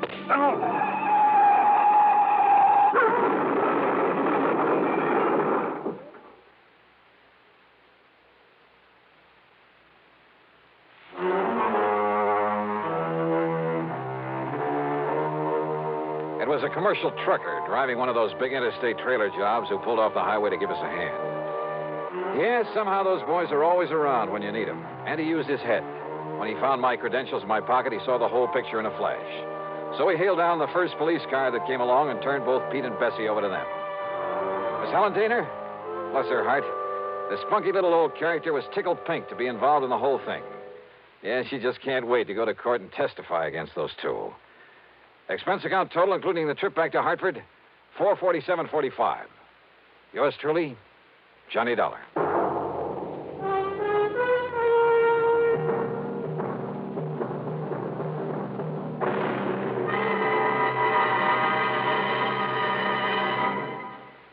Now, here is our star to tell you about next week's story. Next week?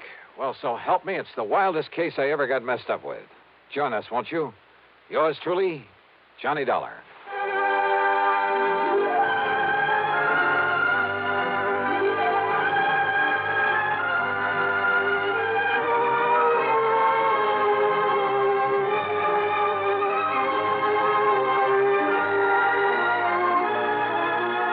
Yours truly, Johnny Dollar, starring Bob Bailey, originates in Hollywood and is written, produced, and directed by Jack Johnstone. Heard in our cast were Peggy Weber, Virginia Gregg, Bartlett Robinson, Joseph Kearns, and Russell Thorson. Be sure to join us next week, same time and station, for another exciting story of yours truly, Johnny Dollar.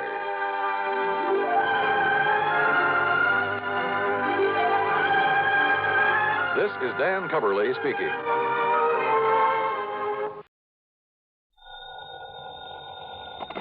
Johnny Dollar. Earl Poorman, Johnny, down here in Sarasota. Earl, so how's the insurance business down in Florida these days, to say nothing of the fishing? Well, why don't you come down here and find out for yourself? But now listen. I'm listening.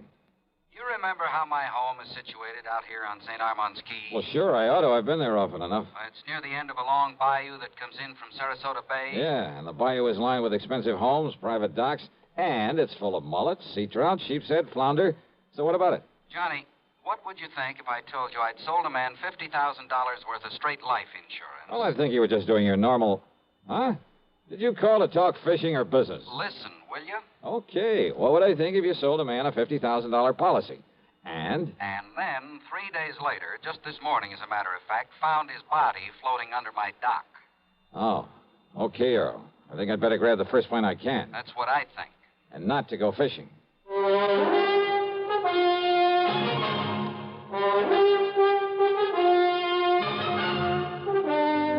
CBS Radio brings you Bob Bailey in the exciting adventures of the man with the action-packed expense account, America's fabulous freelance insurance investigator. Yours truly, Johnny Dollar.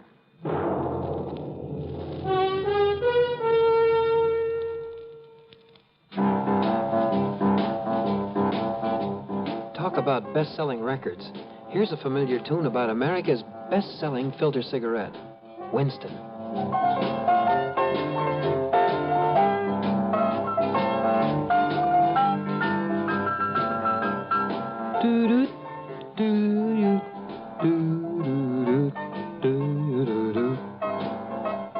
Winston gives you real flavor, full, rich tobacco flavor. And you know, that's because only Winston has filter blend up front. Choice, flavorful tobaccos, specially selected and specially processed for filter smoking. No wonder Winston tastes good. Like a cigarette should. Smoke Winston. And now, Act One of yours truly, Johnny Dollar.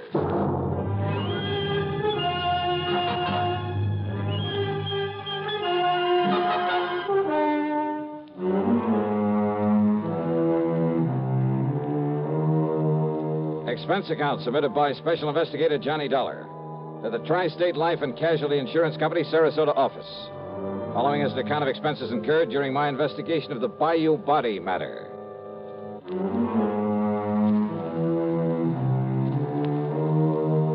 Expense account, item 1, $73.50, plane fare and incidentals, Hartford to Tampa, Florida. There I'd figured on getting a ferry plane to Sarasota, but instead Earl Poorman met me at the international airport with his car. Oh, Johnny, I'm glad you got down here so quickly. You realize I only phoned you about 5 hours ago? Yeah, Earl, I just finished my breakfast. Matter of fact, I called you before I even contacted the police. Then you probably aren't sure whether it was natural death or suicide or what, huh? We'll find out what the police have found out when we get to Sarasota. You ask me, though, I think the old man simply went out on his dock this morning, had a heart attack, keeled over, and by the time he floated down to my place, he was dead. Who was he? Well, his name, Johnny, is Ralph P. Carter. He lived in the fourth home up the bayou from mine. That new place that was just being built the last time I was down here? That's the one. He was a man of 64. Used to live in New York, where he had a business of some kind. But he had some heart trouble, so he quit and came down here to live and take it easy. Pretty well to do? Considering the house he put up, the way he and his wife lived, I'd say he was loaded. Matter of fact, I happen to know he was. Fancy car, private dock, Has nice a speedboat. wife, you say? Yes. Uh-huh. How old is she, Earl? About 50. You know what I was thinking, of course. What? Oh, if he'd been married to some much younger gal and having money and some insurance, but you know.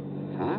You were thinking his wife had knocked him over to collect on this policy I sold him? Such things have happened, Earl. Well, it didn't this time for several reasons. One. He already owned a couple of other policies issued by some company up north, big ones, totaling over $200,000. 2. Both he and his wife have so much in blue chip stock, so much in the bank that, well, that $200,000 won't mean a thing to her. Funny, then, that he should buy $50,000 more from you. Third, Carter's wife never knew about this policy I sold him. Oh? No. Nor is she named as beneficiary of it. Who is? Hold your hat, Johnny. This is right out of the pulp magazines. What do you mean? The beneficiary happens to be a former stripper. Stripper? You mean from burlesque? That's exactly what I mean. Her name is Mitzi Taylor. She lives up in New York. I see. You know the connection, Earl? Well, from what he told me when he bought the policy, well, I guess he'd known her pretty well in the old days, before he and his present wife got married. They were only married about 3 years ago, incidentally. Incidentally, huh? Well, what's that mean? Earl, I got a kind of funny idea cooking in the back of my head. About his wife, I mean. About his wife? Yeah, let's get on down to Sarasota and find out what the police have learned.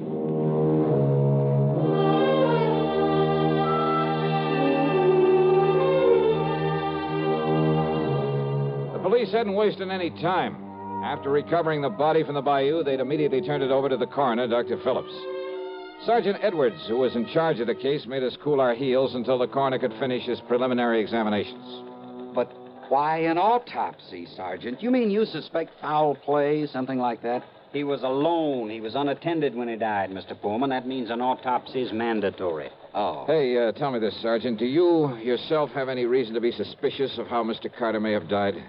You don't mind, sir. I'd rather wait until Dr. Phillips is through before we talk about it. Which means you did find something suspicious. I didn't say that, sir. Well, you might just as well have. Did you talk to Mrs. Carter? No, sir. What? It happens she isn't home. Then she doesn't know her husband is dead? Looks that way, doesn't it? Oh, come on. Now, wait a minute. Sergeant, that's a pretty evasive answer. Truth is, Mr. Dollar, it was meant to be. Oh, great. Then I can expect a lot of cooperation from this department. All we can possibly give you, sir. When we find out what we have to go on. Yeah. Earl, do you know if Carter had a regular physician? Yeah, Dr. Theo Foote, Johnny. We've checked with him, Mr. Dollar. And? Mr. Carter's heart condition was such that he was ready to go at any moment, and without warning.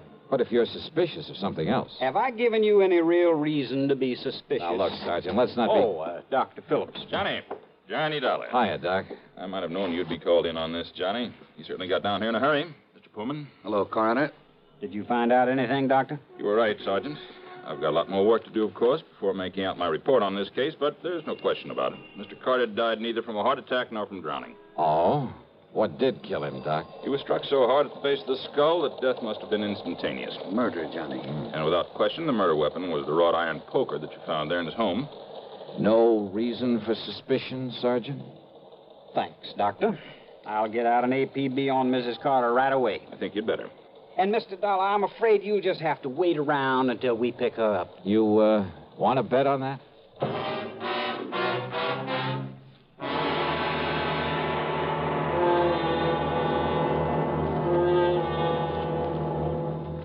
Act two of yours truly, Johnny Dollar, in a moment. Bonjour, I am Jacques Leroy, expert on the stereophonic phonograph.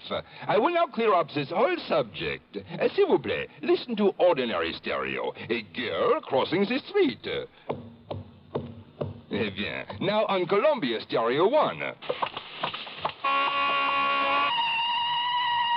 Ah, that was a pretty girl crossing the street. Quelle différence! The fantastic Columbia Stereo 1 phonograph gives you all the realism and excitement of a live performance. Oh, in a moment, mademoiselle. Oh la la. Oh, pardon. You see, only Columbia has exclusive stereo projection. Not just a few separated speakers, no, but multiple speakers that send interlocking circles of sound through every inch of a room. See the Columbia phonograph, man, tout de suite. Columbia Stereo 1 portable start at $39.95. Consoles from $129.95. Attendez, ma chérie! Wait for me! And now, Act two of yours truly, Johnny Dollar and the Bayou Body Matter.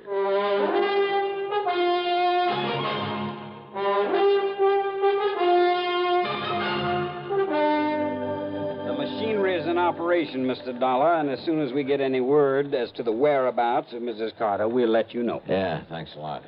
Earl, just how much did you know about Carter and his wife? Well, you know how it is, Johnny. There was some talk about their not getting along too well, but... I've thoroughly investigated, Mr. Dollar. They fought like cats and dogs. Well, now, I wouldn't go so far as to say that. At times, that is. At times.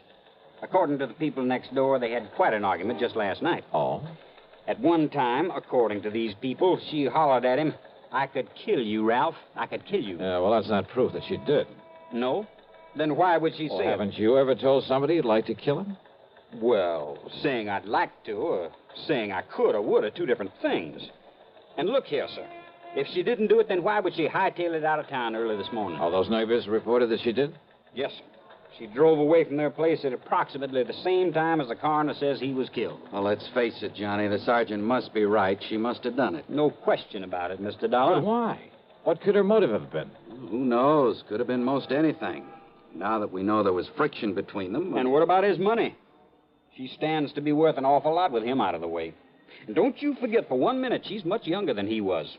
Not only that, but she's a nice, healthy, attractive woman, too. And he, with his heart condition, well, he was probably just a millstone around her neck.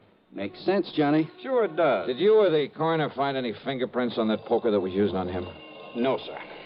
But there was some lint from a pair of cotton gloves on it. All right, then. Johnny. All right.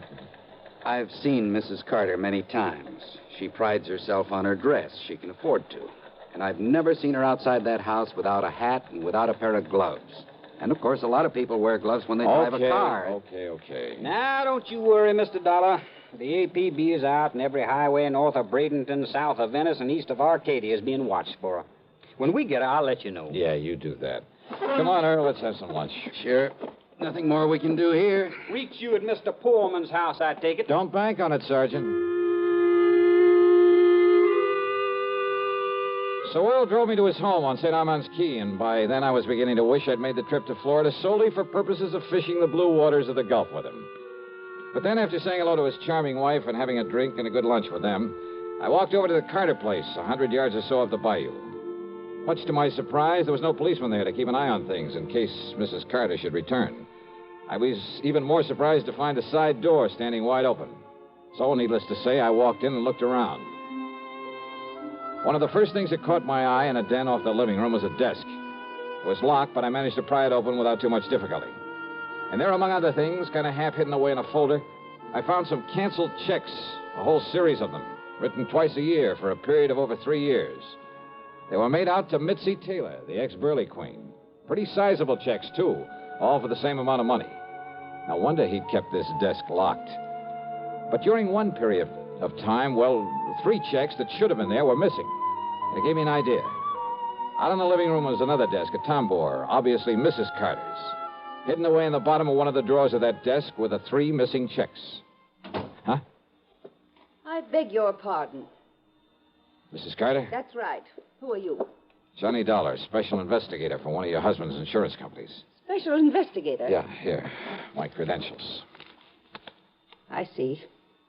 And has my husband sent for you? Your husband? Of course. Where is he? You mind telling me where you've been since early this morning, Mrs. Carter? I don't know why not. I was somewhat upset this morning, and, well, being a woman, I chose to do something a man probably wouldn't understand. I've been at a beauty parlor. Where? Just this side of Bradenton. All right, now, Mrs. And Carter. if this is some kind of inquisition, I had a shampoo, a set, and a manicure. Tell me just one thing. Did you leave this house before or after your husband died? I don't believe Ralph was even up by the time. Ralph, dead. His body was found in the Bayou this morning. Or did you know that? Oh, I am shocked, Mr. Dollar. Terribly shocked. I am not sorry. Go on, Mrs. Carter. I married Ralph 3 years ago. It was my second marriage. My first husband, though very wealthy, was I don't know why I'm telling you this. Go on, please. I thought that Ralph, because he was older than I would... Well, I thought that with my money, he'd be content to settle down to the quiet sort of home life I'd owe. Don't you see, it was only for my money that he married me. The only woman he ever cared about, whom he continued to support with my money, was a horrible... See, you've been through my desk. Yes. I'd known about her for some time, Mr. Dollar. But yesterday, when I found those checks in his desk... Would you call them motive for murder, Mrs. Carter? I told him I would divorce him. I told him last night. I'm afraid it was quite a scene, but Good heavens. All right, now listen carefully. I want you to answer my questions carefully, regardless of how absurd you may think they are. Well, all right.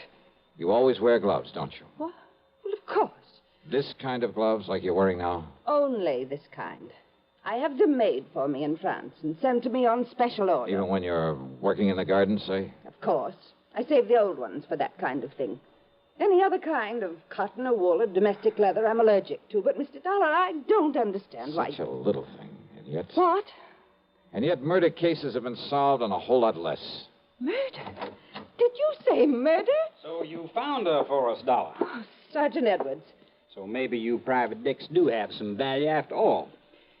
All right, Mrs. Carter. Yes, Sergeant. I'm arresting you on suspicion of murdering your husband. You what? Now, just a minute, May as young well man. go along with him, Mrs. Carter. But, Mr. Dollar, But I'm glad you threw that word suspicion in there, Sergeant. What's that? Yeah, it may save you from being sued for a lot of money. Huh? Yeah, for false arrest. Act 3 of yours truly, Johnny Dollar, in a moment. Welcome, recording star Mel Torme. It's terrible trying to sing with a bad cold. So I always take 4-way cold tablets to relieve cold miseries fast. Good idea. Tests of all the leading cold tablets proved 4-way fastest acting. 4-way starts in minutes to relieve muscular pains, headache, reduce fever, calm upset stomach, also overcomes irregularity. When you catch cold, try my way. Take 4-way cold tablets. The fast way to relieve cold distress and feel better quickly. 4-way, only 29 cents. Now, here's a word about another fine product of Grove Laboratories. Had dandruff for years? Now get rid of it in 3 minutes with Fitch Dandruff Remover Shampoo. 3 minutes with Fitch regularly is guaranteed to keep unsightly dandruff away forever. Apply Fitch before wetting hair, rub in 1 minute. Add water, lather 1 minute. Then rinse 1 minute. Every trace of dandruff goes down the drain. 3 minutes with Fitch, embarrassing dandruff's gone. Fitch can also leave hair up to 35% brighter. Get Fitch Dandruff Remover Shampoo today. And now, Act 3 of yours truly, Johnny Dollar. After getting the address of Missy Taylor from him, I persuaded Earl Palmer to drive me in a hurry to the airport up at Tampa. Item 2, $67.95, plane fare to New York. It was very late by the time I arrived there, but item 3, $6 for a taxi to the neighborhood of Mitzi's apartment. Item 4, 10 cents for a phone call. And then I crossed my fingers. This was hardly the scientific approach to the solution of a murder case. I wouldn't get to first base if I had to identify myself over the phone, but she gave me a break. Hello? Mitzi? Yeah, that's right. This is... Louis? Yeah, Louis. What's the matter with you? Why are you talking like that? Gotta keep my voice down. Listen, didn't I tell you not to call me from down there in Florida? Come right back here. Louis, are you back here in New York already? Took a plane. Did you take care of Ralph Carter? Don't worry, baby. It'll be in all the papers. Okay. And come on over here and I'll pay you off. Sure. But then you're to clear out. You're to get out of this town as far away from me as you can. Sure. Okay. Come on over. Yeah, a real break. Now it was up to me to take the fullest possible advantage of it. Item 5, another dime for another phone call, this time to Lieutenant Randy Singer at the 18th Precinct. No question about it, Johnny. Old man Carter must have known that sooner or later his wife would catch on to all the money he's been giving his dame. Right.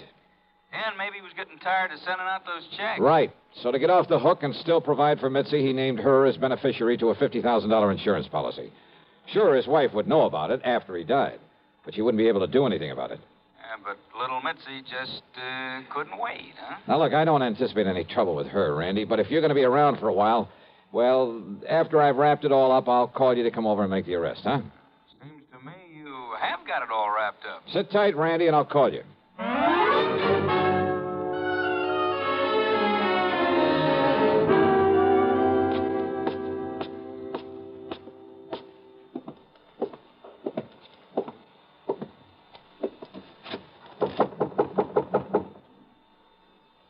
Yeah, who is it? Louis.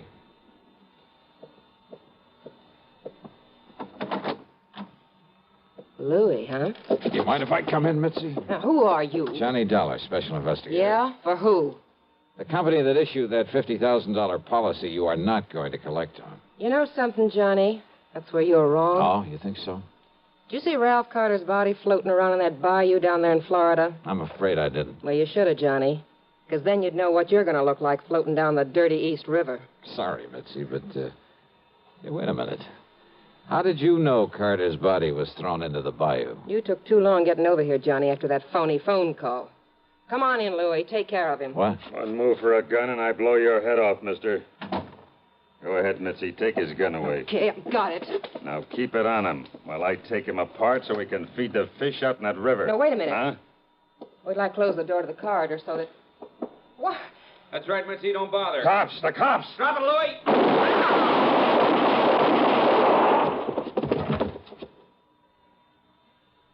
Okay, boys. Take what's left of them out of here. Right, Lieutenant. Maybe you better put some cuffs on the dame. Right. Come on, baby. Hiya, Johnny. Fancy meeting you here. Very funny. And, hey, what happened? I thought you were going to call me back. Oh, stop hamming it up, will you, Randy? But, thanks. Think nothing of it.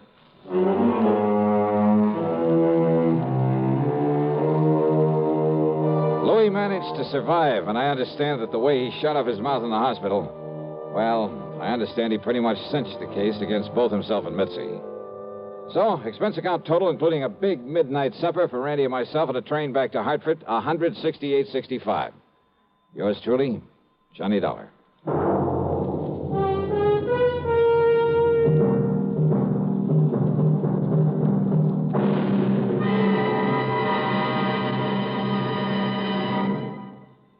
Our star will return in just a moment. This is the cold season. What do medical authorities say about the common cold? Doctors tell us there is no known drug which will cure a cold. There are effective medications for treating complications, accompanying or following a cold.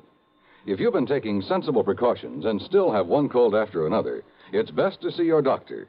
And here's more good advice.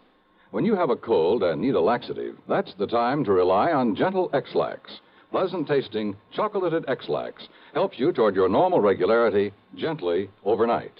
X-Lax gets along with any cold remedies you may be taking, and X-Lax works where nature wants, in the lower tract, not the stomach. Taken at bedtime, X-Lax won't disturb sleep, gives you the closest thing to natural action the next morning. You're well on your way toward your normal regularity, without upset or discomfort. So when you have a cold and need a laxative, take X-Lax, the laxative you can use with complete confidence. X-Lax helps you toward your normal regularity gently overnight. X-Lax. Now, here's our star to tell you about next week's story. Well, next week I take another trip to Florida, and I still don't get a chance to go fishing. Instead, a lesson in how not to commit a murder. Join us, won't you? Yours truly, Johnny Dollar.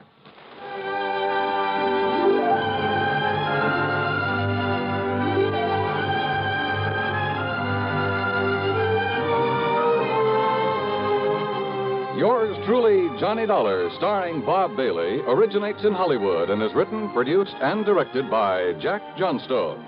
Heard in our cast were Virginia Gregg, Lillian Bayef, Vic Perrin, Sam Edwards, Barney Phillips, Herb Vigran, and Frank Gerstle. Be sure to join us next week, same time and station, for another exciting story of yours truly, Johnny Dollar. This is Dan Cubberly speaking.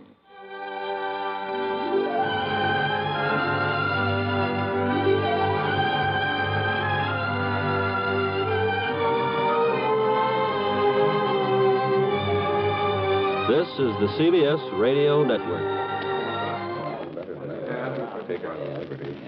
Gentlemen, your attention, please. Now, here's the problem. Your pilot is flying a 400,000-pound, 650-mile-per-hour B-52D Stratofortress.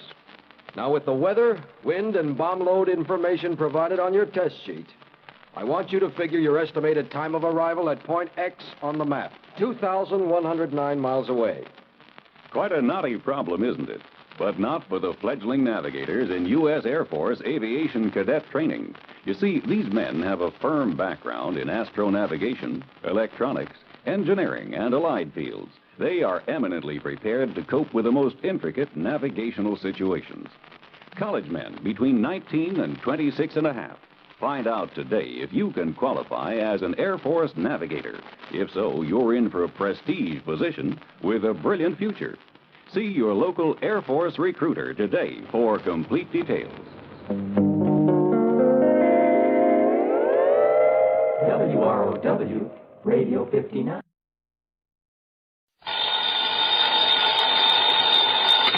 Johnny Dollar. Al Turner, Johnny, over here at New Britain Mutual. Al, it's been a long time. Yeah, I know. What can I do for you? Plenty, I hope. How old are you, Johnny? Well, next birthday I'll be 30... Huh? 30 what? Now, why?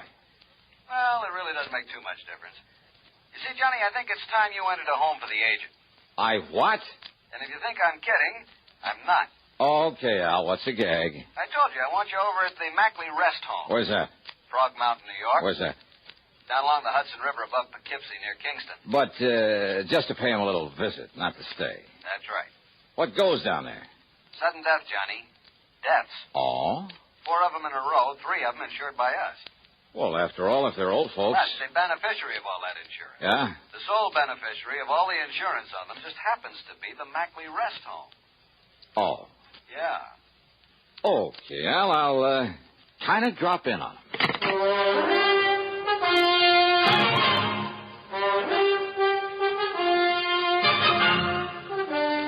CBS Radio brings you Bob Bailey in the exciting adventures of the man with the action-packed expense account, America's fabulous freelance insurance investigator. Yours truly, Johnny Dollar.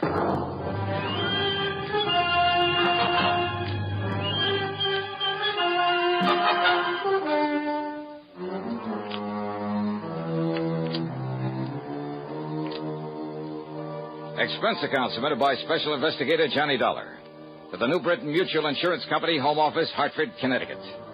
Following is an account of expenses incurred during my investigation of the Paradise Lost matter. I decided my own car would be handy to have along. As usual, the gauge said nearly empty. So, expense account item 1 is $5.20 for a tank full of gas. I drove west on 44, then cut across to Rhinebeck, then Rhine Cliff, where I took the ferry over the Hudson to the town of Kingston, New York. On Route 28, I passed through Stony Hollow, and a few miles further on, I found a sign indicating Frog Mountain. It was on a side road to the left. At one side of it overlooked the famous Ashokan Reservoir, and some pretty big fish have come out of that water. Thinking about it, I almost drove on past what was obviously a rest home for the agent, in among the trees. There was a large, very old frame house set on the side of the mountain, and sitting about on the front lawn, reading, chatting, playing cards, or just enjoying the afternoon sun were the happy-looking customers. As I stopped the car, a pleasant-looking middle-aged man walked over to me, smiled, and said... How do you do, young man? How do you do? Oh, how do you do? My name is Johnny Dollar. A pleasure to meet you, Mr. Dollar. I'm Justin Perry?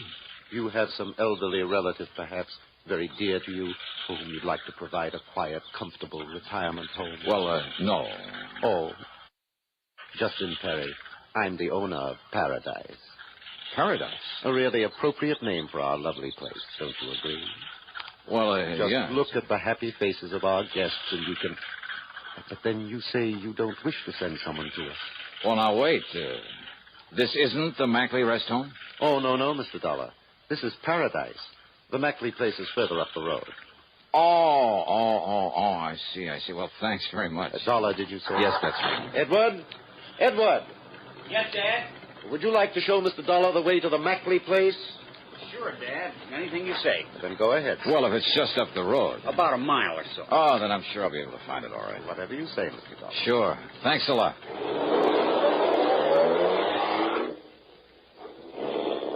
A very nice spot. And some of the folks on the lawn waved cheerily as I drove on back up the road toward the mountain. I wondered if the Mackley place would be the same. It wasn't. At least, well, it was brand new, a modern ranch type of thing, built on a single level. A lot of native stone and glass, all very pretty and smart and practical, but lacking in warmth. The guests, the residents, though well-dressed and apparently wealthy, were sitting by themselves for the most part, reading or just sitting. No one seemed to notice me as I parked my car, then walked in through the door at one side marked office.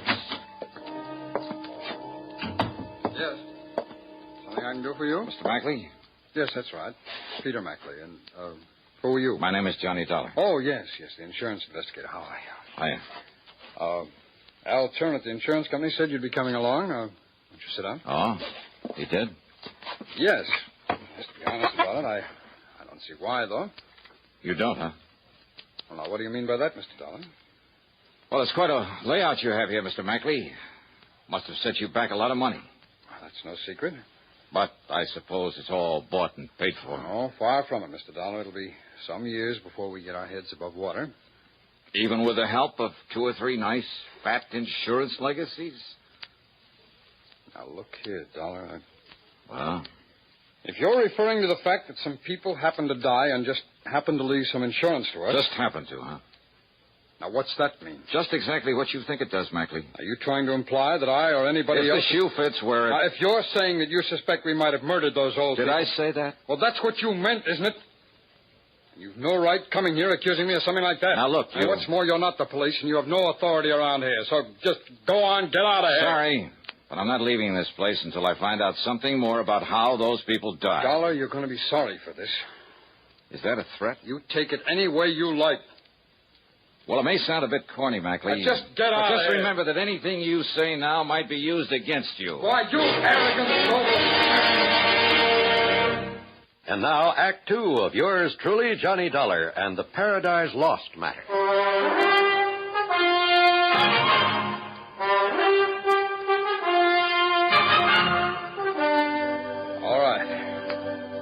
All right, Mr. Dollar.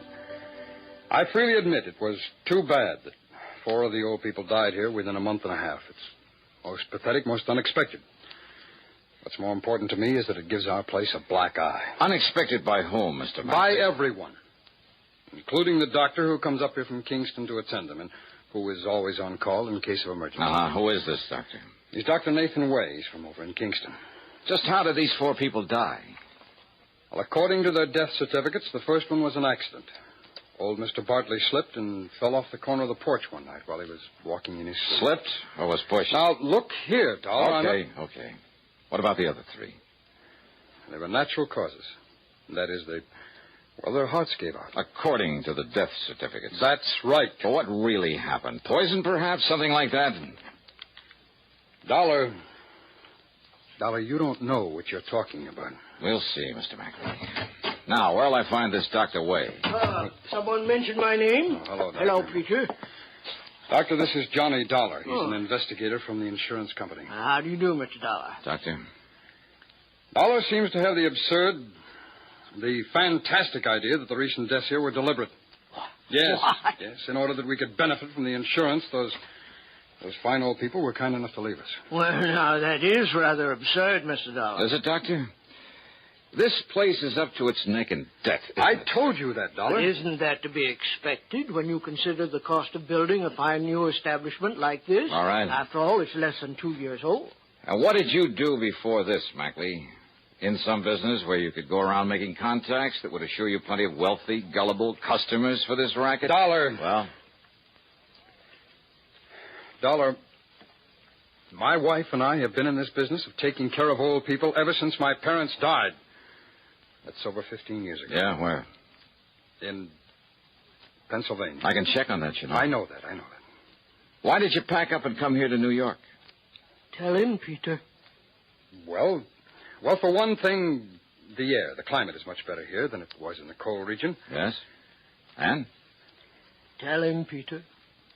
Well, we had to close down over there. Why? Because our building, our facilities were considered substandard according to some new regulation. And suddenly a lot of your patients started dying off? No, nothing of the sort. Peter is telling you the truth, Mr. Dollar. You investigated, Dr. Way? Well, no, not exactly. I see. But I have talked with many of these fine old people who moved from there to here, and they are intelligent, wealthy people. Wealthy? Yes. Yeah, I'll bet they are. Dollar, will you listen to me? And it was so easy to talk a lot of them into buying a hunk of insurance and making this place the beneficiary. Now, that's not true. Isn't it?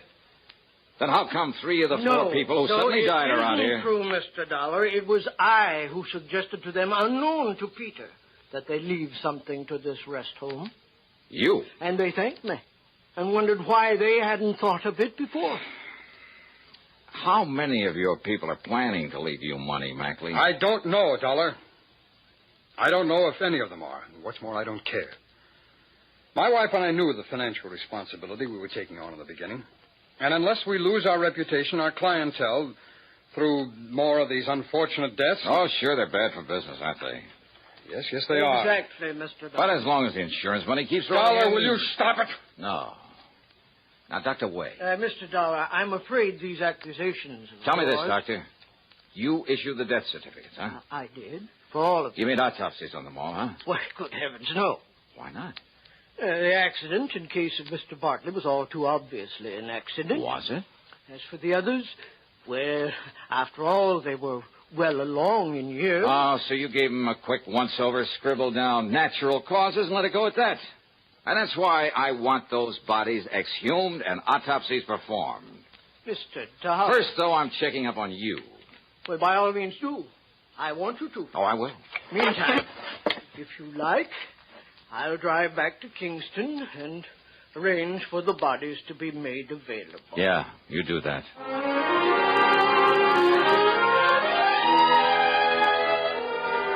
I followed the doctor into Kingston, parked my stuff at a hotel, and dropped in at police headquarters where I talked with Lieutenant Art Connolly. Dollar, I'm glad you're looking into this. Frog Mountain's a bit out of our jurisdiction, officially, that is. But I've wondered about those deaths myself. Well, how much do you know about Peter Mackley, Lieutenant? Well, I've thought a lot of that man ever since he came to these parts. Oh? Yeah, he's not the kind you might expect to be running an old folks' home, but, well, he's okay. I see. How well do you know Dr. Way? Well, one of the finest people we have here in Kingston. And without a doubt, the best man to make those autopsies you want. He's connected with the department? Yeah. And if you ask me, he'll get you results so fast it'll... Oh, now, wait a minute, Dollar. You're not thinking that Dr. Way... Mackley, huh? And I'll tell you this about Pete Mackley, Dollar. It took a lot of guts for him to go to that place of his. What do you mean by that? I mean, against some of the folks around town who were partial to Justin Perry, who runs the Paradise Home, who were afraid it might put him out of business. Mackley's place being so much nicer and modern and all. That still doesn't mean anything, Lieutenant. And you know, those old folks like things new and modern. And if Perry doesn't improve that place of his... Oh, yeah? Oh, hello, Doc. Lieutenant, Mr. Dollar, I'll be able to make those autopsies tonight. When I'm finished, I'll call you at your hotel. Sure, Doctor. You do that. I talked further with the lieutenant, but I'm afraid I didn't get much help from him. He was convinced, a little too convinced, that Peter Mackley was all right, and he spent all his time defending him. A late dinner at the hotel was item 2, $4.25. Item 3 was 35 cents for a magazine. I went up to my room, sprawled out in a big overstuffed chair, put my feet on the windowsill, and promptly went to sleep. Yeah, the combination of a big dinner and a quiet night had really got to me. Too much for my own good. He must have used a calling card to slip the lock on the door, because the first thing I remember was hearing the door close. And when the light switch went off... Huh? Who's that? What's the idea of turning off the... Oh, no, you...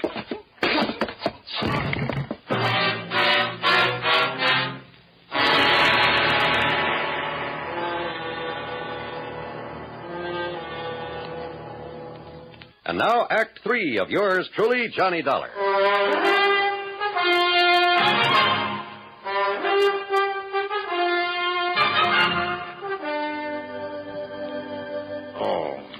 Easy now, easy. Another piece of tape to hold this bandage on your head. You'll be... Doctor. Yeah, there you are. That's Back right. away. Now, don't tell me you fell asleep and fell out of your chair and did this. Oh, no. Listen, Oh, listen. and here. Perhaps a drop of this medicinal brandy? No, yeah. Oh, yeah, thanks. Hey. Hey, look, it's morning. Yes, and I've done the autopsies. Oh? I knocked on your door and didn't get any answer. Doc, listen. But it wasn't locked, so I came on in and, what happened? Oh, somebody sneaked in and slugged me. Who? Are you kidding? But come on, what about the autopsies? Yes. Well, no question about it. Mr. Bartley's death was an accident. But the others? Poison. A poison that made it look like heart failure. Okay, then. Hello. Hello. Your order, please? Lieutenant Art Conley at police headquarters. I'll call you right back, sir. Emergency, operator. This isn't... Okay. And now, Mr. Dollar. So, Doctor, somebody at Mackley's rest home gave them poison. So that's it. But the only medicines those people get are the ones that I myself prescribe. And I have never prescribed even the most minute dose of sodium Lieutenant Johnny Dollar. I'm glad you called, Dollar. Doc told me the result of his autopsy is on his way over to see you. Then you know. But I still refuse to believe that Peter Mackley... No? Then why did he come here and try to put me out of the picture? What? I don't know what scared him off before he could finish the job, but I'm thankful something did. When? Last night I was asleep. Oh, well, then you're wrong. It wasn't Peter Mackley. No? Knowing that sometimes you have to suspect even your best friend on a case like this, I had Mackley here at headquarters all night. So, Dollar... Doctor. My prescriptions? Yes. I've been thinking about that. They're always made up at Pearson's drugstore by Mrs. Pearson herself. Then she is going to have some visitors. What? Come along, Doc.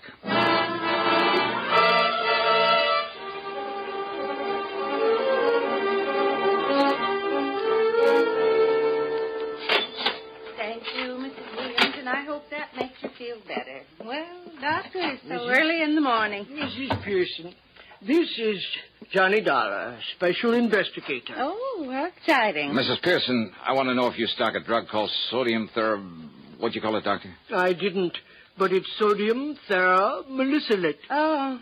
But I doubt very much. Yes, I do. You do? Old Dr. Morley, the veterinarian, used it now and then to take care of hopeless animal cases. And you have it here now? Yes. In one of these back shelves, I have a single bottle that I... Hey, wait a minute. Yes? On that motorcycle out there with a sidecar. You pulled away from in back of this place. Yes. He helps in the store and makes all the deliveries for me. And he must have seen us in here. Must have seen me. What? He makes all the deliveries, including prescriptions for the Mackley rest home? That's right.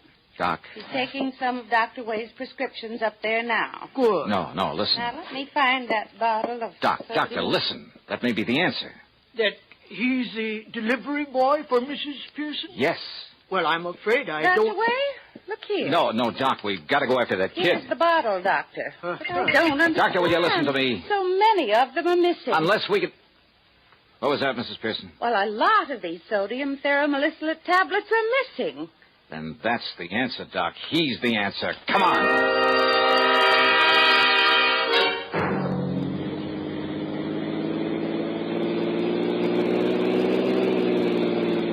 Have you ever tried to chase a motorcycle up a tortuous, treacherous mountain road?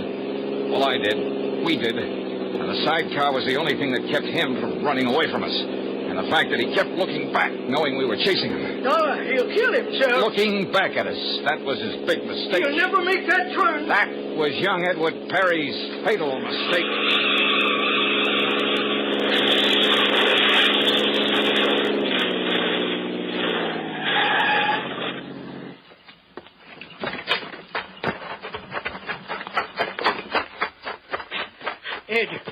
Edward. He's still alive, Doc. Here, I'll see what I can do for him. Now, Ed, let's see. Now, take it easy here. No use, Doc. Well, we can try now. We can try. But why, Eddie? I saw you there in the store.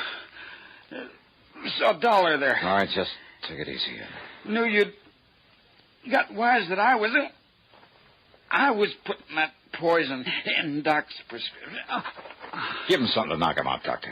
I'm afraid there's no use. I'm afraid... But it was Dad who... Justin Perry. Dad made me. Said if enough people at Mackley's died off, they'd... Now, easy, lad, easy. They'd leave Mackley's, come to Dad's place. Eddie, why? To the paradise. We'd put Mackley out of business. Barry's arm, dollar. Right, Doc.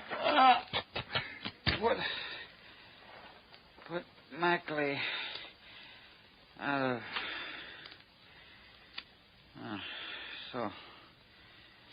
So long, Doc.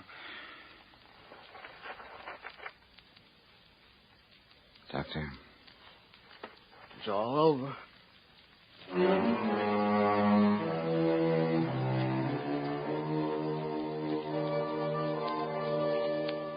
Oh, I don't know. I don't know what the courts will do. Ask me, Justin Perry murdered his son as much as though he'd done it with his own two... I don't know. Expense account total, call it $50. Yours truly, Johnny Dollar.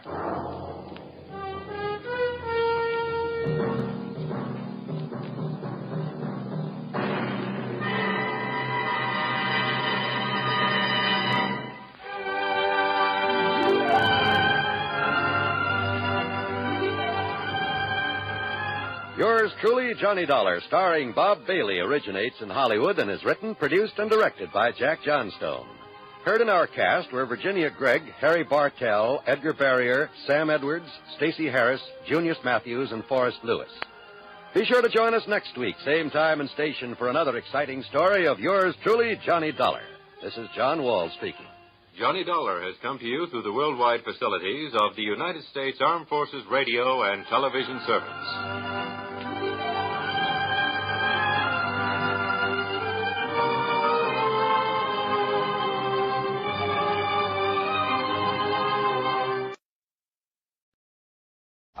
Investigate the death of one of our clients. All right. Have you ever heard of J. Lamont Schofield? The theatrical producer? Yeah. Sure. World famous for the beautiful girls he employed in his reviews on Broadway. Well, do I remember? Now, what about him? Well, if you've seen the papers, you know that he died yesterday. No, I didn't know. As natural causes, the medical report stated. But you think otherwise? I do. Why, sir?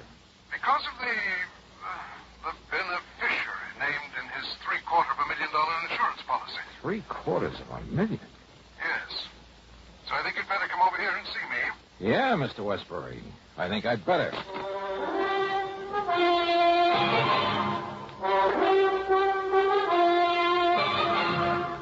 Bob Bailey in the exciting adventures of the man with the action-packed expense account, America's fabulous freelance insurance investigator. Yours truly, Johnny Dollar.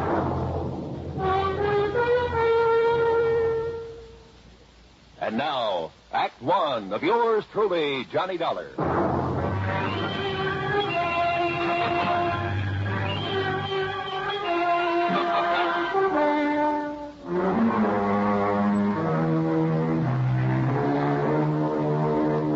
Expense accounts submitted by Special Investigator Johnny Dollar to the Worldwide Mutual Insurance Company, Home Office, Hartford, Connecticut. Following is an account of expenses incurred during my investigation of the Noxious Needle matter.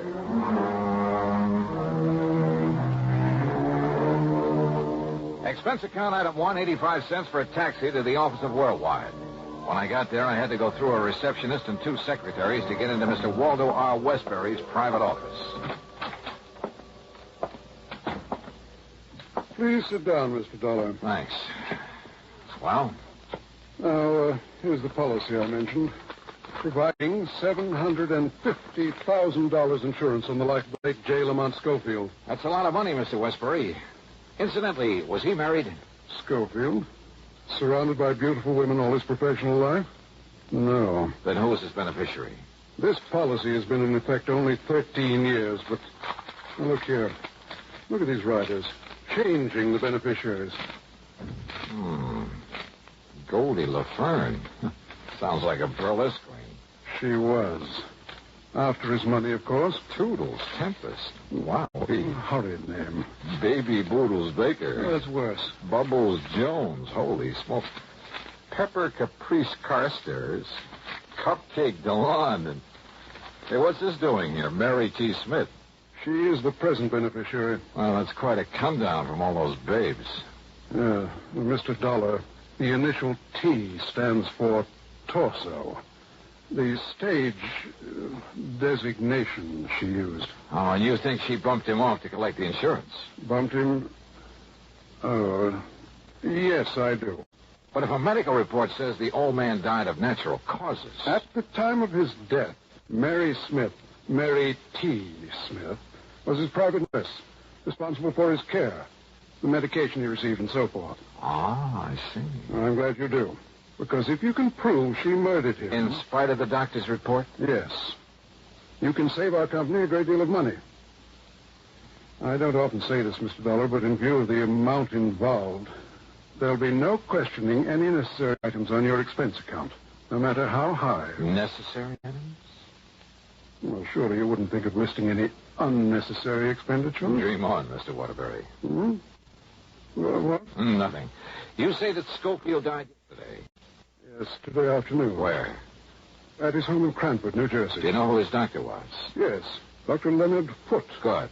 Now, I wonder where this nurse is. Anybody keeping an eye on her? Yes, you'll find her there at Schofield's home. Obviously, she's a very smart woman.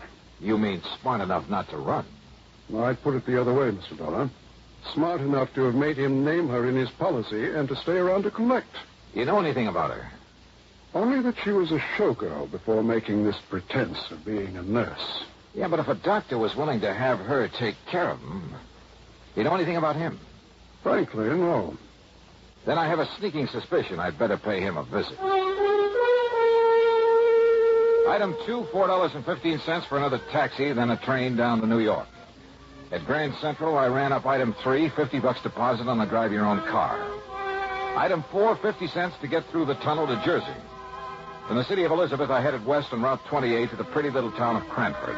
Then directly to the combination home and office of Dr. Leonard Foote, where I cooled my heels for a half hour in the reception room. Bye, Doctor. Goodbye, Jimmy. Come in, please, Mr. Dollar. I'm sorry to have had to keep you waiting. Oh, that's quite all right, Doctor. But if little Jimmy Sayer doesn't stop eating green apples, he's going to have worse than a tummy ache. Your company called that you'd be here because of the death of J. Lamont Schofield. Sit down. I'll be very honest with you, Doctor. His insurance company thinks your opinion of death from natural causes might be wrong. My tentative opinion, Mr. Dollar. Lamont Schofield suffered from Well, rather than bore you with a lot of medical terminology, let's say he had a heart condition, one that required that he take it easy and, of course, medication. What kind of medication? Digitalis, for the most part, to limit the frequency of his heart contractions. And more recently, he's been receiving intravenous injections of Cedilanid. His nurse gave him the injections? Yes, under my orders. I understand she's an old burlesque queen. Some years ago, he starred Mary in one of his Broadway productions. It was a flop. But shouldn't he have had a regular, licensed, registered nurse? She was a registered nurse, Mr. Dollar. Is she still a good looker? Over the years, Lamont kept himself pretty well surrounded by, well, some of them were very pretty girls. Well, not this Mary, sir. No doubt they were all after his money. Including Mary. Well, Mr. Dollar, I told you my tentative opinion was death due to natural causes. So the papers reported. But now let's face it, Doctor. If she hastened his demise by, say, an overdose of one of those injections... I learned. And while acting under your orders by using something that you put into her hands... Now, just a minute, It could though. look pretty bad for you, too, couldn't it? Are you trying to I'm imply... just stating facts. Imply that I might have conspired with that girl to bring about the death of one of Such a my thing patients? is always a possibility now, isn't it? Well? Are such tactics usually part of an investigation like this? Why not? If you were guilty, if I could get you riled up, catch you off your guard. I see. I don't like you, Dollar. I shall expect your apology. We'll see. As I started to say before you interrupted me, I learned just this morning from Monty's attorney that Mary Smith is the heir to Lamont's estate and the beneficiary to his insurance policy. You didn't know this before? I did not. Nonetheless. As a result, I have ordered his body held at the coroner's office. Oh? Yes, so that a complete autopsy can be made. Oh, I see. I'm sorry, Doctor. Would you like a towel, Mr. Dollar? Towel? To wipe the egg off your face?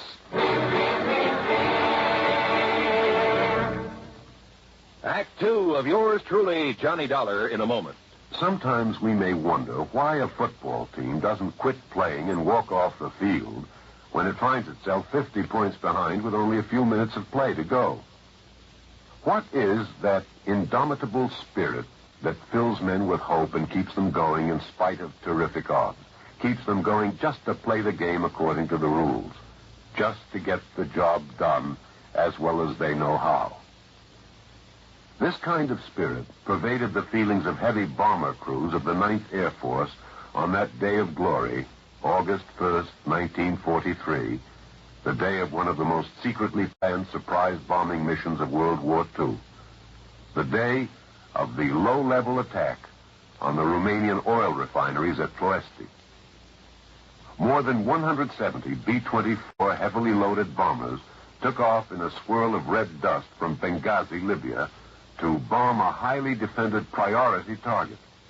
The element of surprise in the low-level attack was to be one of their greatest weapons. But things went wrong from the start. 3 planes exploded during takeoff operations. 11 more aborted due to engine trouble. Of those that reached the target area, less than 1/3 returned to home base. The leaders of the mission encountered navigation difficulties and difficulty in identifying the specific targets. And due to the loss of that elemental hope, surprise, they also encountered devastating enemy firepower from flak and fighters. The mission was partially successful, but a horrifying experience.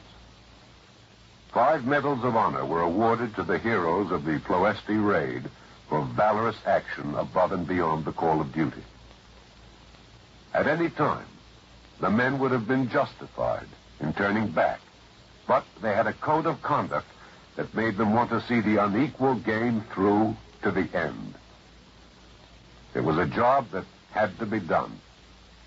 A charge of the Light Brigade in the air as they flew down the valley of death to glory. And now, Act 2 of yours truly, Johnny Dollar, and the Noxious Needle Matter.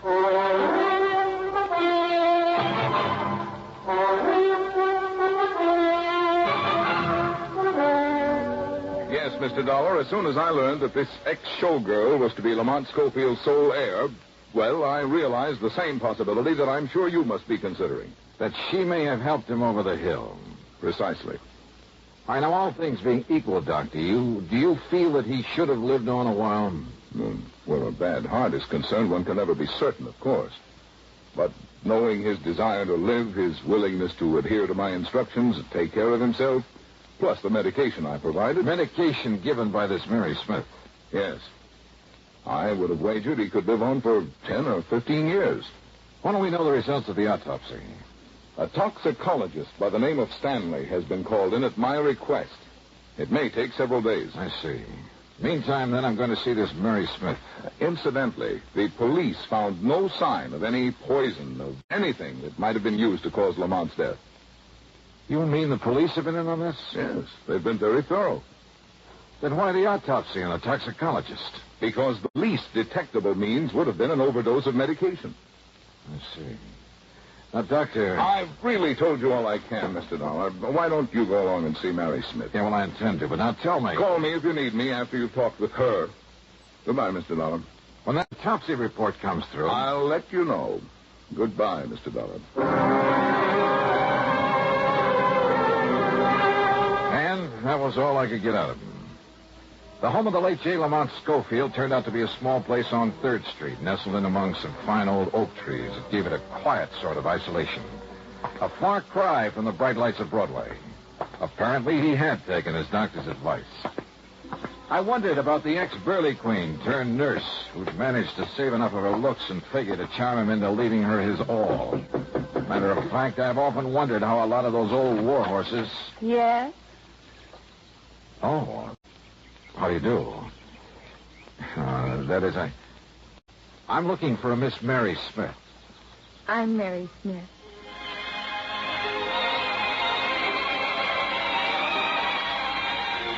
Old warhorse.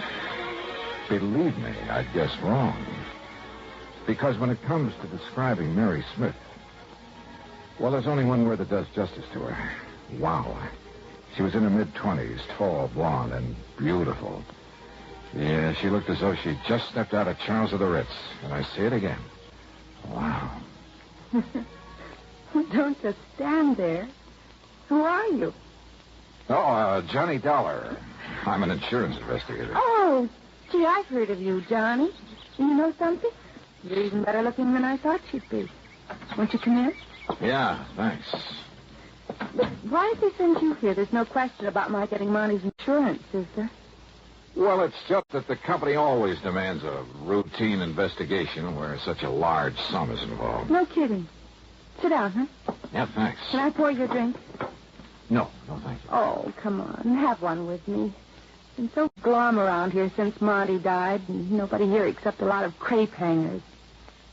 A little one? Okay. Okay. Gal can't just sit around and look grief-stricken. Have you been grief-stricken, Mary? You want the truth? No. What good was it doing Monty living that way, not able to tear around like he used to, putting on shows and having a big time?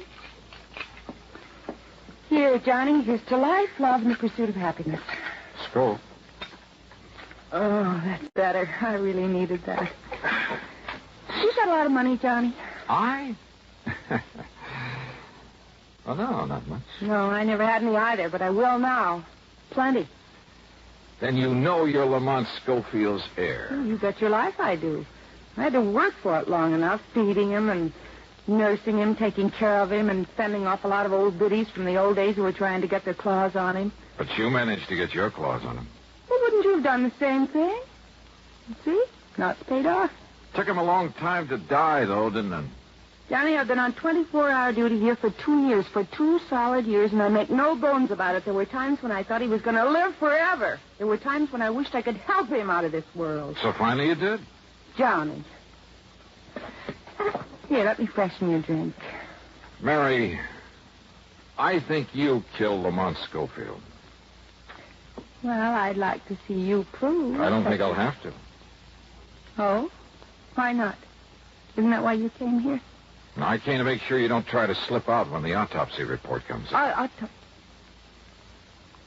Oh. Does that scare you? No, of course not. Let's face it, Mary. When somebody shows an attitude like yours, it means you're completely innocent Sure. or guilty as the devil. But at least it makes it very confusing for you. And for the police, doesn't it? So you're having a ball. Of course I am. Listen, Johnny, I don't blame you a bit for thinking I killed Marty. I wanted him dead. I wanted his money. Did what I had to do to get it, and then I'm going to get it. Yeah, did what you had to do. So if the autopsy shows he was given poison... Don't worry, it won't. Or that he was given an overdose of digitalis or whatever it is he was getting. No, that would be stupid, with nobody here but me. Nobody but you? There hadn't been a soul in this house except me for over a week. Since the last time Dr. Foote came to see me. You're sure of that? Well, of course I am. Then if somebody did kill him, it would have to be you, Yes. nobody else. Yes, sure. Remember that, Mary. Would you like me to put it down on paper for you and sign it? Yeah. Would you? Sure. I'll do anything, Johnny. If it'll confuse you. All right. Then start writing. Why not? Now, let's see. I, Mary T. Smith. Is that all right for a start? Oh, excuse me. No. Keep writing. I'll take it. All right. I, Mary T. Smith. Hello? Oh, yes, Doctor. Yes. Oh, I see. Hmm. Not even the possibility of too much of... I see. And you're sure? Of course he's sure. Okay, Doctor. You disappointed, Johnny? Because they found no poison? No overdose of sibylinid? I guess you know the answer, don't you? Of course I do. The autopsy showed nothing. You can't build a case out of thin air. So here. Here's your little paper, all signed and sealed. Well, gee, Johnny, I don't want it, and you said you did. You're far too smug, Mary. I have a right to be. You're barking up the wrong tree. You cannot build a case on nothing but thin air. Yeah, I know. So what do I do, Johnny? Just sit here and wait until your company pays you the money? Build a case. Until the estate is settled, or can I collect it? Yeah, Mary. You stay right here. And thanks for saying that. Huh? Johnny, what do you mean?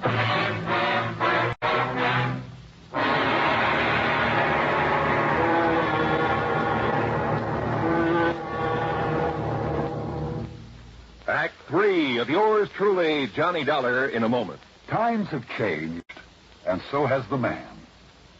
In the year 1775, a patriotic, enterprising American by the name of David Bushnell invented a strange craft. It was constructed of two oak beams resembling two platters clapped together and propelled by a water screw attached to a hand-operated crank. Another water screw regulated the depth to which the craft could descend. This was the American Turtle, the first United States submarine. 179 years later, 1954, the United States came up with another first.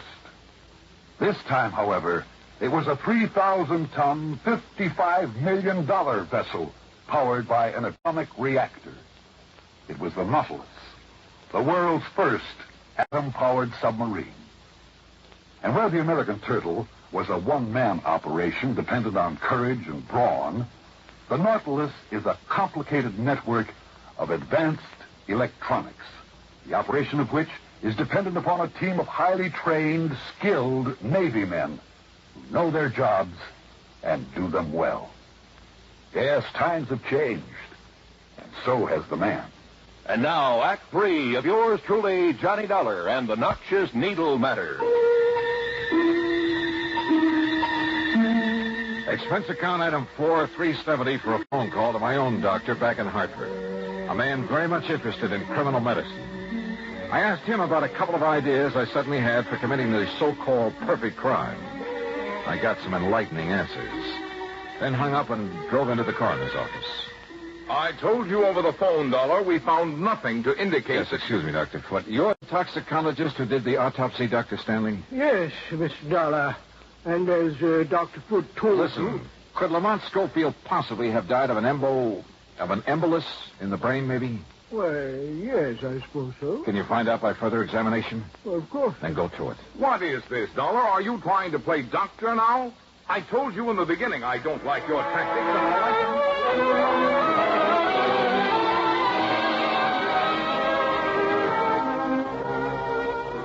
You were right, Mr. Dollar. An embolus in the brain. Though what should have led you to suspect... All right, now listen.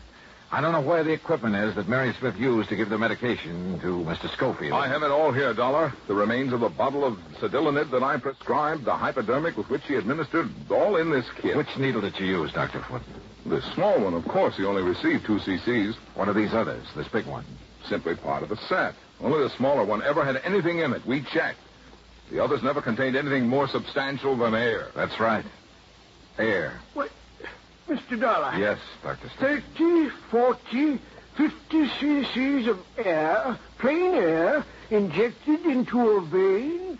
Yes, of course it would cause an embolus. And if you were to find traces, microscopic traces of the flesh of Lamont Schofield in that hypo that contained nothing but air... Yes, of course. I'll go to work on it immediately. If he does find traces of dermal tissue on that needle, I can't believe it. A case built on nothing but thin air. Yeah. And the ironic part of it is, the tip-off came from Mary T. Smith.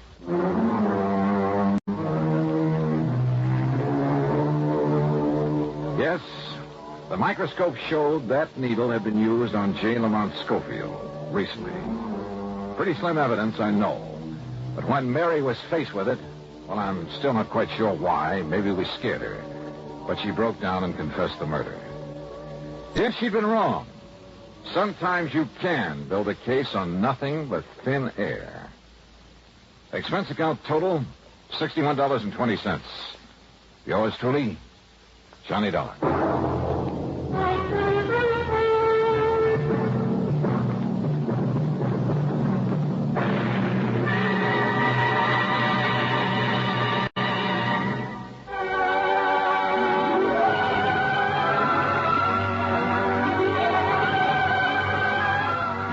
Truly, Johnny Dollar, starring Bob Bailey, originates in Hollywood and is written, produced, and directed by Jack Johnstone. Heard in our cast were Virginia Gregg, Bartlett Robinson, Marvin Miller, and Junius Matthews. Be sure to join us next week, same time and station, for another exciting story of yours truly, Johnny Dollar. This is Roy Rowan speaking.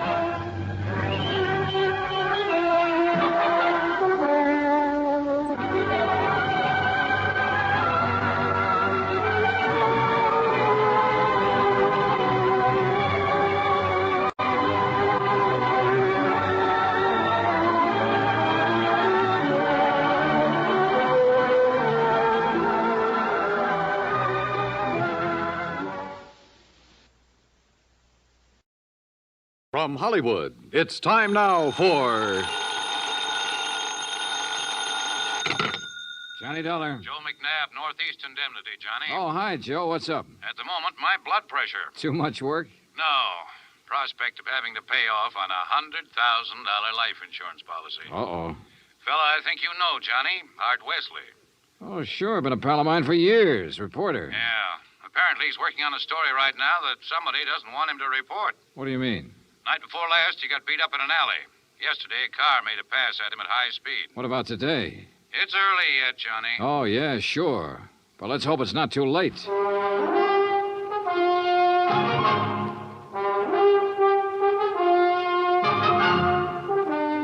Bob Bailey in the exciting adventures of the man with the action-packed expense account. America's fabulous freelance insurance investigator. Yours truly, Johnny Dollar.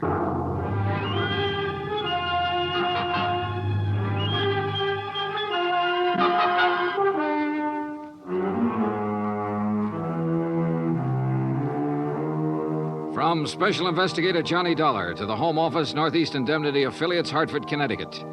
The following is an accounting of expenditures during my investigation of the Big Scoop matter. Expense account item 1, $18.40. Transportation and incidentals to New York City. I called Art Wesley's paper. He wasn't in, and nobody seemed to know where he was. Then I remembered a small bar called Tony's over on 3rd Avenue. I took a cab. That's item 2, $1.25, and found him in a corner booth. Sorry, Johnny, no bodyguard. The informants I'm working with will take off fast if they spotted one. No informants, no story. That insurance policy your paper took out on you, who's the beneficiary? A dear departed wife, Joan. Departed? I thought... We split up a couple of months ago. Oh, I'm sorry to hear that, Art. We were living in 2 different worlds. I wanted a home and family. She wanted a trip to the moon every night. Where is she now? Who knows? On her way to the moon, I guess. Hey, look, this story you're working on, Art. It's hot, Johnny. And big, real big. A national gambling syndicate, and run by a guy right here in New York. Who? I'm getting close, but I'm not sure yet. When I am, then out come my articles. What's this guy gonna do when you push him into a corner? Look, I'm worried about you. You look, Johnny, I'm not as foolish as you think. I've got his name written down and put in a safe deposit box with what evidence I got. That's my real insurance. Oh, Art, look, we've been friends a long time. I'm not gonna let you do this alone. Sorry, Johnny. I gotta go it alone.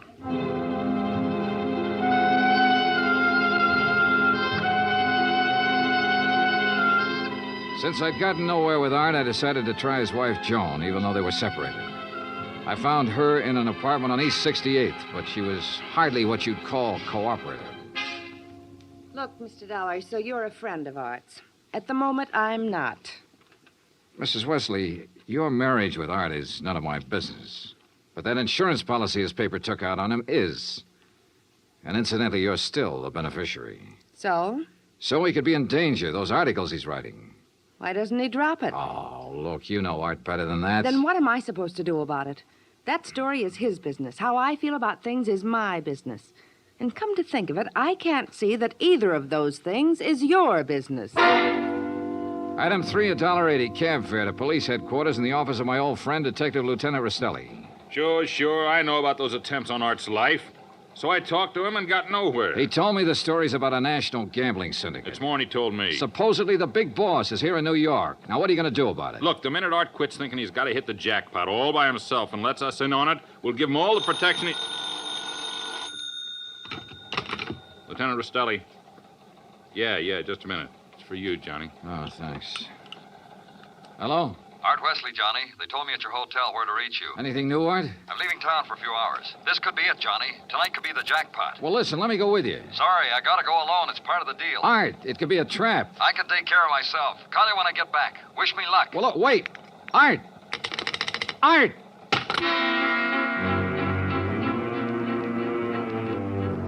Item 4, $1.80 cab to Art's apartment, where I persuaded the manager to let me in. I was looking for anything that would give me a lead. Then, near the phone on a scratch pad, I found where he'd written the word Watika several times. Sure, Lake Watika, upstate. Art had a lodge there. Item 5, $25 even for a rented car. It was a 3-hour drive to Lake Watika, which was bad enough. But to top it off, it started to rain, and rain hard.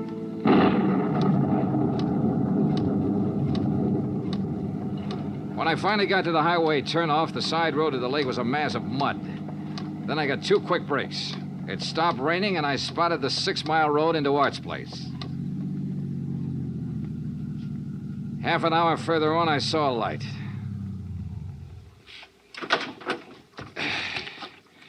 Art's car was parked at one side, and the front door of the lodge was wide open. When I got to it, I saw why. Art was lying in the doorway. Yeah. He was the one who wanted to hit the jackpot. But you can't hit the jackpot with a slug, particularly when that slug is right between your eyes.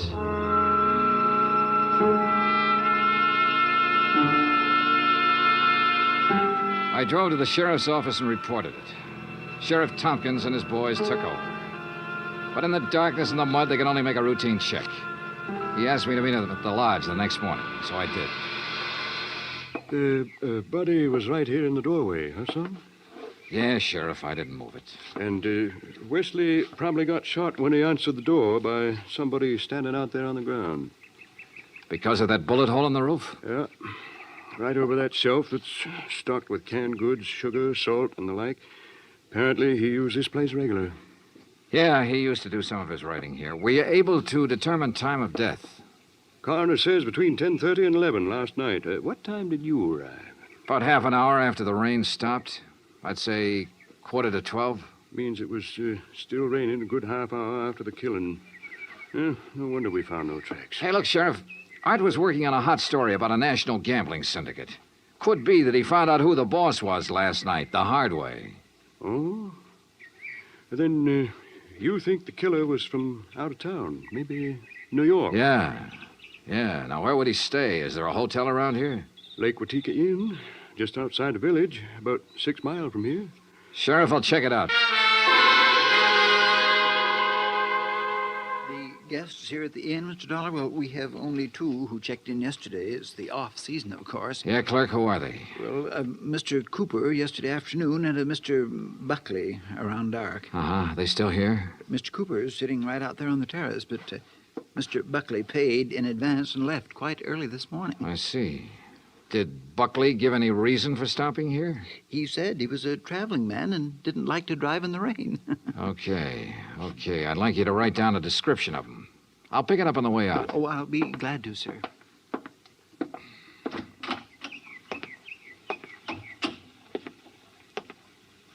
Hi.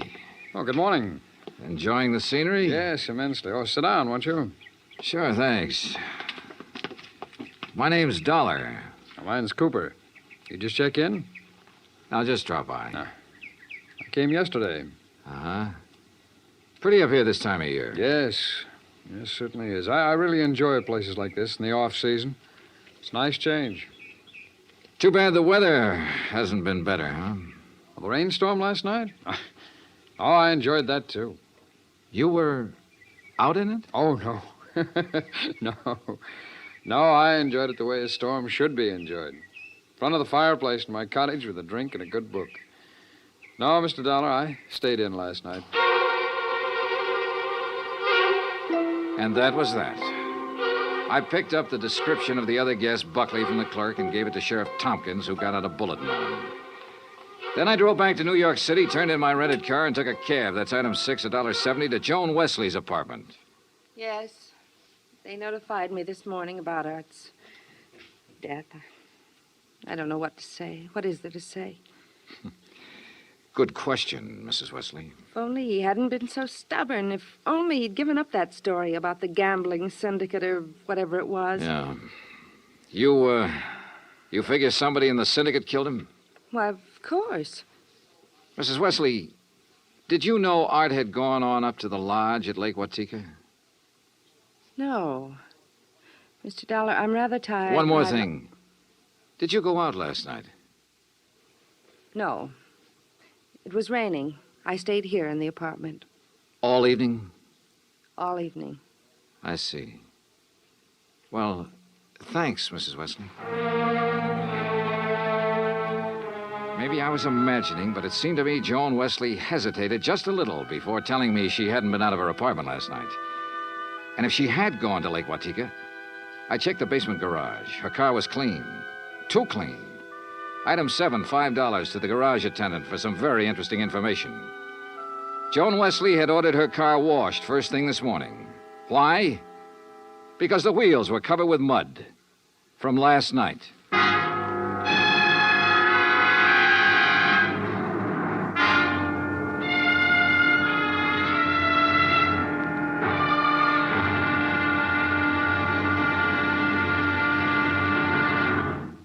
Act 2 of yours truly, Johnny Dollar, in just a moment. Better schools mean better citizens, better neighbors, better families. But we can't expect our children to respond, to learn and grow, if we ourselves are indifferent to their school environment. CBS Radio urges that you write to Better Schools, 9 East 40th Street, New York 16, New York, for information about how citizens can spark community action to improve their schools. That address again is Better Schools, 9 East 40th Street, New York 16, New York. Now, Act 2 of yours truly, Johnny Dollar, and the Big Scoop Matter.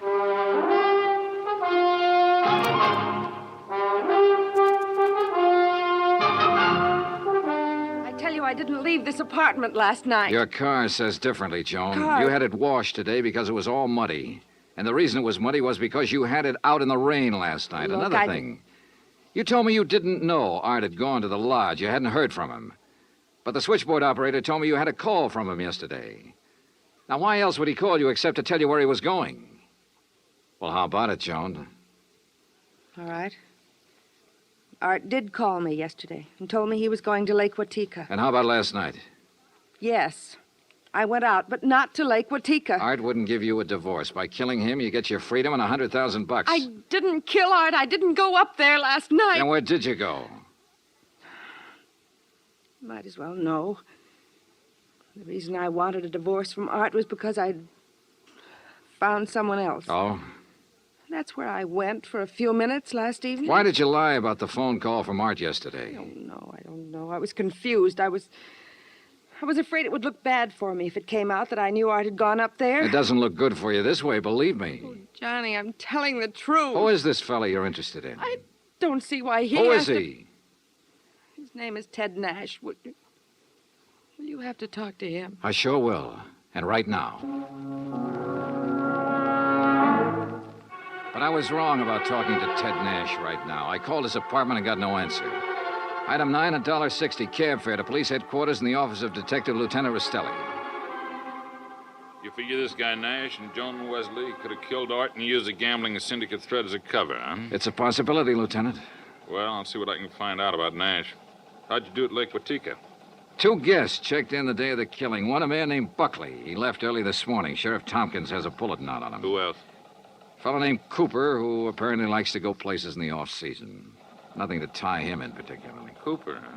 We had a rumble some time ago that a guy named Cooper was involved in that gambling syndicate. What? Trouble is, we got no proof. Hey, wait a minute. What's the matter? Art told me he'd put the name of the man he was after in a safe deposit box. If we could find the key to that box. How about Art's apartment? Let's take a look. So we looked, and we found the key tucked away in a desk, but only a number on it. Nothing to tell where it was located. I gave it to Lieutenant Rastelli, and he promised to check every bank in town if necessary. While I went on back to Lake Watika to see if the man named Cooper at the inn was the same one Rastelli told me about. When I got there, after a frantic 3-hour drive, I found him comfortably sitting by the fireplace. Well, Mr. Dollar, isn't it? Yeah, that's right. Cooper, I want to get right to the point. You told me you came up here to enjoy the scenery. Yes, that's right. Why? The man who was killed last night, Art Wesley, he was trying to expose a national gambling syndicate. Oh, that's very interesting. So? So, I know a police detective in New York who thinks you're a member of that syndicate. Well, now, Mr. Dollar, that's a very serious charge. I presume you have proof. Well? Uh-huh. No proof. Well, in that case, I don't think there's any... Dollar, long-distance call for you. You can take it on that phone right beside you. Thanks, clerk. Johnny Dollar. Rastelli in New York, Johnny. Hi, Lieutenant. You locate that? Yeah, the safe deposit box, and in it we found the name of the man Art Wesley was closing in on. It's Cooper. Thanks all very right, much. So you... Well, Cooper, you wanted proof? We've got it. Evidence that ties you in with the syndicate. Clerk. Well, now, this is ridiculous, Is Dollar. it? Let me tell you the facts about this thing. Is something the matter, Mr. Dollar? Get Sheriff Tompkins on the phone, clerk. Tell him I've got Art Wesley's killer here. You mean Mr. Cooper? Oh, now, wait a minute. Now, look, Dollar. If you'd get your facts straight, you'd drop this silly notion of yours. What kind of facts, Cooper? What time was Wesley killed? Between 10:30 and 11 last night. But, Mr. Dollar, Mr. Wesley's place is some 6 miles from here. That's right. Why? Well, then Mr. Cooper couldn't have killed him. What do you mean? Last night, I took a drink to Mr. Cooper's cottage here at the inn. What time? Around 20 to 11, and I chatted with him for at least 15 minutes. Are you sure about that? Oh, quite sure. Well, Mr. Dollar, I'll buy you a drink sometime. Cooper strolled back to the bar with a satisfied smirk on his face. So the one man who had to be Art's killer couldn't have killed him. I collared the clerk again and had him repeat his story in detail. If you recall, it rained heavily last night, Mr. Dollar. Yes, I drove through it on my way up here. Well, I was making the rounds of the inn, checking windows, things like that, when the house phone rang. It was Mr. Cooper calling from his cottage. He wanted a drink. You say that was at 20 to 11? Yes, I always jot down the time when I am called away from the desk. All right, go on. Well, when I got to Mr. Cooper's cottage, he was sitting in the living room in front of the fire with a book. Yeah. We chatted a while, and then when I returned here to the desk, I jotted down the time again. 10:55. Well, that does it. What do you mean? Oh, it's a good 20-minute drive from here to Art Wesley's lodge. If he was killed between 10:30 and 11, and Cooper was here at that time, he couldn't have done it. Well, I'm sorry, but facts are facts. And... Oh, excuse me. Lake Watika Inn. Yes, just a moment. Sheriff Tompkins, Mr. Dollar. Oh, thanks. Hi, Sheriff. Thought you ought to know, son. Remember that man Buckley we were looking for? Yeah, sure, the other guest at the inn. Yeah, we picked him up. I've been questioning him for an hour. Any luck? No, sir. He's just a traveling salesman who stayed at the inn because he didn't want to drive in the rain. You sure? Buckley swears he doesn't even know Cooper. Just between you and me, Johnny, I think we got the wrong fella. No place again. I decided to start all over. Got into my car and drove to Art Wesley's place. Nothing was changed. I remember the trip I'd made the night he was killed, how it rained heavily until about half an hour before I arrived. How I'd found him lying in the open doorway, a bullet hole in his head. Yeah, and the hole in the ceiling over the shelf of provisions, marking the path of the bullet. It was there. So were the provisions. Canned food, mustard, sugar, a package of crackers. There was some... Wait a minute. Sugar. The sugar bowl. I stared at it for a moment. I remembered a couple of things the room clerk at the inn had told me. And suddenly the whole deal slid neatly and quietly into place. I drove back to the inn fast. Cooper's cottage was empty, so I went inside to the bedroom and took a look around. Then I spotted one of the pictures on the wall, a little out of place. I looked behind it. Yeah, just what I expected. Outside, I found Cooper sitting on the terrace in front of the main building. I slid into a chair across from him. Well, Mr. Dollar, what fantastic crime are you going to accuse me of today? Cooper, I got a one-track mind, and it's still stuck on murder. Oh, now look, Dollar. We've been over this before, and personally, I find it quite boring. So much so that it's interfering with my vacation here. That's too bad. Yes, it is. So I'm leaving this evening. I don't think so, Cooper. Oh, come now. Art Wesley was trying to expose a figure in a gambling syndicate. You. Well, that's a matter of conjecture. You had to stop him for keeps. Oh, now look, Dollar. The time of Art Wesley's death has been established as between 10:30 and 11 last night. That's right, between 10:30 and 11 last night. And I'm sure you remember the room clerk telling you he was with me in my cottage living room from 10:40 to 10:55. I sure do. So that I certainly couldn't have killed your friend Wesley 6 miles from here during that time. Except that Art Wesley wasn't killed at his lodge. What are you talking about? You see, I remembered something else the clerk had told me. The night of the killing, it stopped raining a little after 11. All right, what difference does that make? All the difference in the world, believe me. Here's what really happened, Cooper. You killed Art Wesley in the bedroom of your cottage here at the inn. Oh, don't be ridiculous. You immediately called the room clerk over and chatted with him in your living room for about 15 minutes. He didn't know there was a corpse in the next room. Oh, really? After he left, you took Wesley's body the 6 miles to his place and planted it in the doorway. Oh, now look, Dollar... Your problem was to make it look like he'd been killed there. Then you remembered. The slug that had killed him hit the wall in your bedroom. That gave you an idea. You figured out the right angle at the lodge and fired a shot upwards from the outside the door. It went through the ceiling at the back. All right, Dollar, I've had enough of your half-baked theories with no proof whatsoever to back them up. Correction, Cooper. This time I've got proof. There was a shelf of food under the bullet hole and a bowl of sugar directly under it. A bowl of... So what? When sugar gets wet, it gets crusty, and it stays that way. But the sugar in that bowl was dry. Now, if the killing was between 10:30 and 11, and it rained heavily until after 11, then some rain would have dropped through the bullet hole into the sugar. I see. But, Cooper, the sugar was dry. So the bullet hole was made after the time of the murder, when you planted Wesley's body there. Just a little detail, Cooper, but it nails you. That, and of course, the fact I found the slug that really killed Wesley just a couple of minutes ago. Oh? Buried in the wall of your bedroom behind a picture you'd moved slightly to cover it. Well, Dollar, I may as well tell you that I saw you come out of my cottage a few minutes ago. I figured you knew. So ever since you sat down here, I've been holding a gun on you under the table. You know, Cooper, I may as well tell you. Ever since I sat down here, I've been holding a gun on you, too. Were you... Let's have it. Well, you didn't have any gun. A big-time gambler bluffed right out of the game. Cooper, you're slipping.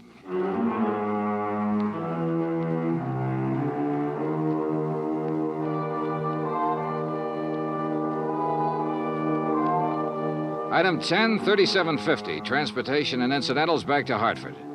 Expense account total $187.40. Remarks? Cooper's awaiting trial. About Art Wesley? Well, I guess that sugar bowl was a dead man's revenge. And come to think of it, that revenge was pretty sweet. Yours truly, Johnny Dollar.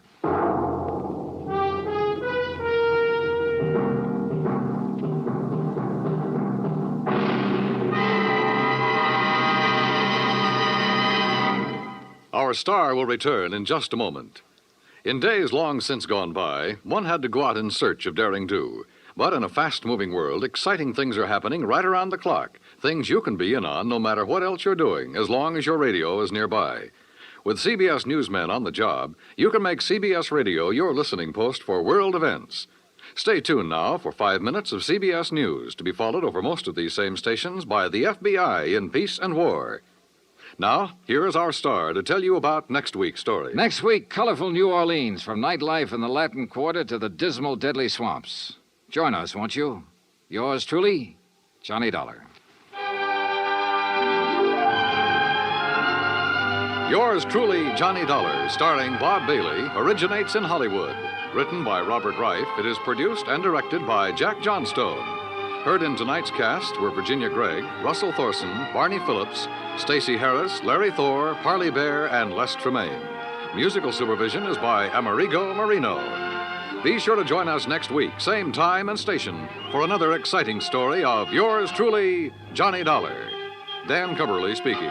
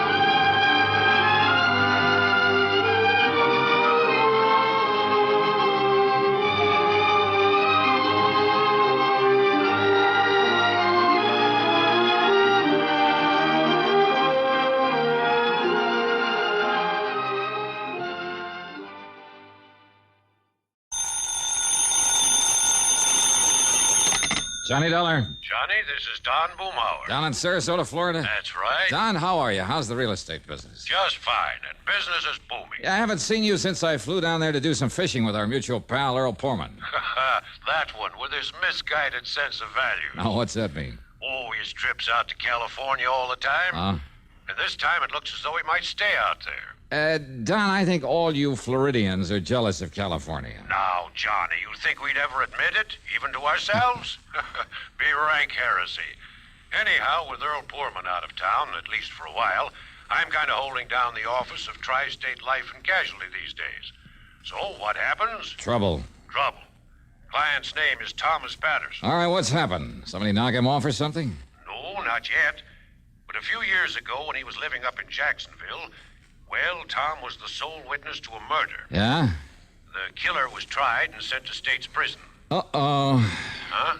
So now this killer's on the loose, and you figure Tom Patterson's life isn't worth a bag of beans. That's it, exactly. Want to come down here and see what you can do about it? Nope. Now, But, Johnny. okay, Don, I'll grab the first plane I can.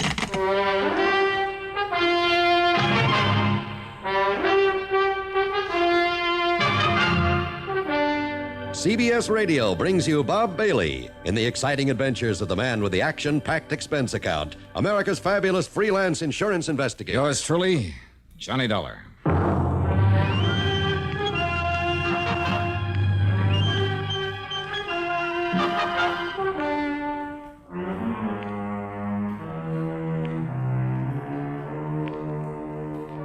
Expense account submitted by Special Investigator Johnny Dollar to the Tri-State Life and Casualty Insurance Company, Sarasota office. Following is an account of expenses incurred during my investigation of the deadly debt matter.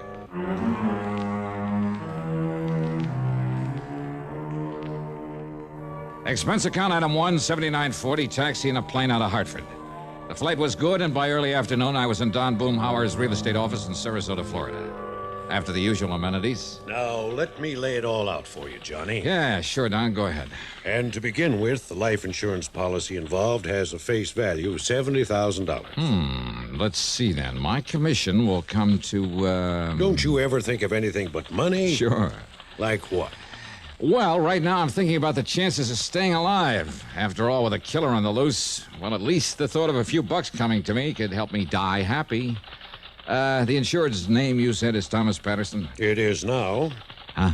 Some years ago, Johnny, young Tommy lived up in Jacksonville, worked as a milkman. Uh-huh.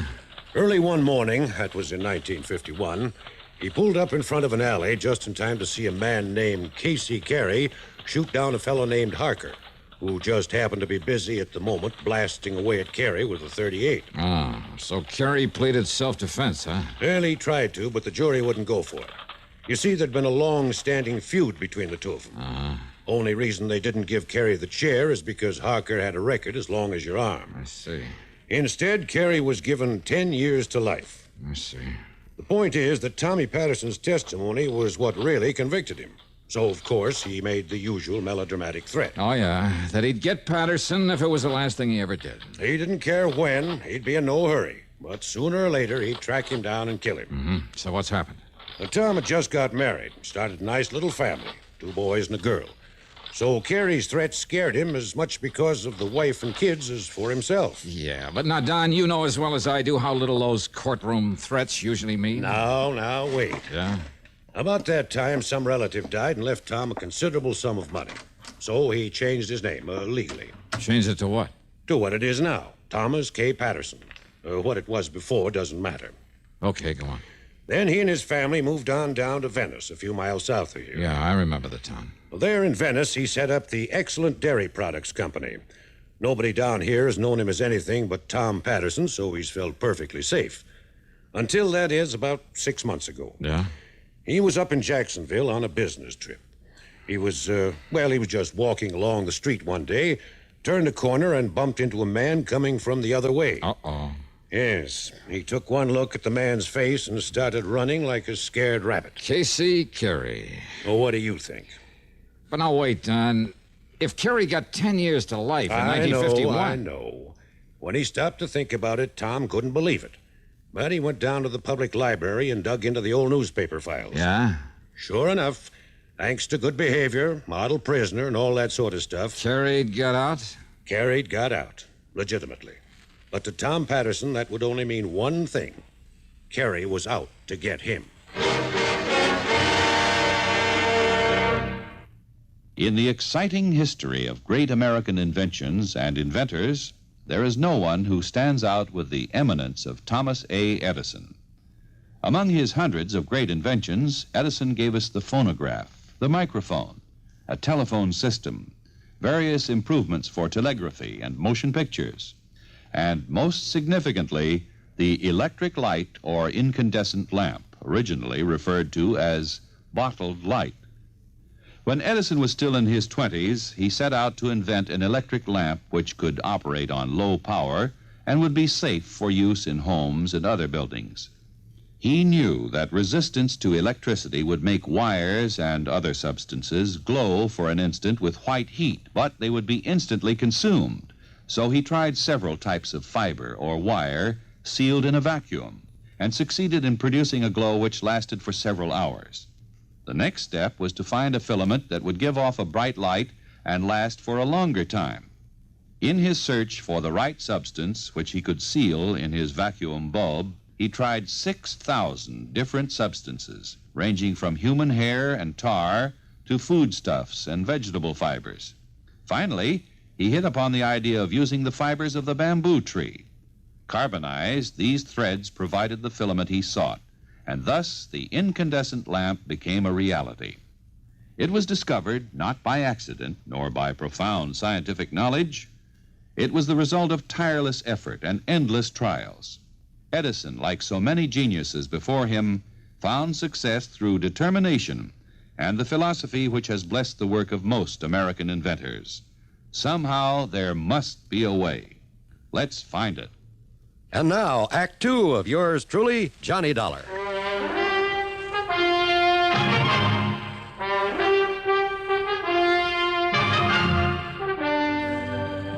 Now, wait a minute, Don. Yes, Johnny? Tom Patterson wasn't sure that Carey actually saw him, recognized him, huh? Well, at the time, no.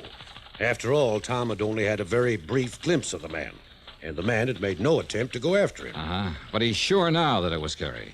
Yes. All right, so what did he do?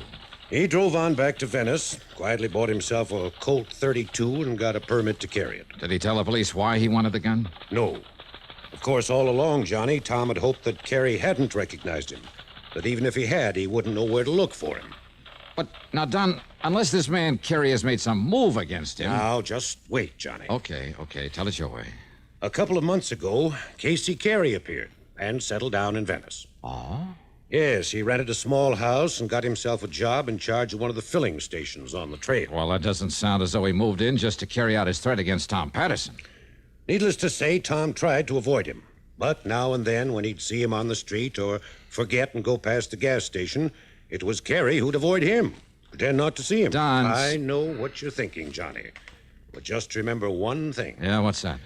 Carey had made it plain right from the beginning that he was in no hurry to get back in Tom. Oh, I see. So you think he's kind of playing a cat-and-mouse game with him, huh? Just to build up the old fear in him, prolong the agony, maybe? What else? And believe me, he's succeeding. When Tom finally called and asked me to have you come here to protect him, he was almost a nervous wreck. All right, tell me this. Has Carey any brains, or is he just a typical dumb hood? He's in charge of a modern filling station for one of the big important companies. All right, then he must have too much sense to commit another murder. But if he can simply wear Patterson down with fright, maybe even drive him off his rocker... Johnny, Carey swore he'd kill Tom Patterson, and I'm convinced that he meant it. More important, Tom is. What do the police say? Well, Tom hasn't told him, in order to keep his wife and kids from finding out about it. That's a pretty small town, you know. If it weren't for his family, Tom would have just pulled up stakes and headed for Timbuktu. Don, if he's as scared as you seem to think... As I seem and to if think... there's no good reason for it... Well? Got an extra car I can use? Yeah, sure. The yellow one parked out front. Good. Here. There are the keys. All right, thanks. What are you going to do? Drive on down to Venice to see Tom Patterson and the police. Item 2, $4.25 for a tank full of gas. In Venice, I found Tom Patterson in his office at the Excellent Dairy Products Company, about to leave for the day. What Don Boomhauer had said about him was true. He was just about beside himself with fear. And somewhat against his wishes, I hauled him over to police headquarters. Brad Younger, the chief, was most cooperative. But... Okay, Billy, let me know when he comes in. That's it. And yes, Mr. Dollar, I know all about Casey Carey. Oh? Then why haven't you done something about him? Now. Why have you let him settle down here in Venice? Now, just a minute, Mr. Tom. If you know who he is, that he's the man who's threatened to kill me... I said just a minute, Mr. Tom. Now, you just sit there and be quiet. Yeah, please. Go on with what you were saying, Chief. Mr. Johnny, I learned all about Carey from the big oil company he works for. All about him, including that foolish thing he said in court 9 years ago. All right, then. So I had a little talk with him, and we kind of kept an eye on him. Of course, only the boys on the force, and I know that. We weren't sure that Mr. Tom here knew about him being here or recognized him. Of course I did. There was no reason to scare him or that nice family of his. Very considerate, Chief. Considerate? What's considerate about letting a killer settle down here in the first place? Now, hold it, will you, Tom? But look here, Mr. If you Dollar. want help in this thing from me or the police or anybody else... Of course I do. Why else do you think I had Mr. Boomhauer send for All right, then let us handle it our own way. But don't you see... Otherwise, we'll be glad to back out. Just let you take care of it all yourself. But I... Well... All right, Mr. Dollar, I'm sorry. Okay. So anyhow, Mr. Johnny, I'm convinced that Casey Carey is all right. He's forgotten his threat. And I tell you that he... No, Chief. I've got to have protection against him. Somebody to watch over me night and day. Tom, suppose Carey hasn't forgotten his threat to kill you. I'm sure he hasn't. And suppose Chief Younger were to give you protection for a while, and the hope Carey might try to make a move. For a while, did you say? That's right. He said he'd be in no hurry to get me. I know that. And he's waited 9 years so far. He'll wait longer if he has to, but sooner or later he's... And what about my family? Excuse me, Chief. Here's that report you asked. Oh, okay, Billy, okay. I'll be through here in a minute. Yes. Now, you're a very upset man, Mr. Tom. Well, wouldn't you be? And I see there's a pistol permit listed in your name. You have that gun on you, Mr. Tom? It's at home in my bureau. What about it? Now, don't you think it might be real sensible if you turn it in before you get excited and do something foolish? No. No, I don't. Why not, Tom? Because if you won't help me, then maybe I'd better help myself.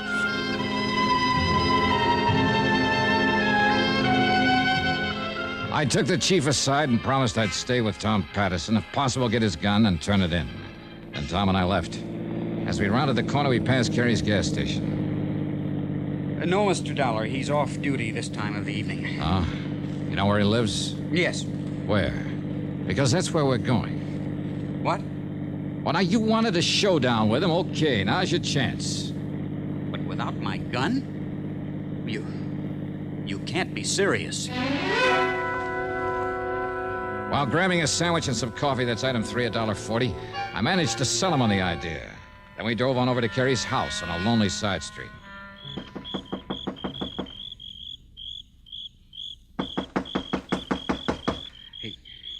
He must have seen me, Mr. Dollar, and he's probably waiting in there Ask in the dark. me. There's evil in there, mister. Huh?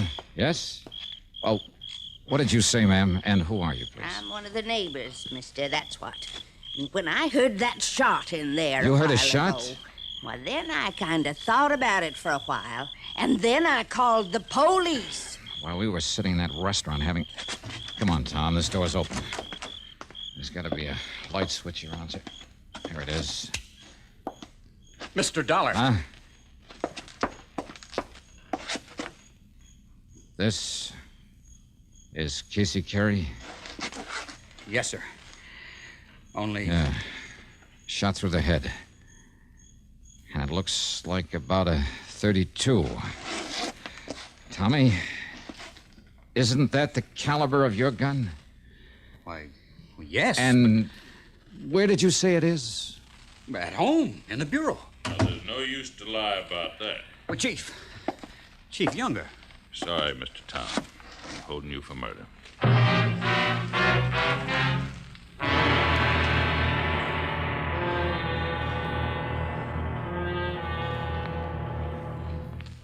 Gold is considered more precious than silver. And because it is, we find it hard to understand why silver takes precedence over gold in the military insignia of rank in the United States. At one time, except for the silver stars of generals worn on epaulets of gold, the color of an officer's insignia of rank depended on his branch of Army service. Infantry officers wore epaulets of silver with insignia of gold. All other officers wore the opposite. In 1851, all epaulets were gold with silver insignia. But majors and second lieutenants had no insignia at all, except for a difference in size of the epaulet fringe. Between the Civil War and the Spanish-American War, most epaulets were abolished, and majors were given gold leaves to indicate their rank. But the poor second lieutenant had to wait for his gold bar until, and believe this or not, 1917. Regardless of the date of establishment, all military insignia have been a source of pride for members of the armed forces of the United States of America. And now, Act 3 of yours truly, Johnny Dollar and the Deadly Debt Matter.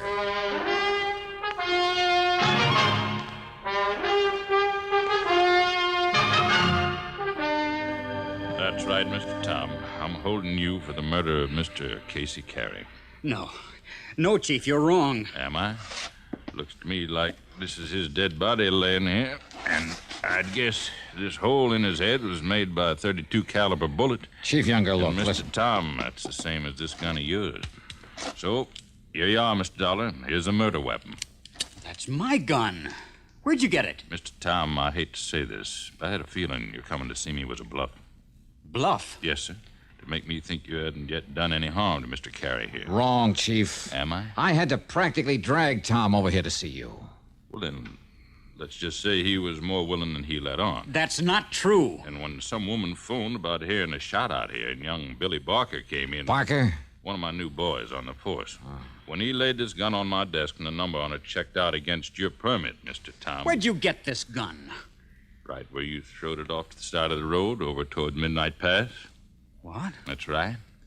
If young Barker hadn't stopped to fix a tire on his squad car and stepped on it, it could have laid there forever, nobody the wiser. But I told you, I left it in my bureau at home. That just doesn't make sense now, Mr. Tom, and you know it. But it's true. So where were you after you and Mr. Johnny left me at headquarters? Well, I can answer I'll that, tell you where, Chief. Mr. Tom. You came over here and killed Mr. Carey and took the gun and throwed it off in the bushes. Wait, Chief Younger, listen. Yes, sir? Tom has been with me from the time we left you. Who? Yes. Well, then all that means is you killed him before you came to see me. No, Chief. And when the doc digs a bullet out of Carey's body, and I take it along with your gun up to the police lab in Sarasota... Mr. Dollar. And if they match up together... Tommy, it looks kind of bad for you, doesn't it? No, please. Listen. You better come along with me, Mr. Tom. Maybe Chief Younger was right. And when a report came back from ballistics that the bullet had come from Tom Patterson's gun, when Tom had no way of proving he'd left the gun at home, well, I still couldn't believe Tom had done it. Another thing, the neighbor woman had heard the shot only a little while before we got there. What's more, Carey's body had still been warm. But instead of putting up a defense for Tom, I decided to play a real wild hunch that just might turn up Carey's killer. Item 3 from a phone booth, 30 cents for a call to Don Boomhauer. No, Johnny. The man Tom saw Carey murdered back in 51 was named Harker. Not Barker? Nope. Gerald Harker, with an H. Well, then I guess my hunch about this new man in the department. Hunch about what? Oh, it's nothing, Don. Forget it. And thanks. So maybe I was wrong. So maybe instead of always acting on these crazy hunches, and yet...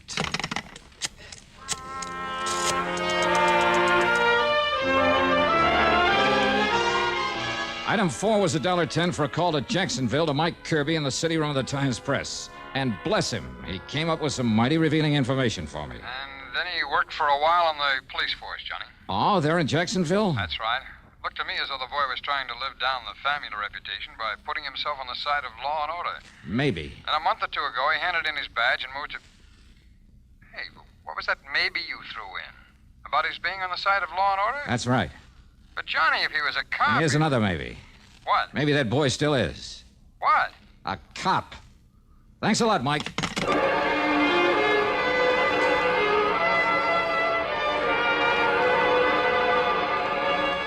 I went back to police headquarters where Chief Younger was half asleep at his desk.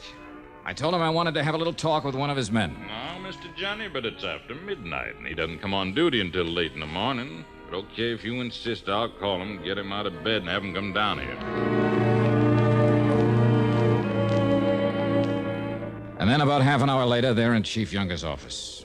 Something special, Chief? Get me out of bed this way? Billy, I want you to meet Johnny Dollar. Mr. Johnny, this is Billy Barker. Hi, Billy. Mr. Dollar? Only, why did you change your name from Harker when you came down here to Venice? Huh? What's that, sir? I'm afraid it was a dead giveaway. I don't know what you mean, sir. I'm sure I do. That and the fact you didn't move down here until Casey Carey did. Oh, you mean that man that was killed this afternoon? That's right. The man who'd killed your own father back in 51. Is that true, Billy? How did you know, Mr. Dollar? Casey Carey, the man you swore you'd someday get even with for killing your dad. How did you know that? I didn't. I was guessing. Looks to me like you guessed right, Mr. Johnny. Now, look. When you learned that Carey was getting out of jail, you joined the force up there, hoping that maybe you could find some excuse to kill him in line of duty. You don't know But that. before you could do it, he moved down here to Venice. So you followed him and joined the force down here. You think that's the reason I came down here? All you could do was bide your time. Until this afternoon, when you heard us talking in here and found out about Tommy Patterson recognizing Gary, being so wild with fear that he was willing to kill him. Now, you listen So all to you me. had to do was get hold of Tommy's gun. I don't know how or when. That's beside the point.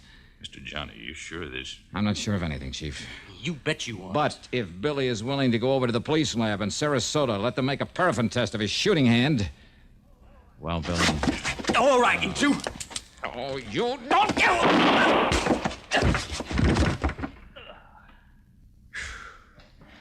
Chief, you want to let Tom Patterson out of that cell so he can go home to his family?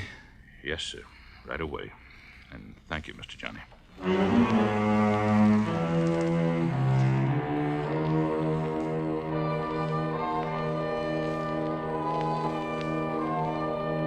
Expense account total, including our motel room, some fishing out in the Gulf with Chief Younger the next day, then the flight back to Hartford.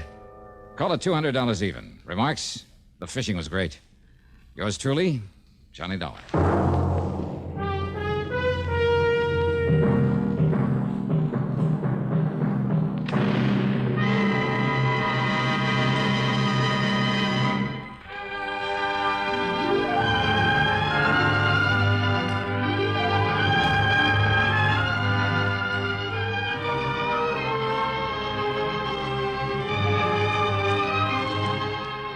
Yours truly, Johnny Dollar, starring Bob Bailey, originates in Hollywood and is written, produced, and directed by Jack Johnstone.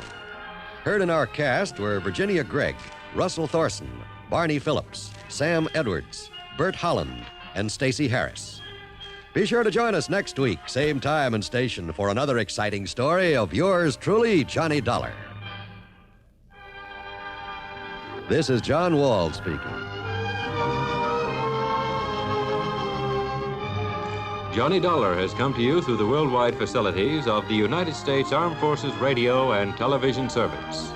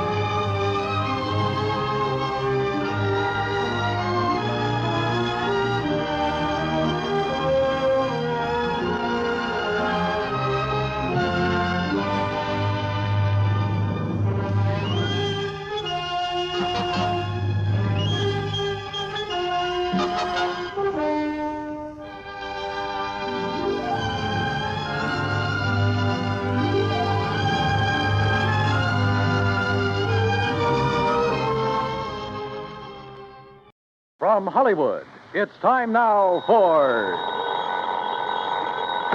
Johnny Dollar. Randy Singer, Johnny. Oh, hi, Randy. How's the New York City Police Department these days? Well, the department's fine. Me, I'm not so sure. Well, then maybe I'd better run on down there and cheer you up a bit, huh? Yeah, you'd better come down here on account of Mary Grace Marshall. Hey, how do you know Mary Grace? The point is, you do. Well, matter of fact, I just got back from a weekend in that town of yours.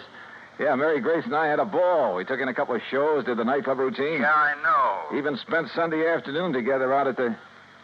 What do you mean, you know? Johnny, your little girlfriend's been murdered. What? Yeah.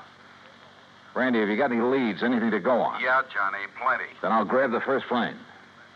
Yeah. You'd better.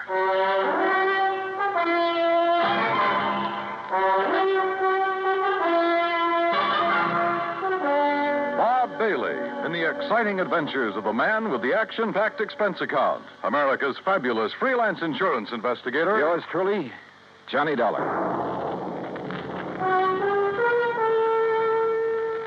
Act one of yours truly, Johnny Dollar.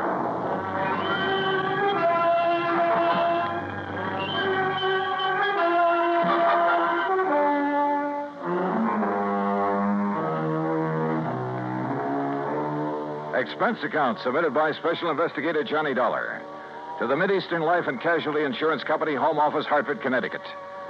Following is an account of expenses incurred during my investigation of the Mary Grace matter.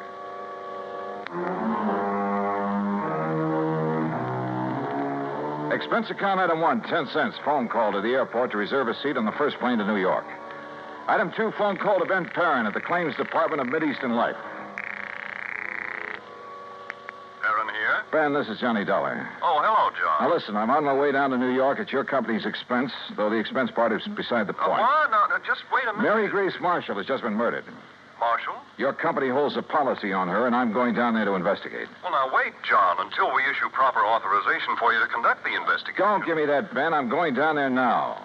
Well, then it's completely without sanction from this or any other office. Okay, forget it. I was trying to save time, and I thought I was doing you a favor. Well, I suppose you are, but until a request for your services can be I routed said through the proper forget it. channels. Didn't you hear me? I gotta go. Gotta catch a plane. Well, for heaven's sake, man, what are you so up in arms about? Why you're so concerned about this particular... Because that girl was a personal friend of mine. A very dear friend. Oh. John, I'm sorry. I can see now why you're so upset. Yeah, I'm upset. By all means, go ahead, officially. And if there's anything I can do... Yeah, there is. You can stop all this yammering so I can hang up and get out of here. Goodbye. John. Yeah, what now? You really cared for that girl, didn't you? Yeah, Ben. I cared.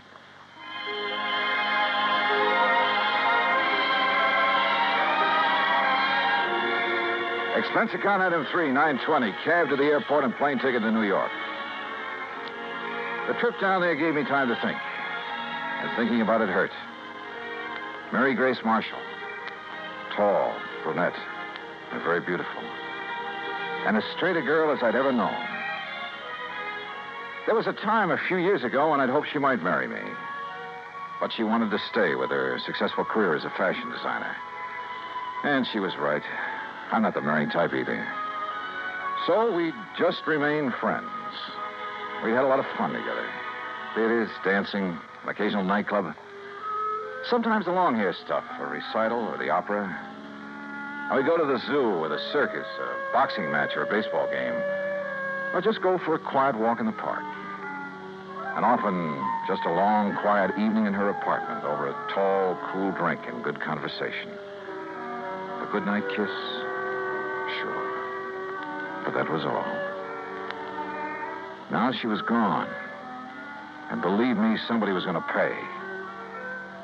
Item 4, $6 even for a fast taxi to the 18th Precinct headquarters and Sergeant Randy Singer.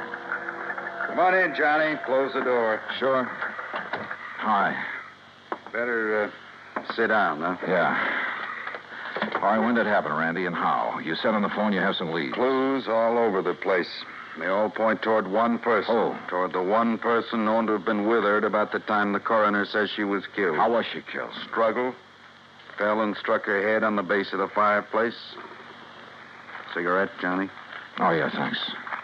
Incidentally, so far I've been able to keep this thing out of the papers. Oh? Hey, give me a light, will you? I seem to have forgotten my lighter. Yeah, you have. Here.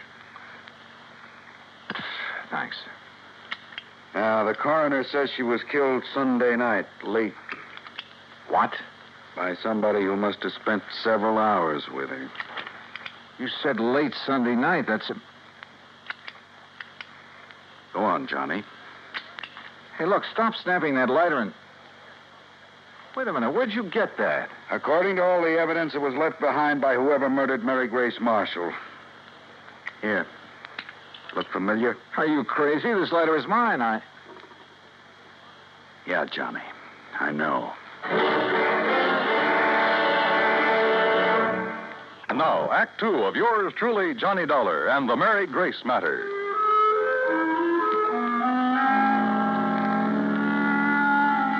Mary Grace Marshall, an old friend, a very dear one, murdered in her New York apartment on East 77th Street.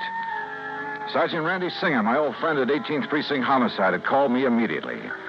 And when I got there, showed me a very damning piece of evidence. Presented to Special Investigator Johnny Dollar by the International... Sure, of course it's my lighter.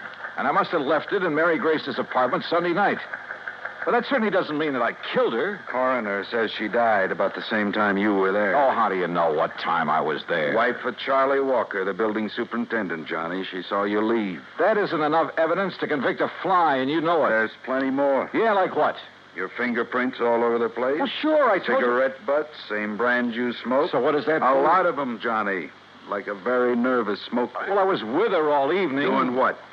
Oh, now look, Randy. Surely you can't be serious. You can't think for a minute You that look, Johnny. This is my case, nobody else's. I'm keeping it that way. I've kept it out of the papers. I think you know why. Oh, sure I know why. Because we've been buddy-buddy for so long, you want to be sure that if anybody hangs me, you will, for old time's sake. I asked you what you were doing. Well, let me tell you something, Randy. That girl meant a lot to me. What were you doing shut Sunday up and night? tell me what other evidence you have, what you know that can help me find out who... I'm sorry, Randy. Sure, it's your job. I'd probably do the same thing to you under the circumstances. If you didn't, I wouldn't have any use for you. But don't you see... Okay, look. We spent Sunday afternoon at the zoo, the Bronx Zoo. Went up on the subway. We walked a lot, got pretty tired. I'd promised her a dinner at the Chambord over on 3rd Avenue. But she said she had some food at the apartment, so we went back there. Then we just sat around and talked, played some music, that's all. And had some drinks. Yeah, I picked up a bottle of scotch on the way. How many drinks? Oh, 1 or 2 light ones is all. Sorry, Johnny, that bottle was nearly empty. But that's him. Who discovered the body? Mrs. Walker, wife of the apartment super. The one who saw you leave shortly after hearing the screams that made her... Screams? Yeah, that made her finally go up and look in the Marshall girl's apartment. She's crazy, Randy. You're lying. Can you prove it? I'd like to talk to that woman. I think she's off her rocker if she told you she... What'd you say? I think you ought to see her. Huh? But if I'm your big suspect... Well, sure you are. Until you can help me prove I'm wrong. We drove over to the place on 77th Street in a prowl car. Everything was exactly as it had been when I'd left Sunday night, except that there were signs of a struggle, as Randy had said. A chair and a lamp had been knocked over, the hi-fi shoved aside when she'd fallen at the fireplace. Even the bottle of scotch from which I'd poured a couple of small... What's the matter, Johnny? Well, I'm not sure, Randy, but I'd have sworn I left this bottle out in the kitchenette where I... Huh? Hey, are you making more prints? Yeah. Look, this bottle of soda, 3/4 full. You don't kill most of a bottle of scotch with only this much soda. Unless you're drinking it straight. Oh, who drinks it straight these days? An alcoholic? Or somebody who needs a jolt for his nerves. Maybe. Want to go downstairs and talk to the super's wife? Yeah, let's.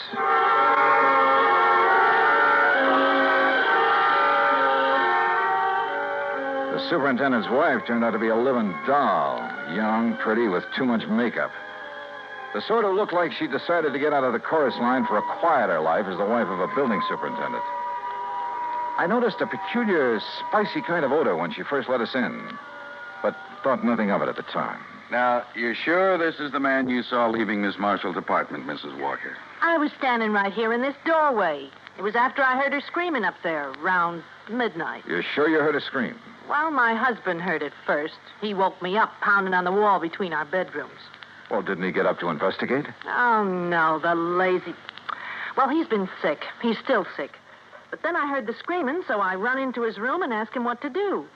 Go back to bed and forget it, he says. It's probably just a party upstairs. Then you went up and found the body, huh? Well, first I tried to sleep, but I kept thinking I heard noises. From upstairs? Well, no. You're sure? It was like maybe my husband was getting up or something. Go on. Well, finally, about 2 a.m., I went up to her apartment. When she didn't answer my knock, I let myself in. And there she was, dead. Who called the police, you or your husband? Him? Huh. Besides, I told you he was sick. He still is. I'd like to talk with him. Oh, sure.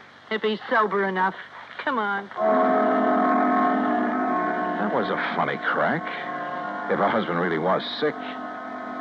She led us toward the rear of the apartment, and I mistakenly started to enter her bedroom. That peculiar odor again, only more pronounced. And believe me, it was an arpege. Here, mister, this way.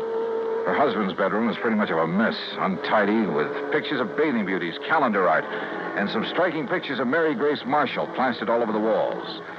This room had an odor about a tube of stale booze. Here you are, Charlie. No, I tell you, I don't want any more of that stuff. Well, you seem to think it'd make you feel better. I did. What did you...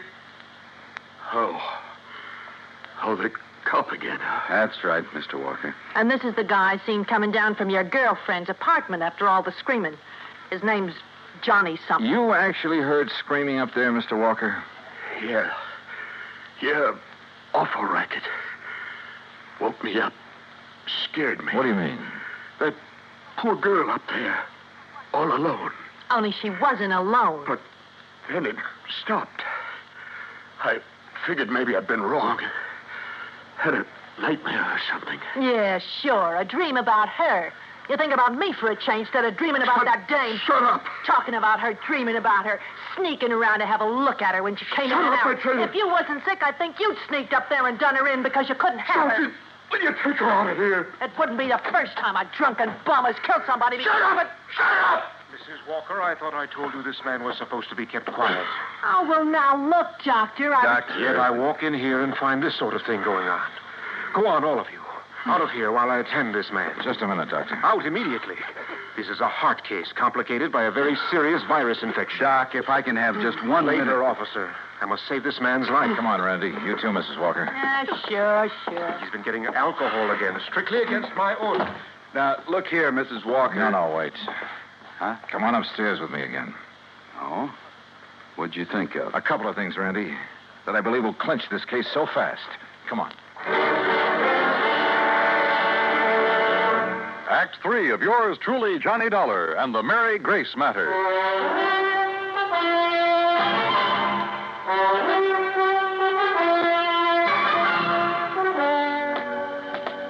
What do you mean, clinch the case, Johnny? Didn't you hear enough from Charlie Walker and his wife? Yeah, I heard plenty, Randy.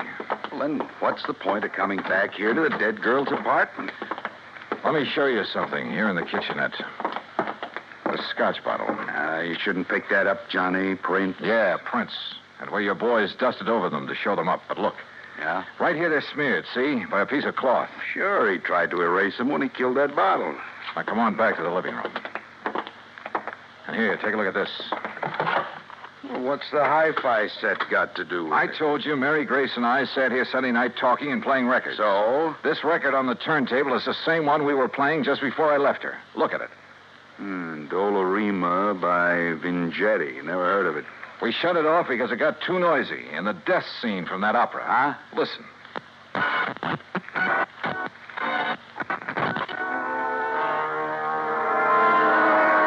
Yeah, here it is.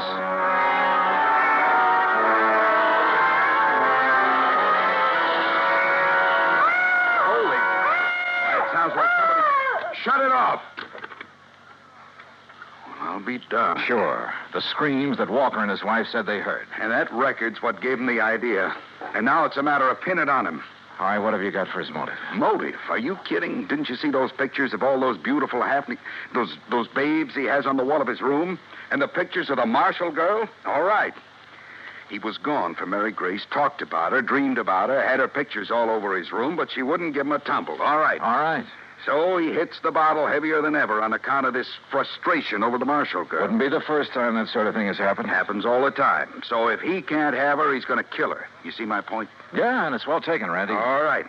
Last weekend, you're taking his dream girl out on the town, having a good time with her, doing all the things he wished he could do. Go on.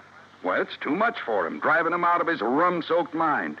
Then he hears that screaming on that opera record. It gives him the idea. He wakes up his wife, so she'll hear it, too. So his wife will think somebody's getting killed up there. But he doesn't let her go up there, right? Sounds good, Randy. After his wife goes back to bed, that's when she saw you leave, he goes up there and kills the girl. But if he was as sick as he appears to have been... John, the time like that, a man gets superhuman strength. Strength of a madman, they call it. And listen. I'm listening. His wife said she thought she heard him walking around, remember? I remember. So that's it. She finally got up, came up here, and found the body. So naturally, she tied it all in with the screams her old man woke her up to hear. And that suited him perfectly. She couldn't help but alibi for him. Come on, let's get downstairs again. I realize, Johnny, it's all circumstantial, and I still have to pin it on him. Or her. But I'll hold him on suspicion. Or her. The same circumstances would work just as well for Walker's wife if she were the killer. Yeah, but what about the motive? Jealous wife. Jealous of somebody taking that drunken bum out of her hair? That funny odor I noticed about her when I first stepped into this place. I finally remembered what it is. Hey, I noticed that, like a cooking spice. Well, it is sometimes. Cardamom seed. Cardamom? Yeah, they used to call it the drunkard's friend. A man could booze all night, chew a couple of cardamom seeds, kiss his wife goodnight, she'd never be the wiser. Well, I'll be. That odor was so strong in her bedroom that... Well, maybe she's the lush, huh? Hey. And tried to make the same thing out of her husband, on the excuse it would make him feel better. You mean he isn't a heavy drinker, Doctor? No, he is not.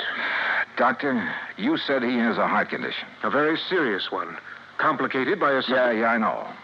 Could he possibly have got out of bed, climbed those stairs Sunday night, struggled with, and killed someone? The odds against his surviving such a thing are 1,000,000 to 1. 100 million. All right, I heard it all. That means you're going to start accusing me of killing that girl up there. Mrs. Walker, I told you to stay out of your husband's room. Yeah? Well, he's dead, Doc. Dead? I don't know what you give him, but he's dead. Did you give him more liquor? No. But you gave him enough before I came to... Wait here, all of you. Well, you're going to try to pin that Marshall dame on me now that Charlie's gone? You've already pinned it on yourself, Mrs. Walker. What? You thought you'd left no fingerprints on that bottle up there. Well, I didn't. I used a handkerchief. Yeah. That's what I thought. But, no, wait a minute. I didn't mean that. Too late, I'm afraid. Oh, no, it ain't. Put down that gun, Mrs. Walker. All right. So I killed that dame on the second floor. And if I have to kill you,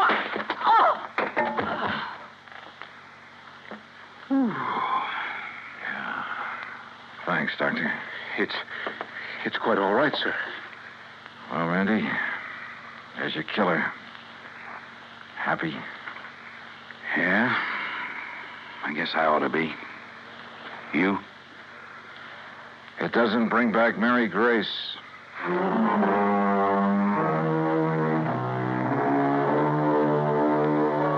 Expense account total, including transportation back to Hartford? No, wait. I took on this case myself because of Mary Grace and, well, whatever she may have meant to me is none of the company's business. Oh, sure, you'll have to pay the claim on her policy, but let it go at that, will you? The rest is on me. I want it that way. Understand? For old time's sake. Yours truly, Johnny Dollar.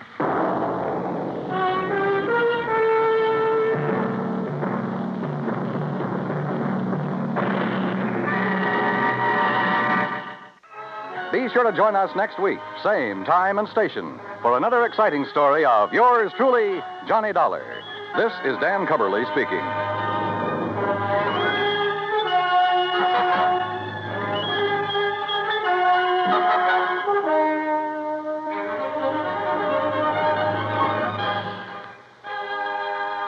This is the United States Armed Forces Radio and Television Service.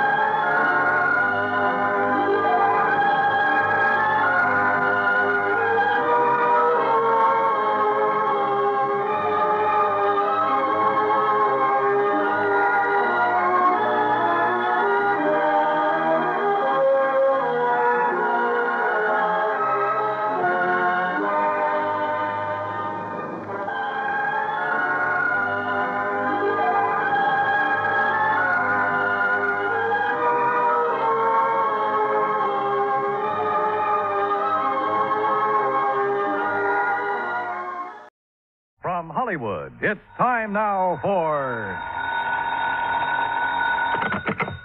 Johnny Dollar. George Reed speaking. Oh, good morning, George. Is it? Well, sure. The birds are singing, the bees are buzzing. And there are whales in the Gulf of Mexico. So there are.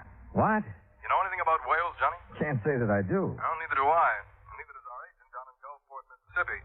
Can you go down there? Well, yeah, sure, but what's this all about? I told you. A whale. Oh, come on. You people didn't insure it. Now, George. Oh, Johnny, of course we didn't. But we did write a floater policy covering 80 pounds of ambergris. Amber who? Gris comes from a whale. Very valuable, used in the making of perfume. Oh, yeah. We issued the policy a week ago. Yesterday, the stuff disappeared. How much did you cover it for? $20,000. And our agent down there is W.C. Owen. Got it? Owen, huh? Yes. You really shouldn't have any trouble locating the stuff. No? Why not? Because, and I quote Mr. Owen, ambergris smells worse than a hound dog which has caught a skunk.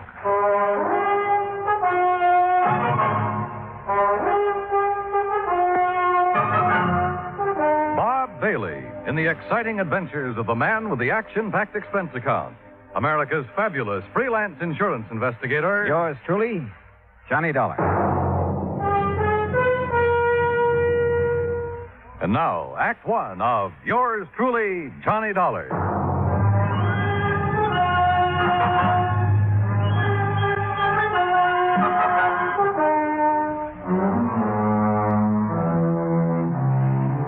Expense account submitted by Special Investigator Johnny Dollar to Floyd's of England, American Branch Office, 443 North 15th Street, Hartford, Connecticut. The following is an account of expenses incurred during my investigation of the Michael Meany Mirage matter. Expense account item 1, $168. Transportation from Hartford to the Markham Hotel in Gulfport, Mississippi. I called W.C. Owen, the agent who had sold the policy covering the ambergris. Half an hour later, I opened the door of my room to a middle-aged man wearing a brown seersucker suit. Mr. Dollar, that right? Sure is. Come on in, Mr. Owen. Come on, in. Thanks. Well, Dollar, I'm not going to fool around about this. I'm in a mess, and you're my only chance of getting out of it. Well, I'll do whatever I can, Mr. Owen. You just find that ambergris. And, man, please find it within the next 48 hours. Oh, why the rush? 2 reasons. When the ambergris was stolen off the freight platform at the train depot day before yesterday, it was packed for shipping. Had enough dry ice around it to last 72 hours, but no more. Uh-huh. Now, what's the second reason? That Mike Meany. Who's he? Owner of the ambergris and a real good client of mine. I promised him you'd locate the stuff for sure. Well, I appreciate your confidence, Mr. Owen. Name's W.C. Mr. around here sounds too highfalutin for an insurance salesman. Okay, W.C. But what's this fellow Meany so worried about? The ambergris is covered for $20,000. He told me he'd learned it was worth a lot more than that since the floater was issued. Something up near $60,000. Pretty rare stuff. Which is. Matter of fact, this is the first time I've ever heard of anybody finding ambergris in the Gulf. Who fished it out of the water? Meany? No, a young fellow worked for him named Billy Fisher. Did Meany buy it from Fisher? Didn't have to. Belonged to Mr. Meany right off. Oh, why's that? Well, because Fisher works for him. Mr. Meany lets out his fishing boats to fellas which ain't got no boat of their own, or even a chance of getting one. He rents them out, you mean? No, he don't rent them. He lets them out on share. Mr. Meany puts up the boat, gas, nets, everything. And whoever runs the boat, well, whatever he catches, he belongs to Mr. Meany. Oh, and because Fisher happened to be in Meany's boat when he found the ambergris, it automatically became Meany's property, huh? Now you got it, boy. Uh-huh. Did Fisher know what it was? Or the value of it when he turned it over to Meany? Well, you have to ask him about that. Yeah, I plan to. But first, I'd like to have a talk with this Mike Meany. I'm way ahead of you, Dollar. I called Meany right after you called me. He's waiting for us. How far does he live from here? Oh, about 3 or 4 miles down the beach road toward Biloxi. Place called Mississippi City. Mississippi City? Uh-huh. But don't let the name fool you. Ain't nothing there except a couple of stores, fishing boat landing, and the train depot. Sounds like a real quiet place. It is. It's also where this whole thing started and where I hope it finishes. And the sooner, the better. A few minutes later, we were driving east along the coast. Ahead of us, we could see Mississippi City's one and only landmark, a long wooden pier extending far out into the Gulf. Anchored near the end of it were several small fishing boats. We passed the Meany General Store and the Meany Fish Market, then turned into a narrow driveway. I'm not sure what kind of a house I'd expected Mike Meany to live in, but this certainly wasn't it. It was too small and it needed a coat of paint. We got out and Owen led the way to the side porch.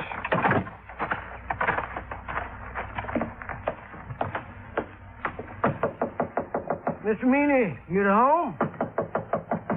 Doesn't look like he is.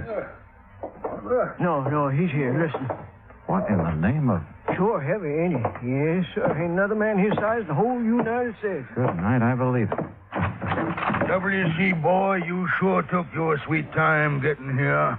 Yeah. Well, made it just fast we could, Mr. Meany. This is the fellow I was telling you about, Mr. Johnny Dollar. Both of you come inside. That's it. Come on in. You men sit down on the sofa. I'll just lower myself into this here chair. There. Yeah, now then. You're a detective, huh, Dollar? Well, then, me ain't giving me an answer. You're a detective or you ain't a detective. Now, which is it? I'm an insurance investigator. Right now, I'm being paid to find 80 pounds of ambergris that you lost. Lost? He didn't mean nothing by saying that, Mr. You Meany. hush up, you road agent. Mr. Meany. Dollar, that stuff was stolen, you hear? Thieved. Right in the broad light of day. You're sure? Why, I'm sure 80 pounds of ambergris didn't get up and walk off by itself. Yes, sir. Me too. Itself. Exactly where was it when it was stolen? Sitting in a box I had built for it, a special box. Smell-proof. Cost $25. Oh, shut up. I was sending it to New Orleans to a fella I'd heard might be able to sell it for me. And the box was on the platform right outside the American Express office of the depot. Here in Mississippi City? Boy, you ever take a bad fall out of your crib? No, you ignorant, in Tuscaloosa, Alabama. Where do you think that depot was? Well, it could have been in Gulfport. No, it couldn't never do business there. Okay, so I'm wrong. No, but that's the first time you ever admitted it. Had the box been checked in at American Express? You mean had the freight been paid in New Orleans? Yes, that's what I mean. That scrounging, ignorant, no good. Had it been paid, Mr. Meany? No, it hadn't. Why not? Because the rat I trusted with the ambergris and sent down to the station to see it got on the train. Yeah? He'd promised. He'd give his word. He wouldn't take his eyes off that stuff for 1 second. No. That dirty. That no account. Are you okay, Mr. Meany? No. But you sit down. You make me nervous, W.C. Yes, sir. Every time I think of that, T.J., that stupid nephew of mine, well, you know what he done, Dollar. He spotted something more interesting to look after than $20,000 worth of ambergris. Okay, who was she? Oh, W.C. told. No, I didn't. No, sir. Mr. Dollar, he's just clever. Yeah, well, anyway, according to T.J., this young female pulled up in an open car across the road from where he was at, and it wasn't until he got up close that he could see that she was wearing a strapless bathing suit. You see, Mr. Dollar, T.J. thought... He knows what T.J. thought, you miserable. You keep your mouth shut, W.C. Oh, whatever you say, Mr. Meany. Well, while T.J. was investigating the situation, someone made off with the ambergris. That right? Right. Well, what about the other people at the station? There weren't no other people there. How about the baggage clerk and the passenger agent? Where were they? Sam Burroughs is the only man that works down the depot, and he was busy selling some woman a Pullman ticket to Memphis. How long did T.J. talk to the girl? Just a couple of minutes, according to him, that is. You want to ask him yourself. He works at the all-night cafe in Gulfport. All right, thanks. Well, we sure haven't much to go on. You got nothing to go on. So you might as well give me my $20,000 and head back up north, where you belong. Not yet, Mr. Meany. You got 45 hours. At the end of that time, I want my insurance money. You don't see that I have it, Mr. W.C. Owen, you're going to be sorry. You know what I mean? Yes, sir. I know. Owen didn't say another word until we pulled out of Fat Mike Meany's driveway and had turned left going on down the beach toward Biloxi. I suppose you think I should have stood up to him a little more, huh? No, I figured you had your reasons for not wanting to get into an argument with him. See those boats off the end of the pier? The small fishing boats, uh-huh. Well, they belong to Meany. He's also got money invested in half the business places along the beach. You know what that means, Dollar. Yeah, well, where I come from, he'd pull a lot of weight. That's it. And anybody he gets riled at, well, one word from him and a good many of my clients would be screaming for me to cancel their policies. Like that, huh? Just like that. Hey, where are we going? Billy Fisher's. These ways, this here's the boarding house he lives in. Come on. Uh-oh. Okay, boy. Okay. Easy now, easy. That's it. Good boy, good boy. Did you know the dog is back in this house? Well, afternoon, Miss Harvey. Oh, well, my goodness, Mr. Owen, this is an unexpected pleasure for sure. Why, thank you, ma'am. This here is Mr. Johnny Dollar, Miss Harvey. Afternoon. Pleased to know you, Mr. Dollar. Wouldn't you like to come in and sit down? No, thanks. We really don't have much time. Oh? Mr. Dollar is an insurance investigator. Right now, he wants to have a talk with Billy Fisher, providing he's home. Why, sure he is. You find him round the side there. Oh, but... Yes, sir? Well, he's with Jane Higgins, Mr. Owen. Jane Higgins? Oh, you know her pa rented that old Miller place again. The girl that got Billy into that trouble. Oh, yes. What kind of trouble, Mrs. Harvey? Well, it happened when the Higginses were down here 2 years ago. Billy and Jane have always been sweet on each other. But being as Billy is Billy and doesn't have a thing of his own, not even a job except fishing one of Mr. Meany's boats. Well, Jane's pa just put his foot down. But didn't mean a thing to Billy. No, sir. At least not until old man Higgins got a sheriff after him. That still didn't stop Jane. And finally, the Higginses just packed up. They didn't come back until just 3 weeks ago Saturday. How old is the Higgins girl now? Oh, 18, 19. And she hasn't changed one bit in those 2 years. No, sir. She's just over here all the time. She'll be some fur fly when her paw finds out. There they are now. Billy? James! Hi. Come over here a minute, Billy. Someone wants to see you. Sure. Billy? Now, this here's Mr. Dollar. Hi. Howdy. Miss Higgins, Mr. Dollar, and Mr. Owen. Hello, Miss Higgins. Billy, I wonder if I could speak to you alone for a moment, huh? Yes, sir. What do you want to talk to me about? Mr. Meany and the ambergris you found. Oh, that. Where did you find it, Billy? Out near Cat Island, floating in the East Channel. Uh-huh. Did you know what it was as soon as you saw it? No, sir, not exactly, but I read a story once about a fellow that found some ambergris, and he sure made a lot of money off it. So you weren't going to take any chances, and you hauled it aboard, is that right? Yes, sir. Something like that. Billy, you realized that anything you caught or salvaged with that boat belonging to Mr. Meany, it wasn't yours. You realized that, didn't you? Well, not right then, I didn't know, sir. He gave me some kind of a contract to sign when I started working for him, but I never read it. Well, what happened when you put in at the pier that night? Oh, that Cliff Stillinger, Mr. Meany's checker. He spied the ambergris right off, and he made me turn it over to him. Was that the last time you saw it? Yes, sir. Yes, sir, that was it. Okay, Billy. That's all I had on my mind. Well, that's all? I mean, no questions about whether I swiped it from the train station or not? Would you tell me if you had? You crazy or something? Heck no.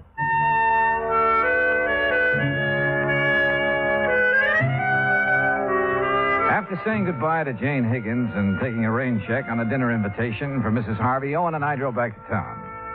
I was tired and I was discouraged, and I needed a good night's sleep, so I had him drop me off at the hotel. At the desk, I found a message to call long-distance operator 19. A few minutes later, the call was completed. George Reed speaking. Hi, George. Thought it was you. Johnny, where in blazes have you been? I've been trying to get hold of you all afternoon. Oh, something important? No, I was just curious about the weather down there. Oh, well, it's great. Warm, but not too warm. Johnny. Okay, George, what's happened? One of the boys upstairs got wind of that ambergris claim. So? So he just happens to have a friend who's an ichthyologist. Well, bully for him. Johnny, this ichthyologist says that ambergris comes only from the sperm whale. And there has never been a sperm whale alive that would be caught dead swimming in the Gulf of Mexico. What? You follow me, Johnny? I think so. If there's never been a sperm whale in the Gulf, then that stuff you people insured couldn't have been... But, George, if it wasn't ambergris, what was it? I don't know, but unless you find it, we're stuck for $20,000. Holy smokes.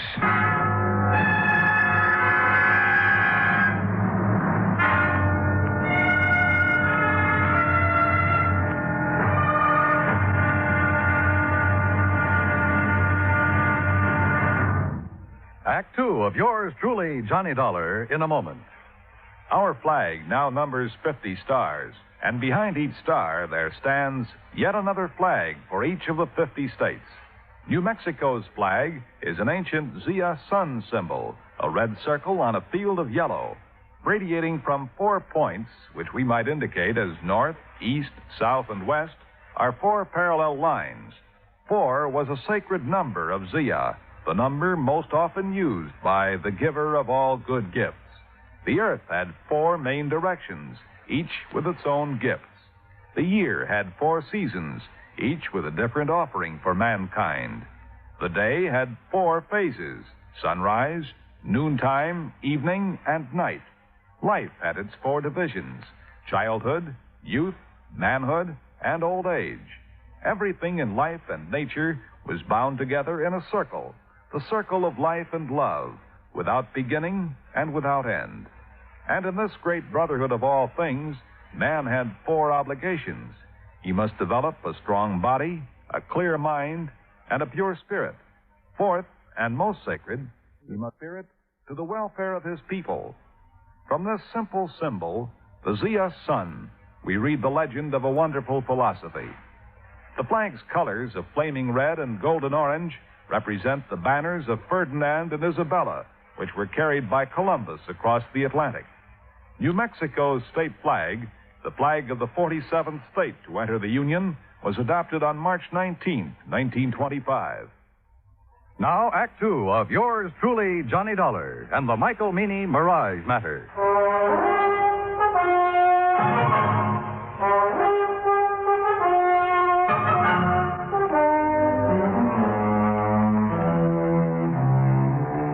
After talking to George Reed and learning that there was considerable doubt in his mind concerning the origin of the ambergris Mike Meany had insured with Reed's company, I called WCO and the agent who had issued the policy to come down to the hotel. He was as shocked and surprised as I'd been. Johnny, I just can't believe it. Yeah, well, it's true. At least according to a man who studied the habits of sperm whales for years. Oh, and those kind of whales never come into the Gulf? No, not according to him. What if ambergris isn't ambergris? What is it? WC, your guess is as good as mine. But whatever it isn't worth $20,000. No, guess not. Johnny? Yeah? You don't think Mr. Meany's trying to pull a fast one, do you? Trying to defraud the company? Yeah. Oh, no, I doubt it. He has all the money he'll need for a while. Yeah, that's for sure. Tell me, WC, did Meany have the ambergris analyzed before he asked you to insure it? Matter of fact, he did. Even showed me a letter which said that the stuff was ambergris. You remember who made the analysis for him? A chemist over in Biloxi. Don't recall his name offhand, but he signed that letter he gave Mr. Meany. Okay. First thing in the morning, we'll take another trip out to Meany's place. Good. In the meantime, don't mention any of this to anyone, will you? No, I won't. Johnny? Yeah? I should have checked on that chemist, shouldn't I? And I shouldn't have been so anxious to take Mr. Meany's word. Well, we all make mistakes. Not big ones. Not big ones like this. Johnny, we just got to find that stuff. Because if we don't, we'll never know if it was ambergris or not. Will we? No, WC, we won't. I felt sorry for Owen. I knew as well as he did that the company might recall his franchise unless we could prove it was ambergris that had been insured. And at the moment, I was quite sure we couldn't do that. The next morning, the coffee shop was crowded, so I started up toward the center of town, looking for another place to have breakfast. I was about 4 or 5 blocks from the hotel when I heard someone calling me. Mr. Dollar. Johnny. Oh, yeah. Good morning, Jane. Morning yourself. Well, what are you doing in town so bright and early? I'm going on a shopping spree. Oh? A girl can't get married in just any old thing, you know. I guess she can't. Oh, well, who's the lucky guy? Well, who do you think? Billy Fisher? I certainly wouldn't marry anyone else. Well, Jane, it's none of my business, but I heard. You heard that my father's dead set against Billy, didn't you? Yeah, something like that. Well, he is. But there isn't much he can do about it. I'm over 18. Besides, he's going to change his mind about Billy. I hope so. He's going to be real sorry he ever treats Billy the way he has. Jane, look, I haven't had breakfast yet. How about joining me for a cup of coffee? Oh, I'd love to. Where we go? Oh, how about over there, the all-night cafe? All right. Oh, no, do you know what time it is, Mr. Dollar? Just 10 after 9. Why? Well, I just remembered something important. I'll see you later, Harry. Funny. Or is it? I crossed the street and entered the all-night cafe. Behind the counter, wearing a white T-shirt, apron, and a Valentino-type hairdo, was a man about 23 years old. Morning. What'll it be? Ham and eggs and coffee. I want them eggs. Over easy, okay? It's okay with me. I ain't eating them. 2 half-mice with pig. You want your coffee now? Yeah, please. Do you happen to know a man named Mike Meany? I should. He's my uncle. Oh, well, then you must be TJ. That's right. How come you know me? I was talking to your uncle yesterday. My name's Dollar. Oh, yeah. Yeah, he told me if you come round, I should tell you anything you want to know. Well, what happened at the depot that afternoon, TJ? Didn't he already tell you that? I'd like to hear your side of it. Well, ain't much to tell. I was sitting there waiting to put that box in the 303, and this here gal drove up. Uh-huh. What happened then? Man, she gave me just about the biggest come-on I ever did get. So you left the freight platform and crossed the road to talk to her? Well, shoot, Mr. Dollar. I didn't see nothing wrong in doing that. There wasn't nobody around. Oh, there must have been. Yeah, I reckon so, but I sure didn't see her. TJ, did that girl tell you her name? Yeah. What is it? Betty Lou Miller? Betty Lou Miller. Yeah. Now, look, mister, I'm busy. No, wait. Have you seen her since then? Well, sure. When was that? Well, just now, out in the street. She's the gal you was talking to. I finished my ham and eggs and walked back to the hotel. Owen was waiting for me, but before we drove to Mike Meany's house, we made a stop at the railroad depot. The agent remembered everything that had happened that afternoon, the ambergris had been stolen, including the name of the woman who had purchased the Pullman ticket to Memphis at the time of the theft. After thanking Sam for his help, we went on to the Meany place. Come on in. Sit yourself down. Well, thank you, Mr. Meany. Dollar, you find my ambergris yet? No, sir. But I think I know who has it. What do you mean? You mean you know who stole it from the depot? I think so, Mr. Meany. I'm not sure. Well, boy, you just let me have their name. Yes, sir, I'll get the sheriff out here and see their foot under the jail. Now, you come on. Tell me, who did it? No, sir, I'm sorry. I'll tell you when I'm sure and not before. What? Well, when's that going to be? Depends. Depends on what? Whether you'll help me or not. Why, you ignorant, stupid Yankee. You know good and well, boy, I'll help you. Yes, sir. Now, what? What do you want me to do? Give Owen here the letter you received from the chemist that analyzed the ambergris. Is that all? That's all for now. But, boy, you Dollar. Where do you think you're going? To see a lady, Mr. Meany. Owen, I'll call you as soon as I'm sure. Right. Good luck, Johnny.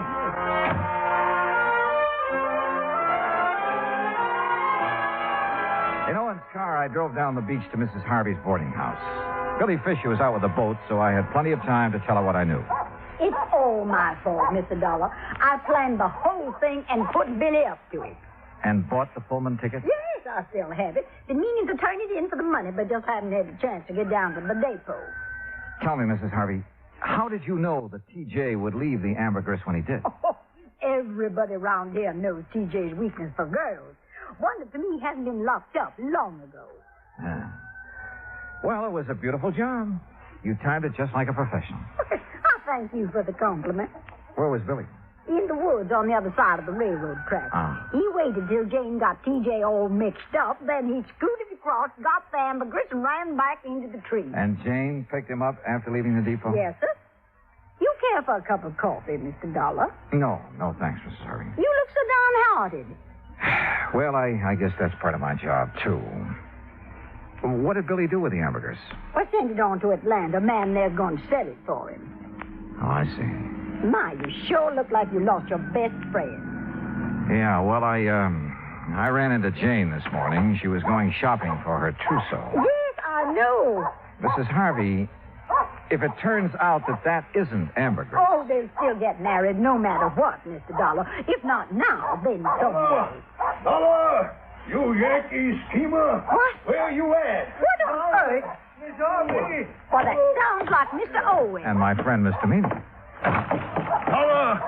Just what you trying to pull? I tried to keep him from coming over here, Mr. Dollar, but I just couldn't handle him at all. All right, Deputy. It's a long way from being all right. Just what do you want here, Mr. Fat Mike Meany? What do I want? Why, woman, I want to arrest you and that dirty, that backbiting Billy Fisher and his girl was stealing my ambergris. That's what I want. Hush. I want to see you in jail. Jail, don't be ridiculous. Ridiculous? Why, woman... That's what I said. Now, if you don't get off my property... Yeah, but you, woman, you stole. How do you know I stole anything? I know because this here worm of an insurance agent wouldn't have a customer left on the beach unless he told me. Well, he told you wrong. Billy took that ambergris. No. But it belonged to him all the time. Well, woman, that's a lie. Ain't that right, Mr. Dollar? Yeah, it sure is. At least it is if it was ambergris. It's ambergris right enough. On. Well, I called that chemist, but he quit his job a couple of days ago. Couldn't find no record he made of it. Don't need no record. It's ambergris, and it's mine. It's Billy. Mine. You think it's yours? You're seeing a mirage. Tell him, Mr. Dollar. Dollar, if this is some kind of a low-down yank, trick. It's no trick, Mr. Meany. Mrs. Harvey showed me the contract you have with Billy. Well, what's that got to do with him stealing the ambergris? Just this. Yes.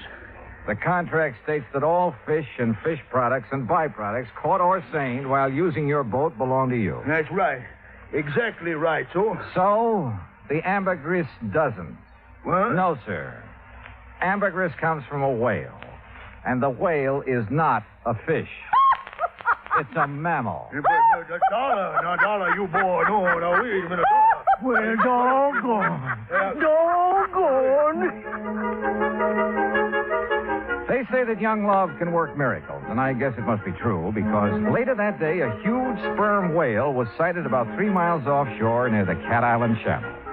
Proving, as I've always said, you can't figure whales any more than you can people. Expense account total, including hotel bill and transportation back to Hartford, $420.10. Yours truly, Johnny Dollar.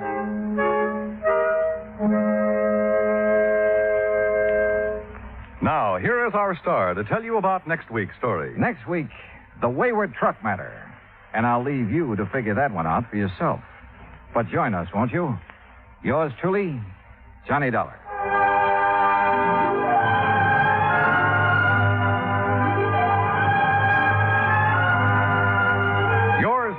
Johnny Dollar, starring Bob Bailey, originates in Hollywood. Written by Charles B. Smith, it is produced and directed by Jack Johnstone. Heard in our cast were Virginia Gregg, Jeanette Nolan, G. Stanley Jones, Junius Matthews, Gil Stratton, Dick Crenna, and John Daner.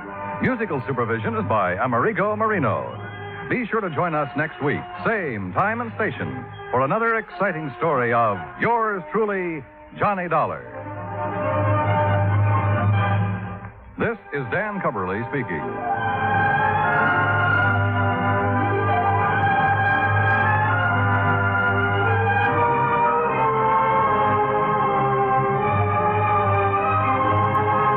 Johnny Dollar has come to you through the worldwide facilities of the United States Armed Forces Radio and Television Service.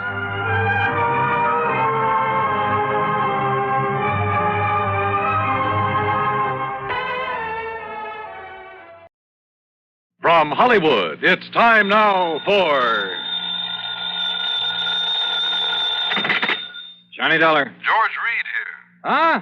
Hey, now listen, George. If Floyd's of England keeps handing me cases, how can I work for the other insurance companies? Well, what I'm calling about this time isn't really a case. So what, as long as the company pays my expense account and maybe a nice little fee to boot? Fee? Sure. Well, I'm not even certain you'll need an expense account. Oh, then now, wait a minute. Johnny, I think you'd better come over here to my office so that we can talk about this. Well, I don't want to sound chintzy, George, but a cab to your place will cost me over $1. Oh, well, that can go on the expense account, of course. Good. Then as long as we've established the expense account for this thing, whatever it is, I'll see you in a few minutes. Well, now, there's no hurry, Johnny, so just take your time. Huh? I said take your time about getting here. Yeah? I'll be right over.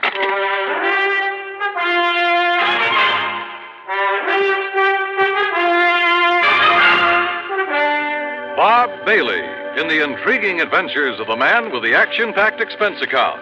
America's fabulous freelance insurance investigator. Yours truly, Johnny Dollar. And now, Act One of yours truly, Johnny Dollar.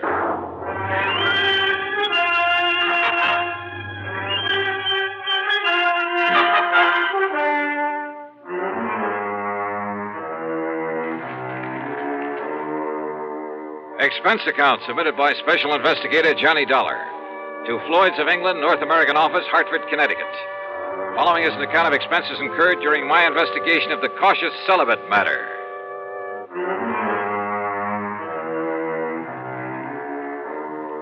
Wait a minute. Over the phone, George Reed did not tell me what he wanted me for. Also, he very plainly said not to hurry. Item 1, $1.20. No, make it $1.50 for a taxi down to his office. Go right in, Mr. Dollar. Mr. Reed's expecting you. Okay, thanks. Oh, come in, John. Yeah. As I tried to tell you on the phone, there was no reason to rush over. Oh, yeah, I got the message, George. That's why I did rush. Oh, well, sit down. Sure. Well? Cigarette? No, thanks. I'll smoke one of my own. Oh, sure. But here, let me give you a light. Okay. Funny, I filled this thing just this morning. Here, give it to me. Oh, that's all right. I'm sure I can make it work. Well, what is this, George? Some kind of a stall? Oh, here, give me. Well... That's me. I don't think you were trying. I guess I didn't flick it hard enough. Yeah. Now, what's on your mind? Well, you got back from that assignment out in Oklahoma sooner than I expected, from that town with the unlikely name of Bum Spung. Well, it's really the name of Durango Laramie Dalhart's ranch. Crazy old character, but I like it. Bum Spung. Now, what can a name like that possibly mean? Are you kidding? You told me yourself the other day, just before I went out there. Oh? Did I? Well, of course you did. It's an old Indian name. Means bum, means bad spring, bad water. Oh, of course. You, cleaned up everything out there? What's the matter with you, George? Didn't you read the report I handed in with my expense account? Well, I sort of glanced over it, but you're coming back so soon, and with Durango's pretty niece out there, Carol Dalhart. Oh? What about Carol? Didn't I, kind of get the impression that Durango would like to have you marry her? Well, you should have. Every time I get within spitting distance of Oklahoma, I expect him to shove a shotgun at my back, and, well, that's why I left there in such a hurry. Oh? Sure, right after settling that insurance matter. Only it was for Durango's old pal, Sidewinder Wilson. Another character. Yes, Durango was here in Hartford, but Carol was there, wasn't she? Yeah, she certainly was. And George, I'd love to have stuck around a while, to be with her. Mm-hmm. But when I got word that Durango was about to get back there and that he was bringing along a preacher, oh, brother, I took off. Why, Johnny? Why? Well, let's face it, George. I'm afraid I'm a confirmed celibate. Well, at least you say you are. But, aren't you rather fond of Carol Dalhart? Well, I've told you, she's a living doll. She's tall, dark, and very beautiful. She's intelligent. She has a lot of spark, a lot of spunk, too, and a wonderful sense of humor. Uh-huh. Yeah, to put it bluntly, Carol has everything. Everything a man could possibly want. And, George, when I take that gal in my arms... Why don't you marry her, Johnny? Confirmed bachelor, eh? You don't sound like it. No. Sometimes when I think about her, I don't feel like it. Well, then? No. Let's stop talking about it. Why? Because, George, I'm not marrying. Not Carol or anyone else. At least, not right now. Someday, perhaps? Not now. Best years of your life, Johnny. And with someone like her. George, I've made up my mind about this whole thing, and that's that. Yes, but I'll bet if she were to walk in here suddenly... I said, cut it out, please. And listen, what difference does it make to you? What business is it of yours? Well, of course, it wouldn't hurt me a bit from the standpoint of client relationship. Huh? And after all, Durango is a mighty good client. You mean to say you've been giving me this big marriage build-up just... George, so help me, I ought to wring your neck. Oh, well, now, Johnny... But come on now, you've been stalling around long enough. Stalling? Yes, stalling. Now, what did you want to see me about? Well, actually, it's about Durango. Johnny, he asked me to have you come here. What for? And to keep you here. What? Yes, until he can arrive. You Mean Durango's on his way here? Well, he thought of asking you to fly out to Bum Spung again, but he was afraid you wouldn't. George, can't you see what this means? Can't you see why he's coming here? And probably with that shotgun I mentioned. Oh, now, Johnny. No, sir, George. When old Durango gets here, you tell him. Hi there, Huh? Reuben. Where is he? Durango. Ain't that Johnny Dollar got here yet? Wait, the fire escape. What did you say? Oh, yes. Well, then I'll go right in. Johnny, wait! Tell him I left town. No, wait, listen! Well, where is he? Durango. Hi there, Georgie. Where's he at? The window. You mean went out the window? Yes. Dollar, Johnny! You come back here, Johnny! You hear me? I said come back here! And now, Act Two of yours truly, Johnny Dollar and the Cautious Celibate Matter.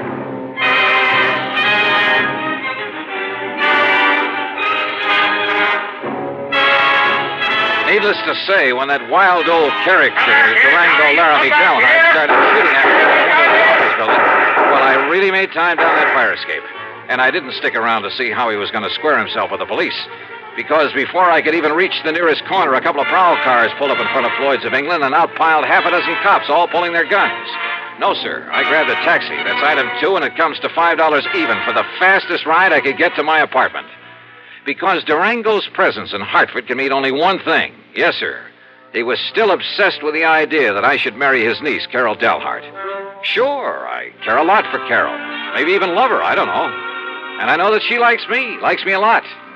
But I also know that neither of us is going to be railroaded into marriage by old Durango. Yet there couldn't be any other reason for his coming here. So I dragged out a couple of handbags and proceeded to pack them well. Then item 3, another dime for a phone call. George Reed here. So what happened, George? The cops haul him off and throw him into the clink? Durango? Who else? Johnny, this man is unbelievable. It's fantastic. Huh? I don't know how he worked it, how much it cost him. And, of course, as always, he came here loaded with money. Thousands, Johnny. Yeah? Well? But the police didn't even take those 6 guns away from him. Oh, brother, all the more reason why I'm getting out of here. Yes, Durango still thinks he's living in the old days of the wild and woolly West when the only... What? You're leaving? Oh, you bet your life I am, and I'm putting all the costs of transportation on expense account. Well, now listen. After all, it was you who got me into this whole thing. Listen to me. Where are you going? What do you think I tell you? You're in cahoots with this wild old man, this trying to get me to marry his niece. But, Johnny, if you and Carol love each other... So what? Do you think we want him to force us into it? Oh, well, now, look.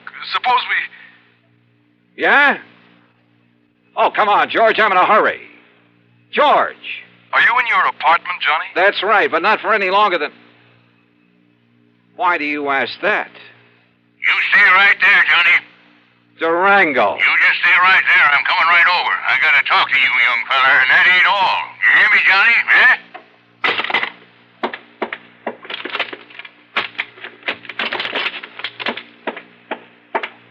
California, here I come.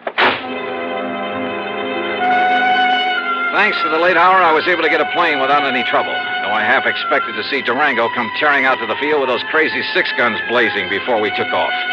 Incidentally, I used the name of Bailey when I grabbed my ticket, just in case.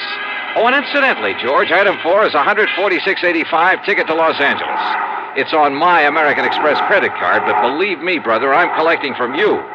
You may have to pay for a lot of travel before I'm through with this thing.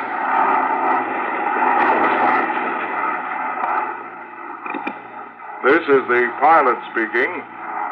We'll be landing in Chicago in about 10 minutes. Weather is clear, the moon is bright, and ground temperature is 52 degrees. Is there a Mr. Johnny Dollar on board? A Mr. Johnny Dollar.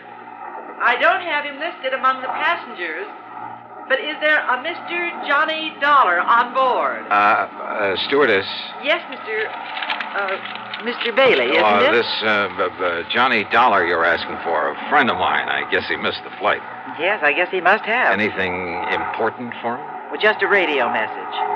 Well, as I say, I'm a good friend of his, so why don't you let me see that message, and perhaps I can, well, you know. Oh, no, sir. I'm terribly sorry, but that would be against regulation. Well, what if it's anything important? I'm sorry, but thank you just the same. Fasten your seatbelt, please. Yeah, sure.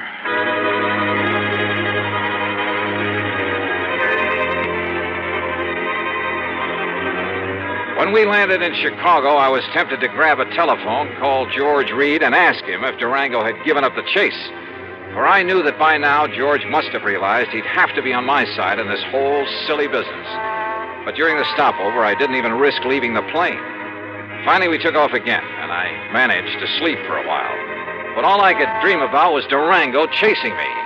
Through streets and alleys, across the plains, on foot, on horseback, in a car, a boat, a train, and all the time firing those handguns at me. Wild, fantastic dreams. By the time we got to Los Angeles, I was a physical, mental wreck. But I knew that for the time being, at least, I was clear of Durango. So, after picking up my bags, I elbowed my way through the crowd to the taxi stand. Excuse me, please. Pardon me, ma'am. Sorry. Thank you. Taxi! Taxi! Hey, taxi! Here you are, Johnny. I hired this here now fancy limousine for you and me. Huh? Say, you ought to took one of them new jet flights like I done. Durango. Would have got you here a lot quicker. Durango, listen. Well, Sir Johnny, I finally catched up with you, didn't I?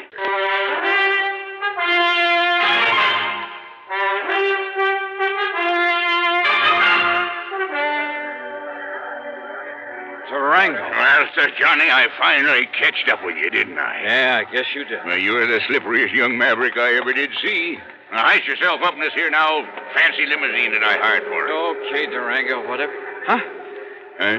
What's the matter? Look, that man. Where? The other side of your car. Hasn't he got a gun there? Well, I have, so I'll soon find out. You wait here, Johnny. Oh, sure.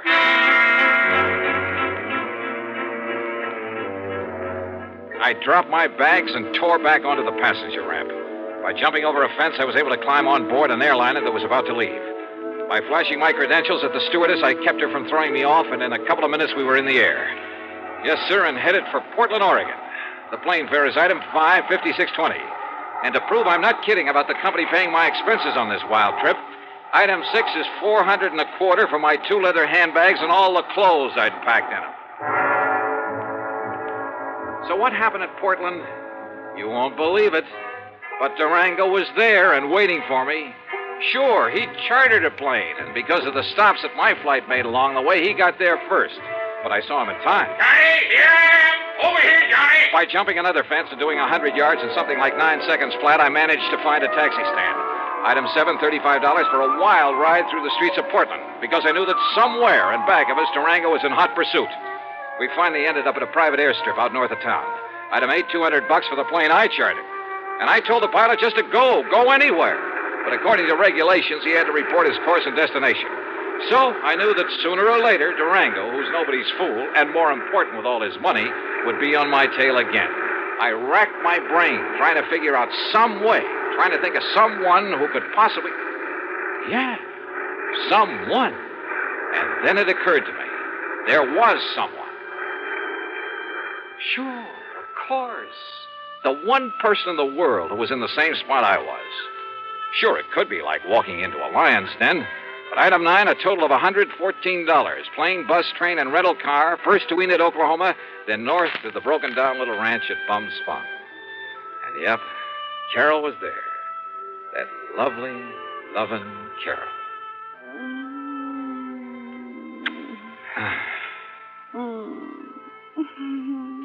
Oh, easy, gal, easy. You don't like to be kissed? Oh, I do. Johnny. Well, I love it, honey, and you'd know it. But listen, has Durango been here? Oh, Johnny, I don't know where that old goot went. Yeah, well, I do. He went to Hartford. Hartford? Yeah, Hartford, gunning for me. That crazy old man is so set on having us get married, Carol. Well, that sure he is, but to go all the way to... Well, now, that's just carrying things too far. Yeah, I think so, too. I mean, if he thinks that by waving a 6-gun around... Listen, Johnny Dollar, I'm real gone on you. You know that. Well, yeah, and I think you know how I feel about but that doesn't mean that just because old Durango wants it that way, we've got to get hitched up together. No. At least not right away. So if he thinks he can shotgun you and me and... Oh, no. Durango! I knowed he'd be coming back to you, Carol, so now we really celebrate. Durango, you crazy coyote! Now, Durango, you stop that. You put down that gun and listen to me. Well, he's going to marry you, ain't he? Well, ain't he? No, Durango. No? No, at least, well, not now. And in spite of the way you've chased me all the way across the country. Yes, Durango. Well, sure, I chased you, but not on account of Carol, Johnny. Huh? Well, sure. I hope all the time that sometime you and her will get married up together. Well, then? But I give up trying to force you kids doing it. Huh? Well, I just figure when you're ready, well, then you will. But going to Hartford and chasing me that way. Huh? Oh, that. Yeah, that. Well, that wasn't nothing, Johnny. It's just that when you was out here last week and you kept my old pal Sidewinder Wilson from getting murdered, Sidewinder's my oldest pal, Johnny, my best friend. Yeah, that's true, Johnny. And when you passed on the word that he was the one that found out about that killer, well, Johnny, what do you know now? He's the new chief of police down there at Fairweather. Yeah, well, bully for him, but I still don't see... So you being so good to him, I just wanted you to know I appreciate it. So, what I went to Hartford for was to give you this. Holy. Some of them's a bit dirty, crumpled up, and they got some... But when I counted right, there ought to be $10,000. There you are. Gee, Durango. Well, Durango, Well, I don't know what to say. Yeah, you don't have to say nothing, Johnny. Just enjoy it. But are you sure you wouldn't like me to have the preacher come up from Enid and no, I guess not. But God bless you anyhow, boy.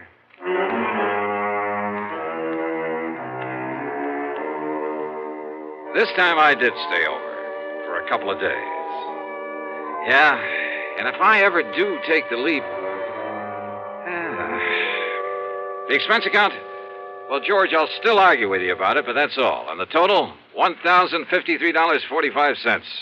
Yours truly, Johnny Dollar. Here's our star to tell you about next week's story. Next week, a string of holdups, and behind them all is... Well, why don't you listen, find out for yourself. Join us, won't you? Yours truly, Johnny Dollar.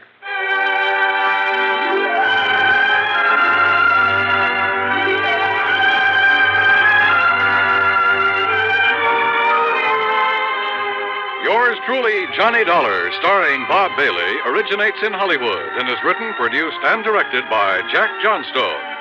Heard in our cast were Virginia Gregg, Gene Tatum, John McIntyre, and G. Stanley Jones. Be sure to join us next week, same time and station, for another exciting story of yours truly, Johnny Dollar.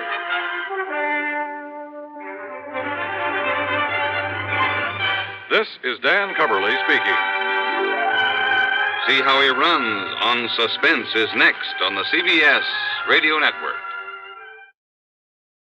From Hollywood, it's time now for...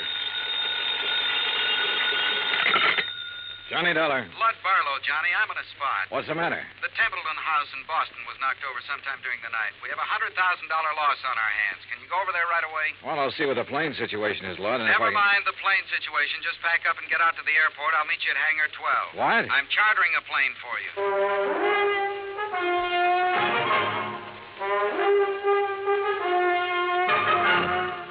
Bob Bailey in the exciting adventures of the man with the action-packed expense account. America's fabulous freelance insurance investigator. Yours truly, Johnny Dollar.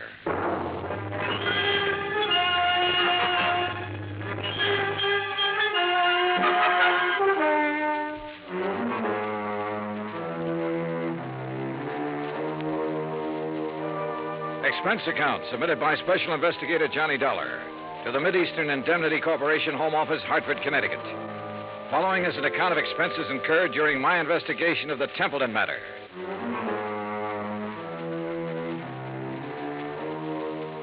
Expense account item 1, $5 even, cab fare from my apartment to Hangar 12 at the airport. A twin-engine Bonanza had been rolled out and a fueling truck was pulled up alongside. A man in a sheepskin seemed to be supervising things. The man who seemed to be supervising him was Lud Barlow. When he saw me, he waved his briefcase. Hey, Johnny. Hi. Why, you all set? Well, I'm here. That's what you mean, lad. That all your luggage? Yeah, this is it. This is Tommy Clark, Johnny, your pilot. How are you? Hi, Tom. I'll stow this gear for you. Oh, thanks. The faster we move on this, the better off we are. You know that. I know. This is the blanket policy. This is the itemized list. This is the itemized list broken down. You'll have to check the itemized against the sales. Your authorization procedure. And a description of stock records, including shipments received by Templeton House up to and including the first day of last week. Okay? Swell. Now maybe you'll tell me what this is all about. And when you get there...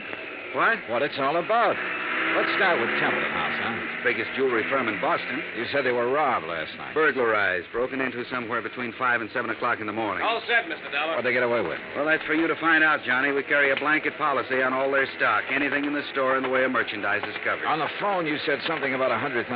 It may be $200,000, Johnny. I take it you talked to somebody in Boston. Yeah. Did you talk to the police? Yes, for a minute. I told them I was sending a man. They're expecting you. Give you a hand, Mr. Dollar. Oh, thanks, Tom. Okay? Yeah. Thanks.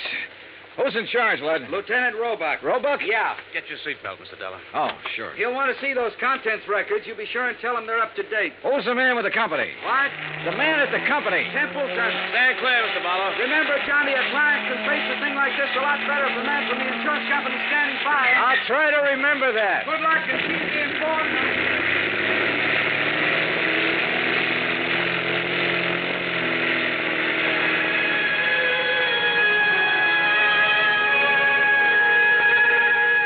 By the time we arrived at the Boston airport, I'd read over the policy and had a fair idea of the coverage involved. Expense account item 2, $10, more cab fare. I dropped my bags off at the Independence Hotel and had the driver take me over to Templeton House. 2 police cars were parked in front of the building, and 2 uniformed police officers were parked in the doorway. I'm sorry, mister. The store's not open today. Well, I'm from the insurance company. Oh. Lieutenant Roebuck's in the back. Go ahead. At the back of the store, a white-coated intern and an ambulance attendant were working over a blanket-wrapped figure laid out on the stretcher. One of them was operating a plasma tube. The other was checking the pulse. A group of men, some in uniform, were watching closely. The tall, thin one seemed to be in charge of things. Roebuck? Yeah. Johnny Dollar, Mid-Eastern Indemnity. Oh, that didn't take you long. This, Sergeant Younger, Sergeant Toohey, this is Mr. Dollar from the insurance company. Hi, man. What's this? Oh, this man was a special patrolman working the area. He must have walked right into the middle of it and got himself shot. They've been giving him transfusions ever since they found him. Uh-huh. Said anything yet? He hasn't been conscious. Doc, how about it? We can't do any more here, Lieutenant. We'll have to risk a trip to the hospital and try to operate. Okay, boys, load up. Doc, this is Mr. Dollar, insurance company. How are you, Doctor? Okay. Doc, we're going to want to talk to him the minute he comes around. I'm not going to promise you anything, Lieutenant. Well, see you. All right. Yeah, Mr. Dollar, you didn't waste much time. I brought a contents list that might help you, Lieutenant. Good. The best help we're going to get is from that patrolman. Come on, I'll show you around.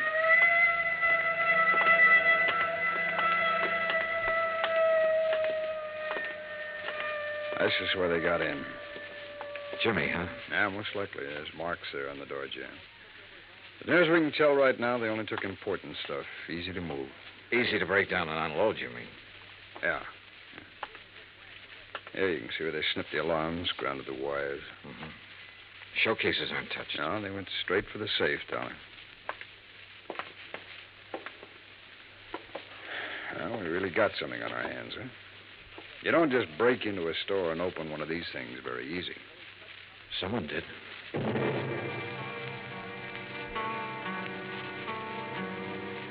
The neighborhood was canvassed for possible witnesses. I spent the rest of the morning with Dorian Templeton, the owner of the company. By noon, we had taken an inventory of the missing stock and drawn up a tentative list. As far as I know, that about does it, Mr. Dollar. So what's the next step? I'll check this against the merchandise received reports, Mr. Templeton. It'll take a while.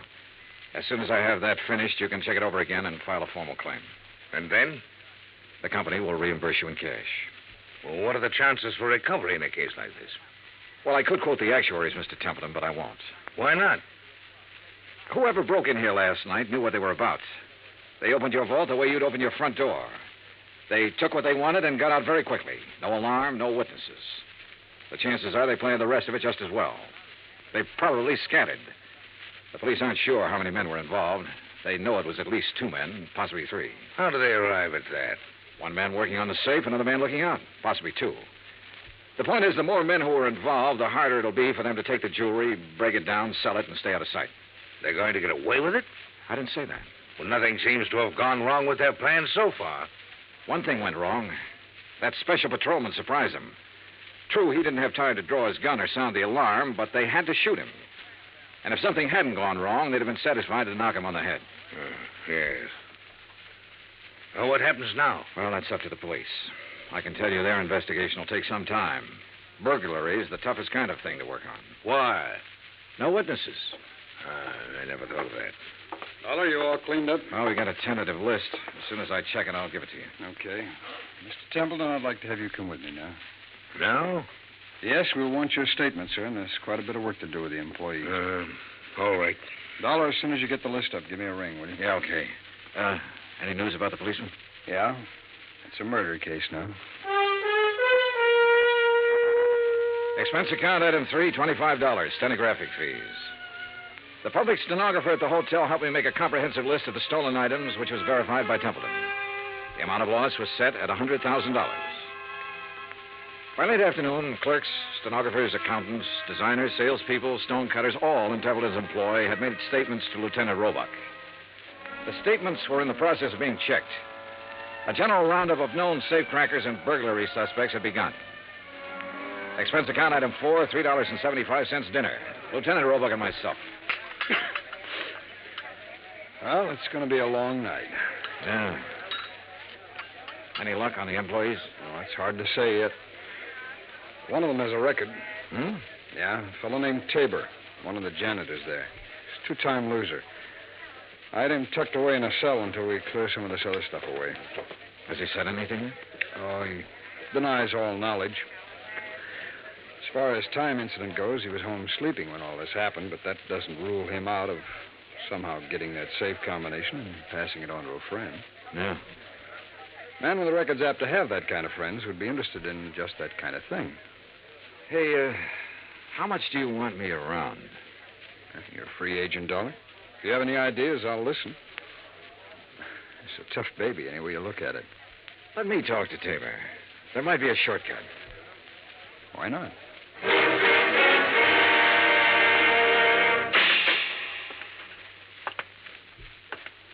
Well? John Tabor? That's right. Who are you? Johnny Dollar. I'd like to talk to you a minute. Okay, talk. You might be in a lot of trouble, Tabor. That'd be too bad. They tell me you're a 2-time loser. If you don't believe what they tell you, you just go look it up for yourself. It's right down there in the books. How did you get that job at Templeton's? I asked for it. They know about your record? No. You keep it from them? I didn't broadcast it, would you? No. Okay, what other dumb questions have you got? Do you have any ideas about this? I've got a lot of ideas. Do you know anything about it? No.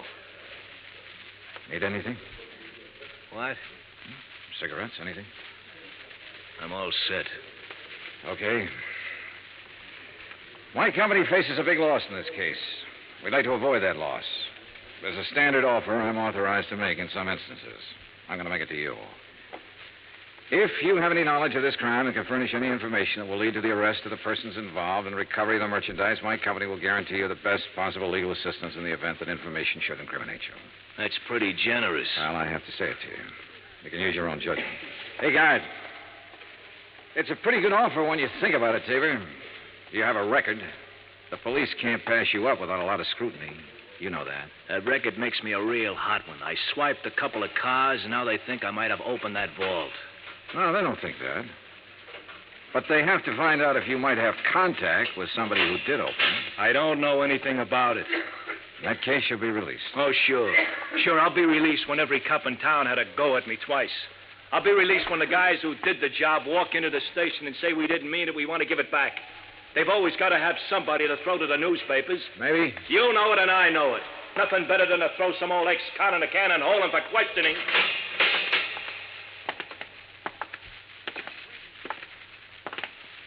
Well, Dollar, you go for it? No. Any more ideas? Turn him loose, Lieutenant. See whom he talks to and whom he meets. John Tabor was released without bail, and a 24-hour watch was put on his residence. By 10 o'clock the next morning, the police had located 3 witnesses to the shots that had killed the special patrolman. However, none of them had seen the burglars or the car that was used. The district attorney's office issued an order impounding the financial records of Templeton House. A complete audit revealed that its affairs were in excellent shape. It also revealed that Templeton himself was the only man in the jewelry firm who had the combination to the vaults. His statements emphatically denied giving the combination to anyone. As far as the police were able to determine, he was telling the truth. The search for all known safecrackers extended into New York and Philadelphia and Chicago. On the morning of the 3rd day, a claims adjuster arrived from Hartford with a check for $100,000, full payment on the claim. 2 hours later, we had the first break on the case. Hey! Dollar, hey! What? Oh, hello, Lieutenant. Come on, get in. What's up? Well, the Harbor Division found a body down by the docks early this morning, all weighted down with 38 slugs. They were fired from the same gun that killed that special patrolman. They match, huh? Like the dimples on your knee.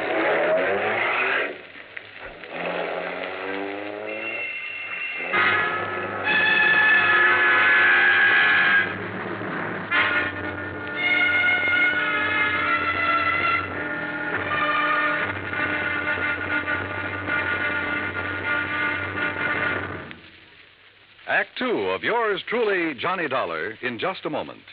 It is a rare event when a young man decides to leave civilization behind and hide himself away in the steaming jungle, just so he can help his fellow humans in a remote corner of the world. The late Dr. Tom Dooley did just that when he left the United States to help the sick and starving jungle people in the little kingdom of Laos in Southeast Asia. Dr. Dooley's story is well known to nearly everyone. And all over the world, people talk of his little jungle hospital on stilts. That's where he treated the dread diseases of the jungle and trained native medical technicians so that they might help their own people. Dr. Dooley wrote and lectured to many people so that the work of his medical assistance program, Medico, might go on. It was not easy for someone so young and so talented to give up the bright lights of the city and plant himself down in an unknown jungle just for the purpose of helping unfortunate people he didn't even know. But through Medico, Dr. Tom Dooley wanted to help people. He wanted to help people to help themselves. Today, the work of Medico is going forward in a number of countries besides Laos. Young men are being sent to the United States to be schooled in medicine with the idea of returning to their own countries to help their own people. Hundreds of thousands of dollars worth of medical supplies have been donated by American businessmen and pharmaceutical companies. Today, Dr. Tom Dooley's work is being continued for him. It is helping to create better understanding. It is an injection of the spirit of freedom, the right of all men everywhere. Now, Act 2 of yours truly, Johnny Dollar and the Templeton Matter.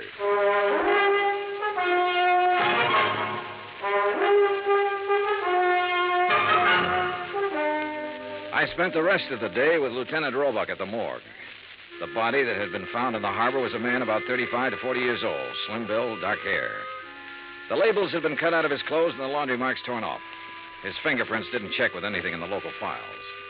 Roebuck put them on the wire to Washington and requested an urgent identification. Johnny Dollar. Blood Barlow, Johnny. What's this in the paper? Well, the special patrolman and the unidentified man were killed by the same gun. As soon as we get an identification, we can go to work. Well, how about that ex-con that turned up working at Templeton's? Tabor? Well, they're still watching him. He might have been the case man. So far, it's just an idea. I'd like a recovery on this one, Johnny. So would I. What do you think is possible? Well, 2 days ago, I would have said no. Today, things look better. For one thing, none of the merchandise has shown up on the market. For another thing, there has to be some kind of connection with this unidentified man. I just read your report on Templeton himself. He's out of the question as a suspect? So far, yeah. He's the only one who had the combination to the safe. There's no apparent motive for him to rob himself. But he's the only one Don't who start yelling at me, lad. I know what you're thinking. Find a motive. Well, give us time, boy. Give us time on everything. Lud? Oh, I guess I hate to pay off big claims. You may get it back. Keep your pants on. Expense account item 5, $50 deposit for rented car.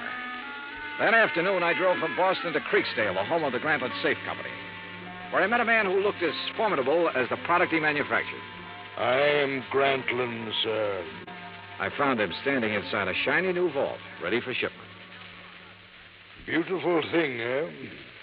On its way to South America tonight.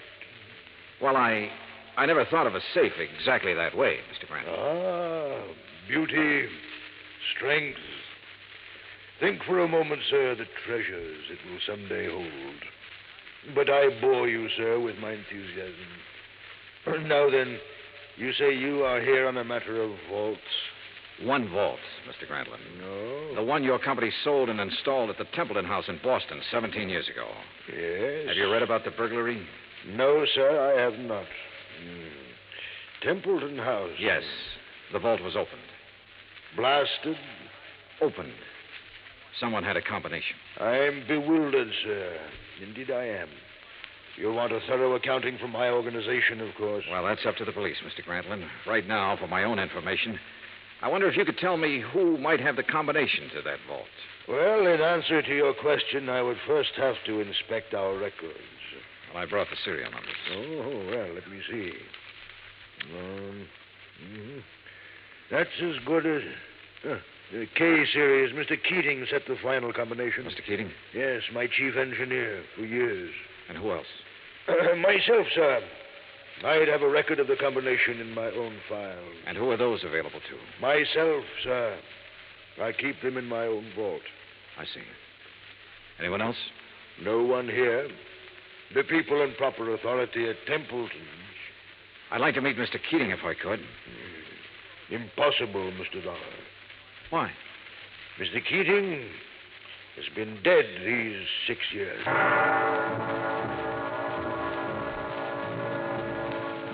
I drove back to Boston, phoned Roebuck, and told him about my interview with Grantland. He said he'd already started looking into Grantland's background and expected to have a report within 36 hours. I was a little surprised when Dorian Templeton called half an hour later and asked me to have lunch with him. Would you like a drink? No, not now, thanks, no. I didn't know whether to call you or the police, Mr. Dollar. I finally decided on you. Uh-huh. What's the matter? Well, it's one of those strange things. I'm not a particularly observant man, and I don't know why I observed this. Go on.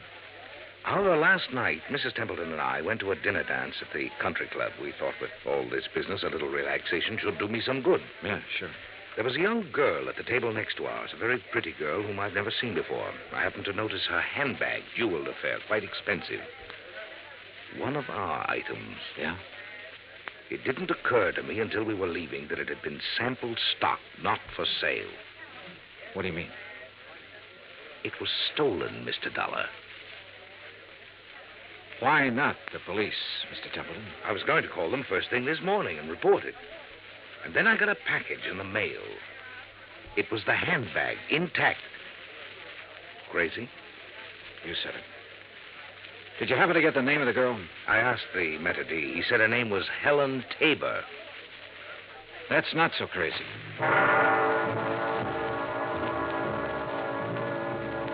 Expense account item 6, 10 cents, one phone call to Lieutenant Roebuck to see if John Tabor was still being watched. Roebuck said that 2 men were on duty watching his house at all times. I saw them when I drove up an hour later. They were parked across the street.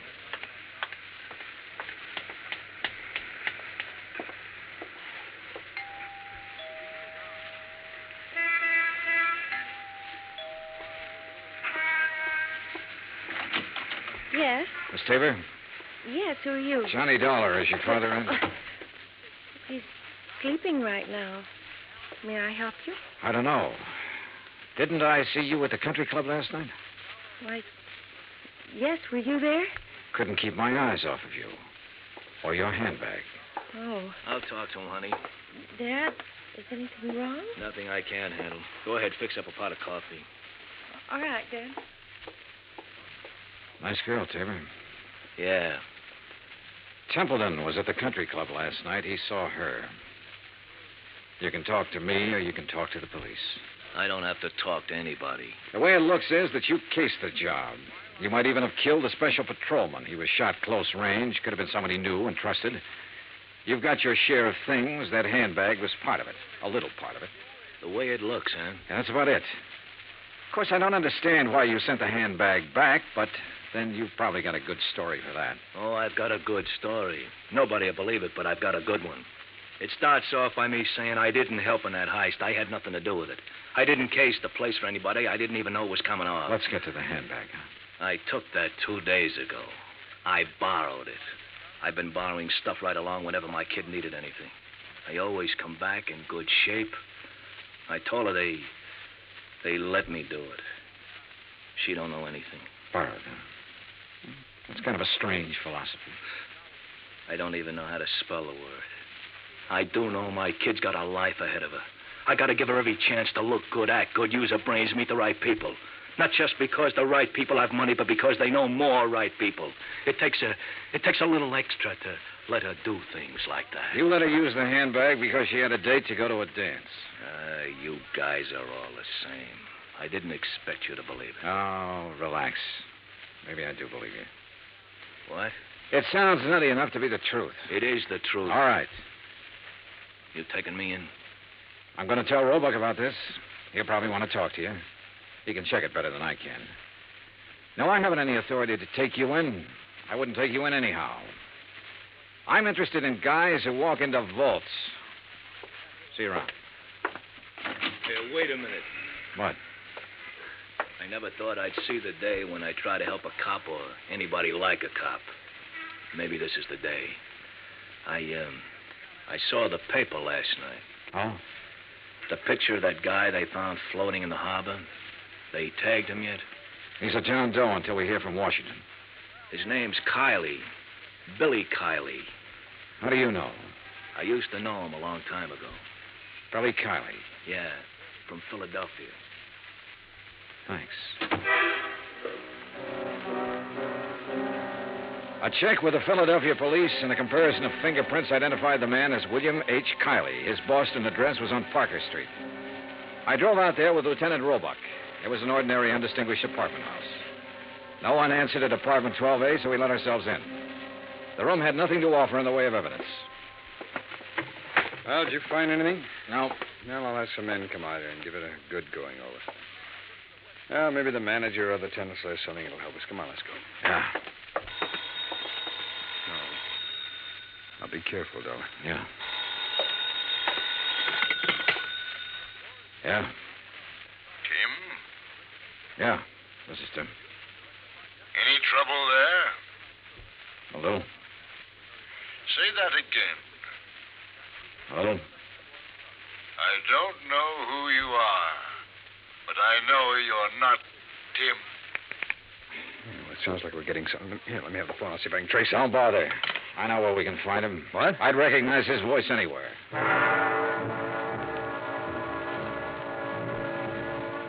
It was dark by the time we got to the Grantland Safe Company factory in Creeksdale. There was a single work light spreading a sickly yellow glow over the main floor loading platform. We were expected. It went off somewhere in the darkness of the building. You okay? Yeah, I'm okay. All right, let's try for that stair railing. Right.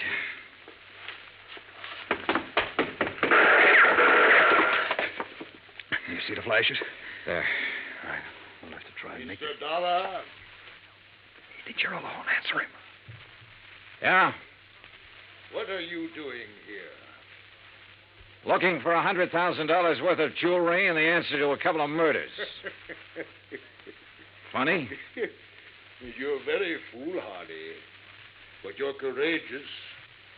A man of your perception could do well with a part of that money. No, thanks. I'll take it all. You will take nothing, sir. Keep him talking. I'll try to get under the stairs. Are you alone? For a little while.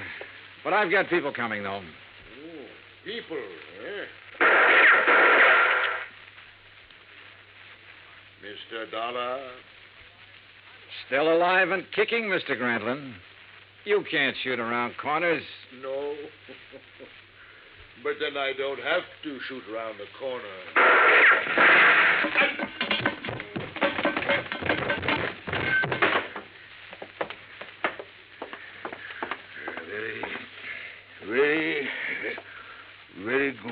Very good shooting, sir. Granlund, I want a statement.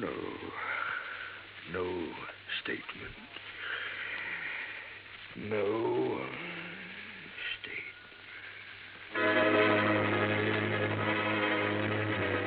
He was dead before the ambulance arrived, and there was no statement. There was never a statement. As nearly as it could be pieced together, Grantlund himself opened the vaults at Templeton House. William Kiley and possibly a man named Tim helped him. Kiley, of course, was killed for his efforts. Tim never appeared, was never identified. My hotel bill ran up to $168. That's item 7. Item 8, $35, car rental. I got $50 deposit back. Item 9, $32.50, airfare and incidentals back to Hartford. Expense account total, $413.28. Remarks? Put that against $100,000 the insurance company didn't have to pay off. Johnny Dollar. This is Barlow. I just talked to Roebuck in Boston. There's not one scrap of that jewelry anywhere in that whole safe factory. Not one piece. I know. What? Just about now, there's a safe at the port of New York being shipped to South America. It's a Grantland safe. And if you hurry over there, you can... Yours truly, Johnny Dollar.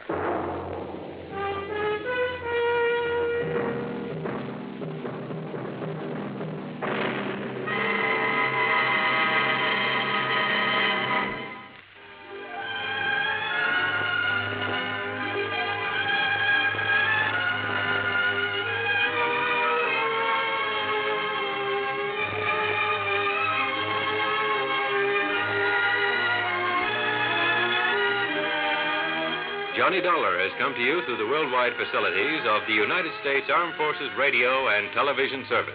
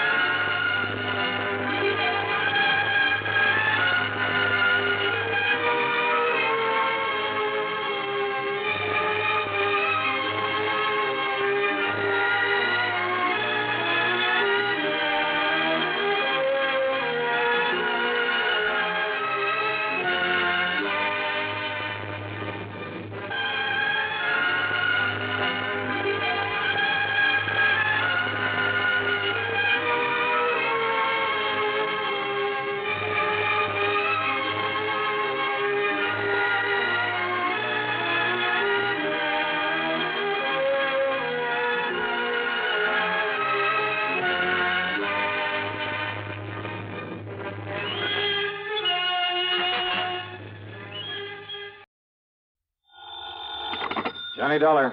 This is Bert Larkin, International Casualty in Life. Oh, hiya, Bert. How are you? I'm afraid I have a bit of a problem, Dollar. Yeah?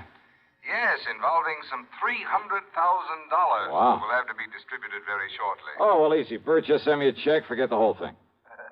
You're testing, of course. Oh, well, now, how could you say a thing like that?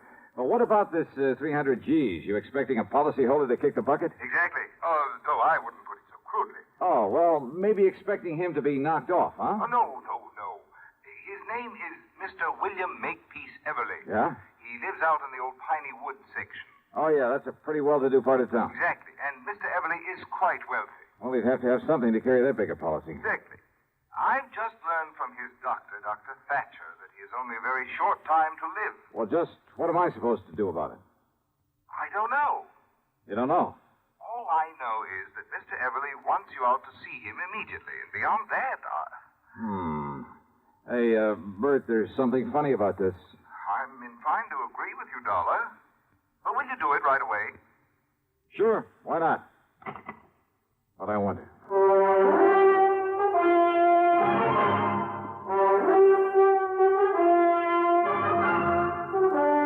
CBS Radio brings you Bob Bailey in the exciting adventures of the man with the action-packed expense account, America's fabulous freelance insurance investigator. Yours truly, Johnny Dollar. Get the really light really refreshment. sociable. This is where I talk, Kay. Get the really light refreshment. That's Pepsi-Cola, of course. I just wanted to say be sociable, Charlie. Of course, Kay. Be sociable. Have a Pepsi on the road or at home. It always refreshes without filling. Charlie. Pick up extra cartons now. Pepsi is so delicious it goes fast. That's why you should keep plenty of Pepsi on hand. Oops. Maybe I'd better sing. Be sure to say keep Pepsi handy. Yes, Charlie. But the song says it sociably. Be sociable. Look smart.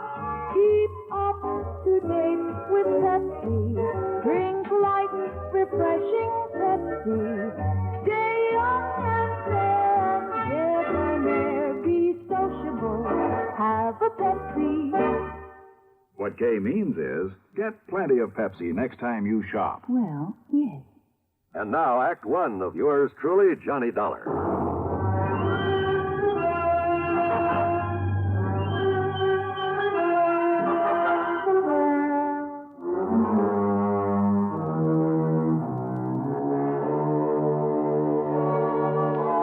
Expense account submitted by Special Investigator Johnny Dollar to the International Casualty and Life Insurance Company, Hartford, Connecticut. Following is an account of expenses incurred during my investigation of the Harried Heiress matter. Expense account item 1, $4.85 for a tank full of gas, and I drove to the Everly address at the edge of Piney Woods. It was a beautiful old place in a setting of tall oaks and sycamore trees that spread protectively over and around the rather large frame house, with its slate roof, its cupolas and dormers and broad porches. Even before going in, I knew the inside was filled with heavy, overstuffed furniture and velvet draperies, gilded mirrors, that it had a kind of musty smell, perhaps a trace of camphor, and the parlor closed off except for very special occasions. It was that kind of place. In answer to my knock, I was met at the door by a man who looked anything but on his last legs. Mr. Dollar? Yeah, that's right. Good. Come in, please. Ah, thanks. But are you Mr. I'm Dr. Thatcher. I'm the one who called your insurance company. Oh, I see. At Mr. Everly's request. Or I should say at his insistence. Come along, please. He's in his bedroom upstairs. Yeah, sure. I'm afraid he has only a few days to live, Mr. Dollar. Early yesterday, I notified his stepson, Alfred Harker, but I haven't been able to locate his niece, Nancy Everly. And that is what has him upset. That's why he wants to see you. Oh?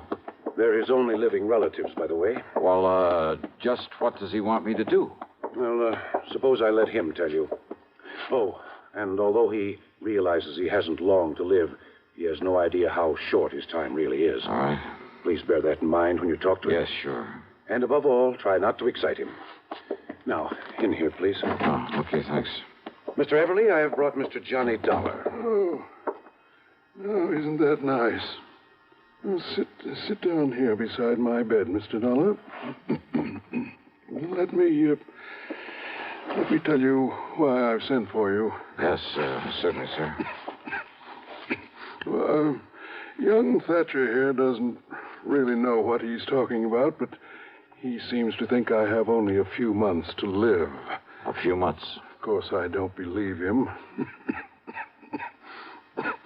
Mr. Dollar, I'll probably end up outliving both of you youngsters. That's the spirit. Well, I hope you do, sir. But he's given me something to think about. My estate. What about it, sir? I've willed everything to my niece, Nancy. And my insurance automatically goes to her in the will. Or did you tell him that, Thatcher? I thought it better if you did. Yes. Well, Dollar, it's not only because she's been kind and loving over the years, but, well, she's had gumption enough to stand on her own feet, rather than depend on me for a living. Where is Nancy, Mr. Everly? I don't know. Well, But I want you to find her, Mr. Dollar, and bring her here so that I can see her before I... Well, now, I still don't believe this young sawbones, but I... Yes, I think I understand, sir. And she is your only heir, your only living relative? I told you, Doctor. My only heir. And I want to be sure. I want you to be sure it stays that way. Well, I'll do everything I can. I want nothing. nothing to go to my stepson, Alfred Harker. I see. Idle, worthless, sponging off me all these years, even forging my name to checks to get my money now and then. That kind, huh? Yes. And if he finds out I'm leaving everything to her, there isn't anything he wouldn't do to... Please, take it easy, Mr. Everly. I'm all right. Well, of course, Nancy realizes this about Alfred, doesn't she? No. And that's why you must find her. Bring her to me. I'll certainly try, sir. Yes, you must. Please, Mr. Everly, and now if you... anything happens to me, you must protect her from him. You must. You... Dollar, quickly, hand me that hypo there on the tray. Yeah, sure, Doc. Here you are. I was afraid he might get too wrought up over this. Oh. There now. Just relax, Mr. Everly. Relax. Yes. Thank you.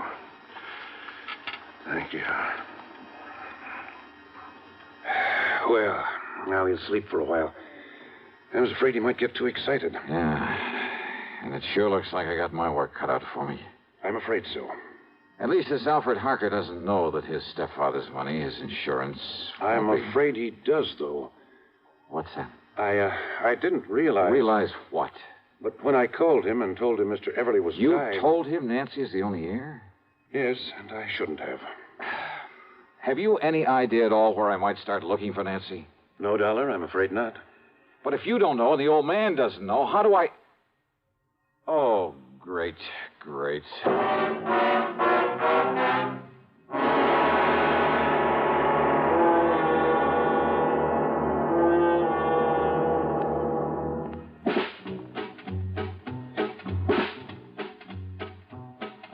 Have a real cigarette. Have a Camel. Have a Camel cigarette. Have a real cigarette. Have a Camel. Have a Camel cigarette. Best tobacco makes the best smoke. Have a Camel cigarette. Best tobacco makes the best smoke. Have a Camel cigarette. If you're smoking more these days, but enjoying it less, change to Camels. The Camel blend of caustic tobaccos has never been equaled for real smoking satisfaction. Have a real cigarette. Have a Camel. Start to really enjoy smoking again. And now, Act Two of yours truly, Johnny Dollar.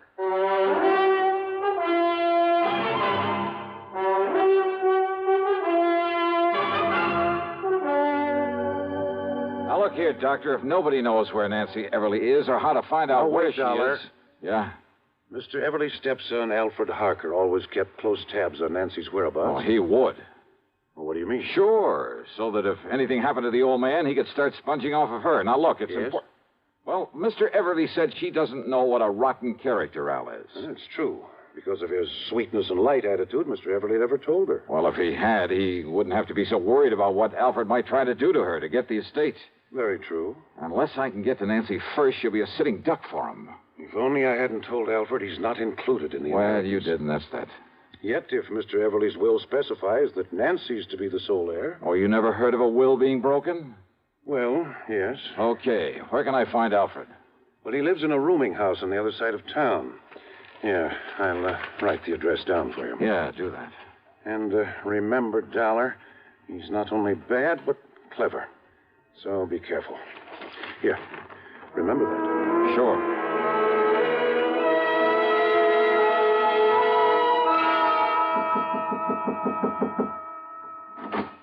You looking for that young Mr. Harker, mister?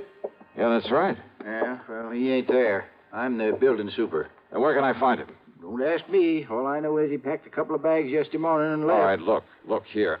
I'm a private investigator. My credentials. Okay. If you'll just let me get into Harker's apartment. Oh, here.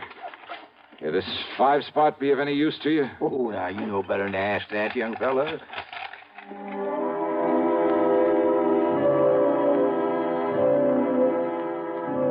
It was pretty obvious Al Harker had left in a hurry. The clothes he hadn't packed were strewn all over the place.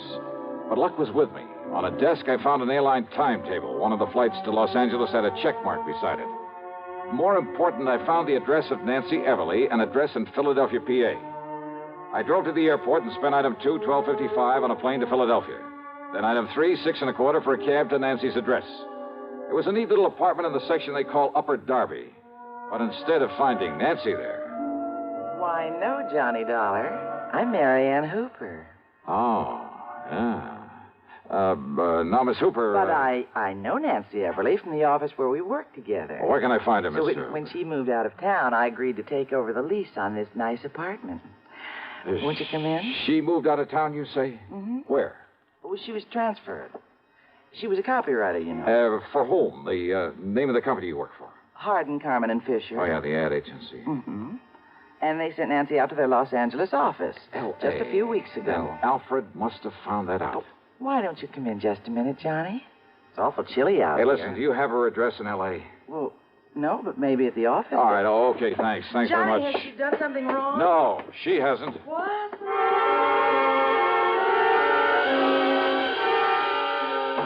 It was late, and I hadn't had any dinner, but I took a cab out to International Airport. That's another $6.25, and there, unfortunately, had plenty of time to eat before I could take the 1:30 a.m. plane for the West Coast. The meal is item 5, $3 even. Item 6, $161.60 plane fare to L.A. Item 7, another $6.25, taxi into the office of Harden, Carmen, and Fisher, where I had to wait for the joint to open up. Then I talked to the receptionist. No, Mr. Dollar, Nancy isn't here. Oh, then I'll go out and grab some she won't breakfast. Be in at all today. When does she come in? What did you say? I said she isn't coming in today. Why not? Well, I don't know. Oh, then give me her address.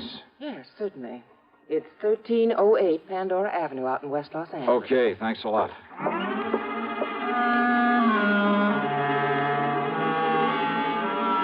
So Nancy was in L.A. Al Harker had come to L.A. And Al knew he'd get none of Mr. Everly's estate unless... Unless what? Oh, I hadn't the least idea. But I knew that he was clever, which meant there was no time to waste in getting hold of Nancy. Item 8, $3.50 for a cab to 1308 Pandora, and there from the landlord... Oh, believe me, this was the one I hadn't anticipated. Oh, she lives here, all right, but she isn't here now. Well, she do you have left any on idea? a little trip a few hours ago. Trip, did you say? That's right. She and a real nice-looking young man. Do you know his name, who he is? No, I can't say that I do, but a real charming, nice-looking Well, look, do you know where they young went? man. Oh, I sure do. Well, where? She said they were going over to Las Vegas. Vegas? And you know something? I think they're going over there to get married. Ouch. Munch, munch, munch a bunch of Fritos, corn chips. It's not polite to smack your lips, but you can't help it with Fritos, corn chips. Munch, munch, munch a bunch of Fritos, corn chips. That's right, Fritos corn chips. So crisp and light, there's contentment in every munch.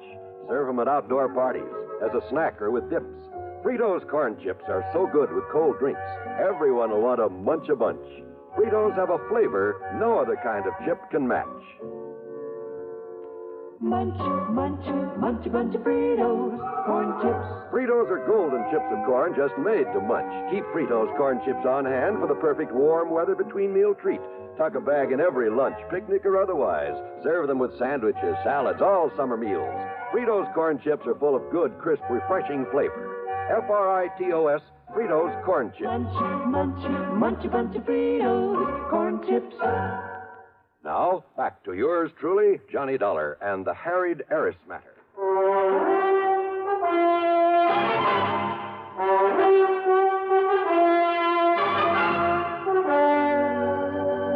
Expense account item 9, 70 cents for a phone call to Las Vegas, Nevada, to that well-known license bureau. Johnny Dollar, the special investigator? Yeah, that's right. Listen. Well, sir, this is a real privilege talking to you this way. Hey, listen, there's a young couple on the way over there to get married. Happens all the time, Johnny. Oh, yeah, sure. Especially here. Yeah, now listen. Their names are Nancy Everly and Alfred Harker. You want me to arrange something special for them to help them on their way? No. Somehow you've got to keep them from getting married. Well, now, unless you've got some legal reason, Johnny, some kind of court order or something. Oh, by the time I went through that, they could be married and gone. Yes, I guess that's So, true. look, you got to stall them. Somehow you got to keep that pair waiting. Well, now, Johnny, I'd certainly like to do you the favor. And do it. But unless I got some legal cause.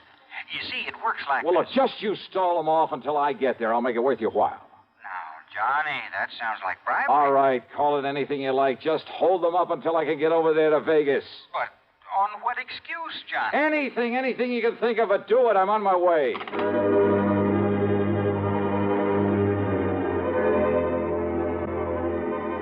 Alfred Harker's plan to get hold of the Everly fortune was all too obvious. All he had to do was marry Nancy, and he'd have it automatically.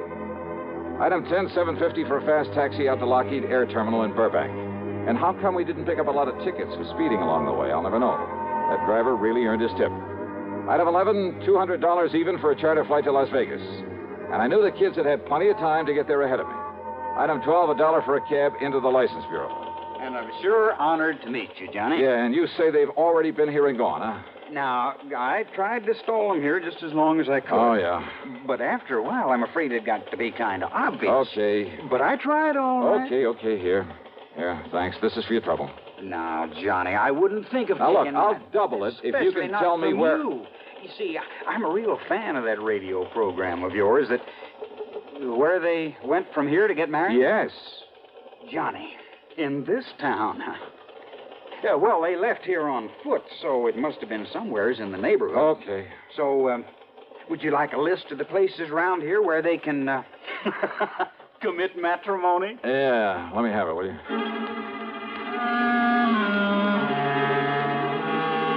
Item 13 is the 10 spot I accidentally left on the counter for him. Then I started checking every place in the area, every person who could seal the bonds of matrimony. Churches, marriage chapels, justices of the peace, even ordinary-looking private homes that were on the list. Hey, you know something? A lot of weddings take place in Vegas. I almost got thrown out of a couple I barged in on, and then finally...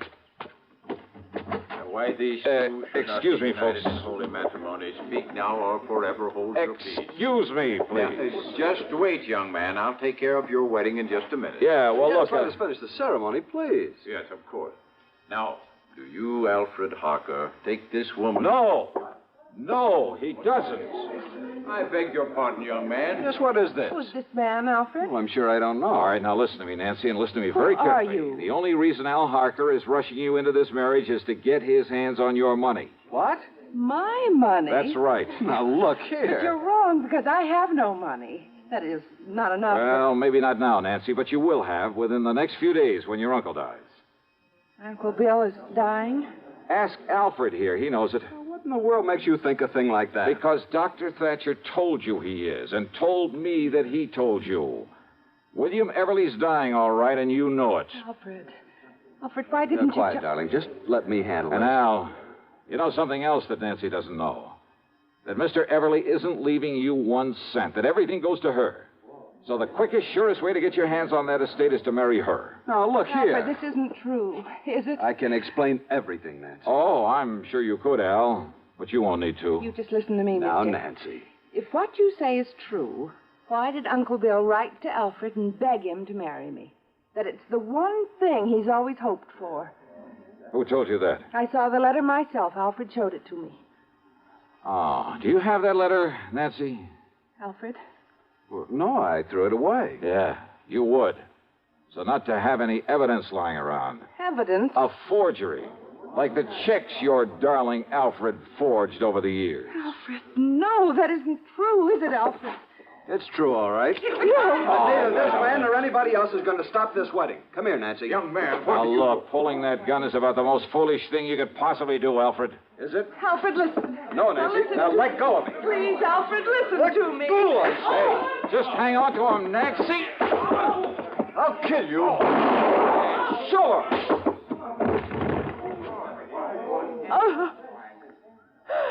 Oh, I'm sorry, Nancy. Terribly sorry.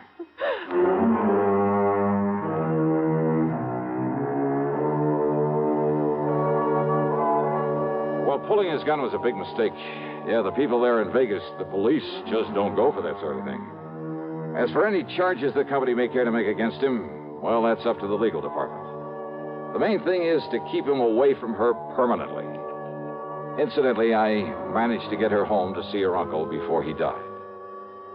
Expense account total, including the trip back to Hartford, and for Nancy, too, of course, $76,425.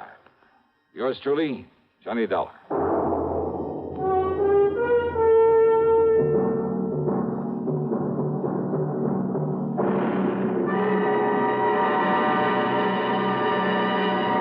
Hi, this is Dennis James with a longtime favorite.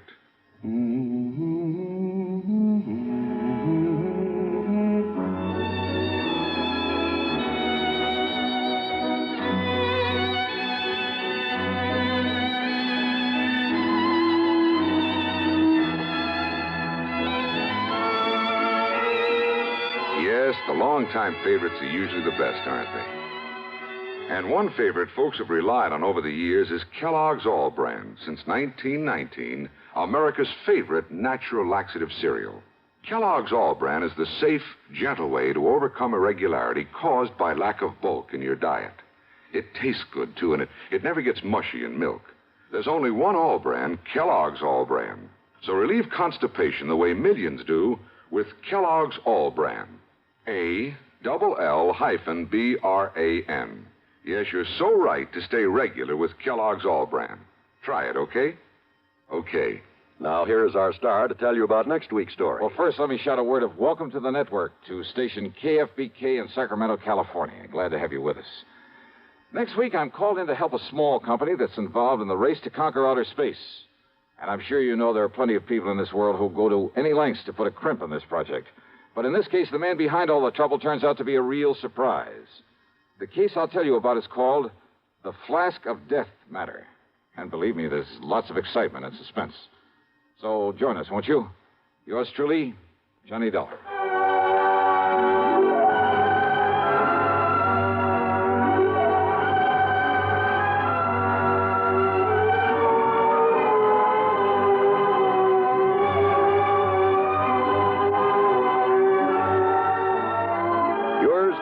Johnny Dollar, starring Bob Bailey, originates in Hollywood and is written, produced, and directed by Jack Johnstone. Heard in our cast were Virginia Gregg, Gene Tatum, Lillian Pyatt, Marvin Miller, Russell Thorson, Bart Robinson, Forrest Lewis, Sam Edwards, and Harry Bartell. Be sure to join us next week, same time and station, for another exciting story of yours truly, Johnny Dollar. This is John Wall speaking. Suspense follows on the CBS radio network. You know, Dooley, I've been reading up on hypnosis. Come here and let me try it on you. I'm an officer of the law and don't approve of making a man divulge his secrets. However, I'll stand by in case there's criminology involved. I just want to clear up some of his problems, Officer Suds. I haven't got any problems. I'm the soul of contentment. Maybe that's your trouble. You're too contented. Lie down, Dooley. You're going to sleep. I feel so good. He's under my influence. Now, little tyke, get up. Go straight to the beer of your choice. Astounding. He's heading for Utica Club. 'Cause Utica Club will still take the trouble to age beer the natural way. Utica Club, you see.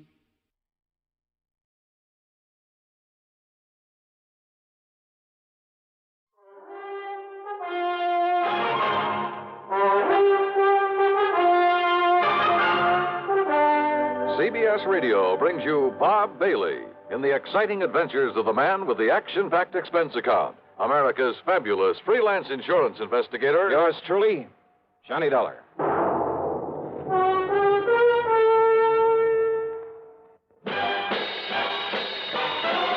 Are you smoking more now, but enjoying it less?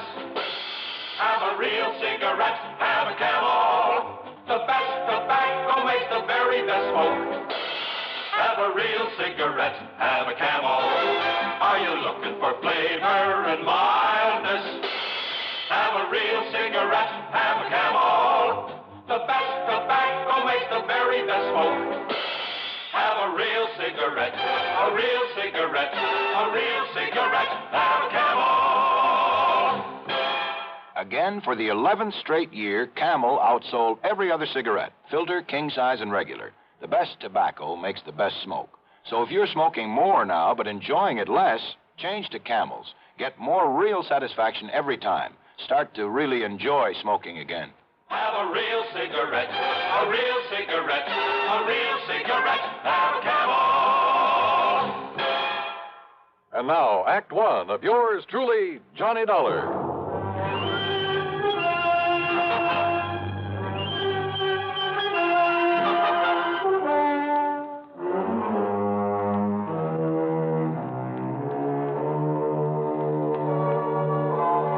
Expense account submitted by Special Investigator Johnny Dollar to the Tri-Western Life Insurance Company, Corpus Christi office.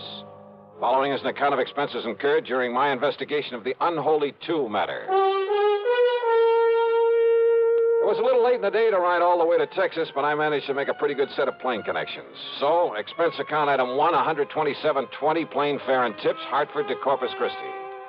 Item 2, $4 even for a cab in from Cliff Mouse Airport to the Driscoll Hotel on North Broadway. As I was about to sign my name on a registration card for the benefit of the room clerk, well, I guess this is a pretty small world at that. And I'm sure you're going to find this room very comfortable, Mr. Dollar. Sure. Okay, then, Obi. I'll see you first thing in the morning. Here you are. Thank you, sir. Right now, I'll turn over and tell Wayne Stocks this. Boy, Yeah. take Mr. Dollar's bags up to room. Dollar? Excuse me. Did I hear the name Dollar? What's that? Johnny Dollar, the insurance investigator? That's right. Who are you? Well, the name is Doug Johnstone. Johnstone? Yes. Funny. Man by the name of Johnstone dramatizes all these cases I handle so we can put them on the air. Jack Johnstone. That's right. Well, I'm his younger brother, Douglas. No kidding. No kidding. Well, glad to know you, How are Doug. you, Johnny? Listen, I'm in a big hurry. I've got somebody waiting for me, but I hope we can get together while you're here in town and, well, tear that brother of mine to pieces or something. Sure, why not? If you're down here working on a case, if I can be any help to you, you know. Hey, wait a minute. Are you here to look into the Peterson matter by any chance? Well, frankly, I haven't the least idea. I wonder. Well, can you tell me this? Did Jack Price over at Tri-Western Life send for you? Yeah? Clerk, may I have a piece of paper, please? Oh, yes, sir. Here you are. Sorry, I've got to rush out of here, Johnny, this way, but... Well, who is Peterson, Doc? Here's my address and phone number. That's both the home and the office. All right. Now, maybe I can be of help to you, so don't lose that. Huh? Yeah, okay, thanks. But now, because Doug, if it is on account of old man Peterson, Johnny, well, I got some ideas about it, and then, well, they could be helpful to you. If, as I say, that's why you're here. Well, what kind of ideas? Well, you know he was supposed to have died because his heart gave out on him. No, I didn't know. Yeah. But if you ask me, well, if it turns out this is the case you're working on, well, you give me a call now, will you? Yeah, sure. But look, why not tell me what you know about it? Well, Johnny, after all, you may be here for something entirely different. Maybe not. Well, why don't you see first what Jack Price has to say, huh? Well, now, look, Doug, you said... Johnny, this theory of mine could be all wrong. About the death of some man named Peterson? Yeah, John Ridgway Peterson. Well, come on, tell me anyhow. What is your theory? Well, it may not mean anything to you. You may have no interest whatsoever in Peterson. Oh, come on, stop beating around the bush, Doug. What do you think about his death? Well, okay. Murder. What? Yeah, Johnny. Murder.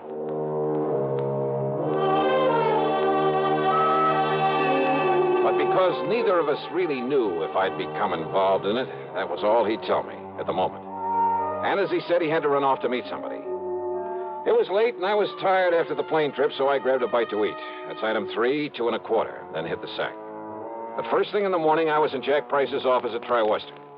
Well, no, I didn't mean to sound in a rush for you to get down here, Johnny. On the other hand, the hotter the trail, the easier it is to follow. Whose trail, Jackson? Sterling Peterson, beneficiary of his uncle, John R. Peterson's life insurance policy. 100,000 clams. Yes. And what's happened to him? The nephew Sterling, I mean. He simply disappeared. When? About the same time his uncle died, apparently. When was that? 5 days ago.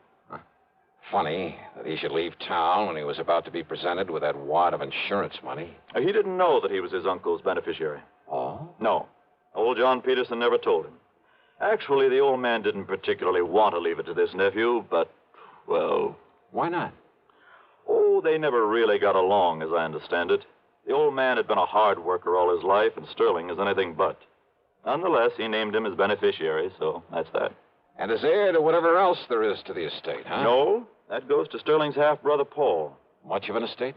Certainly not as much as the insurance. The old man didn't have much use for either of them, Johnny. But since they were his only surviving relatives, since they'd probably get everything he left anyway... Yeah, I see what you mean. Does Paul live here in town? Yes. What does he do for a living? Apparently has some money in the stock market. And Sterling? Johnny, I don't know what he lived on. No visible means of support kind of thing. You know what I mean? Uh-huh. I tried to call him, tell him of his uncle's death. His landlady said he wasn't there, hadn't been there for a couple of days, that he'd simply packed up his things and left. I'll give you the address. Yeah, do that. Then I called his brother, but Paul didn't know where he was either. Just disappeared. That's right. I wonder why. Who knows? Have you called the police? Why? Just because a man suddenly leaves town? That's hardly reason to call in the police, Johnny. Maybe not. What? Sterling didn't know he was beneficiary of this policy. No. But maybe he did think he'd get some of the estate if he were lucky and the old man turned up dead. And maybe Sterling needed money. I understand he always did. So if he could help the old man on his way... No, Johnny. The doctor said it was a heart attack. Yeah? Well, there are a lot of ways to make it look like a heart attack. Has there been an autopsy? Why, no. Then have one made. The insurance company's entitled to one. But you're saying Sterling murdered him? Maybe. Johnny. Just go ahead and order that autopsy.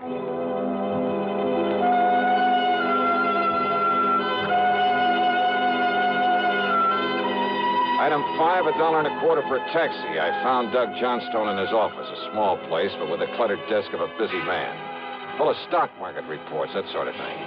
Doug brushed him aside and got right to the point. Yeah, I've got to know a lot about Sterling Peterson lately. Now, you see, I have interest in a handful of oil wells, a gas compressor station, and things like that. Ah, lucky man. Well, I spend quite a bit of time over at Merrill Lynch trading in the stock market. You met Sterling in a brokerage office? Well, that's where I met his brother, Paul. That's where I learned about Sterling. It seems he was always trying to get money out of Paul. I take it Paul is pretty well healed, huh? Hardly. He's a sharp one. He has a pretty wild idea of how to make money in the market. What do you mean by that? Well, you know, it's always flattering for someone to ask your advice. Naturally. Well, I'd recommend he buy something like IBM. Good, solid stuff for a stable company like U.S. Steel, AT&T. Nothing wrong with that, brother. No, but instead he'd throw his money into some crazy penny stock like, well, Golden Dream Uranium Company. It was being pushed by some crooked promoter, some boiler room operator. Yeah, I see what you mean. I'd suggest Union Carbide. He'd end up with some speculation nobody ever heard of, and so on. Yet somehow he managed to stay solvent. The point is, Sterling was always going to Paul for money. Money for what? Oh, to pay off his gambling debts. Much as I hate to admit it, civic pride and all that sort of thing, there are plenty of places in and around this town to gamble. Yeah, so I've heard. So when a stupid guy like Sterling Peterson simply won't learn that house never loses, well, you see what I mean. Yeah. And Sterling never really worked for a living. No, and he was always in debt up to his ears. Isn't it possible he simply left town because his debts had caught up with him? Some of his creditors were getting tough with him? Well, Sterling needed money badly, and... Well, Johnny, I think he finally reached the point where he's willing to kill to get it. His own uncle? If what Paul has told me about him is true, yes.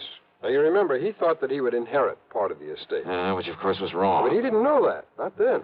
Then his running away... Well, the way I look at it, Johnny, if he did kill his uncle... And you think he did? Yes, I do. Wow. Well, when he found out he wouldn't get his uncle's money, his property, after all, that he'd killed him for, nothing, he didn't know about the insurance, you know. Yeah, I know. Well, what was left for him around here? I'll buy. Nothing but a lot of creditors pounding on his door. And once people begin to think about that, they might get suspicious, start asking him questions about his uncle's death. Questions that he didn't have good answers for. But to run out is the surest way in the world to arouse suspicion. I know. It's stupid. Well, what do you think? Well, I'm not sure. But thanks. I'll see you later.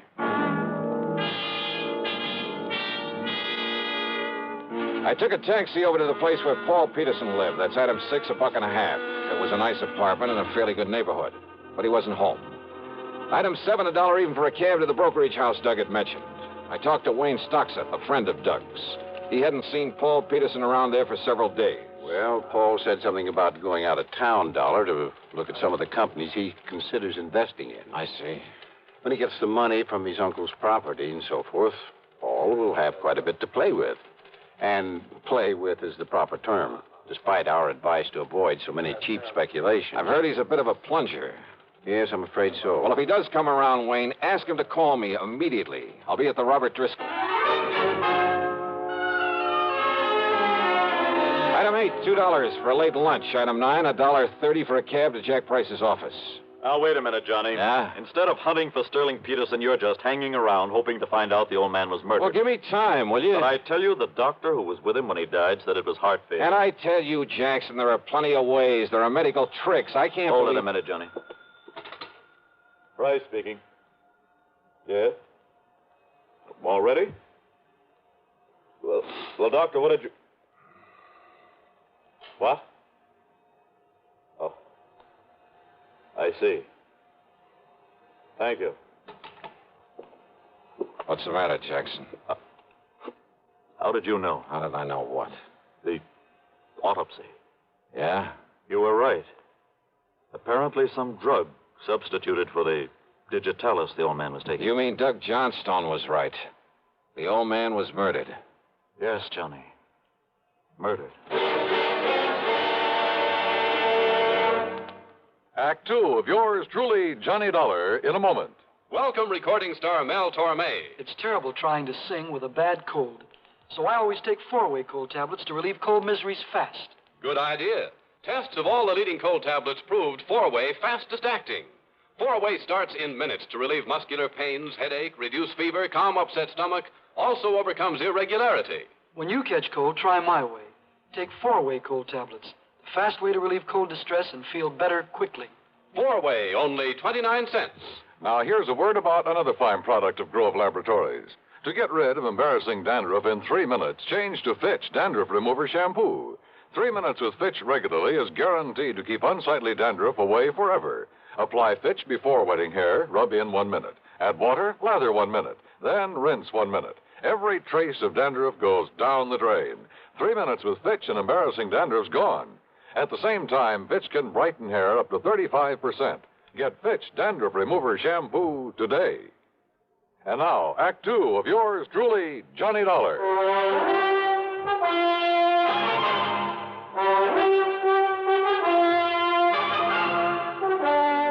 Expense account item 10, $1.70 for a taxi to the cheap rooming house where Sterling Peterson had lived before his mysterious disappearance.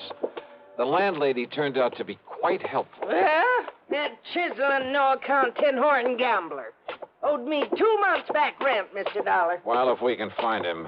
Only I'm beginning And to you doubt ask me there's something mighty suspicious about the way he picked up and left. Yeah? What do you mean, Yeah. Mrs. Toomey? Well, now, here.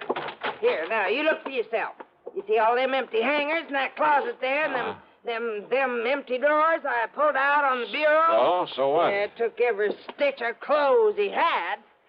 How he ever stuffed them all in them 2 little suitcases he owned would have been impossible. So he picked up a tour over, a couple of more handbags. Without me seeing him come in here with them? You apparently didn't see him leave. Well, no. Look here, in the medicine cabinet in the bathroom. Now, every receipt. Yeah, that is funny. Well, it sure is. Man not taking along his comb and razor and shaving things and his toothbrush and his hair tonic. I don't care how much of a hurry he was in. Mrs. Toomey, the day that Sterling Peterson disappeared. You mean the night he disappeared, don't you? Do I? All that day, he just sit around here, said he was waiting for his brother. His brother had promised to come and see him. Oh? Ask me, he was hoping his brother'd bring him some money to pay up his rent and things. Did his brother come around? At 7 p.m., his brother telephoned. I took the message. Yeah? Said Sterling was to meet him at some dive out on Staples Street, so he left. And that's the last you saw of him. I heard him come back here and up to this room sometime after 2 a.m. But you didn't actually see him. I go to bed at a respectable hour. Then how are you sure it Next was? morning he was gone. Bag and baggage must have just plain sneaked out on me. No, I don't think so, Mrs. Toomey. What's that? A couple of things I learned earlier, a couple of things you've told me, and the stuff in that medicine cabinet. Eh? Now, I don't think you'd better bank on collecting any back rents. Not from Sterling Peterson. That beat. Is he? Of course he is. Or is he just plain dead? I went back to my hotel. No, Paul Peterson hadn't called me. But there was a message from Jack Price, so I went to my room and I phoned him. I just wanted you to know the police are in on this now, Johnny. As a result of that autopsy. Yes, they're looking for Sterling Peterson, too. Also, they've been looking for you. They're very anxious to talk with you. Anytime they like. After all, it was you brought this thing out in the open by suggesting the autopsy. Because you had the idea that it might be murder. No, that was Doug Johnstone's idea, and a very good one. Have they talked with Paul Peterson? Well, I assume they will. Well, if he's back in town, huh? Okay, Jackson, thanks. Now, let's see. Yeah? Come in. Dollar? That's right. I'm Paul Peterson. I got your message. Wow. Come in. I understand that you're an insurance investigator, that you're looking for my half-brother Sterling. Ah, that's right. Who didn't know that he was the beneficiary of your uncle's insurance. Sit down. Well, thanks. I just got back in town from a business trip, and... That's so? Look, I found these letters waiting for me. Oh, from Sterling? Yes, here. Dallas, Wichita, Sioux Falls, South Dakota, Fargo, North Dakota? Yes, and by now he could be across the border in Canada. Yeah, maybe. Read it, Dollar. Just keep quiet and give me time, and you won't have to worry about me anymore. Yeah, the others are practically the same. Yeah. Neatly typewritten, no signature. I'm afraid it's obvious who they're from. So it looks as though your half-brother is running away. Now that we know your uncle was murdered. Murdered? Yeah, that's right. Sterling. Type these on your own machine, Paul? That might be pretty easy to trace. What? Yeah, with Sterling out of the way, you'd get your uncle's insurance as well as his money and property, wouldn't you? I suppose so, but I don't see what you're driving at. Oh, you did things up pretty well, Paul. Much better than your stupid brother could have. What are you talking and about? And all to play safe in case we discovered it was murder. Dollar. That so-called business trip. It was so that you could mail these letters to yourself, make it look as though Sterling had done the murder. Well, he must have. And what happened? Did you make the mistake of telling him you'd done it? I? Now, look here. After all, he would never have thought of substituting for the digitalis your uncle was taking. Look here, So Dollar. did Sterling threaten to blackmail you? Is that why you had to kill him, too? You're crazy. You don't know what you're talking about. And the tiny thing that tipped me off. What? When you went back to his room that night, after you'd killed him, to haul away his stuff, make it look as though he'd taken a powder. Yes? Silly little thing. But no man, no matter how much of a hurry, would have left behind his comb, his razor, a toothbrush. And that isn't all. I say you don't know what you're talking about. Or maybe you do. Oh, no, easy, Paul. That gun will make an awful lot of noise in here. No. Not when it's tied up against your back with a pillow over it. Stand up, Dollar. And if I don't? Well? Okay, Doug. What? Kick open the door. I'll cover him. I shut it. The police. That's right. All right. Look, boys. I said you're covered, Peterson. Drop it. Drop it. Johnny, you okay? Yeah, sure, Doug. You hear it all, Sergeant? Yeah, sure did, Mr. Dollar. It's funny, though. Funny? All I really came up here for was to talk to you. Not much point in it now, is there?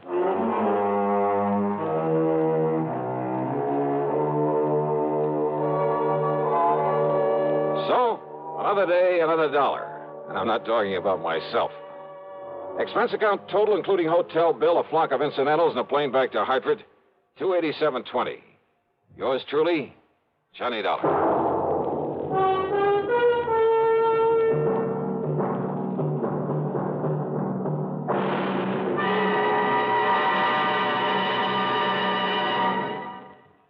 Our star will return in just a moment. Constipation is something people don't talk about much, but it can be a problem for anyone, even doctors. And when constipation occurs, it's interesting to see just what doctors consider important about a laxative they might use or recommend. Well, a majority of the doctors we heard from had this to say. A laxative should be effective, gentle, as close to natural acting as possible, and a medicine that can be used with complete confidence. Now, X-Lax has been popular with many doctors and millions of people over the years because pleasant-tasting chocolated X-Lax is effective. Overnight, it helps you toward your normal regularity. X-Lax is gentle. Next morning, it gives you the closest thing to natural action. And that's why many doctors and millions of people use X-Lax with complete confidence. X-Lax, the laxative that helps you toward your normal regularity gently, overnight. Is X-Lax in your medicine cabinet? Now, here's our star to tell you about next week's story. Next week, a hurried trip to Alaska to look for a clue to a murder. And say, if you've been to Alaska, if you know anything about the customs, the manners of the people up there, especially their eating habits, well, it's quite possible that you'll find a solution to the case even before I do. Or maybe you will anyhow. Because it all hangs on a tiny, seemingly unimportant clue. And yet, well, give a listen. See how well you can break down a killer's alibi. Yeah. Join us, won't you? Yours truly, Johnny Dollar.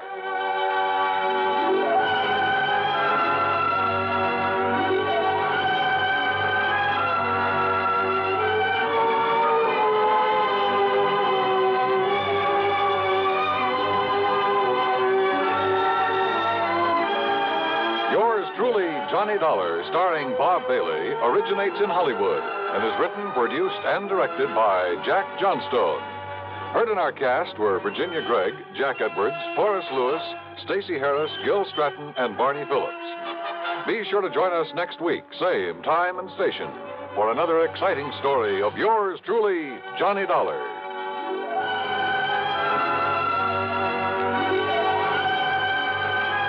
This is Dan Cubberly speaking. Tangled secrets unravel eerily all through the long night as suspense follows on the CBS Radio Network.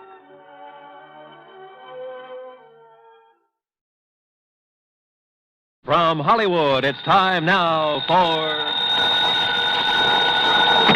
Johnny Dollar. Fred Wills of Surety Mutual Limited, Johnny. Oh, hi, Fred. What's on your mind? At the moment, San Francisco. Oh, nice town to have on your mind. What's new out there? That's what I hope you're going to tell me. What do you mean?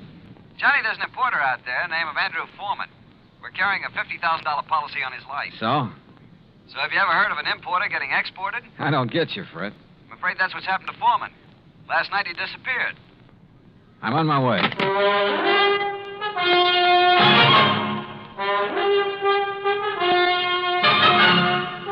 Bob Bailey in the exciting adventures of the man with the action-packed expense account, America's fabulous freelance insurance investigator. Yours truly, Johnny Dollar. And now, Act One of yours truly, Johnny Dollar.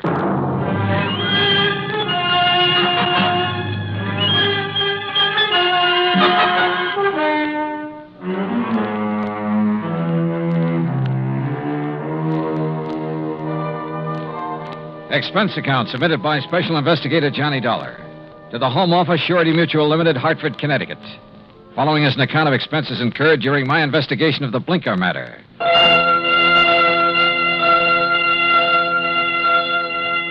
Expense account item 1, $178.50, transportation and incidentals to San Francisco. On the flight out, I studied the dope Fred Wills had sent me. Andrew Foreman, age 51. Occupation, importer. Health, good. Judging from the hefty premium he had to pay, his importing business must be okay. Wife, Marcia Foreman, age 35. 16 years younger than her husband. And Marcia was the sole beneficiary. My plane landed about 8 in the morning. An hour later, I was at the Foreman's apartment. It was spacious, modern, with a lot of glass and the kind of view of the bay that you had to pay plenty for. Yeah, there was money written all over the place, and Marcia Foreman looked right at home. I'm just having coffee on the terrace, Mr. Dollar. Won't you join me? Oh, thanks. I could use some. Out here. Oh, you sure got a beautiful view here. Yes. I never get tired of watching the bay, the ships. There's always something going on. Well, here you are. Thanks. What is it, Mr. Dollar? Oh, I'm just looking up the bay. Alcatraz? Yeah. Such a grim-looking place. Yeah, it's a real exclusive club. But I managed to get a couple of new members into it. I don't think I care for the kind of job you have, Mr. Dollar. Trouble wherever you go. Suppose we talk about your troubles. All right. I told the police all I know when I filled out the missing persons report. But I'll go over it again for you. If you don't mind. Your husband disappeared the night before last. Yes, that's right. What time? I'm not sure. Oh? Around 9 o'clock that night, somebody came to see him. A strange sort of man. How do you mean strange? Well, he was dressed in rough clothes, a seaman's jacket. He said he was an old friend of my husband's. Did he give you his name, Mrs. Foreman? Only Blinker. Blinker? Yes, he said that's what everybody called him. I guess because he kept blinking his eyes very rapidly. I see. Well, I showed this Blinker person into the den where my husband was and left the two of them together. Uh-huh. A few minutes later, my husband came out and told me he was going to drive Blinker downtown and find him a hotel room. So I went to bed. I was tired and went right to sleep. And? Well, my husband and I have adjoining bedrooms. When I went in to call him yesterday morning, he was gone. The bed, it hadn't been slept in.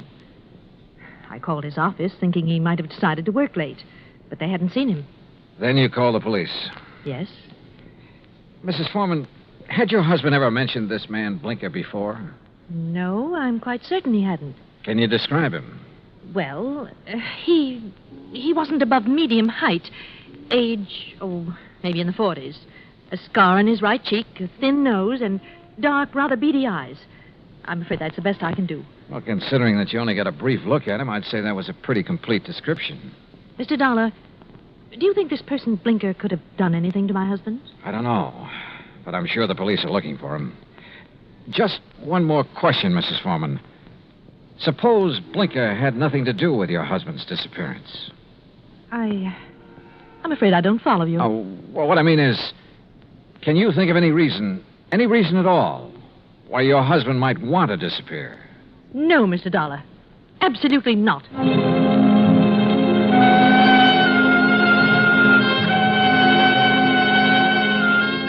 Marcia Foreman sounded pretty certain of that last answer. Maybe just a little bit too certain. Expense account item 2, $1.80 cab fare to the office of an old friend of mine, Detective Lieutenant Scapella.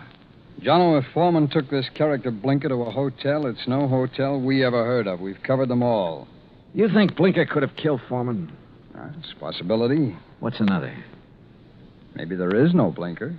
Yeah, Scapella, I thought about that, too. Jono, didn't it hit you there was something strange about Mrs. Foreman's story? She said she let Blinker in the apartment. She showed him to the den. Now, she could have only seen him a couple of minutes. Yet she rattled off a complete description of him. Yep. Sure is to me, Scapella, right between the eyes. And the way she described it. Yeah, I know. Seaman's jacket, beady, blinking eyes, scar on the right cheek. Oh, he sounds real distinctive. Real distinctive.